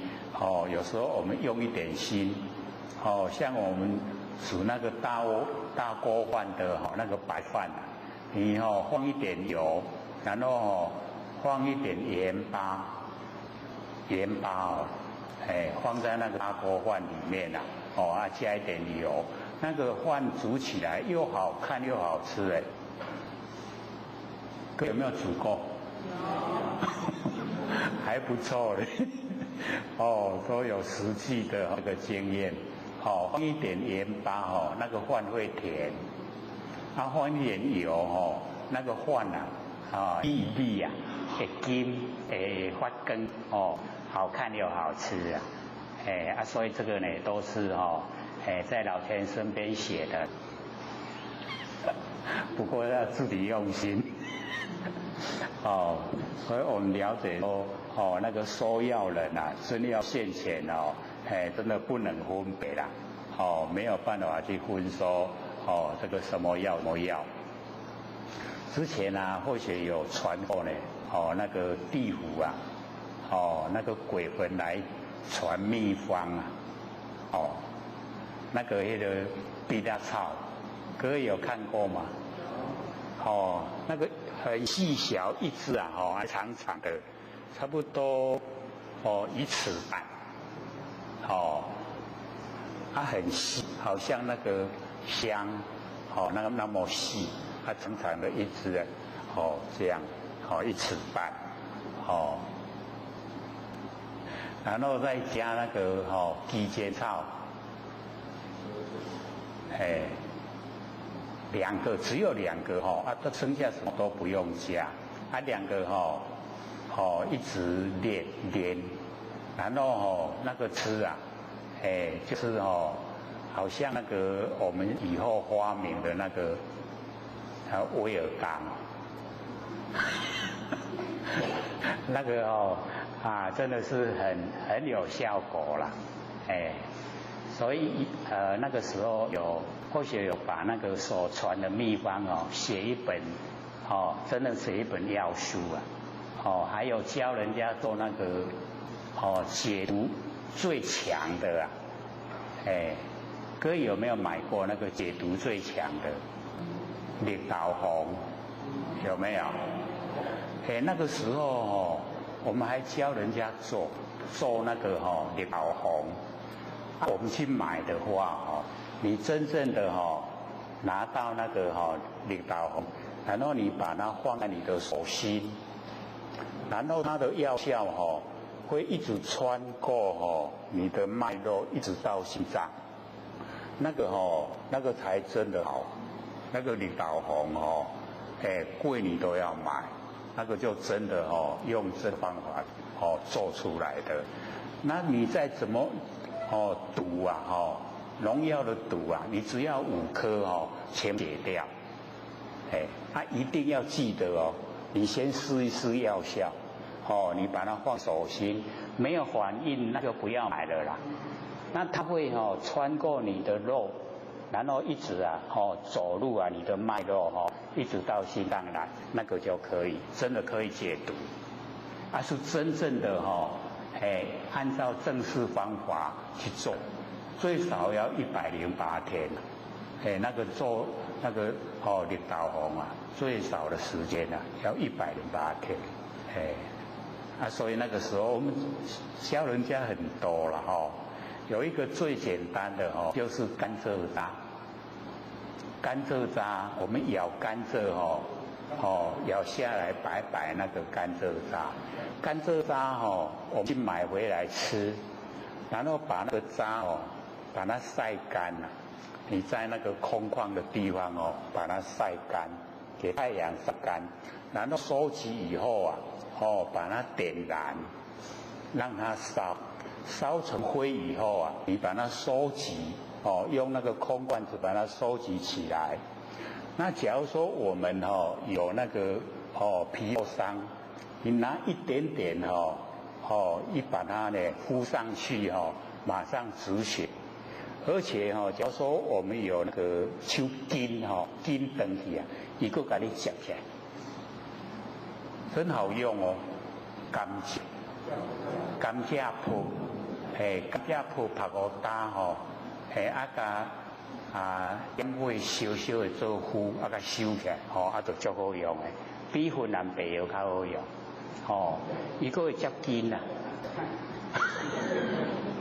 因为这个很便宜啦，所以教人家的时候，甘蔗铺好，只有用过以后就会了解说比那个云南白药还有效，伊佫会接筋筋佫接起来，那个效果很好，马上止血，要马上呢，这个1个晚上大概就好了，3口好了，然后那个筋又佫接起来，所以那个时候也倒是蛮努力传一些地方，因为插我机的几多人车卡先来治人病大病医会医死人，会甲人拢医死。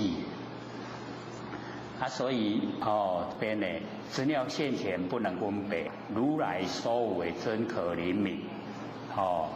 这个唔捌就是不懂不懂呢就很可怜啦如今谛听呢当为儒分别开示意令当来呢修大圣者通达实相所以这个佛告诫这个楞严会场的都要谛听，所以佛呢告诫谛听只要是在听的这个听众里面有人有自己的主张有自己的意见那佛就不讲，就会沉默那底下有一个神通第一的那个目犍连，他就赶快入定去找哪一个人他有心思有自己的意见，然后呢就来出定，把那个人从他的领子把他拉上来，要他到外面去，把他拉到外面，他就怎么佛就继续讲了。所以我们现在看到谛听没有什么感觉对不对？可是在佛当时在讲经说法很慎重就是你有悉心接受佛才要说，他没有悉心接受佛就讲所以后来有一个那个禅宗的把它做一首这个谛听的句语叫做听者端视如可饮，一心入语语意通，文华踊跃呢，心悲喜，如是之人啊，可为收。这个就是谛听的句，是这个禅师呢奏下来，所以佛就告诫呢，这个会场的人啊，谛听。那么我当为汝呢分别开示，就是能够呢把那个内容详细呢，跟各位讲。那么意令当然，这不是只有利益现在啊，也利益呢那个未来，当来修大圣者通达实相，修大圣佛法，就是要这个成道要成佛，那个呢就是修大圣。要呢自觉又能够觉他，觉醒圆满，那个修大圣，能够呢通达，能够通，能够到达实相。所以我们呢，要明心见性呢，那个都是要通达实相，我们也都是呢，修大圣，所以呢，我们研究这个是最适合啊，各位了解这实相吗？了不了解？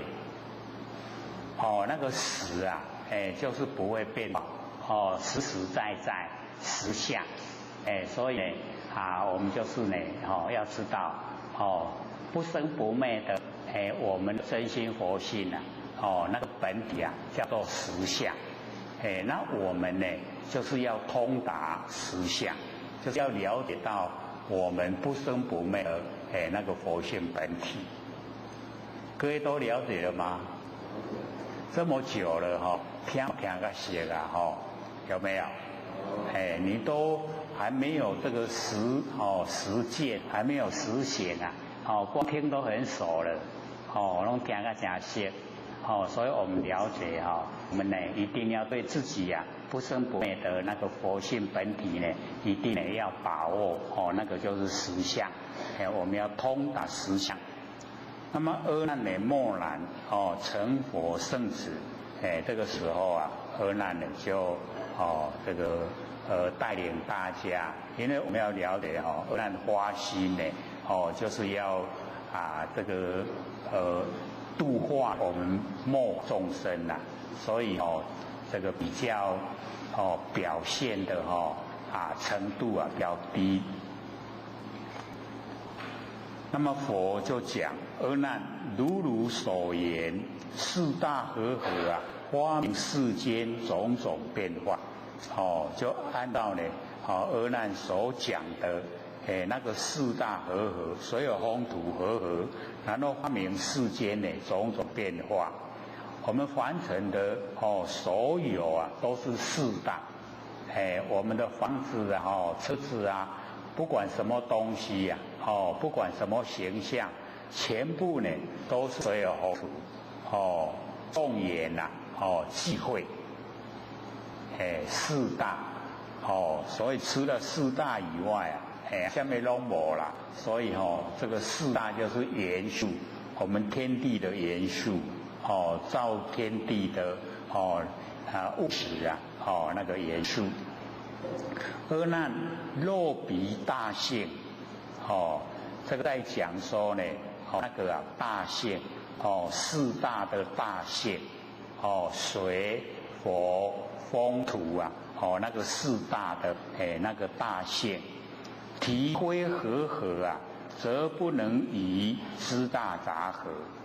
它的体假如说是和合的话，跟人能够合，那就不能够呢以知大比如说水不能够呢跟风不能够跟火，不能够跟土合在一起，那是因为它呢这个可以和合，所以呢这个跟我们的认知就有一点不一样我们会说这个水火不容，对不对？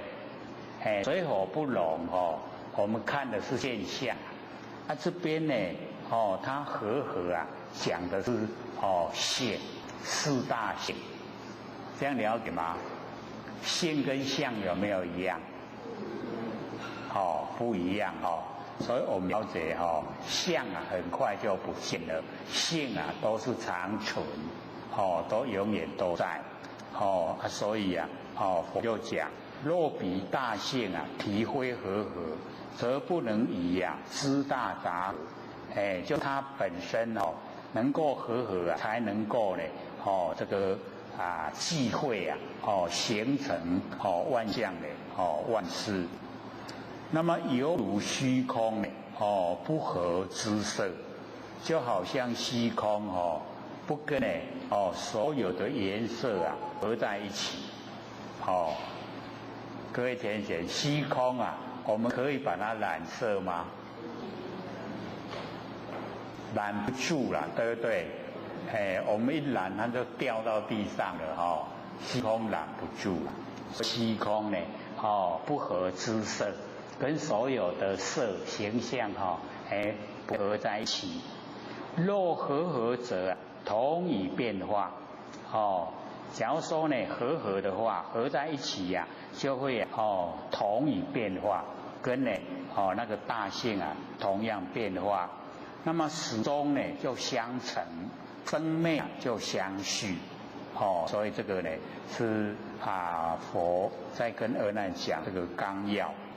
生死啊，死生，生生死死啊，如旋火轮未有休息，好像呢旋火轮啊，一直旋转，都没有休息，生死死生啊，生死死。阿难，如水啊成冰，冰还成水，就好像呢那个水啊，会变成冰，冰呢还会还成水，所以呢这个跟我们讲说它的大性啊，就是都呢怎么样，可以这个跟呢所有的合，然后呢它又有变化，变化的情形啊，就像水啊，变冰，冰呢又会还为水，所以啊这个不同。各位知道这个铁皮号怎么沉船的吗？是撞冰山呐。冰啊是不是水？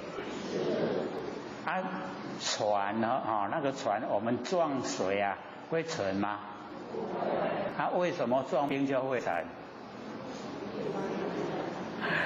因为它已经变得它的外表了，已经寒了以后啊结成冰，就呢这个变成硬，船硬碰硬就不行了，水是软，所以呢我们了解说水成冰啊，冰还成水，可是呢实性是一样外表是不同，对不对？我们夏天去喝冰水很凉快。假如说他这个拿这个普通的水给你喝，你要喝吗？你要买吗？要不要？热到要死也要吃冰，伊从普通水给你啉，所以我们了解它的外表已经不同，可是它的湿性是一样。所以这边就开始讲这个七大，七大呢第一个从那个地，地呢就是土啦，地水火风，空间是呢这个七大，所以释迦牟尼佛就跟阿难讲，说汝观地性粗为大地细为微尘，这个呢我们看个土那个土性，粗呢就是大地，细就是微尘。那个微尘一定呢要在那个有阳光，然后透过一个空隙，然后呢我们看到那个阳光灰的那个很细的微尘，各位有看过吗？那个微尘就是土啦，所以我们了解这个空间这个空间就是有水风土，那个土呢就是一定要有那一种原因存在来看得见，不然我们这个整个虚空啊，都有土啊，我们都没看到，对不对？可是呢，假如说我们门窗呢都全部关起来，然后隔着几天，我们这个所有地上啊、纸上啊会没有灰尘？都会有，对不对？我们关起来它一样会有，就表示这个空间呐，这个整个大的这个空间呐，它都具备啊水火风土，全部都有。这边呢先讲这个地性，就是那个土啊，地性呢，粗呢就是大地，再呢集合啊就是世界，然后细啊就是微尘，色呢有可虚呀，空云和合，这个色呢我们可以分析，那空呢怎么样叫它们和合呢？空要那合，虚空啊，我们看到虚空之间怎么样呢？叫它们合。如言不知啊，如来藏中性色真空，性空真色。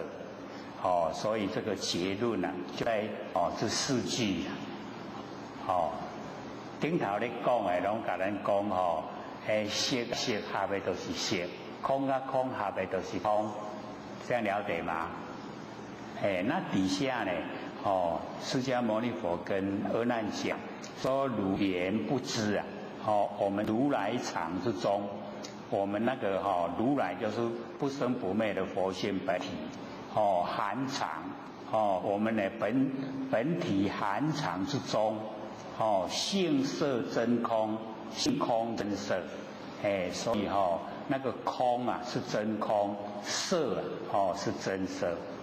就是能够呢从我们真空生发这个形象，生发万象，这样了解吗？一定又是疑问重重，因为我们凡尘的万象啊这么多，可是呢全部呢都是我们不生不灭的佛性啊所生发了，而我们一直在想。我什么时阵去生我哪不知？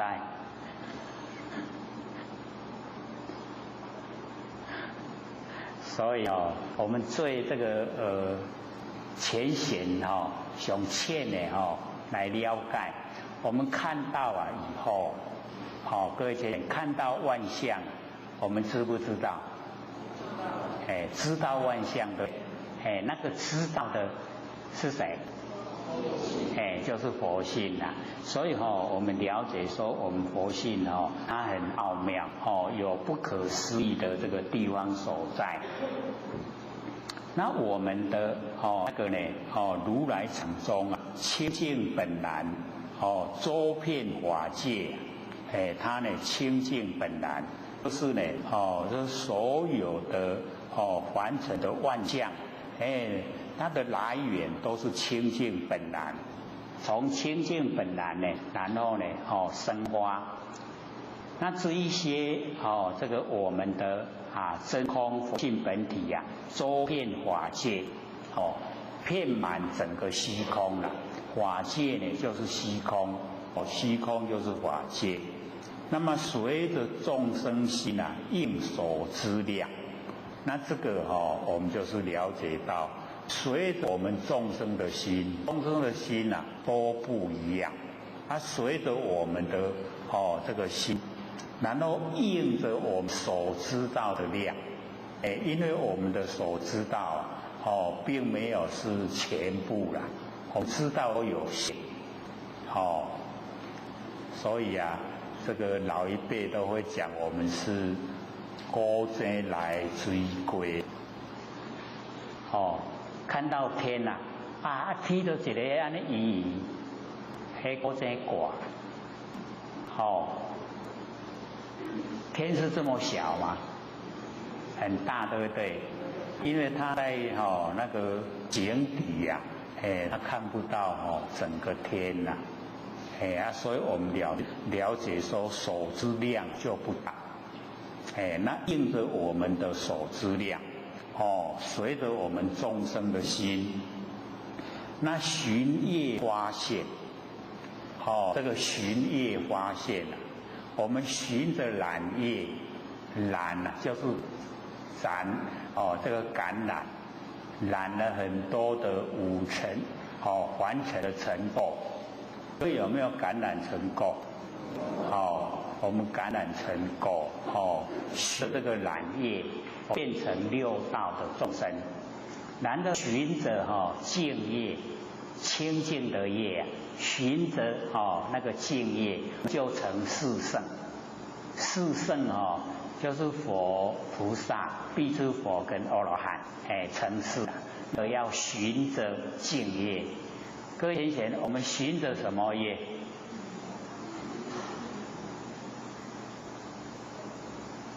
应该还好，不定业。我们还没固定了还可以改变的。所以我们了解那个循业发现。净业的话呢，你就能够见到佛的境界、菩萨的境界、必诸佛的境界跟阿罗汉的境界。循着这个染业我们就会看到那个畜生、地狱恶鬼，这样知道吗？所以呢，我们要了解说，我们可以，我们佛性可以随缘之用。那我们要随着净缘还是随着染缘？要随着净缘。所以呢，那个善的一方面要去努力，然后要接近；那染的那一面就拼除掉，不要。去接近近墨则黑，对不对？我们就会被它染黑了，染黑了还不知道黑嘞。所以呢，我们要自己循着自己的心，然后朝着善的方向努力，那个循业发现就很理想，就会呈现很理想的境界。那世间无知后为因缘，这个我们世间都不知道。迷惑呢是因为因缘及自然性。有没有讲得很详细？佛讲得很详细。说呢，我们那个不生不灭的佛性本体那个如来含藏之中呢，它呢清净本然周遍法界。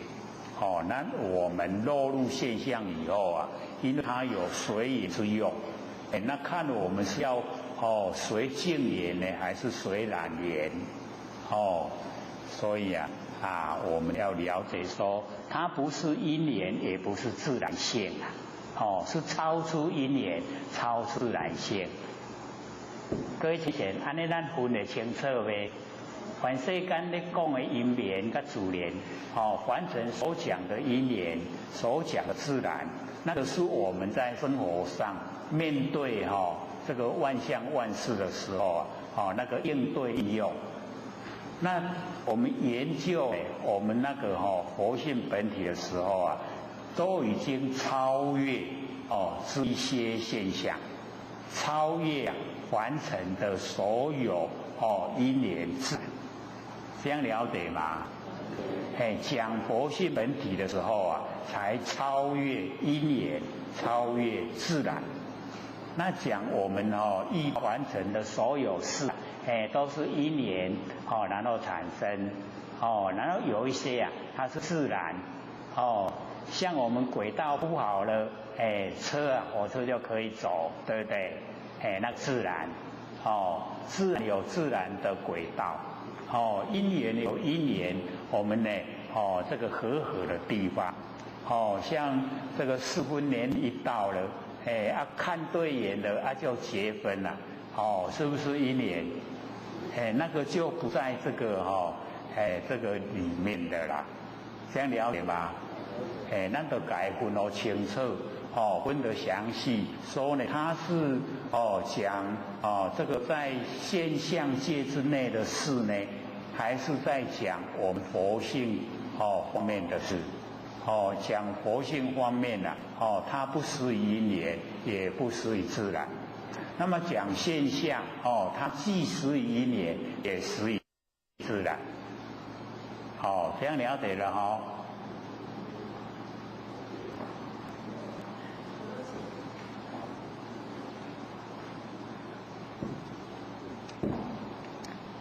所以，佛就讲，我们呢认为，后为因缘及自然性啊，皆是世心分别嫉妒，但有言说啊，都无实义，所以啊，都是我们认识的心，我们认识的心啊，不宽广，这个狭隘，然后我们去分别，然后嫉妒，只有言说啦。都没有实质的意义，就是实在道理呀，都没有呈现，这样了解了吗？这个好像很沉重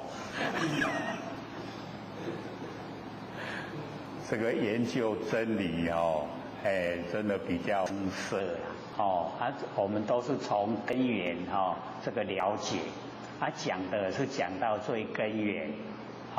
所以我们要回归本位，对我们所有本来的原来的本有的全部要它回来，都有了佛性所具备的所有一切功能都回来了，那我们回归本位所以这一段呢就是讲那个土啊，就是地，那接着底下呢。就讲那个佛大，四大假合的那个佛。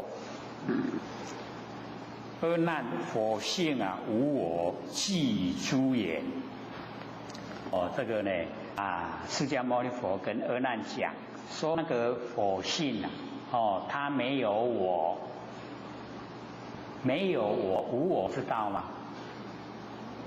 各位贤贤，我们在修道真正的很努力就是要无我啦，然后无法，无我无法，没有我执，没有法执，那就成道了。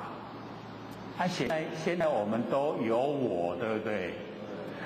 因为都有我啦，所以才没有成道。这样知道怎么努力了吗？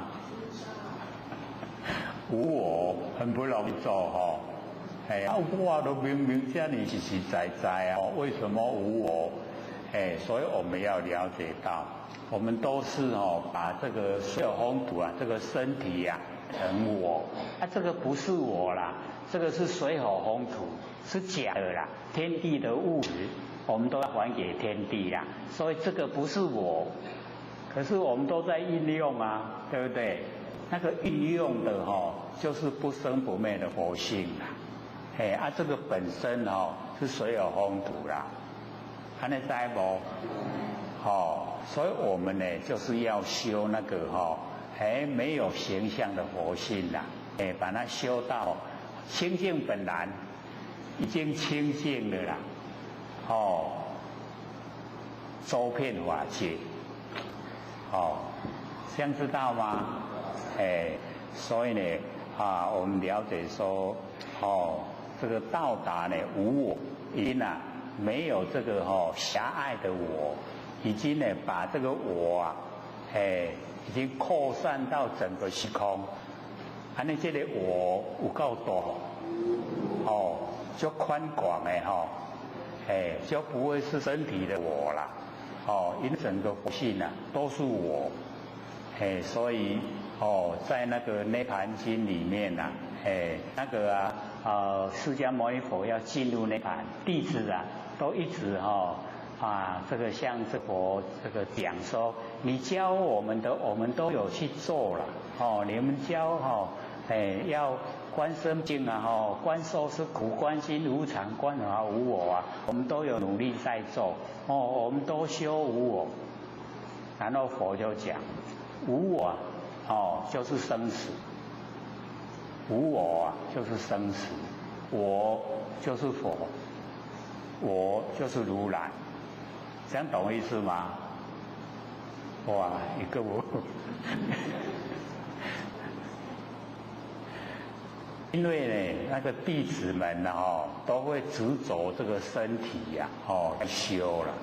那佛要引导他们啊，进入大乘佛法。所以跟他们讲，那个无我，你们说看重身体呀，就进入六道轮回了，所以就是生死。然后我是主宰啊，就是我们那个主宰。佛性的主宰啊，那个就是佛，就是啦。这样就懂了啦，对不对？还真的要用心了不然拢听无。不过大家拢袂歹呢我也在想，假如说有一个在讲啊，我一定硬着要坐在那边啊，我又听不懂，我一定会。眼睛闭，然后听他催眠。不过或许看各位都没有啊，都我眼睛睁得大大的，虽然不是听得懂，我还是很努力在听，很可爱啊。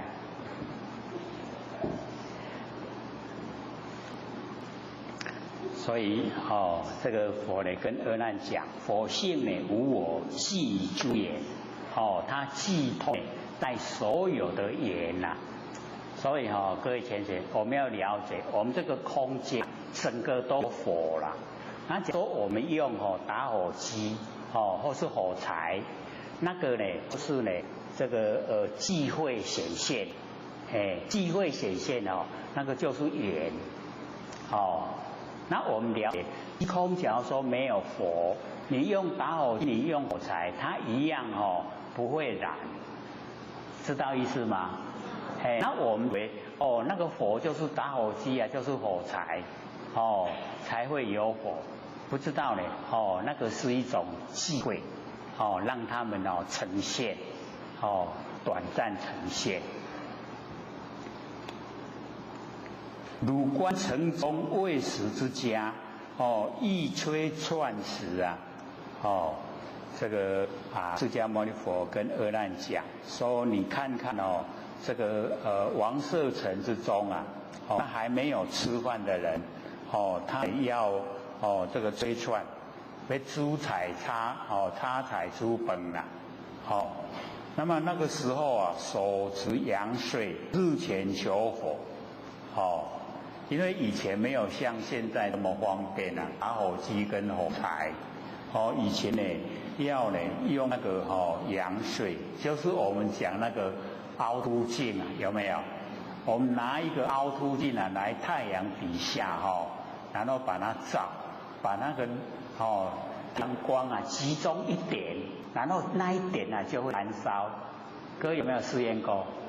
有对了，那个就是阳水啦，日前求佛，就佛就有了，很慢啦，对不对？那名和者啊，如我以汝，1250比丘，今为众，众虽名一啊，觉其根本，个个有身，所以这个佛就跟阿难讲，说明和者，和就像我跟你一样，我们这样和。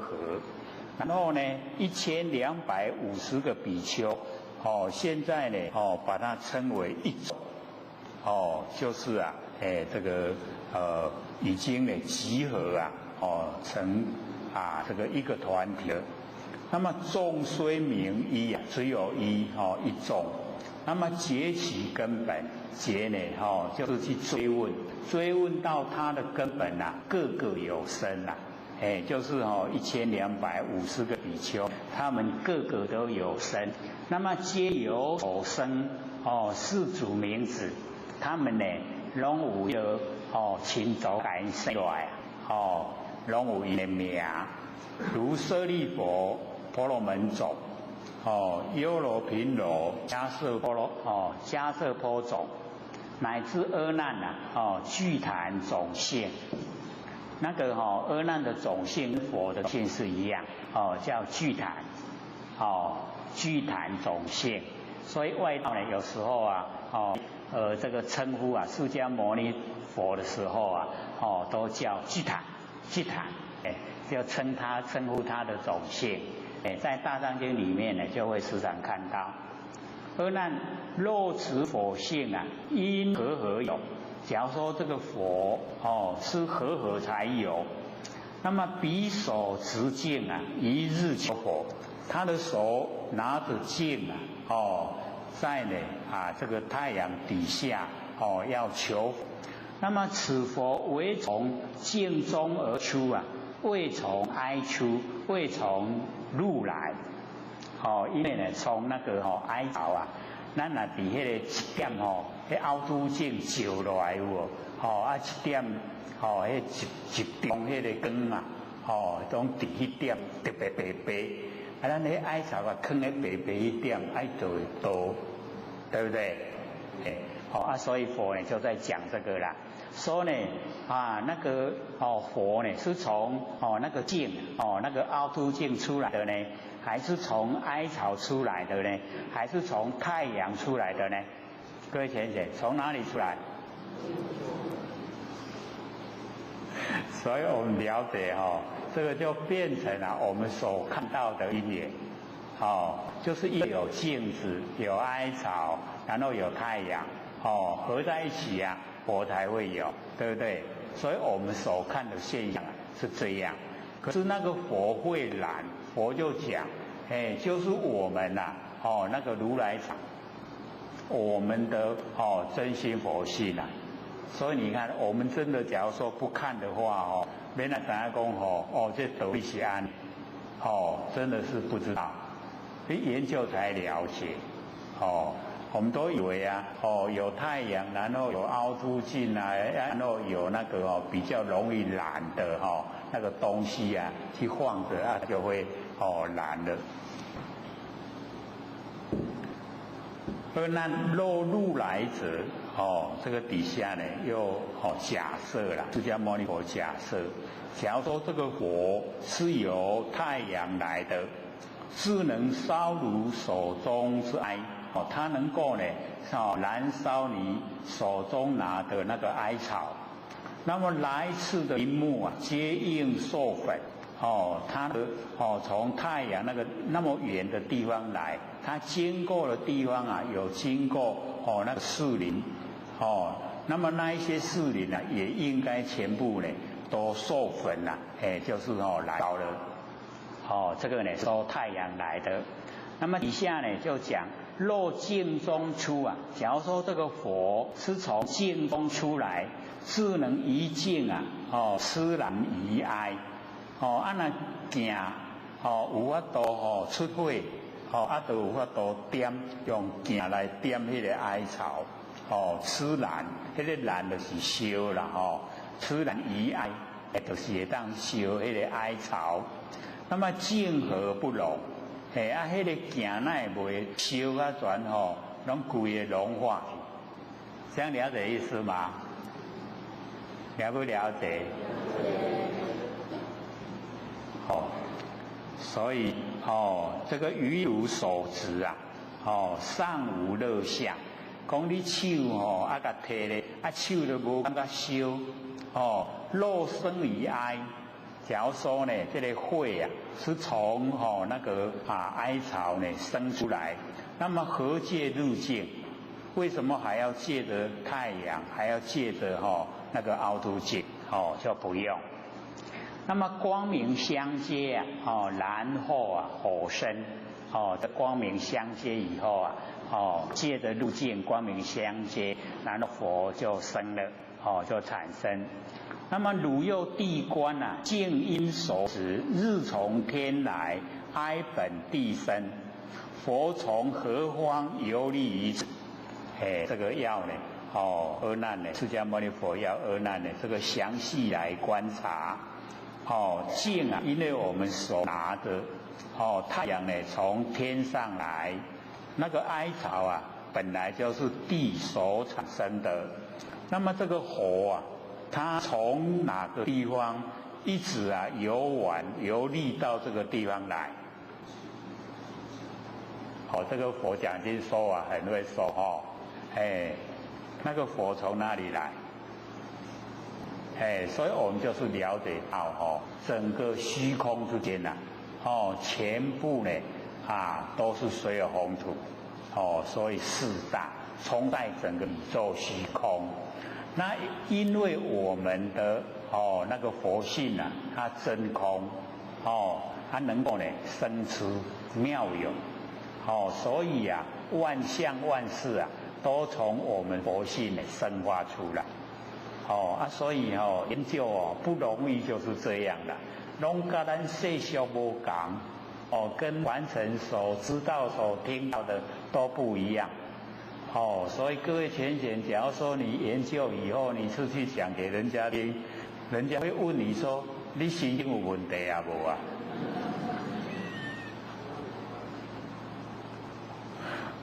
所以要研究透彻，要讲得详细。让他呢这个能够心服口服。那么路径啊相远，那个太阳呢跟我们手拿镜凹凸镜呢相差很远，它辉合，没有因缘呐，不是和合。火光呢无从而有，不应该呢那个火光呢没有原因自然呢跑出来。那么汝犹不知呢，如来藏中啊，性佛真空，性空真佛，所以啊，整个都从我如来藏之中呢，生发出来。这样知道了吗？我们如来藏，难怪大家会体拢真大，很容易生气。原来都是有火。我们那个啊，如来藏之中呢，性佛真空啊，性空真佛，都是从我们呢不生不灭的佛性这个生花，清净本然呐，周遍法界非常宽广，整个宇宙虚空啊，全部呢都有。那么随着众生的心呐，应所知的量，也是一样这个随着我们众生的心应所知的量，我们呢这个打火机了，就知道打火机的火有多大；用火柴的知道火有多大，对不对？可是啊，你在加油站的人他会知道你在这边加油，你一点点火来的话，那整个加油站都会爆炸了，对不对？所以你看那个手知就很重要，那个地方完全都不能有一点点火，一点点火啊，它有油气也多，爱爆炸，规个加油站嘛拢会火烧，厉不厉害？我们假如说不具备这些常识的话在那边一用火啊，糟糕。太糟糕了所以呢，我们这个随众生心啊，应所知量所以我们所知啊要宽广一点。阿难当知世人一次直径啊，一次佛身，遍法界子啊，满世间起遍世间啊，灵有方手。所以就是要了解到我们凡人要求佛的一次啊，直径啊，一次就佛身呐，遍法界子啊，就是虚空全部呢，大家都有直径呢，就满世间都起，起遍世间呐，整个都佛，灵有方所，哪有固定的地方所在？就是全部虚空都有了，他没说固定都要加无都要无，这样了解吗？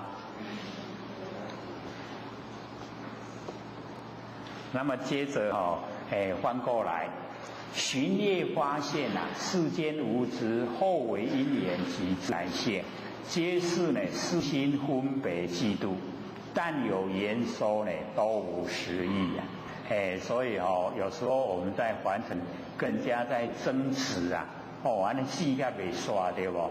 啊，你若来看这经文哦，啊，就免讲啦。然后哦，你可以讲哦，世间无知，因为世间无知才得爱钱，啊，那世间都知道，都唔免钱啊，哦，真理一了解，哎，都不用争执了，哦，争执都是多余的。那么底下呢就讲那个哦水道，哦，我们讲哦那个图啊，哦，在讲佛，现在讲水。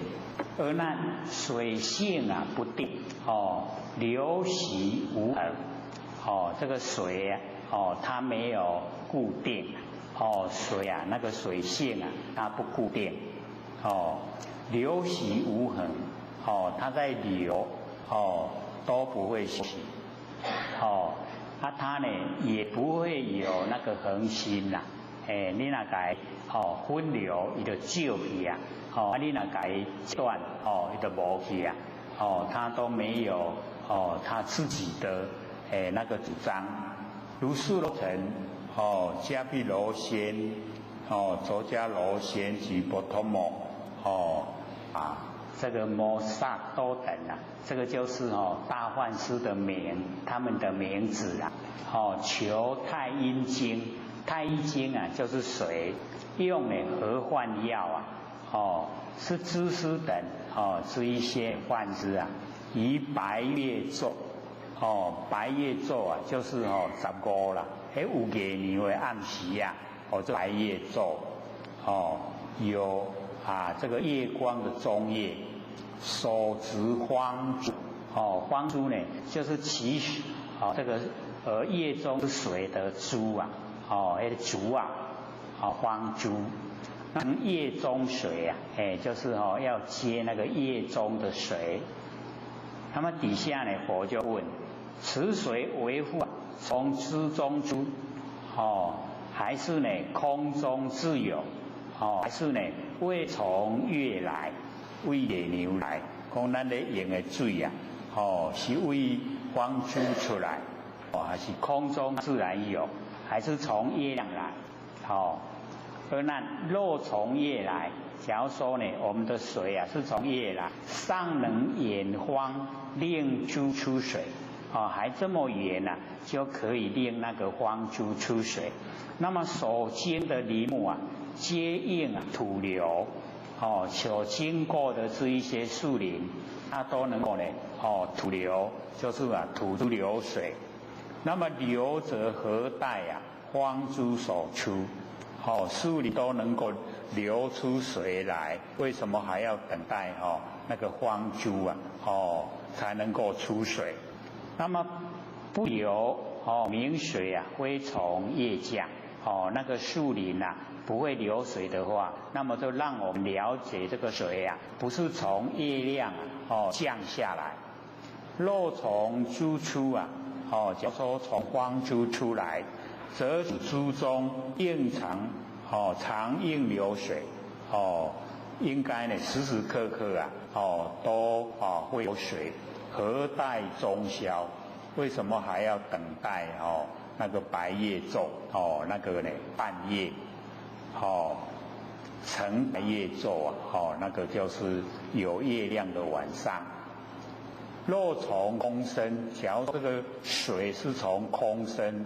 空性无边呐，哦，水当无际，从人祭天呢，皆同哦，这个逃离，哦，咱人甲规个哦天啊，拢规个哦，拢就哦最阴的哦，拢沉伫个水内底。因何复有水陆空性？啊，免那个有迄个哦，这水陆空啊，哎，这一些啊，这个生物在。水中行的、陆中行的、空中行的，哦，这一些动物啊，哎，全部呢都存在。那么汝根地观，业从哦天喜，知因所执，成之水盘，本人乎水。哦，讲业啊，伫天顶哦，啊咧伫咧行，珠呢因咧手哦提。哦，啊，迄个成珠的水盘要滴水的水盘呢，哦，本来就是人去腐蚀的。那么水从何方呢？流至于，这水啊，为倒位啊流来？月珠相沿，月亮呢，甲迄个方珠啊，差远呢，汇合，无法度合，不应水晶啊，无从自有，不应该这个水啊，这个没有原因，它自然就崩出来。汝尚不知呢，如来藏中啊，性水真空，性空真水，清净本然，周遍法界。所以你看水还是我们如来藏含藏这个我们的那个佛性啊，含藏有水所以这个真空啊，能够生花这个水清净这个给我们用的这个水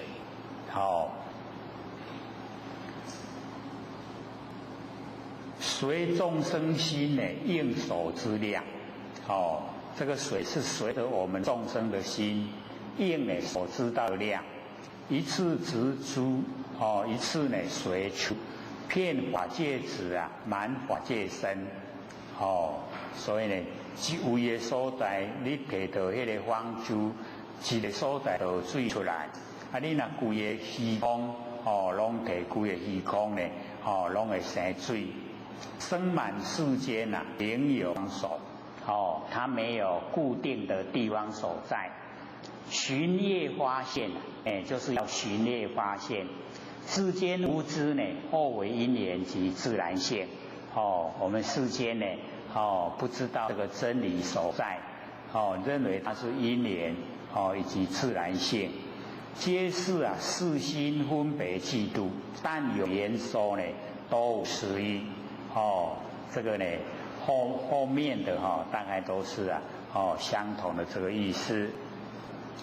那么再接着就讲那个风大水火风毒啊风，风性无体呀风性没有体，动静啊不常那个动跟静啊它都不一定啊不常，汝常整一啊入于大众。这个释迦牟尼佛跟阿难讲说呢，你整理这个衣服啊，要进入大众的时候，那个僧伽梨就是杂翠衣呀，又名呢福田衣，就是大衣，那个僧伽梨角，动及旁人啊，则有微风，就是整衣的时候啊，稍微有一点点风。伏彼人面，那风啊，会去安尼吹到那面。那么此风为复啊，出袈裟角，这个风是从袈裟角出来的呢，还是呢发于虚空，还是呢从虚空发出这个风？生彼人面，还是从那个人面生出风？阿难。此风若复啊，出袈裟角，这个风角是从袈裟角出来，如乃披风，你都拢规身躯拢披风你拢大风，所以这个佛在讲经说我们看了有人身体也会披风的吗？对不对？不会有啦所以就告诉我们就是我们日常在用的时候我们知道有风，可是那个感觉吹到身体以后才感受了。那我们假如说要用呢比较快是知道的就一手动，风就有了嘛，对不对？马上就呈现怎么来的？这个风怎么来的？所以我们要了解说这个四大水火风土怎么来的，怎么有都是如来藏，如来含藏所以我们了解这个佛慢慢详细讲，很有耐心这个完全我们凡尘呢都不了解的状态。那么其余灰养飞扬，如应应如离体应该离开你的身体。我今说法，会中呢垂衣释迦牟尼佛说自己在说法，会中呢楞严会中那个衣就垂下来。汝看呢我衣风何所在？你看看我的那个衣服风在哪里？不应衣中呢有藏风地不应该呢衣服里面它有藏风的地方所在。那么肉生虚空，假如说这个风是从虚空产生，如衣不动呢，何以无佛？从虚空产生，你的衣服不要动，不是你衣服动了才有出来。现在你的衣服不要动，那么为什么它不会吹到我们的面来？何因无佛？那就是讲无一到了。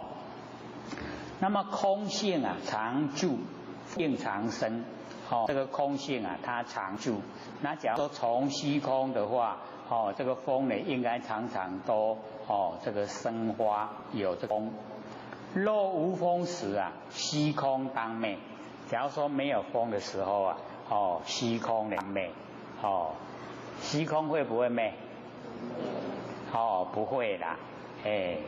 这边讲无风就会灭可是跟我们讲说无一条道理啦。灭风可见灭空何状？这消灭风我们可以看见。那消灭空呢是什么样的形状？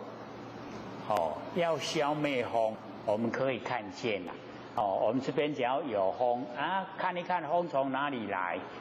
从电扇来，电扇关掉；从门来，门关起来；从窗户来，窗关起来，是不是可以把它灭掉了？灭风，灭风可见，对不对？灭空呢，变成什么样的形状？就无一条道理啦所以这个让我们了解说那个佛讲经的那个奥妙。若有生灭不明虚空名为虚空云何风出？所以虚空不会出风了。各位浅显这个虚空有没有风？台风从哪里来？又是一大门学问了所以这个我们要了解这个台风从我们的心中来，我们的心心的意变化很快所以形成那个风它也一样变化很快心变化大，风也一样大，所以都强烈强烈台风。若风自生假如说风呢是自己生的被伏之面从彼面生，应当俘虏假如说风呢它自己产生去有风呢一到那个面咱的面从彼面生。假如说呢风是为咱的面生出来，那么应当俘虏应该呢是去悦到你的面，不是去悦到别人的面。那么诸如整衣自从你这个整理衣服，因何导火就是整理衣服就有风出来，然后呢这个去甲悦到别人的这个身躯，互伊有感觉。如审地观，整衣在汝，灭时彼人你详细的这个观察这个衣服是在你在这衣服的时候有发生一些风去吹到别人别人的面，那么面呢就属于别人的。那么虚空即然那虚空呢它都不参与意见不生流动伊拢无参加你的这个内容风是随方呢鼓动来此，那个风呢从哪个地方一直鼓动到这个地方来。风空性隔啊，风跟空呢，它们的性啊，是相隔，非合，不是合，不应风性啊，无从自有，没有原因自然产生。如晚不知呢，如来藏中性风真空，性空之风，清净本然，周遍法界。所以我们那个如来含藏里面就有那个风在，所以这个我们平常也都没有这个研究到这个地方来所以呢要生疏。那佛呢就跟我们讲说我们如来藏之中性风真空这个性空真空所以呢我们了解那个性风性空，然后呢真空空就是要我们呢了解都是从我们佛性呢这个产生的，而且它清本然周遍界非常宽广，而且它的本雅清净本来原来就是这样，随着众生心应着所知量，我们呢众生的心所知道的量，像说人少也一个小机的电风，人较多也较大机，现在有那个会用的很强的那个电扇一吹了就可以吹很多人，那个就是我们的那个这个所知道的啦所知道的量，而那如一人微动一拂，有微风出，遍法界佛满国土生。你拿那规个法界你拢用啥的去改业也满国土拢会产生这个风微风，周遍世间另有方所。周遍整个世间它都没有固定的地方所在。那么寻业发现世间无知，或为因缘及自然性，皆世心分别嫉妒但有言说都无实意，都只有这个言说呢都没有这个实质的这个义理。那我们今天呢刚好讲这个水有风土四大，那底下呢还有三个空见识还有三个，那我们三个留待下次说，剩下还20几分呢，给各位提问。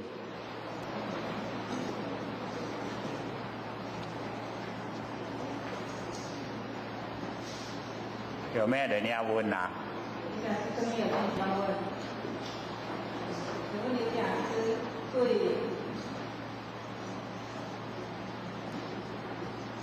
放生毒蛇和淡水鱼放生到咸水里有什么看法？放生怎么样？放生毒蛇还有淡水鱼放生到咸水里面。放生毒蛇。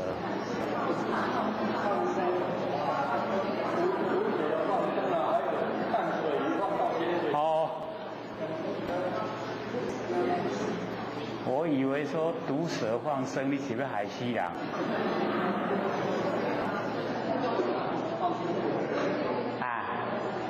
那提了两个问题，第一个就是放生毒蛇放生毒蛇是要放生毒蛇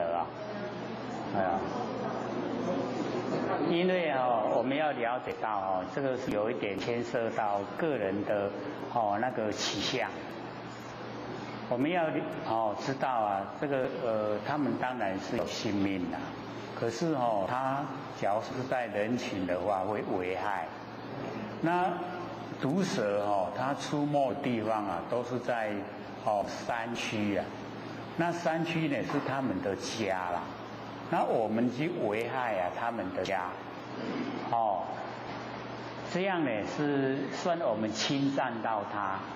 不合理应该是人类啦，那我们当然是不希望去这个影响到他的那个生存。所以像或许那个时候在天佛院啊，那个天佛院那个地啊很黏，所以所出现的都是毒蛇啦，而且不但是这个一种，是很多种。它不但是有毒蛇，而且还很大，很大的那个毒蛇，大到或者用2只手拿那个我们那个网啊，钓鱼的时候不是有人鱼钓上来就放在网上面吗？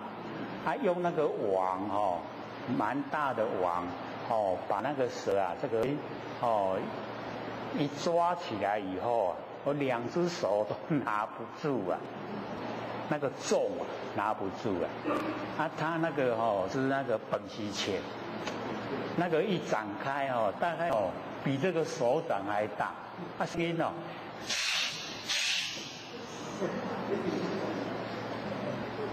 这么大那很吓人。那所有在这个天佛院看到的人啊，都一定叫后学去处理的。为什么？你是主管。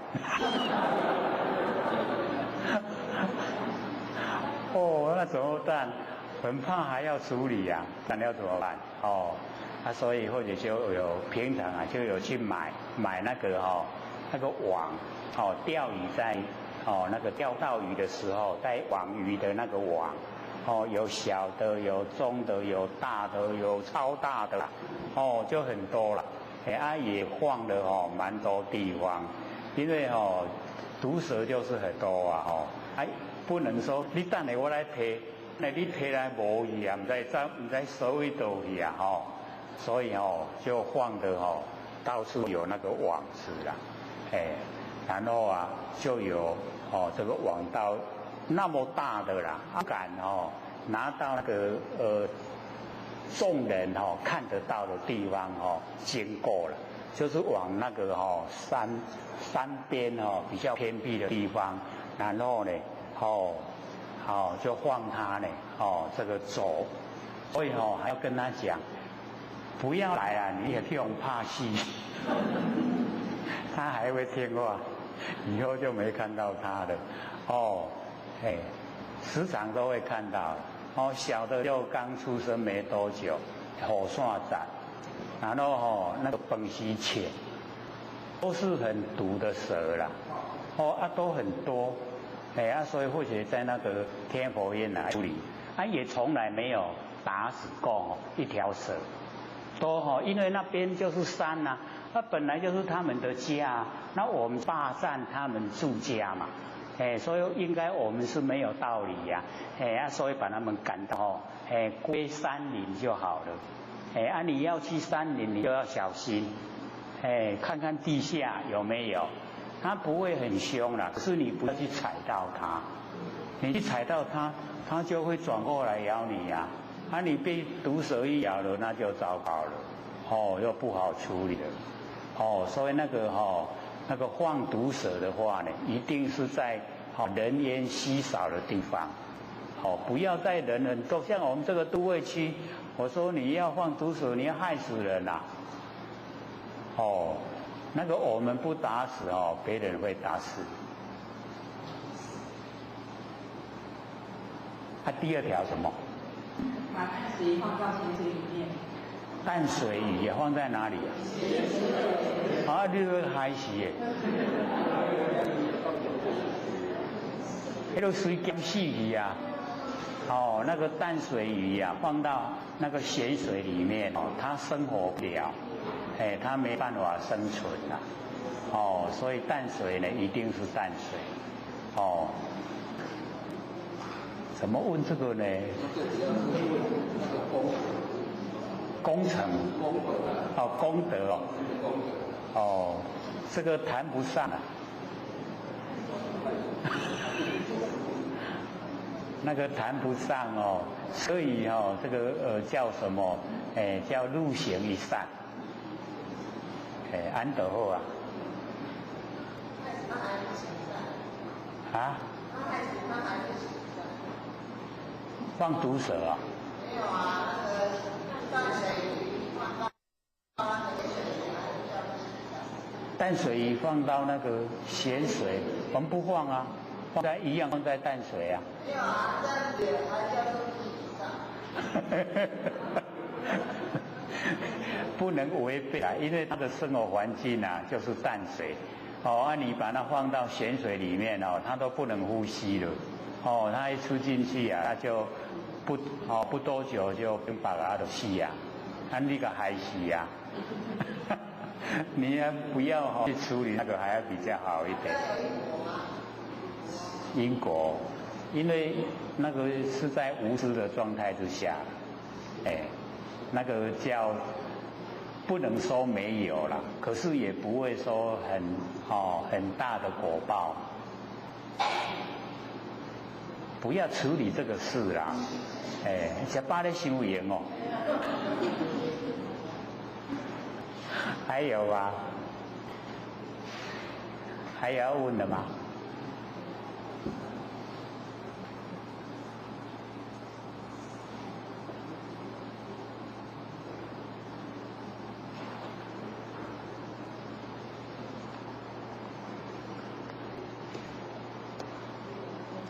好，请说。我想请教一下，那水那边像风那边，我们知道它那个有一角有面，然后有它的，那这边的水啊、珠啊，到底是什么情况啊？就好像看不懂这个水一直在那个水这边，它水是从珠的哪里跑出来？这到底什么东西？水啊。水的这一面吗？在讲水这一边吗？那水上面那个都是那个大幻师啊，就是那个魔术的那一些啊，在他们那个比较有名的那个大幻师，然后他们都会做法，然后求呢那个月亮水。上次讲那样的，那个是属于比较那个印度大家都知道的那个事所以我这边看只是一些那一些大幻师的那个名字，然后底下那个才重要我在问呢，那个水是从月亮来呢，还是从我们手中的那个光珠出来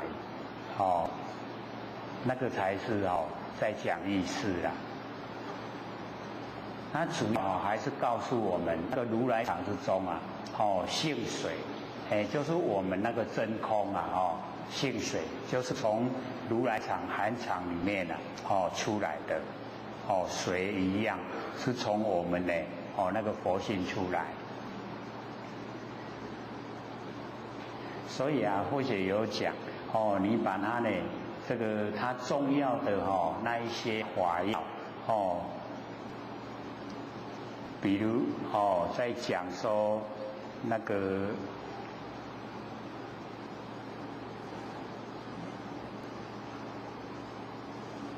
什么，看一看这个水的方面呢，在那个你汝尚不知如来藏中性水真空，性空真水，清净本然呢，周遍法界这个呢是属于法药法你要记得这个重要剩下那个那导师我们看过就好了，那个不记没关系知影就好这因为这个如来藏中那个性水真空，我们真空佛性里面就有水了然后呢性空真水，那个水就是从我们的那个佛性生发出来。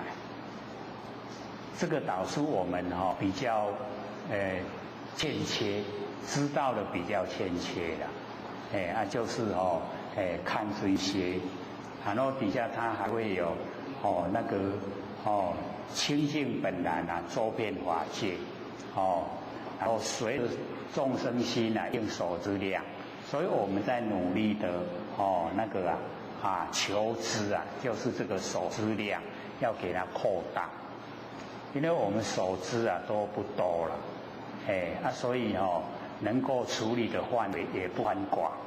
那手资的越多啊，处理的范围就越宽广，佛性的功能作用就越大。所以大用都整个呈现，那才叫做正悟本性。那我们都还差很远啊，所以没有所以那个是重要，看到那个是施以法要。那有一些啊，我们就这个看了就好，不用去记他们名字了，记来也没有用因为那一些都是一个大梵师就是他们社会上很有名，可是呢实际上只是那个这个世间的事完成事了，都是施以完成事。还有吗？还有10分钟。我想是这个你从小在第一页、第二页、第二页接近第一页，它是虚幻的还是真实？这个佛在比喻那个第2月啊，就是已经靠近地月了，它不是月影，月影就表示说水中啊。水中的月亮啊，都有影现叠水中，水中的月都全部假的啦。那个第2月它有半真半假，第1月啊就全部真了。所以在讲第2月的时候啊，那我们容易啊，你的眼睛把它一压了，就变成两层相他，2个影像了。有没有？只要你稍微压了它就变成2层了。那个原来你晃了那个就真了，你一压变成2层说真不真，说假不假，说它真不是了，说假也不是了，这样了解吗？我们很多都会进入那一种两边啦，是跟非啊，都会进入是跟非。可是呢，我们要了解中道，中道里面把是非全部包含在里面。那水为什么会从月亮出来，不是从地出来？那个都是不合理的啦，不合理，那个都是有文字啊，没有实在的事情，那种假啦。现在你讲都不真，都是假的啦。只是我们佛要讲那个凡尘发生的现象凡尘发生的现象佛一定要在会场之中能够看得到的、想得到的就讲。那个现象就是不合真理。那不合真理，佛要把它说出来。让我们凡人都了解说，这个都不合真理啦，所以对啊，中间的部分都不合真理。我们一看了就知道看了那个文字就知道，可是有一些啦，我们呢这个不很确定，说这个风从虚空生发。假如说有这个问题的话，那我们都不敢肯定了对啊，为虚空生发。可是佛就讲不是，是从我们佛性生发。假如说我们没有看到佛确实这样讲，我们也不敢说对不对？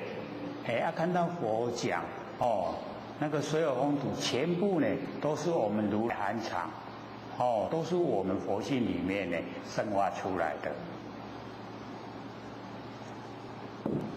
跟那个风道、幡道、心道有没有一样？那个讲到心动就是我们的性啦。讲到呢这个幡动就是现象。讲到风动就是气，它有离气相。的话就是心动，气的话就是动，相的话就是幡动，那个常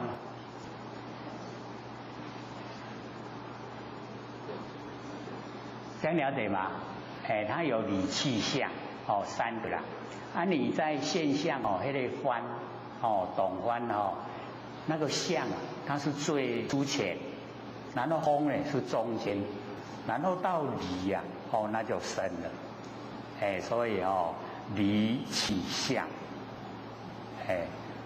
那我们也是啊，活性啊，是离，然后呢，我们呼吸呀，就是气，然后我们身体呀，就是相，也是一样理气相，具备啊，理气相我们都具备。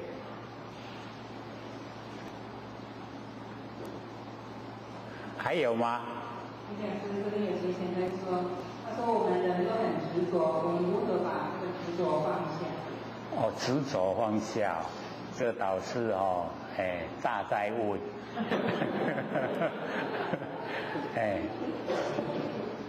最重要啊，是了解到说，我们的这个身体呀，是天地的物质，水有风土，身体不是我，身体不是我，那我们为什么固执？就是固执啊，认为身体是我。那现在要告诉自己，身体是天地的物质，不属于我，我都要还给天地啦。那我身体已经还给天地，那我在哪里呀？就是要追求这个我在哪里？那个我，就是咱的知觉性，就是咱的佛性啊。我们追求佛性的时候啊，就不会固执啦。所以固执的人啊，大部分对身体都非常重视，就重视的啦。不知道呢，我们有不生不灭的真心佛性。他只知道有身体，然后这个能吃能睡啊，能穿，大概这样他的生活就过得很好了。所以要消除我们就是了解到，把自己撇开，就像那个水性无我，风性也无我啦，土性也无我，全部都无我。那个四大全部都无我，都没有我。那我们合在一起的四大假合了。为什么我们执着我这么固执？我假的啦，100年后都没假啦。所以能够拥有的就是我们那个佛性，不生不灭的这些佛性。可是一定要赶快修，让它恢复清净本然，周遍法界，要这样。不然呢，我们假说都还很污浊那不行啦。无法度恢复到本来。所以我们回到本位啊，大家拢做佛。所以一定爱赶紧把这脾气毛病都丢掉，不要它。告诉自己，身体不是我，是借用的。好好借假呢，修真。身体假的啦，佛性才是真的啦，借假修真。所以我们所有一些言听、行动思想，全部呢都是佛性作用，佛性的功能作用。随缘之用啊，或者都有讲。我们随着那个善言行善，跟呢随着恶言去做坏，有没有差别？差别很大所以我们呢，随着净言可以进入四圣，随着染言我们就六道众生，所以要随着净言，努力修持，可以身体还给天地啦，然后我们佛性呢就归本位，这样对吗？还有4分钟，还有问题吗？好，请说。有2个好像简单解述：一念无明生善息，一念无明生善息。好。因为我们呢，这个落入凡尘最重要就是一念起心动念，一念那一念就是无明。我们为什么会起那么一念？就是因为无明才起念的。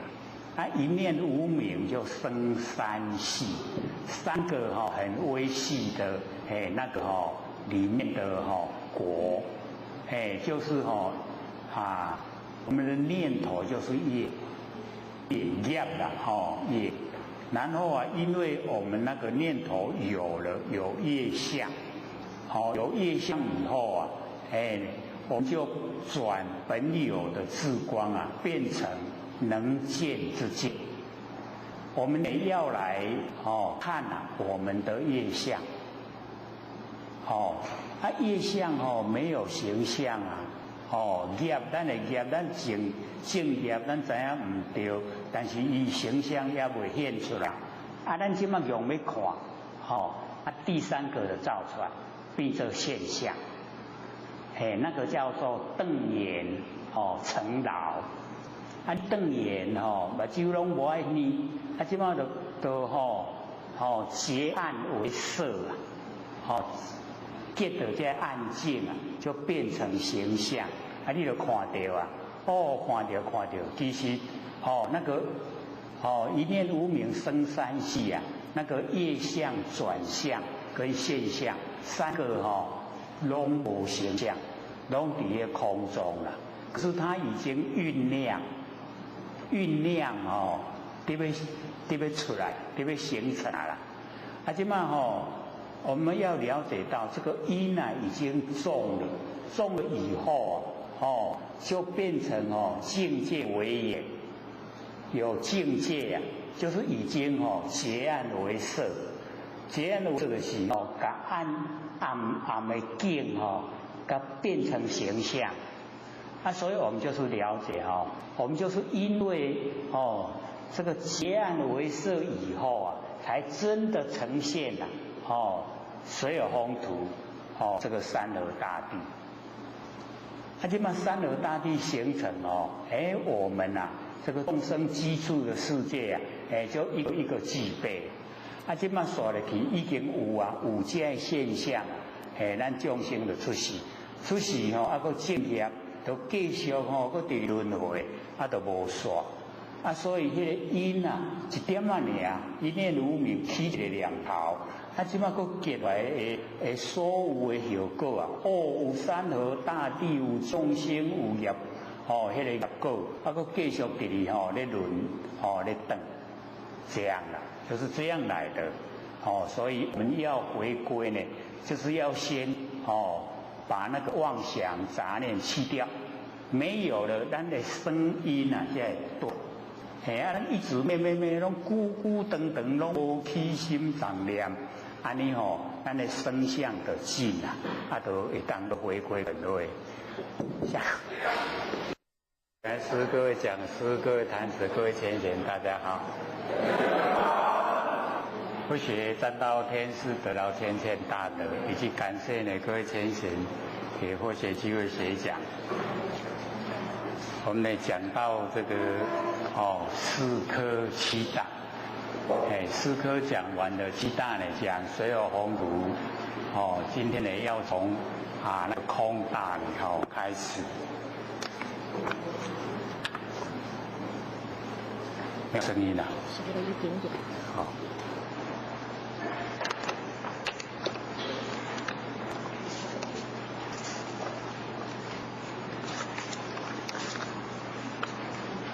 在63页完面，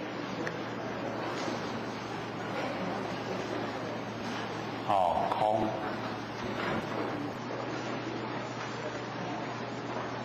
这4科7大，4科呢就是5阴6路12路18界，7大呢水有风土空见识，总共呢是25门修行的方法。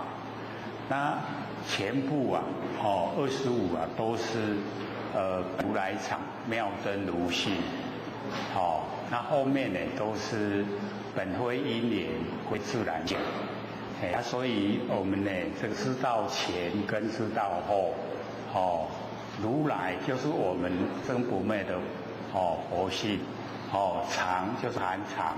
我们佛性里面含藏非常多的东西呀，所以我们了解到那个那呢以为说那个色相可以这个从空而生花，可是佛说色相再怎么生都是色，空再怎么合都是空，那个没有办法，而是从我们的不生不灭的佛性那个真空，然后生花妙有。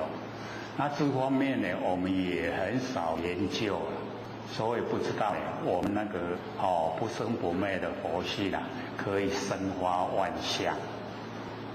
各位以前有听过吗？没有所以我们了解我们真空就是空中不空叫真空。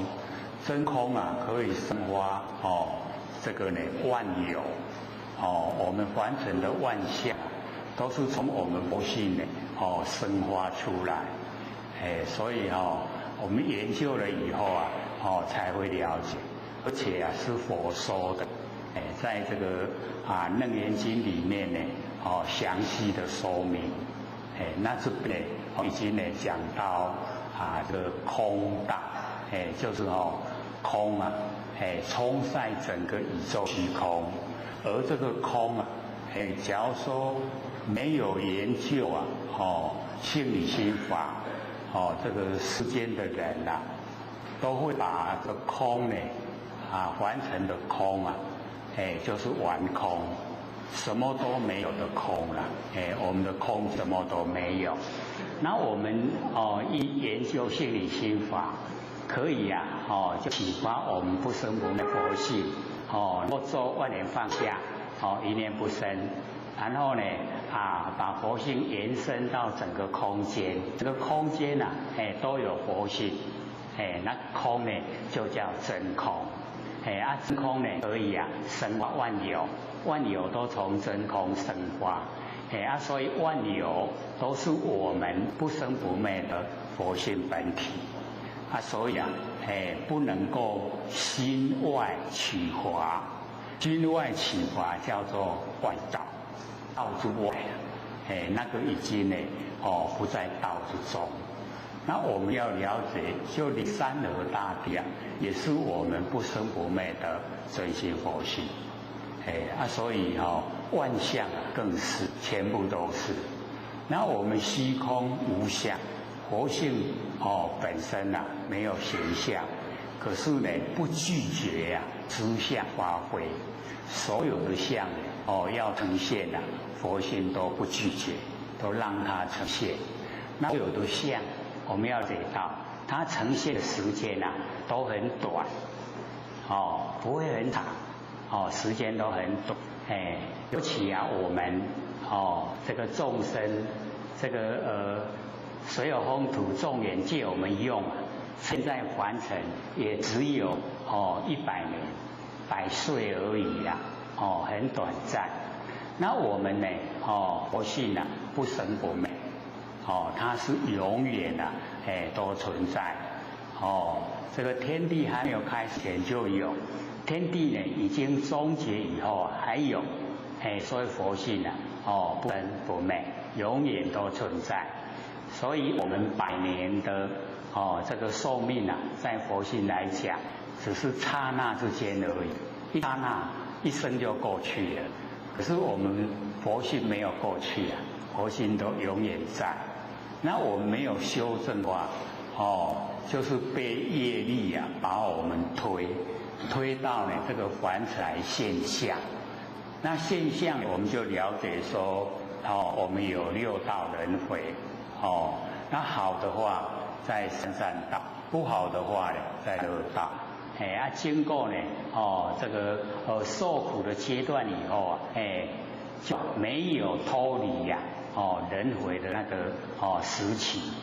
那现在呢上天大开普度让我们有机会回归本位那我们求道都是18逍遥10800年。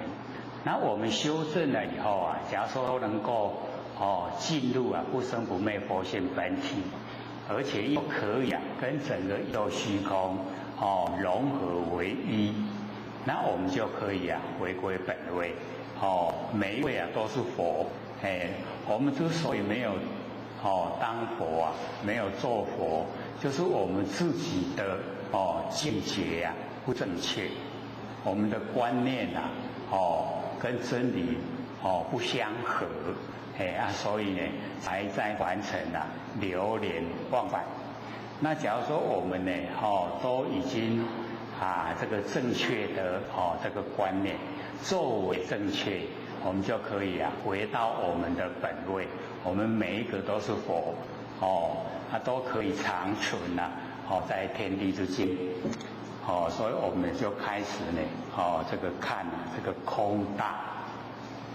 释迦牟尼佛跟阿难讲说空性无形，我们空性不生不灭的佛性是我们空性。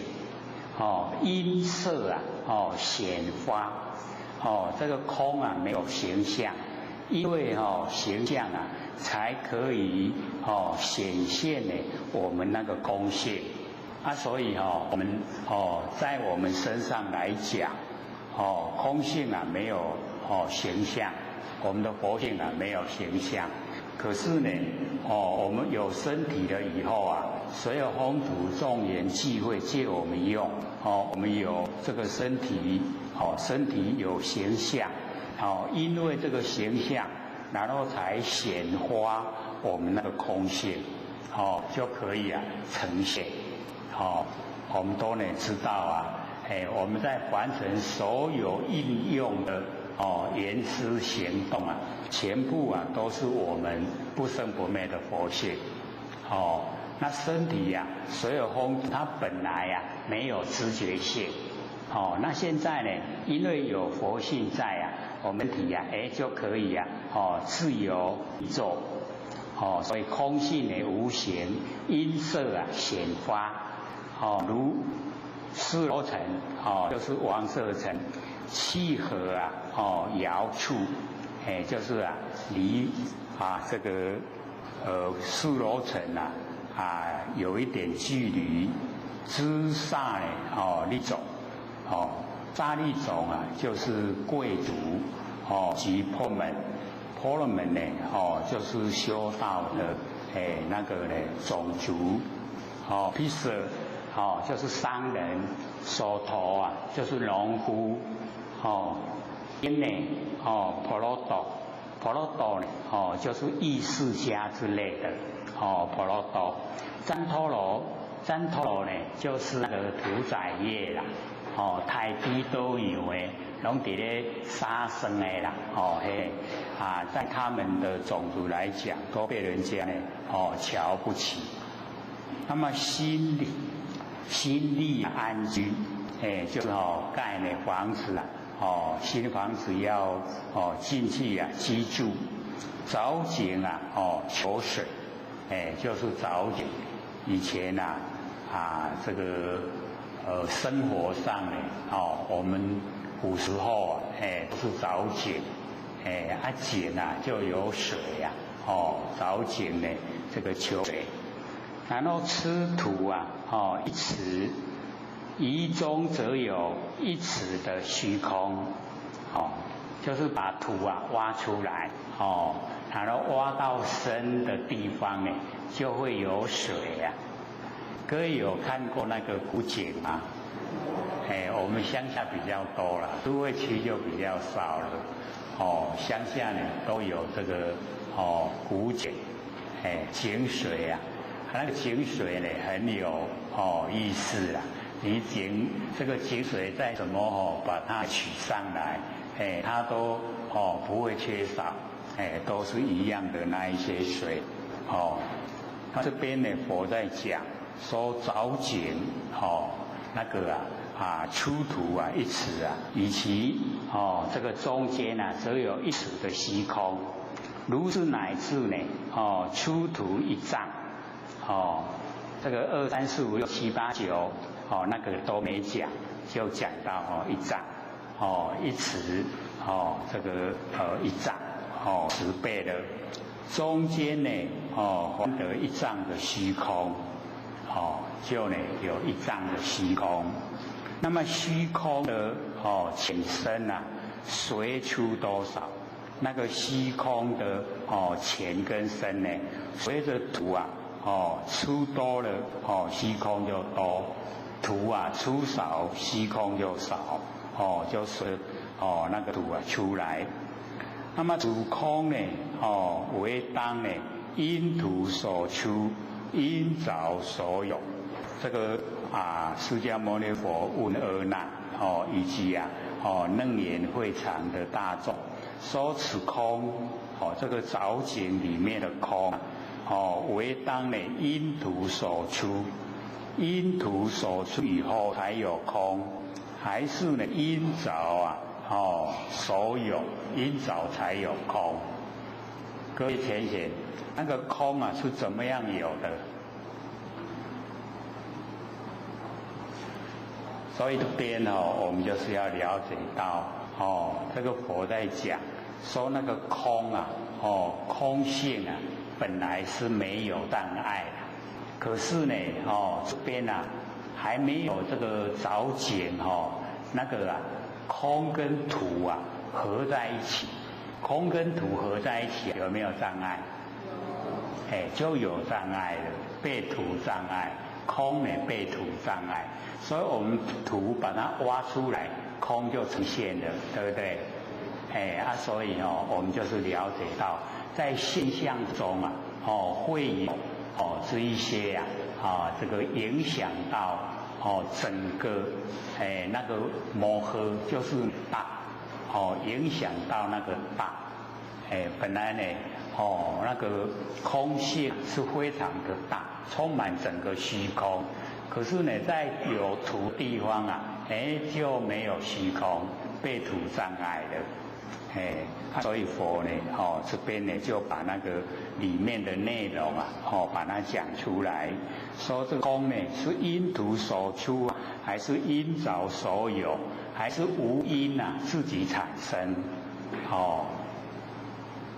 各位先生，我们之前都一直讲，说呢我们就是在研究这个心理心法的当中要呢了解到说不自生、不他生、不共生、不无因生，还记得吗？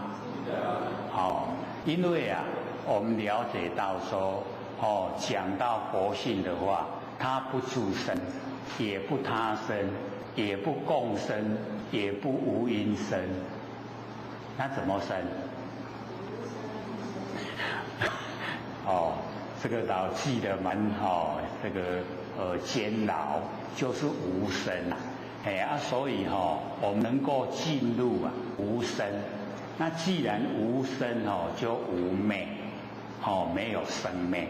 那没有生灭就是我们不生不灭的佛性本体，它没有生灭所以佛性本体呢它呢不自生，不他生不共生，不无因生所以就是无生无生法忍就可以成就阿罗汉所以阿罗汉是一个最基本的我们要了解说最基本的成就一定是进入无生法忍才可以成就阿罗汉，然后往上菩萨，再往上佛一样都有无生法忍所以无生法忍最基本。那我们呢也一样我们也要呢了解到无生法忍无生法就是没有生灭法无生法，然后忍就是安住不动。我们在无生的方法里面安住不动就是我们呢不生不灭的佛性本体我们佛性本体它不生也不灭时时刻刻都在常住不迁所以我们都会一再的这个解说，有没有很熟悉的老师说我们是初级班嘛，哈，所以对不对？好，初级班，然后接着呢，中级班，然后还有呢，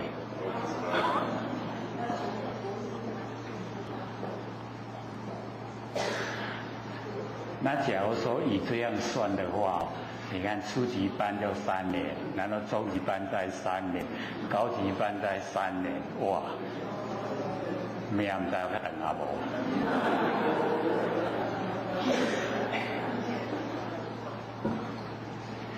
他其实啊，或许都感觉说，真的研究心理心法，差不多就是要10年的时间。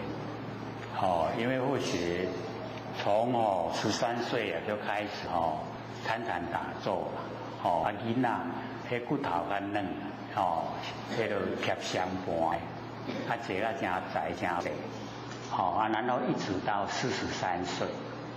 才了解到我们不生不灭的佛性本体，30年了，所以或许都一直在回想说，有够功啊，为什么30年，然后才得到几个字？各位先生，几个字？对，就是万念放下一念不生，才8个字啊。3年讲得到去8啦，去8字来我拍下，30年才去8字，然后一了解到以后，开始讲，到现在69岁了，43岁开始讲，已经60有20几年了，所以说投入呢在修道呢，在心理心法方面呢，时间很久，就是呢很喜欢实验，一个理论我们要经过实验，你实际的没有这个毛病的才教人，我们不能这个教人的方法，然后做到后来有后遗症。而且呢，因为有接到那个屏东的前贤打电话跟我学讲，他说我们都要人家守闲他已经大概有20几年了现在不用守就能够守了，已经很习惯就是自然而然就守闲。只要静下来自然就在守闲了。可是他跟后学讲，他不喜当，问后学说要怎么办？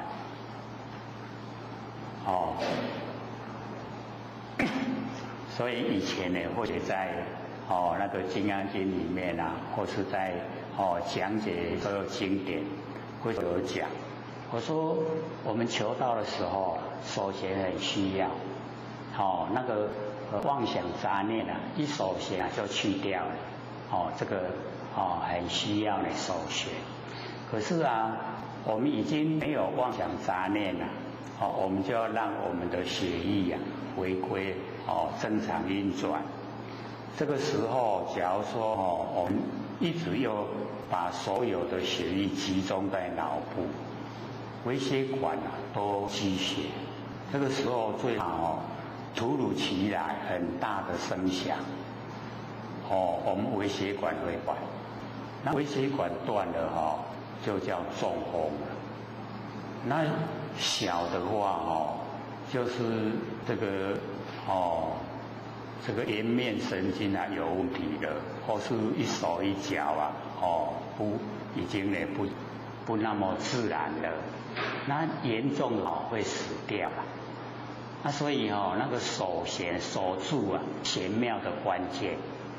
那玄妙的关键就是我们不生不灭的佛性本体，是守住我们佛性本体，不是说守在那个我们那个点完是点的地方。老师也法会跟我们讲这个守着玄关跟人走，忘了玄关已成佛。所以跟我们讲这个很厉害关系。然后我都讲说，我们假如说没有手的那么专注啊，那还好了。你手的专注一定中风。那我们修是想要好啊，对不对？不希望说出毛病啊，所以就有缺陷说已经出毛病，所以规个头壳拢安尼重重啦，即马拢无咧做手势，唔过家己咧手啊，那已经变习惯性了。那或许跟他讲说你现在用万年放下，要强过你的手弦观念，万年放下的观念啊，要强过手弦观念，这样你那个神经跟血液啊会回归正常。不要用它现在是用一种拿咧读甲重都想别项代志来改顶替啦。我讲那个不对劲，你不时就爱搁想别项代志来改替你的迄个读甲重啊，安尼唔是办法。你就爱做一项做万年放下，你万年放下这个观念要强过你的手弦观念。所以我们要了解到要教人真的很好那有的还甚至教人手弦以后还要从弦观进去，从弦观进去呀。那我问说要进去哪里呀？所以那个自己想的就来教人，那个很危险的，会出毛病，还真的还出毛病。怎么样？眼睛瞎了，做到眼睛瞎，10年了，10年的功夫啊，眼睛就瞎了。所以我们一定要了解到没有毛病啊才教人。那做万年放下一念不生啊，绝对没有毛病啊。这个经过30年摸索出来的绝对不会错只要你万年放下一念不生，整个佛性本体都呈现。当下万年前万年后都在你的当下，所以那个整个佛性无缺无余不缺欠也不剩余，刚刚好，全部都在你看多么这个殊胜的法门万年放下，什么呢都放下。所以我们老师那个墨宝不是有放下吗？我们北部对放下特别钟情啦，一下子要100多张的放下，那个表背一张600块，已经呢要100多张放下，那个裱起来也很好看所以呢就是要放下。那各位在日常生活也要放下，放下就没有烦恼了啦，对不对？烦恼一来放下，放下，就是了解这个天下本无事啦，我们庸人自扰，对不对？放下就不老了啦，不自扰，放下，凡尘事都是过眼云烟一下子就过去了不要计较，放下所以放下是最好的法，放下。以后这个跟人家一闲聊你就跟他讲放下，放下，会变成习惯了。烦恼一来了，放下。就没烦恼了所以啊，隔了一段时间呢，一看到以后，整个啊，我们脸相都改变了，满面春风，很好看，那个气色也很好。为什么？因为往脸放下，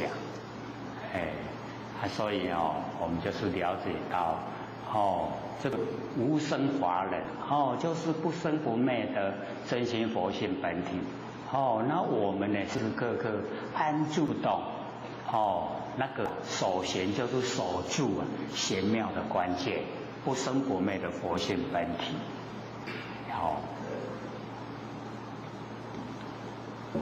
那么释迦牟尼佛呢跟阿难讲，若复此空无因自生，这个空啊是无因自己产生的，未着土前啊何不无碍？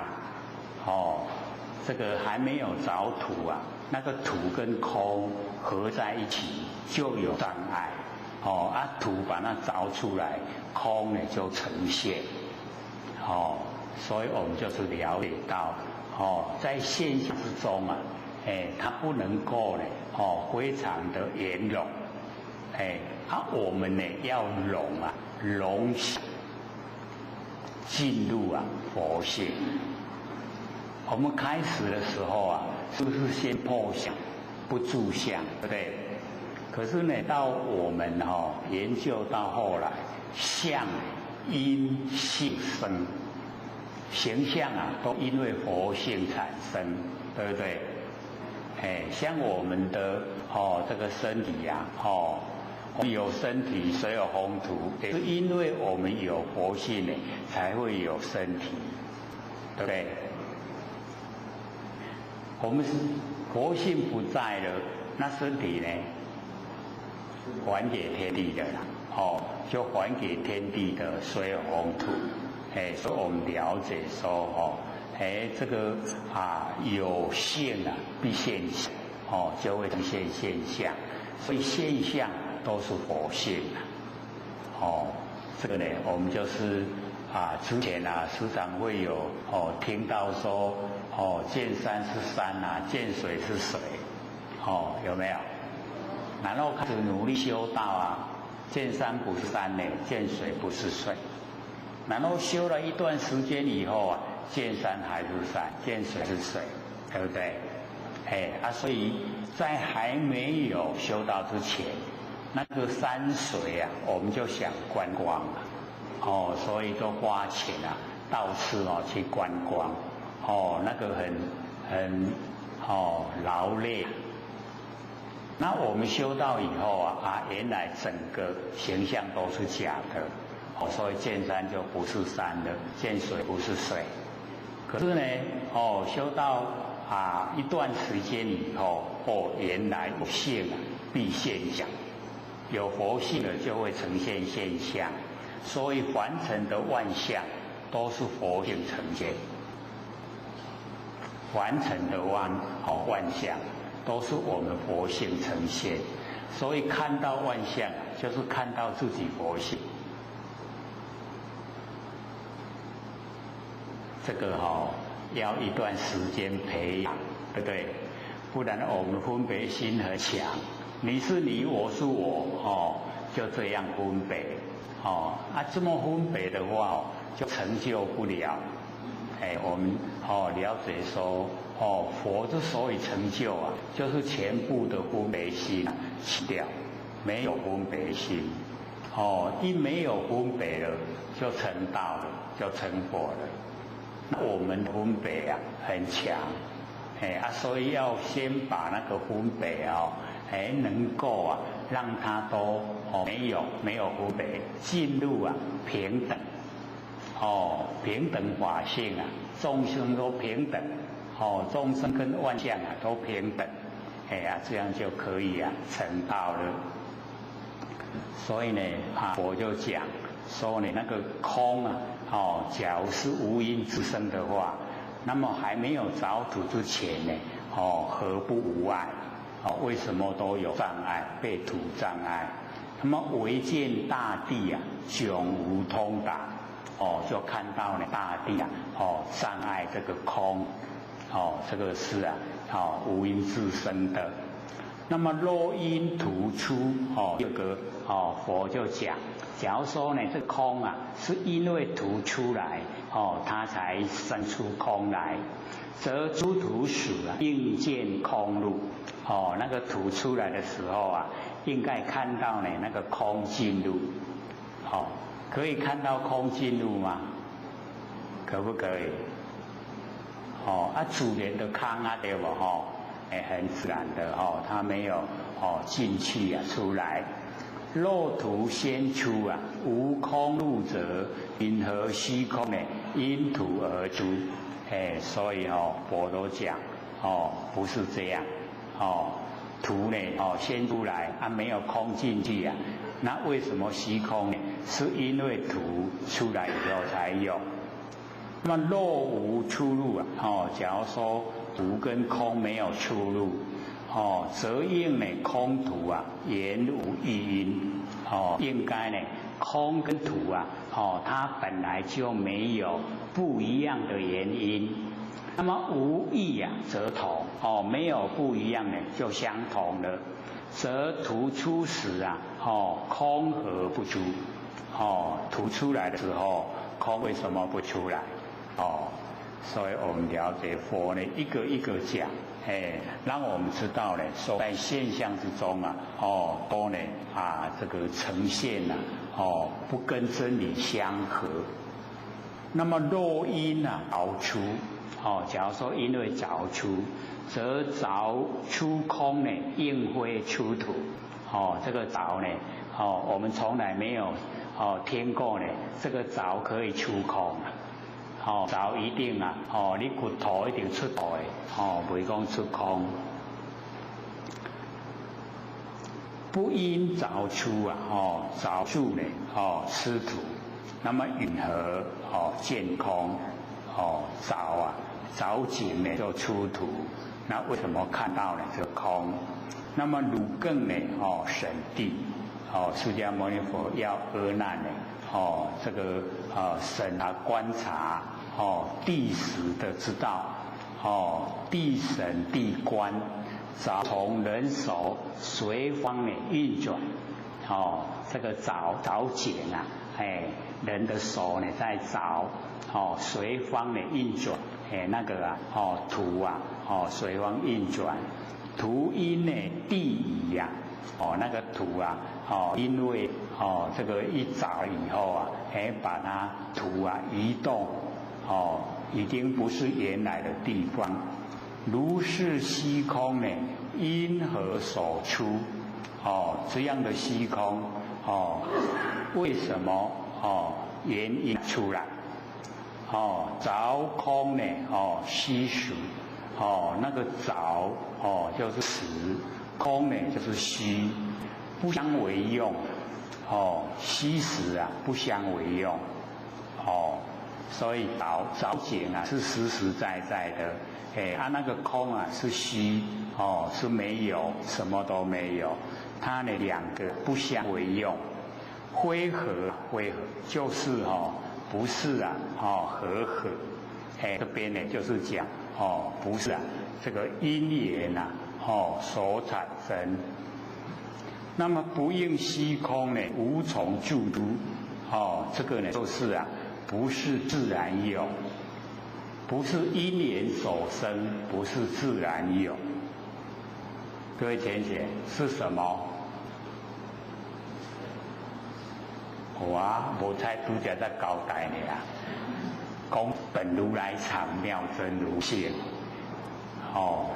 所以我们还连不起来啦所以这边呢佛在讲，就是告诉我们全部都是我们如来藏，如来就是我们不生不灭的真心佛性，藏是含藏我们的佛性有含藏含藏我们要了解说，所有风土也是佛性含藏，空也是佛性含藏，含藏非常多的东西我们没有研究都不知道所以我们看到的现象也不知道那个现象怎么样形成那佛又跟我们讲说本如来藏，妙真如性，那或者说比较好记的话呢，把那个妙跟后面的性连起来，妙性，然后中间那2个字真如，真如妙性，妙性真如，这样又会比较记得牢固，真如佛性，不生不灭的本体，妙性妙是不变之体，性呢是我们不生不灭的佛性，这样了解吗？那这边讲到灰合，那就不是因缘所生了，就是这一些东西都不是因缘所生。然后呢，不应虚空，无从自出就是也不是自然性你有了解不？我们看新闻或者都讲本来说白话，可是我们一看了以后认为它很深，结果就卡在文字里面。本来就很简单说为什么或学不学那个小字的字？因为在字解的话会很复杂，不字解的话就很简单，这一些都是假的，真的就是如来藏妙真如性，你有好记不？就好记就是我们的不生不灭佛性所以这个空大，空大。若此虚空，性缘周遍，这个虚空我们就是了解它这个性缘非常这个圆融圆满，周遍整个宇宙虚空，非常的宽广。所以我们要了解到这个我们没有到生疏的地方去我们佛性也在生疏的地方，我们纵然到太空去我们佛性也在太空这样了解吗？很宽广的那个就叫大，大呢叫周遍，周遍整个宇宙虚空所以叫法界，有没有很宽广？我们都以为我们的佛性才在身体里面这么窄窄的，现在有没有比较宽广的？都把它扩散出来很宽广我们看到哪里知道哪里，看到什么知道什么，就是有佛性没有佛性怎么会知道？所以只要你看到都是佛性很奥妙很亲切有没有？本不动摇我们呢那个不生不灭的佛性本体本不动摇。当知现前地水火风精明五就是显现在我们眼前这个地就是土，水有风土跟这个空加在一起精明五大就是5个都非常的宽广。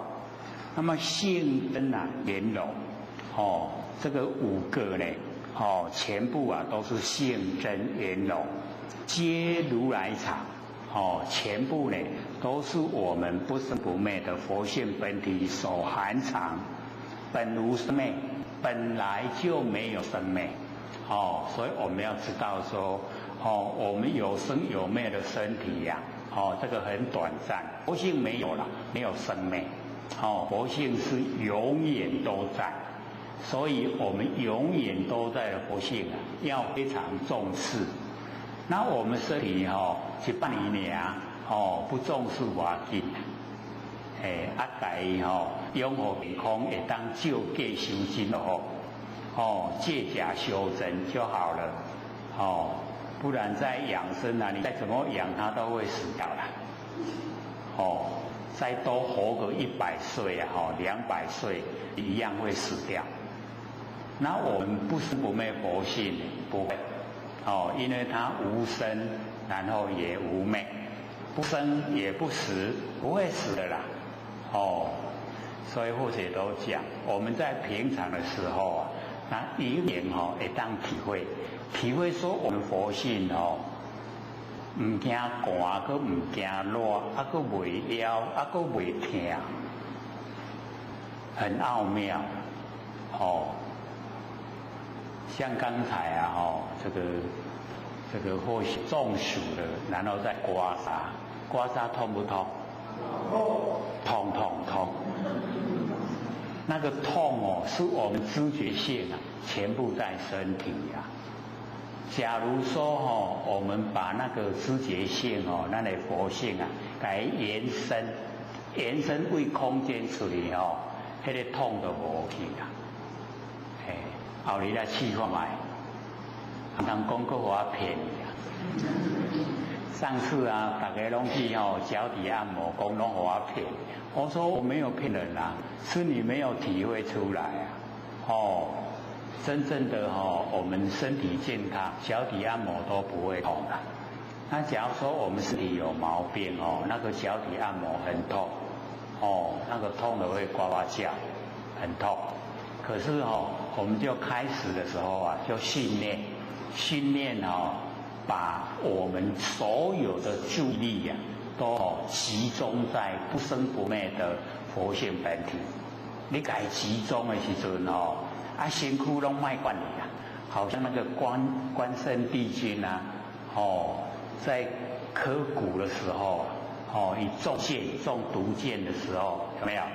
啊，刻骨的时候他还在看春秋嘞，有没有？他就是把注意力啊，全部的注意力集中在那个春秋了。那我们也可以啊，各位以后假如说。这个脚底按摩，或是呢这个刮痧，身体接受那个痛的时候啊，赶快出院看看，看要用的眼根也可以，眼根啊就是看形象嘛，你就不要注意身体啦，注意外面的形象，或是用耳根听声音嘛，现在比较好，为什么？因为夏天有虫叫，有没有听到虫在叫？你就一直听虫叫就不要管身体呀，身体的痛就不见了。各位可以试试看那个不痛的就是佛性本体呀，你更加亲切体会。无你拢用想的，有啦，我都有不生不灭佛性本体，你又没有去证悟出来，你哪有经过这个阶段真的呢，佛性本体不痛。然后也不饿，也不冷，也不热，理不理想？要实际去做，你体会一次了以后啊，你就会欢喜充满，真的，让我得到不生不灭佛性本体的印证，不然讲的空口说白话，所以啊，或者在讲说那时候在试验不是很多人在看着我嘛，说这个两个大力士啊，推拿我那个脚底，我竟然都不皱眉头，竟然都不哀哀叫，等一下看你怎么走路，大家会看笑的哟。那或许那个时候我们大家都喜欢妹子嘛，对不对？其实脚都没有知觉性的无神经呢，竟然讲无神经过走路，厉不厉害？那个一踩到地呀，就好像那个踩棉花，那棉啊那个打落去，拢无掉地很软就走路。大家在看着我啊，我就走给你们看，然后呢，我走了一小段路了以后，神经就回来了。神经回来的时候啊，各位知道怎么样吗？很痛。那个时候真的很痛。可是那个时候已经没关系了，很痛都在可以忍耐的范围以内。那个已经没有知觉，那个痛已经超出了，超出你的忍受范围。那我们就是要了解到我们的意念啊，那个意志，真的是超过你的身体。还要自己实验呐，再去给那个脚底按摩按一次看看，不要说我骗你，我真的不骗你的，真的那个时候你体会到不痛你会高兴的大概不会骂我了。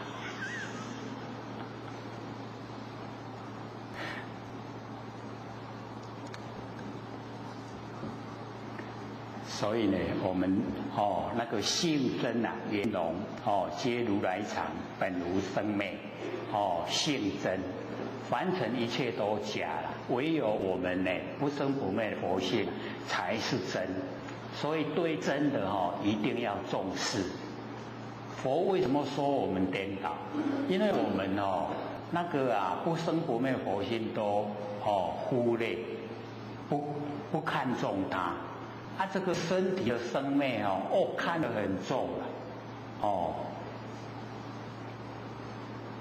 所以我们在这个不管是讲电话啦，不管是写信啦，不管是什么交代一定说你得保重身体，不讲你得要保重灵性，有没有？没有了从来没有说你要保重灵性。往后要改一改，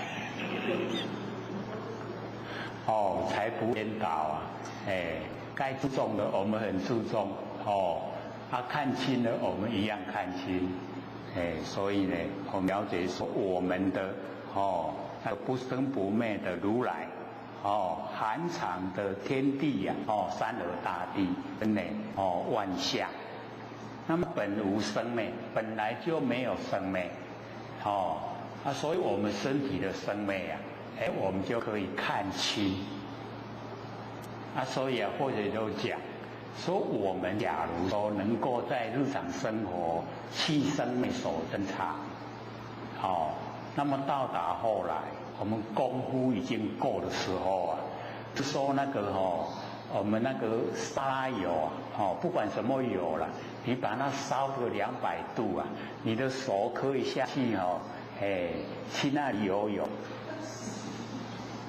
那我们现在假如说烧个200度，一手放进去怎么样？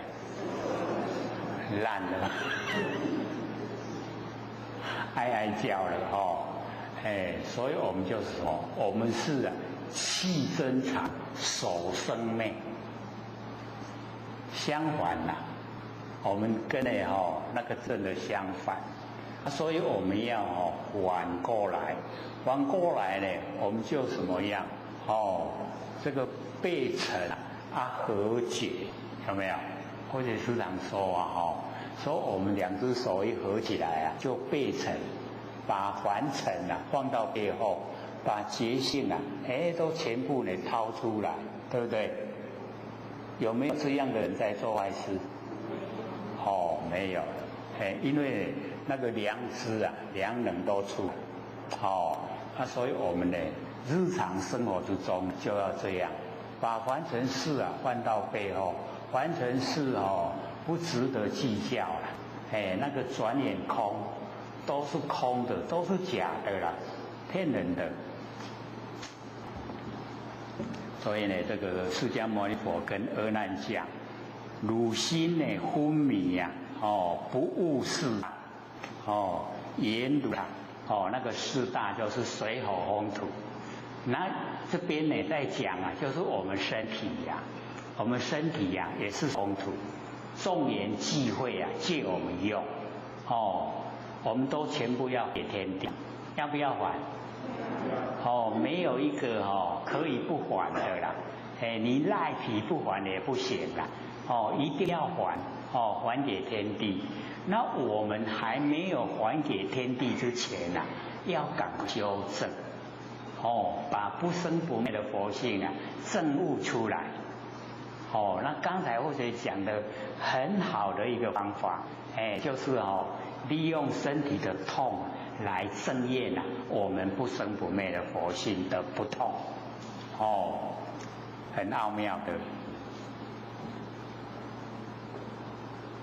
当观呢虚空为出为入，为非出入。各位姐姐，虚空有没有出入？没有啦，虚空没有出入，有出有入啊，所以我们凡尘，为什么六祖这个释迦牟尼佛不鼓励呢？说我们这个参禅打坐，因为我们要入定的，一入定要不要出定？有入定有出定，有入有出啊，是不是生灭？那生灭的我们就不要追求，我们追求的呢，啥那贵可是这个还在亮，是不让我说了吗？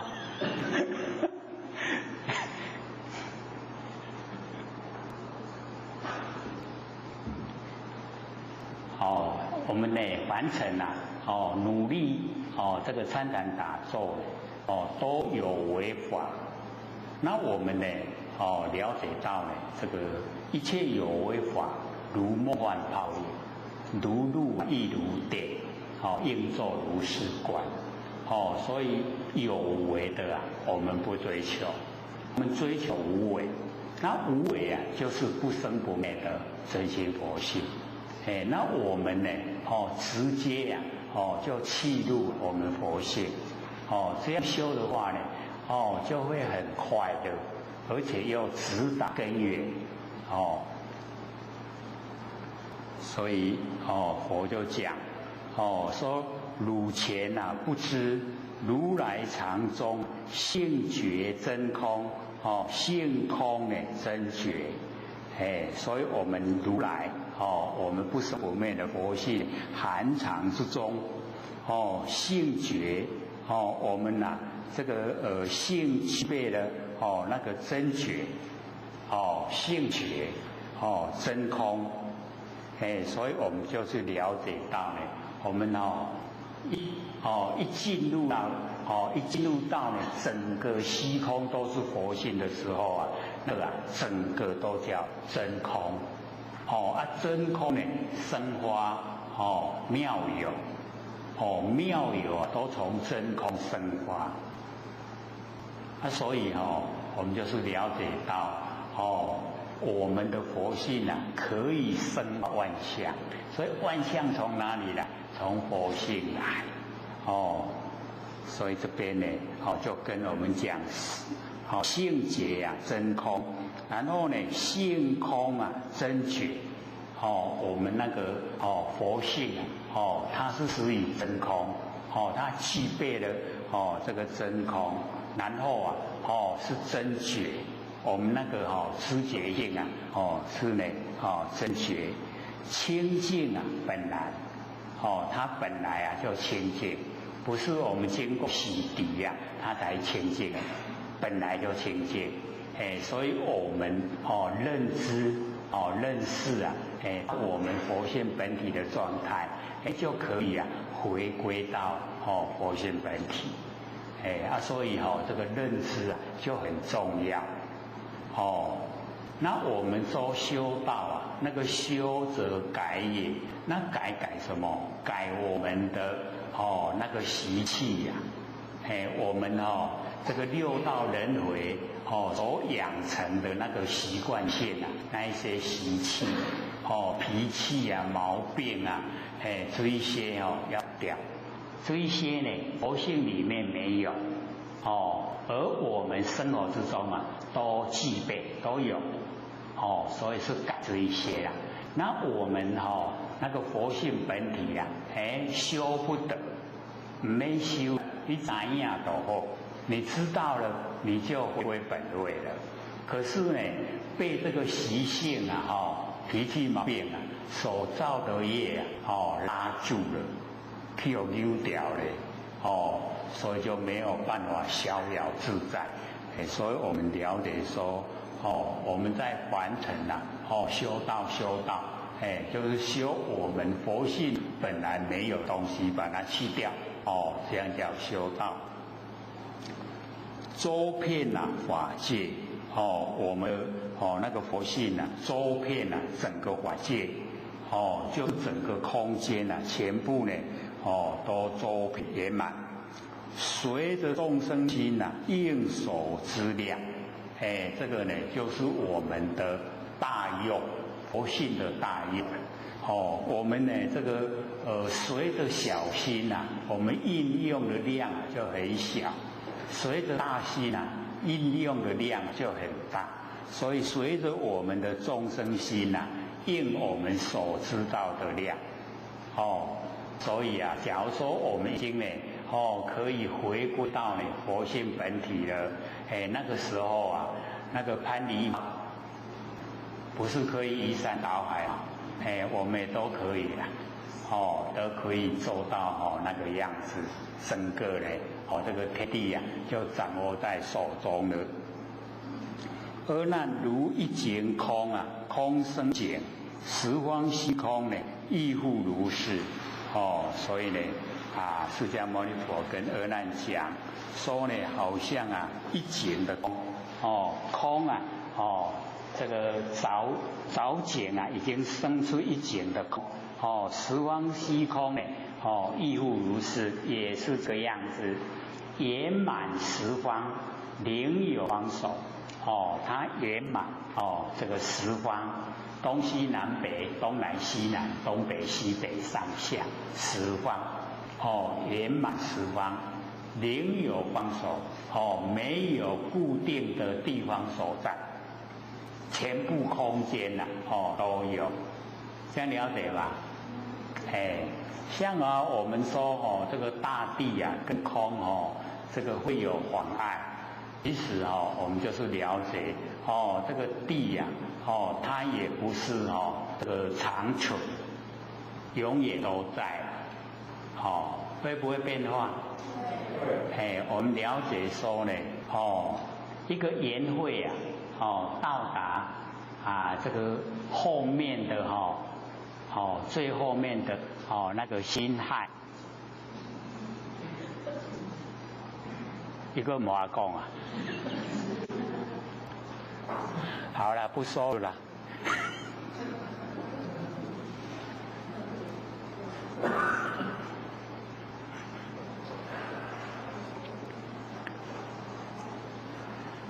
寻业发现呢，世间无知后为因缘及自然性。我们寻的业，没有声音可是这边灯在亮呢，这边那个麦克风的灯在亮。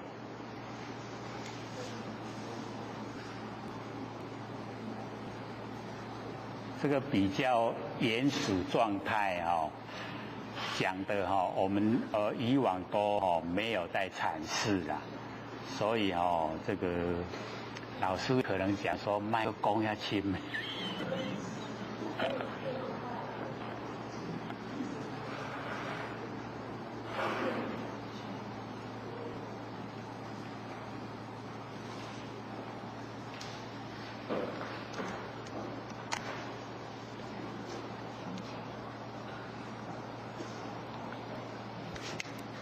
有没有声音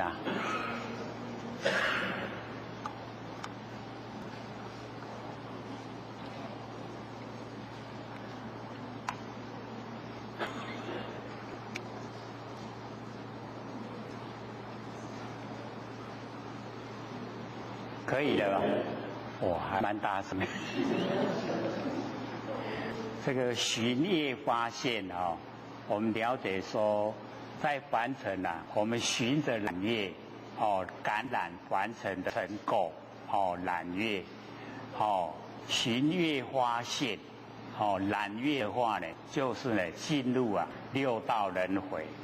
那循着那个净业清净的业，就是四圣佛菩萨必知佛跟阿罗汉，所以循着染业跟循着净业，就看我们的所作所为，是要循着染业呢，还是循着净业？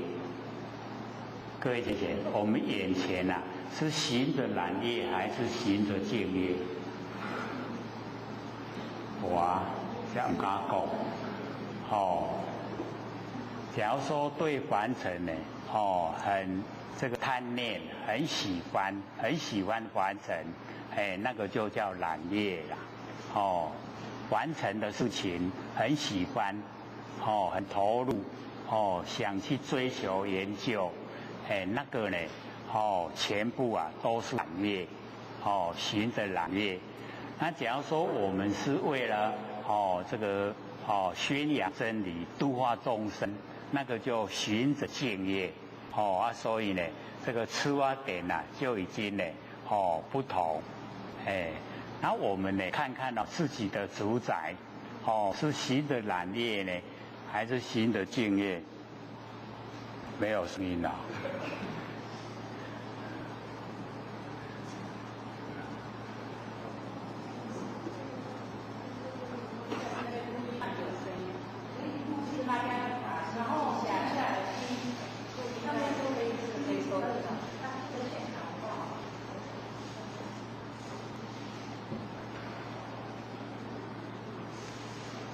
所以行业呢，发现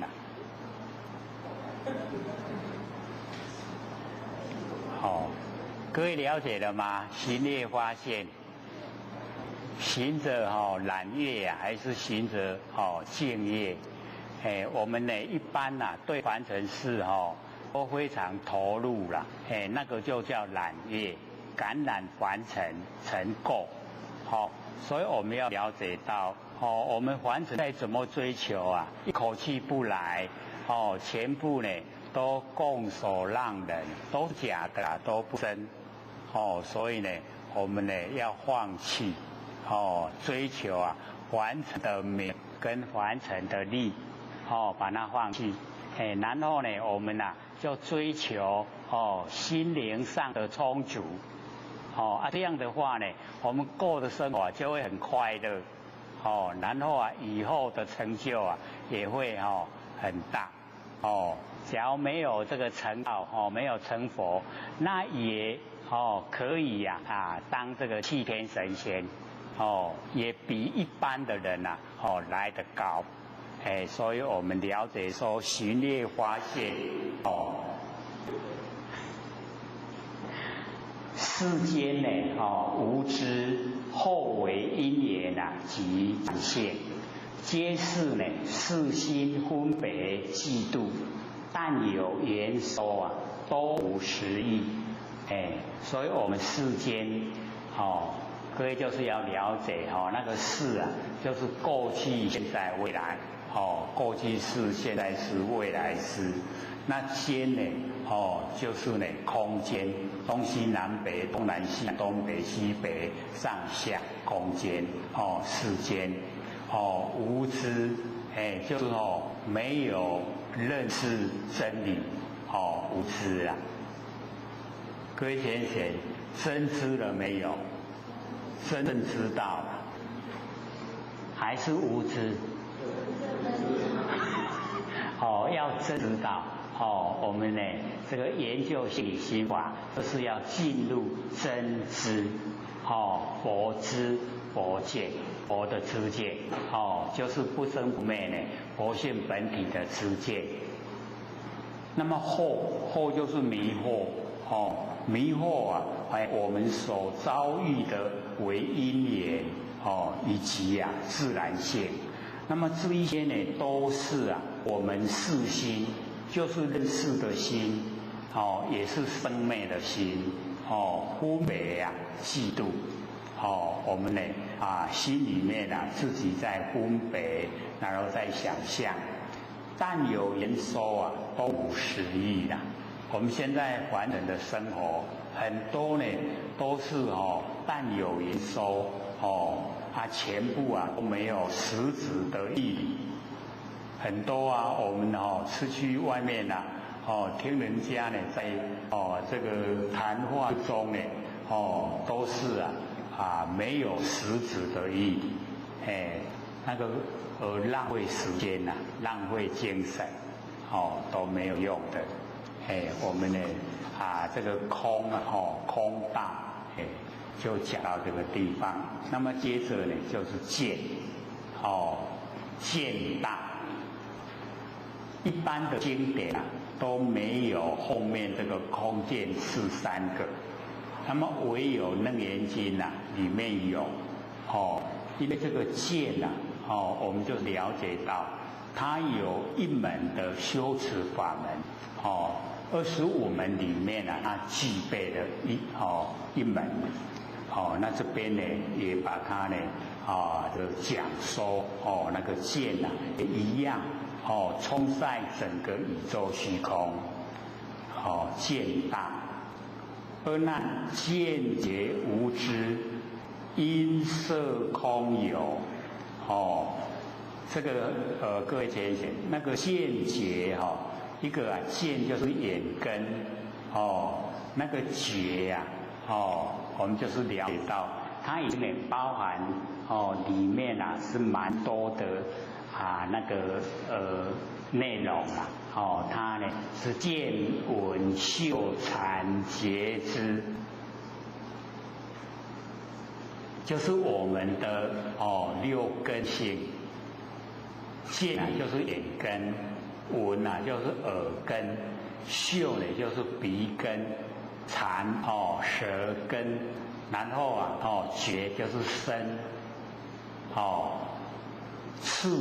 触是身觉意根，六个呢用一个见来代表，所以见大然后见觉无知，就是我们六根它没有这个知觉性，因色空有，因为六尘色空呢，我们那个六根才有这个作用。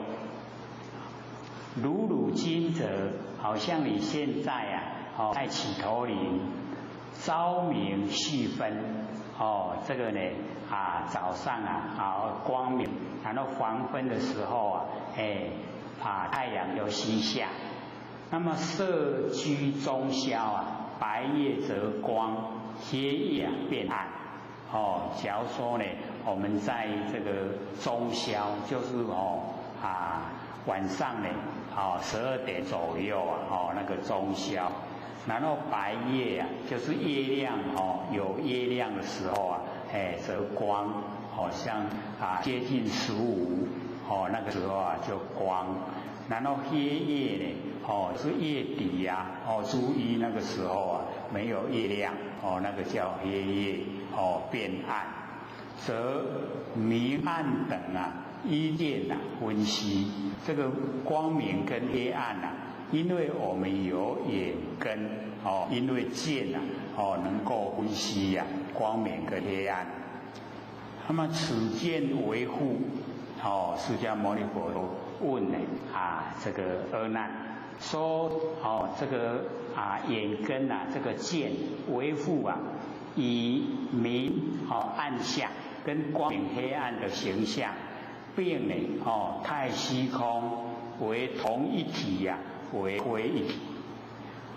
各位姐妹，我们的那个眼根见跟呢光明黑暗跟太虚空是同一体呢，还是不同一体？同一体呢，还是不是同一体？我们也都没有研究过，对不对？说这边呢，我就问说我们这个眼根的那个见见性是跟光明黑暗的形象，并呢太虚空为同一体呢？为非一体，还是呢不是一体？或同非同，或异非异所以佛先设定了一些这个现象，然后呢再解说。那此见若复啊，以明以暗，即与虚空，言一体者，则明与暗啊，二体相往。所以佛讲这个光明跟黑暗啊，是两个它是相违背，有光明就没有黑暗，有黑暗就没有光明，所以两体相往，不会说光明跟黑暗同时存在，对不对？各位先生，假如说光明跟黑暗同时存在，会怎么样？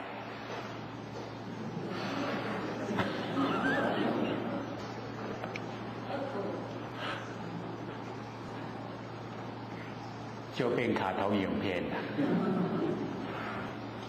所以暗时无明，黑暗的时候没有光明，明时无暗，光明的时候没有黑暗，若以暗依，明则见往。假如说我们的见性跟这个暗黑暗是一体的话，那光明的时候我们见性就没有了。依于明，假如说呢，我们跟光明是合为一体，暗时当灭，暗的时候我们的见性就没有了。灭则允和，见明见暗，所以呢，这个佛就讲说呢，灭的时候为什么我们又能够见明见暗？若明暗殊见无生灭，依与合成。这个光明呢跟黑暗不一样，那个殊就是不一样。见呢无生灭，我们的见没有这个生灭，这样呢一体怎么能够成呢？就是不成。若此见经以明以暗，非一体者，如理明暗即与虚空。分析见言作何形象？所以这边呢，佛又把它提出来说呢，我们的见经那个见都没有掺杂其他的以明以暗，光明跟黑暗非一体，不是一体。那佛就问我们离开呢这个光明跟离开黑暗，以及离开这个虚空。那我们那个见性要分析这个所有的明暗的虚空作何形象？它呢变成什么样的形象？离明离暗即离虚空是见圆筒龟毛兔角离开光明，离开黑暗，以及离开虚空。那我们的见性就跟龟毛兔角一样，龟毛兔角有名字没有那个实际的东西。龟有没有毛？兔有没有脚？没有。所以这个只有名没有实啦，有名无实，就是都虚幻不实在。明暗虚空呢三世际遇，从何立见？这个三世光明黑暗跟虚空这三件事全部都不一样。那我们要从哪个地方来建立我们的见性？明暗相悖就相违背。因何后同？为什么会同？离三言如，离开这三个光明、黑暗、虚空，本来就没有。因何后异？为什么又不一样？所以这个佛一讲出来，讲对啊唔对，讲唔对啊唔对啦，全部都不对，不正确。分空分界，本无边判。我们分空把空呢分开，跟我们的见也分开，分空分见，本无呢边判，他们都没有固定的一个界限。因何非同？为什么不一样？见暗见明性非起来，要见暗见明啊，我们那个见性啊，不要千变改变，隐合非异，为什么呢？就不一样。汝更呢，细神微细啊，神祥、神地、神观，明从太阳，暗随黑夜，通始于虚空，永归大地。如是见经，因何所出？就是我们的那个见性啊，什么原因出来？见觉空顽，灰合，就是我们那个六根性见觉空顽，它都没有固定的自己本性，灰合就不是因缘。不应见经呢，无从自知，不是自然，所以不是因缘，不是自然，所以就回归到前面的本如妙真如性。若见闻之啊，性言周遍，假如说我们的六根见闻之呢，性言周遍，本不动摇。我们的六根性都本不摇，当知无边不动虚空，并其动摇呢，地水火风精明六大。所以佛把那个六根呢，六根性整个拉到呢，我们的那个性本体来，已经六个性真圆融，皆如来藏，本如生灭。我们的六根性呢也一样，全部呢都是如来藏，妙真如性，所以呢我们就是了解到，它本来没有生灭，底下呢又责备呢阿难，说汝性沉沦，不悟汝之见闻觉知本如来藏。所以我们记得在第三时候就有讲那个六根的生灭跟不生不灭，有没有？还记不记得？从第三DVD 第3篇呢开始就讲六根的这个生灭跟不生不灭所以这边佛就讲说我们的那个六根性见闻觉知本如来藏，就是呢我们那个佛性所含藏。如当观持见闻觉知为生为灭，我们的见闻觉知呢是生还是灭？是同还是异？为非生灭，为非同异。六根呢是生还是灭？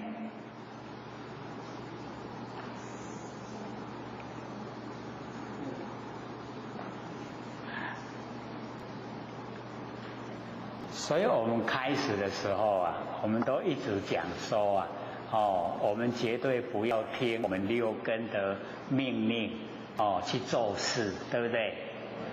要听佛性本体因为听六根去做事的话，都造业造了很多业然后我们都要担，有没有？那个时候呢，我们就是了解，全部都是以根尘相对产生的六识，根尘相对六根跟六尘互相对待，然后产生那个六识。那么那个六识它全部都是生灭，那个就不要用了。这边那个佛他已经把它列入那个六根已经进入如来藏，这个如来藏呢就是佛性本体了所以佛性本体里面它就没有生灭，没有生灭的六根所以以往我们时常讲说呢，这个满眼本非色，满耳本非声，闻思常触目，观音在耳根，还记得吗？那个时候也就是说我们的眼根啊，就是文殊菩萨，就是有智慧啊。一看到以后啊，不是看到自己的自私自利，而是看到天地之间的那个妙观察智。就是眼根一看啊，就看到天地造化的奥妙。那我们现在各位先生，我们眼睛看是看什么？我们眼睛看看安那会当叹气呀，对不对？安那对人较有利，是不是这样？不同的有没有一样？所以出发点就已经不一样了，那我们那个如来藏用如来藏跟用我们六识完全不同，那我们耳根也是一样，我们用耳根就可以行生救苦，那我们现在用耳根做什么？听人在讲细声话，所以不是用在我们度化众生的上面，所以就用六识，按六识根我们六根的那个本来就不一样了，所以这边佛就讲我们那个净闻觉知就是六根性本如来藏。汝诚不知如来藏中净见觉明，觉经明见，所以这个就已经把那个性所具备的那个见性见觉明那个本觉光明所以我们了解说。我们这六根性它是从如来含藏的那个性分里面出来，跟我们完成应用的六识完全都不一样。六识是自私自利，要利益自己就好。所以佛在这个最后就跟阿难讲。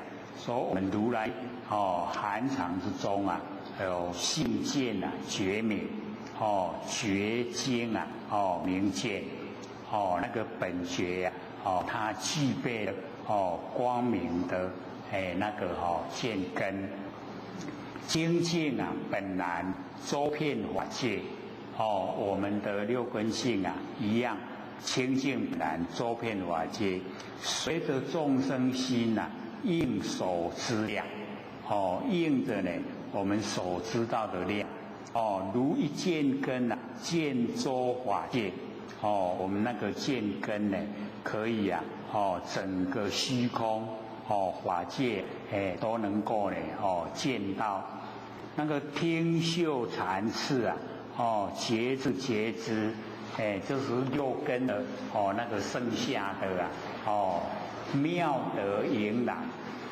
遍周法界，整个六根都这个佛都有这个讲到那个听就是于耳根，嗅鼻根，那个产舌根，触身根接触觉知觉知意根，都全部妙德盈朗遍周整个法界整个虚空法界都几乎这个周遍圆满十虚这个十虚就是10个方向，东西南北东南西南，东北西北上下十虚，另有方所，没有固定的地方所在，寻业发现所以这个地方也一样寻业发现，世间无知，后为因缘及自然现我们迷惑这一些都是因缘所产生以及自然呈现不对，不合真理皆是呢世心分别嫉妒，都是我们认识的心，也都是生灭的心呐。分别嫉妒，但有言说都无实义。只有言说了，都没有实质的意义。那么最后一个七大的最后一个事，这个事啊，就是蛮重要的，因为我们呢在应用之中啊，也都是用事。而那事性无缘，那个事性啊，没有根源。因以六种根尘妄出，因为有六种根尘，六根跟六尘，六种根尘然后妄出我们那个事。如今遍观此会甚众，用目寻历，其目周视。这个释迦牟尼佛要阿难呢说遍观，普遍的来观察，楞严法会的圣众，来听呢法会的这一些人，用目用眼睛寻历来看看他们，其目周视，但如镜中，目睭家看安尼安尼规个敢若伫咧行的内底。无别分析呀，所以我们就是了解到，假如说我们可以把那个阿赖耶识变成大圆镜智大圆镜智我们就没有分别心了，对不对？就像所有万象都来我整个脸都变成一个大镜子了。你来我拢甲你影拢显出来，但是我拢无加我的意见，这样了解吗？大圆镜智这边佛就在讲我们全部这个看了以后，好像那个镜子呈现了所有的人拢行来底无别分析呀这个呢全部都没有这个分什么人是什么人，可是底下如于世中次第标指，现在呢这个认识的那个里面，那个境中没有分别啦，可是我们在实际之中都有分别，我们认识里面，你把人这什么名，迄个什么名，拢甲伊报出来，对不？是不是要认识了才会？所以如于世中次第，次第呢就是one by one，一个接一个，标指此是文思，此富罗那，此目犍连，此须菩提，此舍利佛，一个一个都可以把它指明。那刚才呢在静中的时候都没有分别，对不对？大家拢伫咧行内底就变一体一体，那这边已经呢，能够那个认识里面那个事就可以次第标值。那么此事了知，我们那个是认识知道未生于见未生于相，这个佛就在问所以呢，咱这个认识是生于我们的见解。我们的见性还是生在形象，为生虚空，还是呢从虚空生出来？为无所因突然而出，还是没有原因呢突然出来？这个认识，所以这个呢佛呢都详细呢讲那个里面内容的变化。而那若如是性生于见中。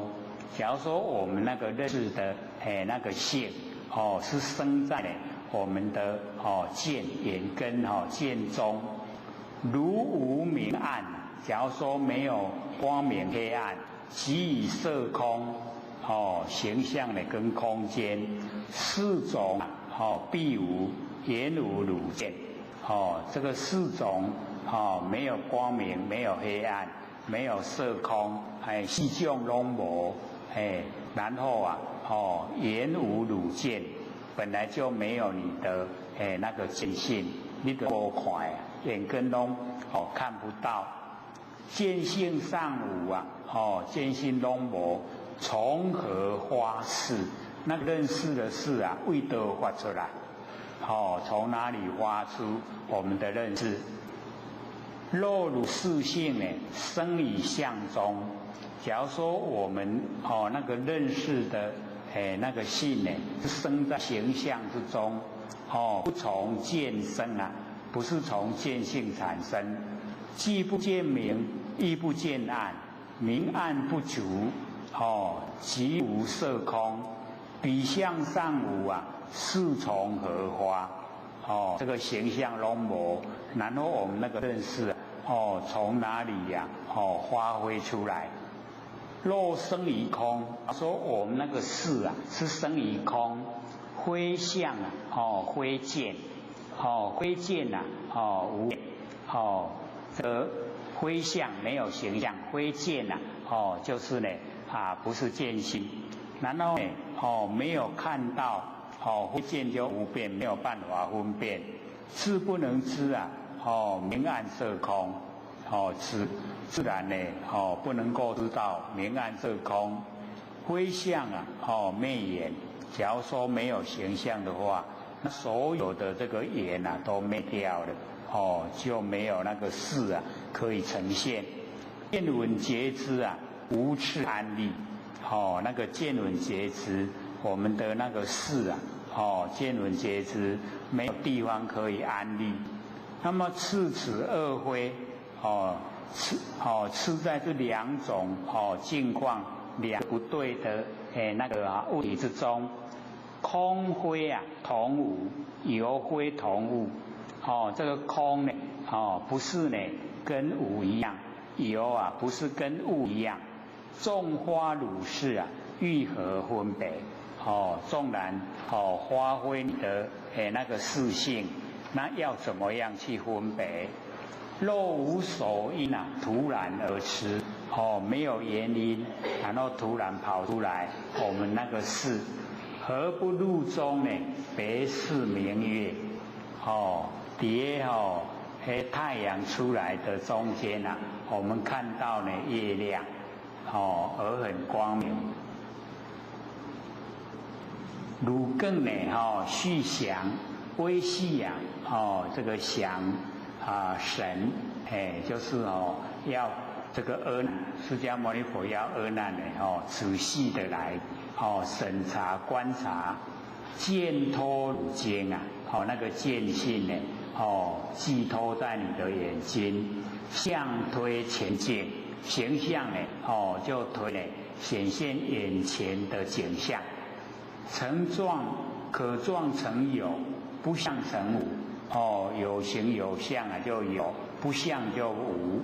如是事眼啊，认识的那个眼，因何所出？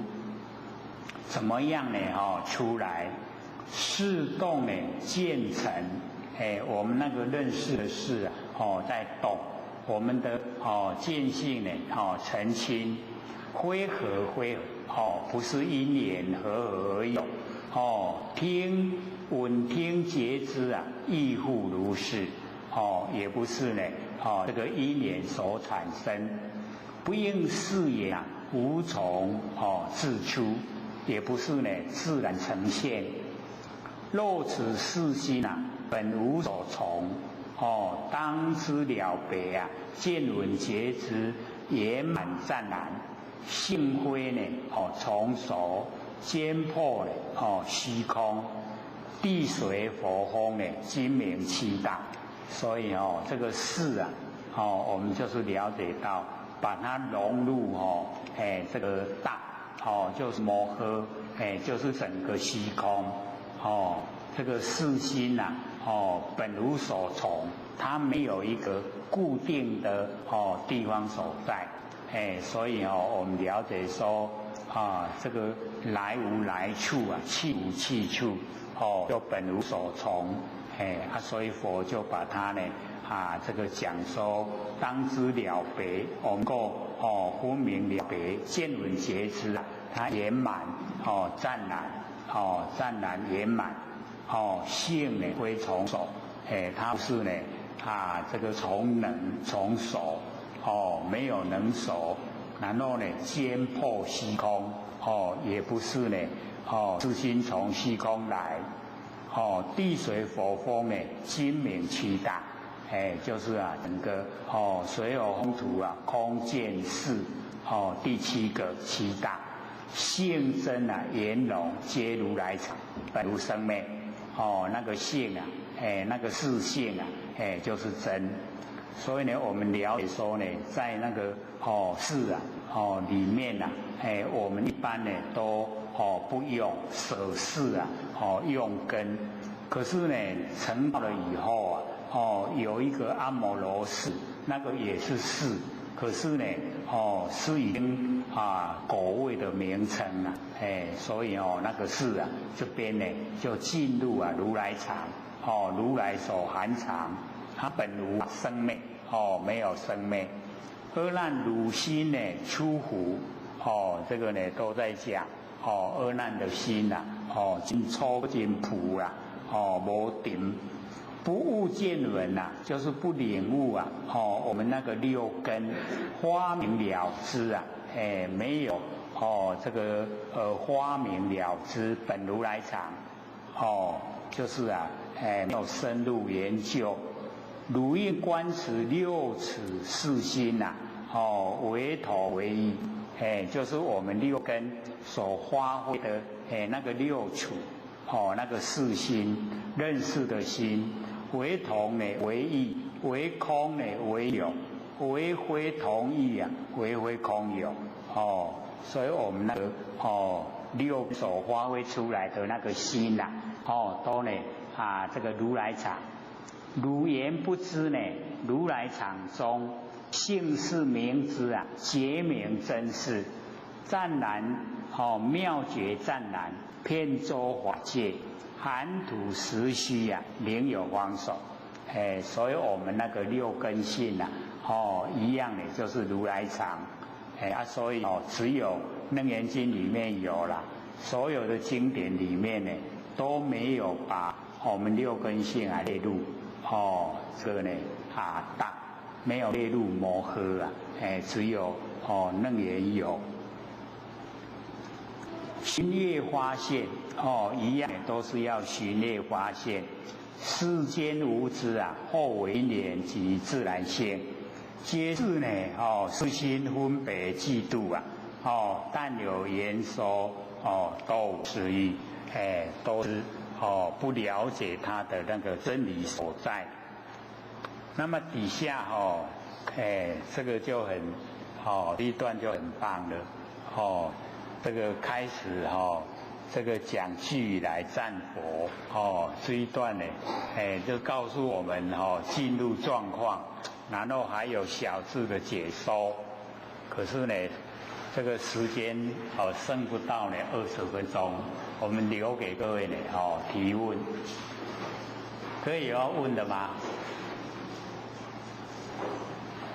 上个礼拜呢，或者记得说有问那个放生各位田姐，我们要了解到放生呢最重要就是吃素吃素咱吃素就是放生的最大的工程吃素食放生。那假如说我们去买动物来放生那个是造罪，不是行功那个是造罪。因为你买人家要抓，对不对你不是害死他了吗你在放的时候他又没有办法回归自然，所以那个造罪，没有功德啦所以放生就是素食你讲素食推广到我们全人类都素食的话，有没有人养动物无人要吃啊，无人要买，对不？哦，那自然啦，全部都放生了。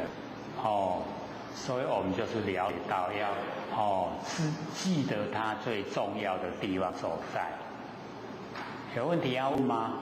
还有10几分而已哦。好，请说。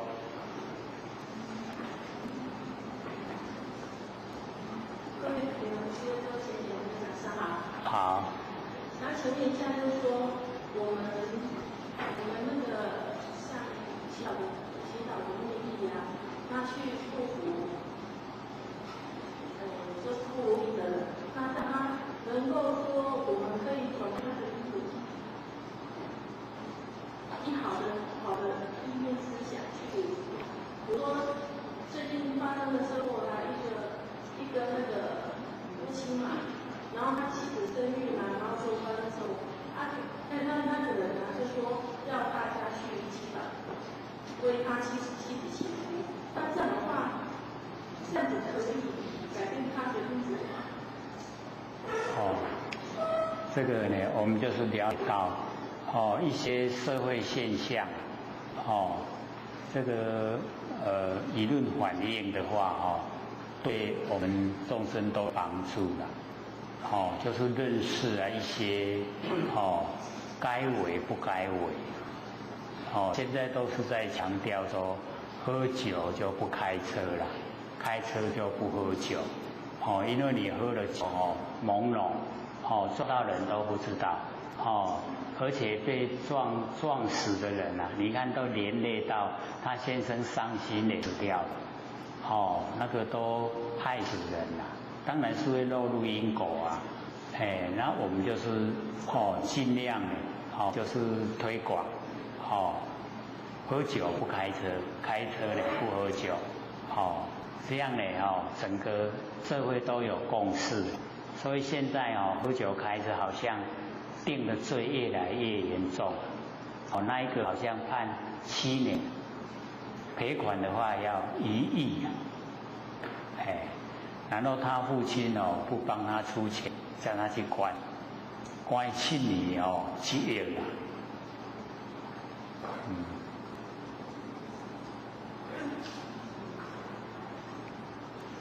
那个是要形成一个社会的共识，大家都认为这样的话，你换了就没话说了。还有吗？还15分。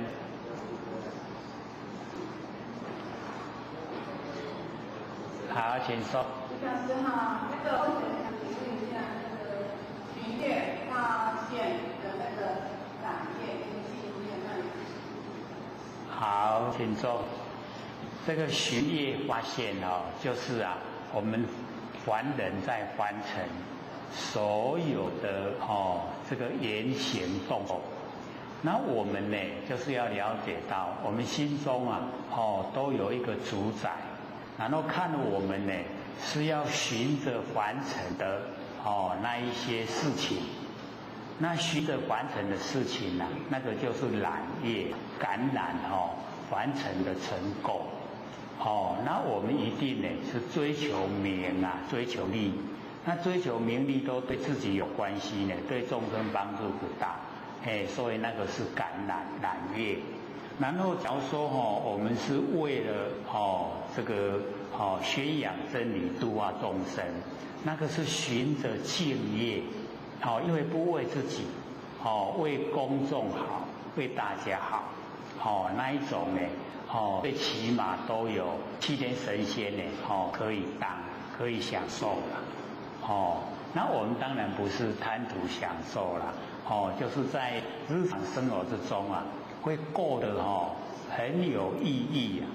那假如说我们都跟随着凡尘的脚步那就是惹了很多的尘垢，满身呢都不清净那到一口气不来会很后悔还有吗？还有好，请说。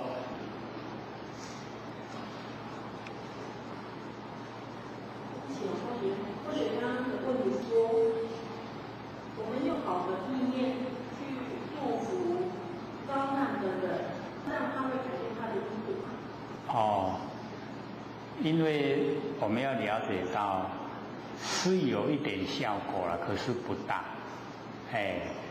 我们要知道说自己本身的那个意念最重要了，别人来这个祈祷帮助的那个都不大。而且要形成这个假如说全民全部祈祷的话，那你的所作所为啊，就是为了大众，人家才会全民为你祈祷。不然你为了自己的自私自利啊，那人家为你祈祷就没有什么意义了。还有吗？还有10分钟。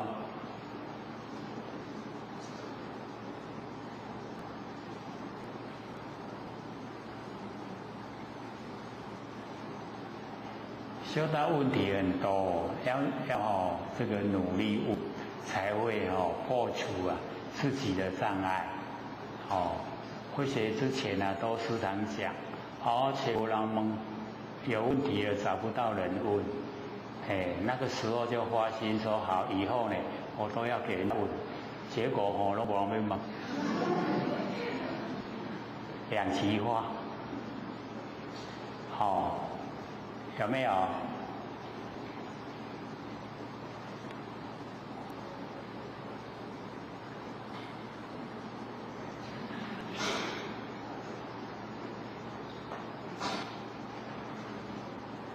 还是社会上的问题，就是说最近有发生说僵尸的问题，虽然有在研究说到底是怎样会发生这样的问题，有的这种毒品最近又推翻掉。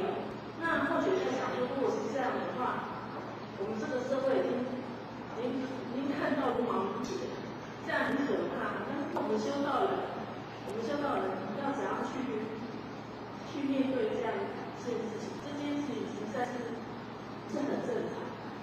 或许有这个疑问，谢谢。应该是培养自己浩然正气我们要了解说，每一个人都会影响到整个那个大地因为每一个佛性都充在整个宇宙大地，所以只要呢我们那个浩然正气都培养的够，那个邪气自然会消失了。纵然它会冒出头一下子就消失不见了。那假如说我们浩然正气没有，那个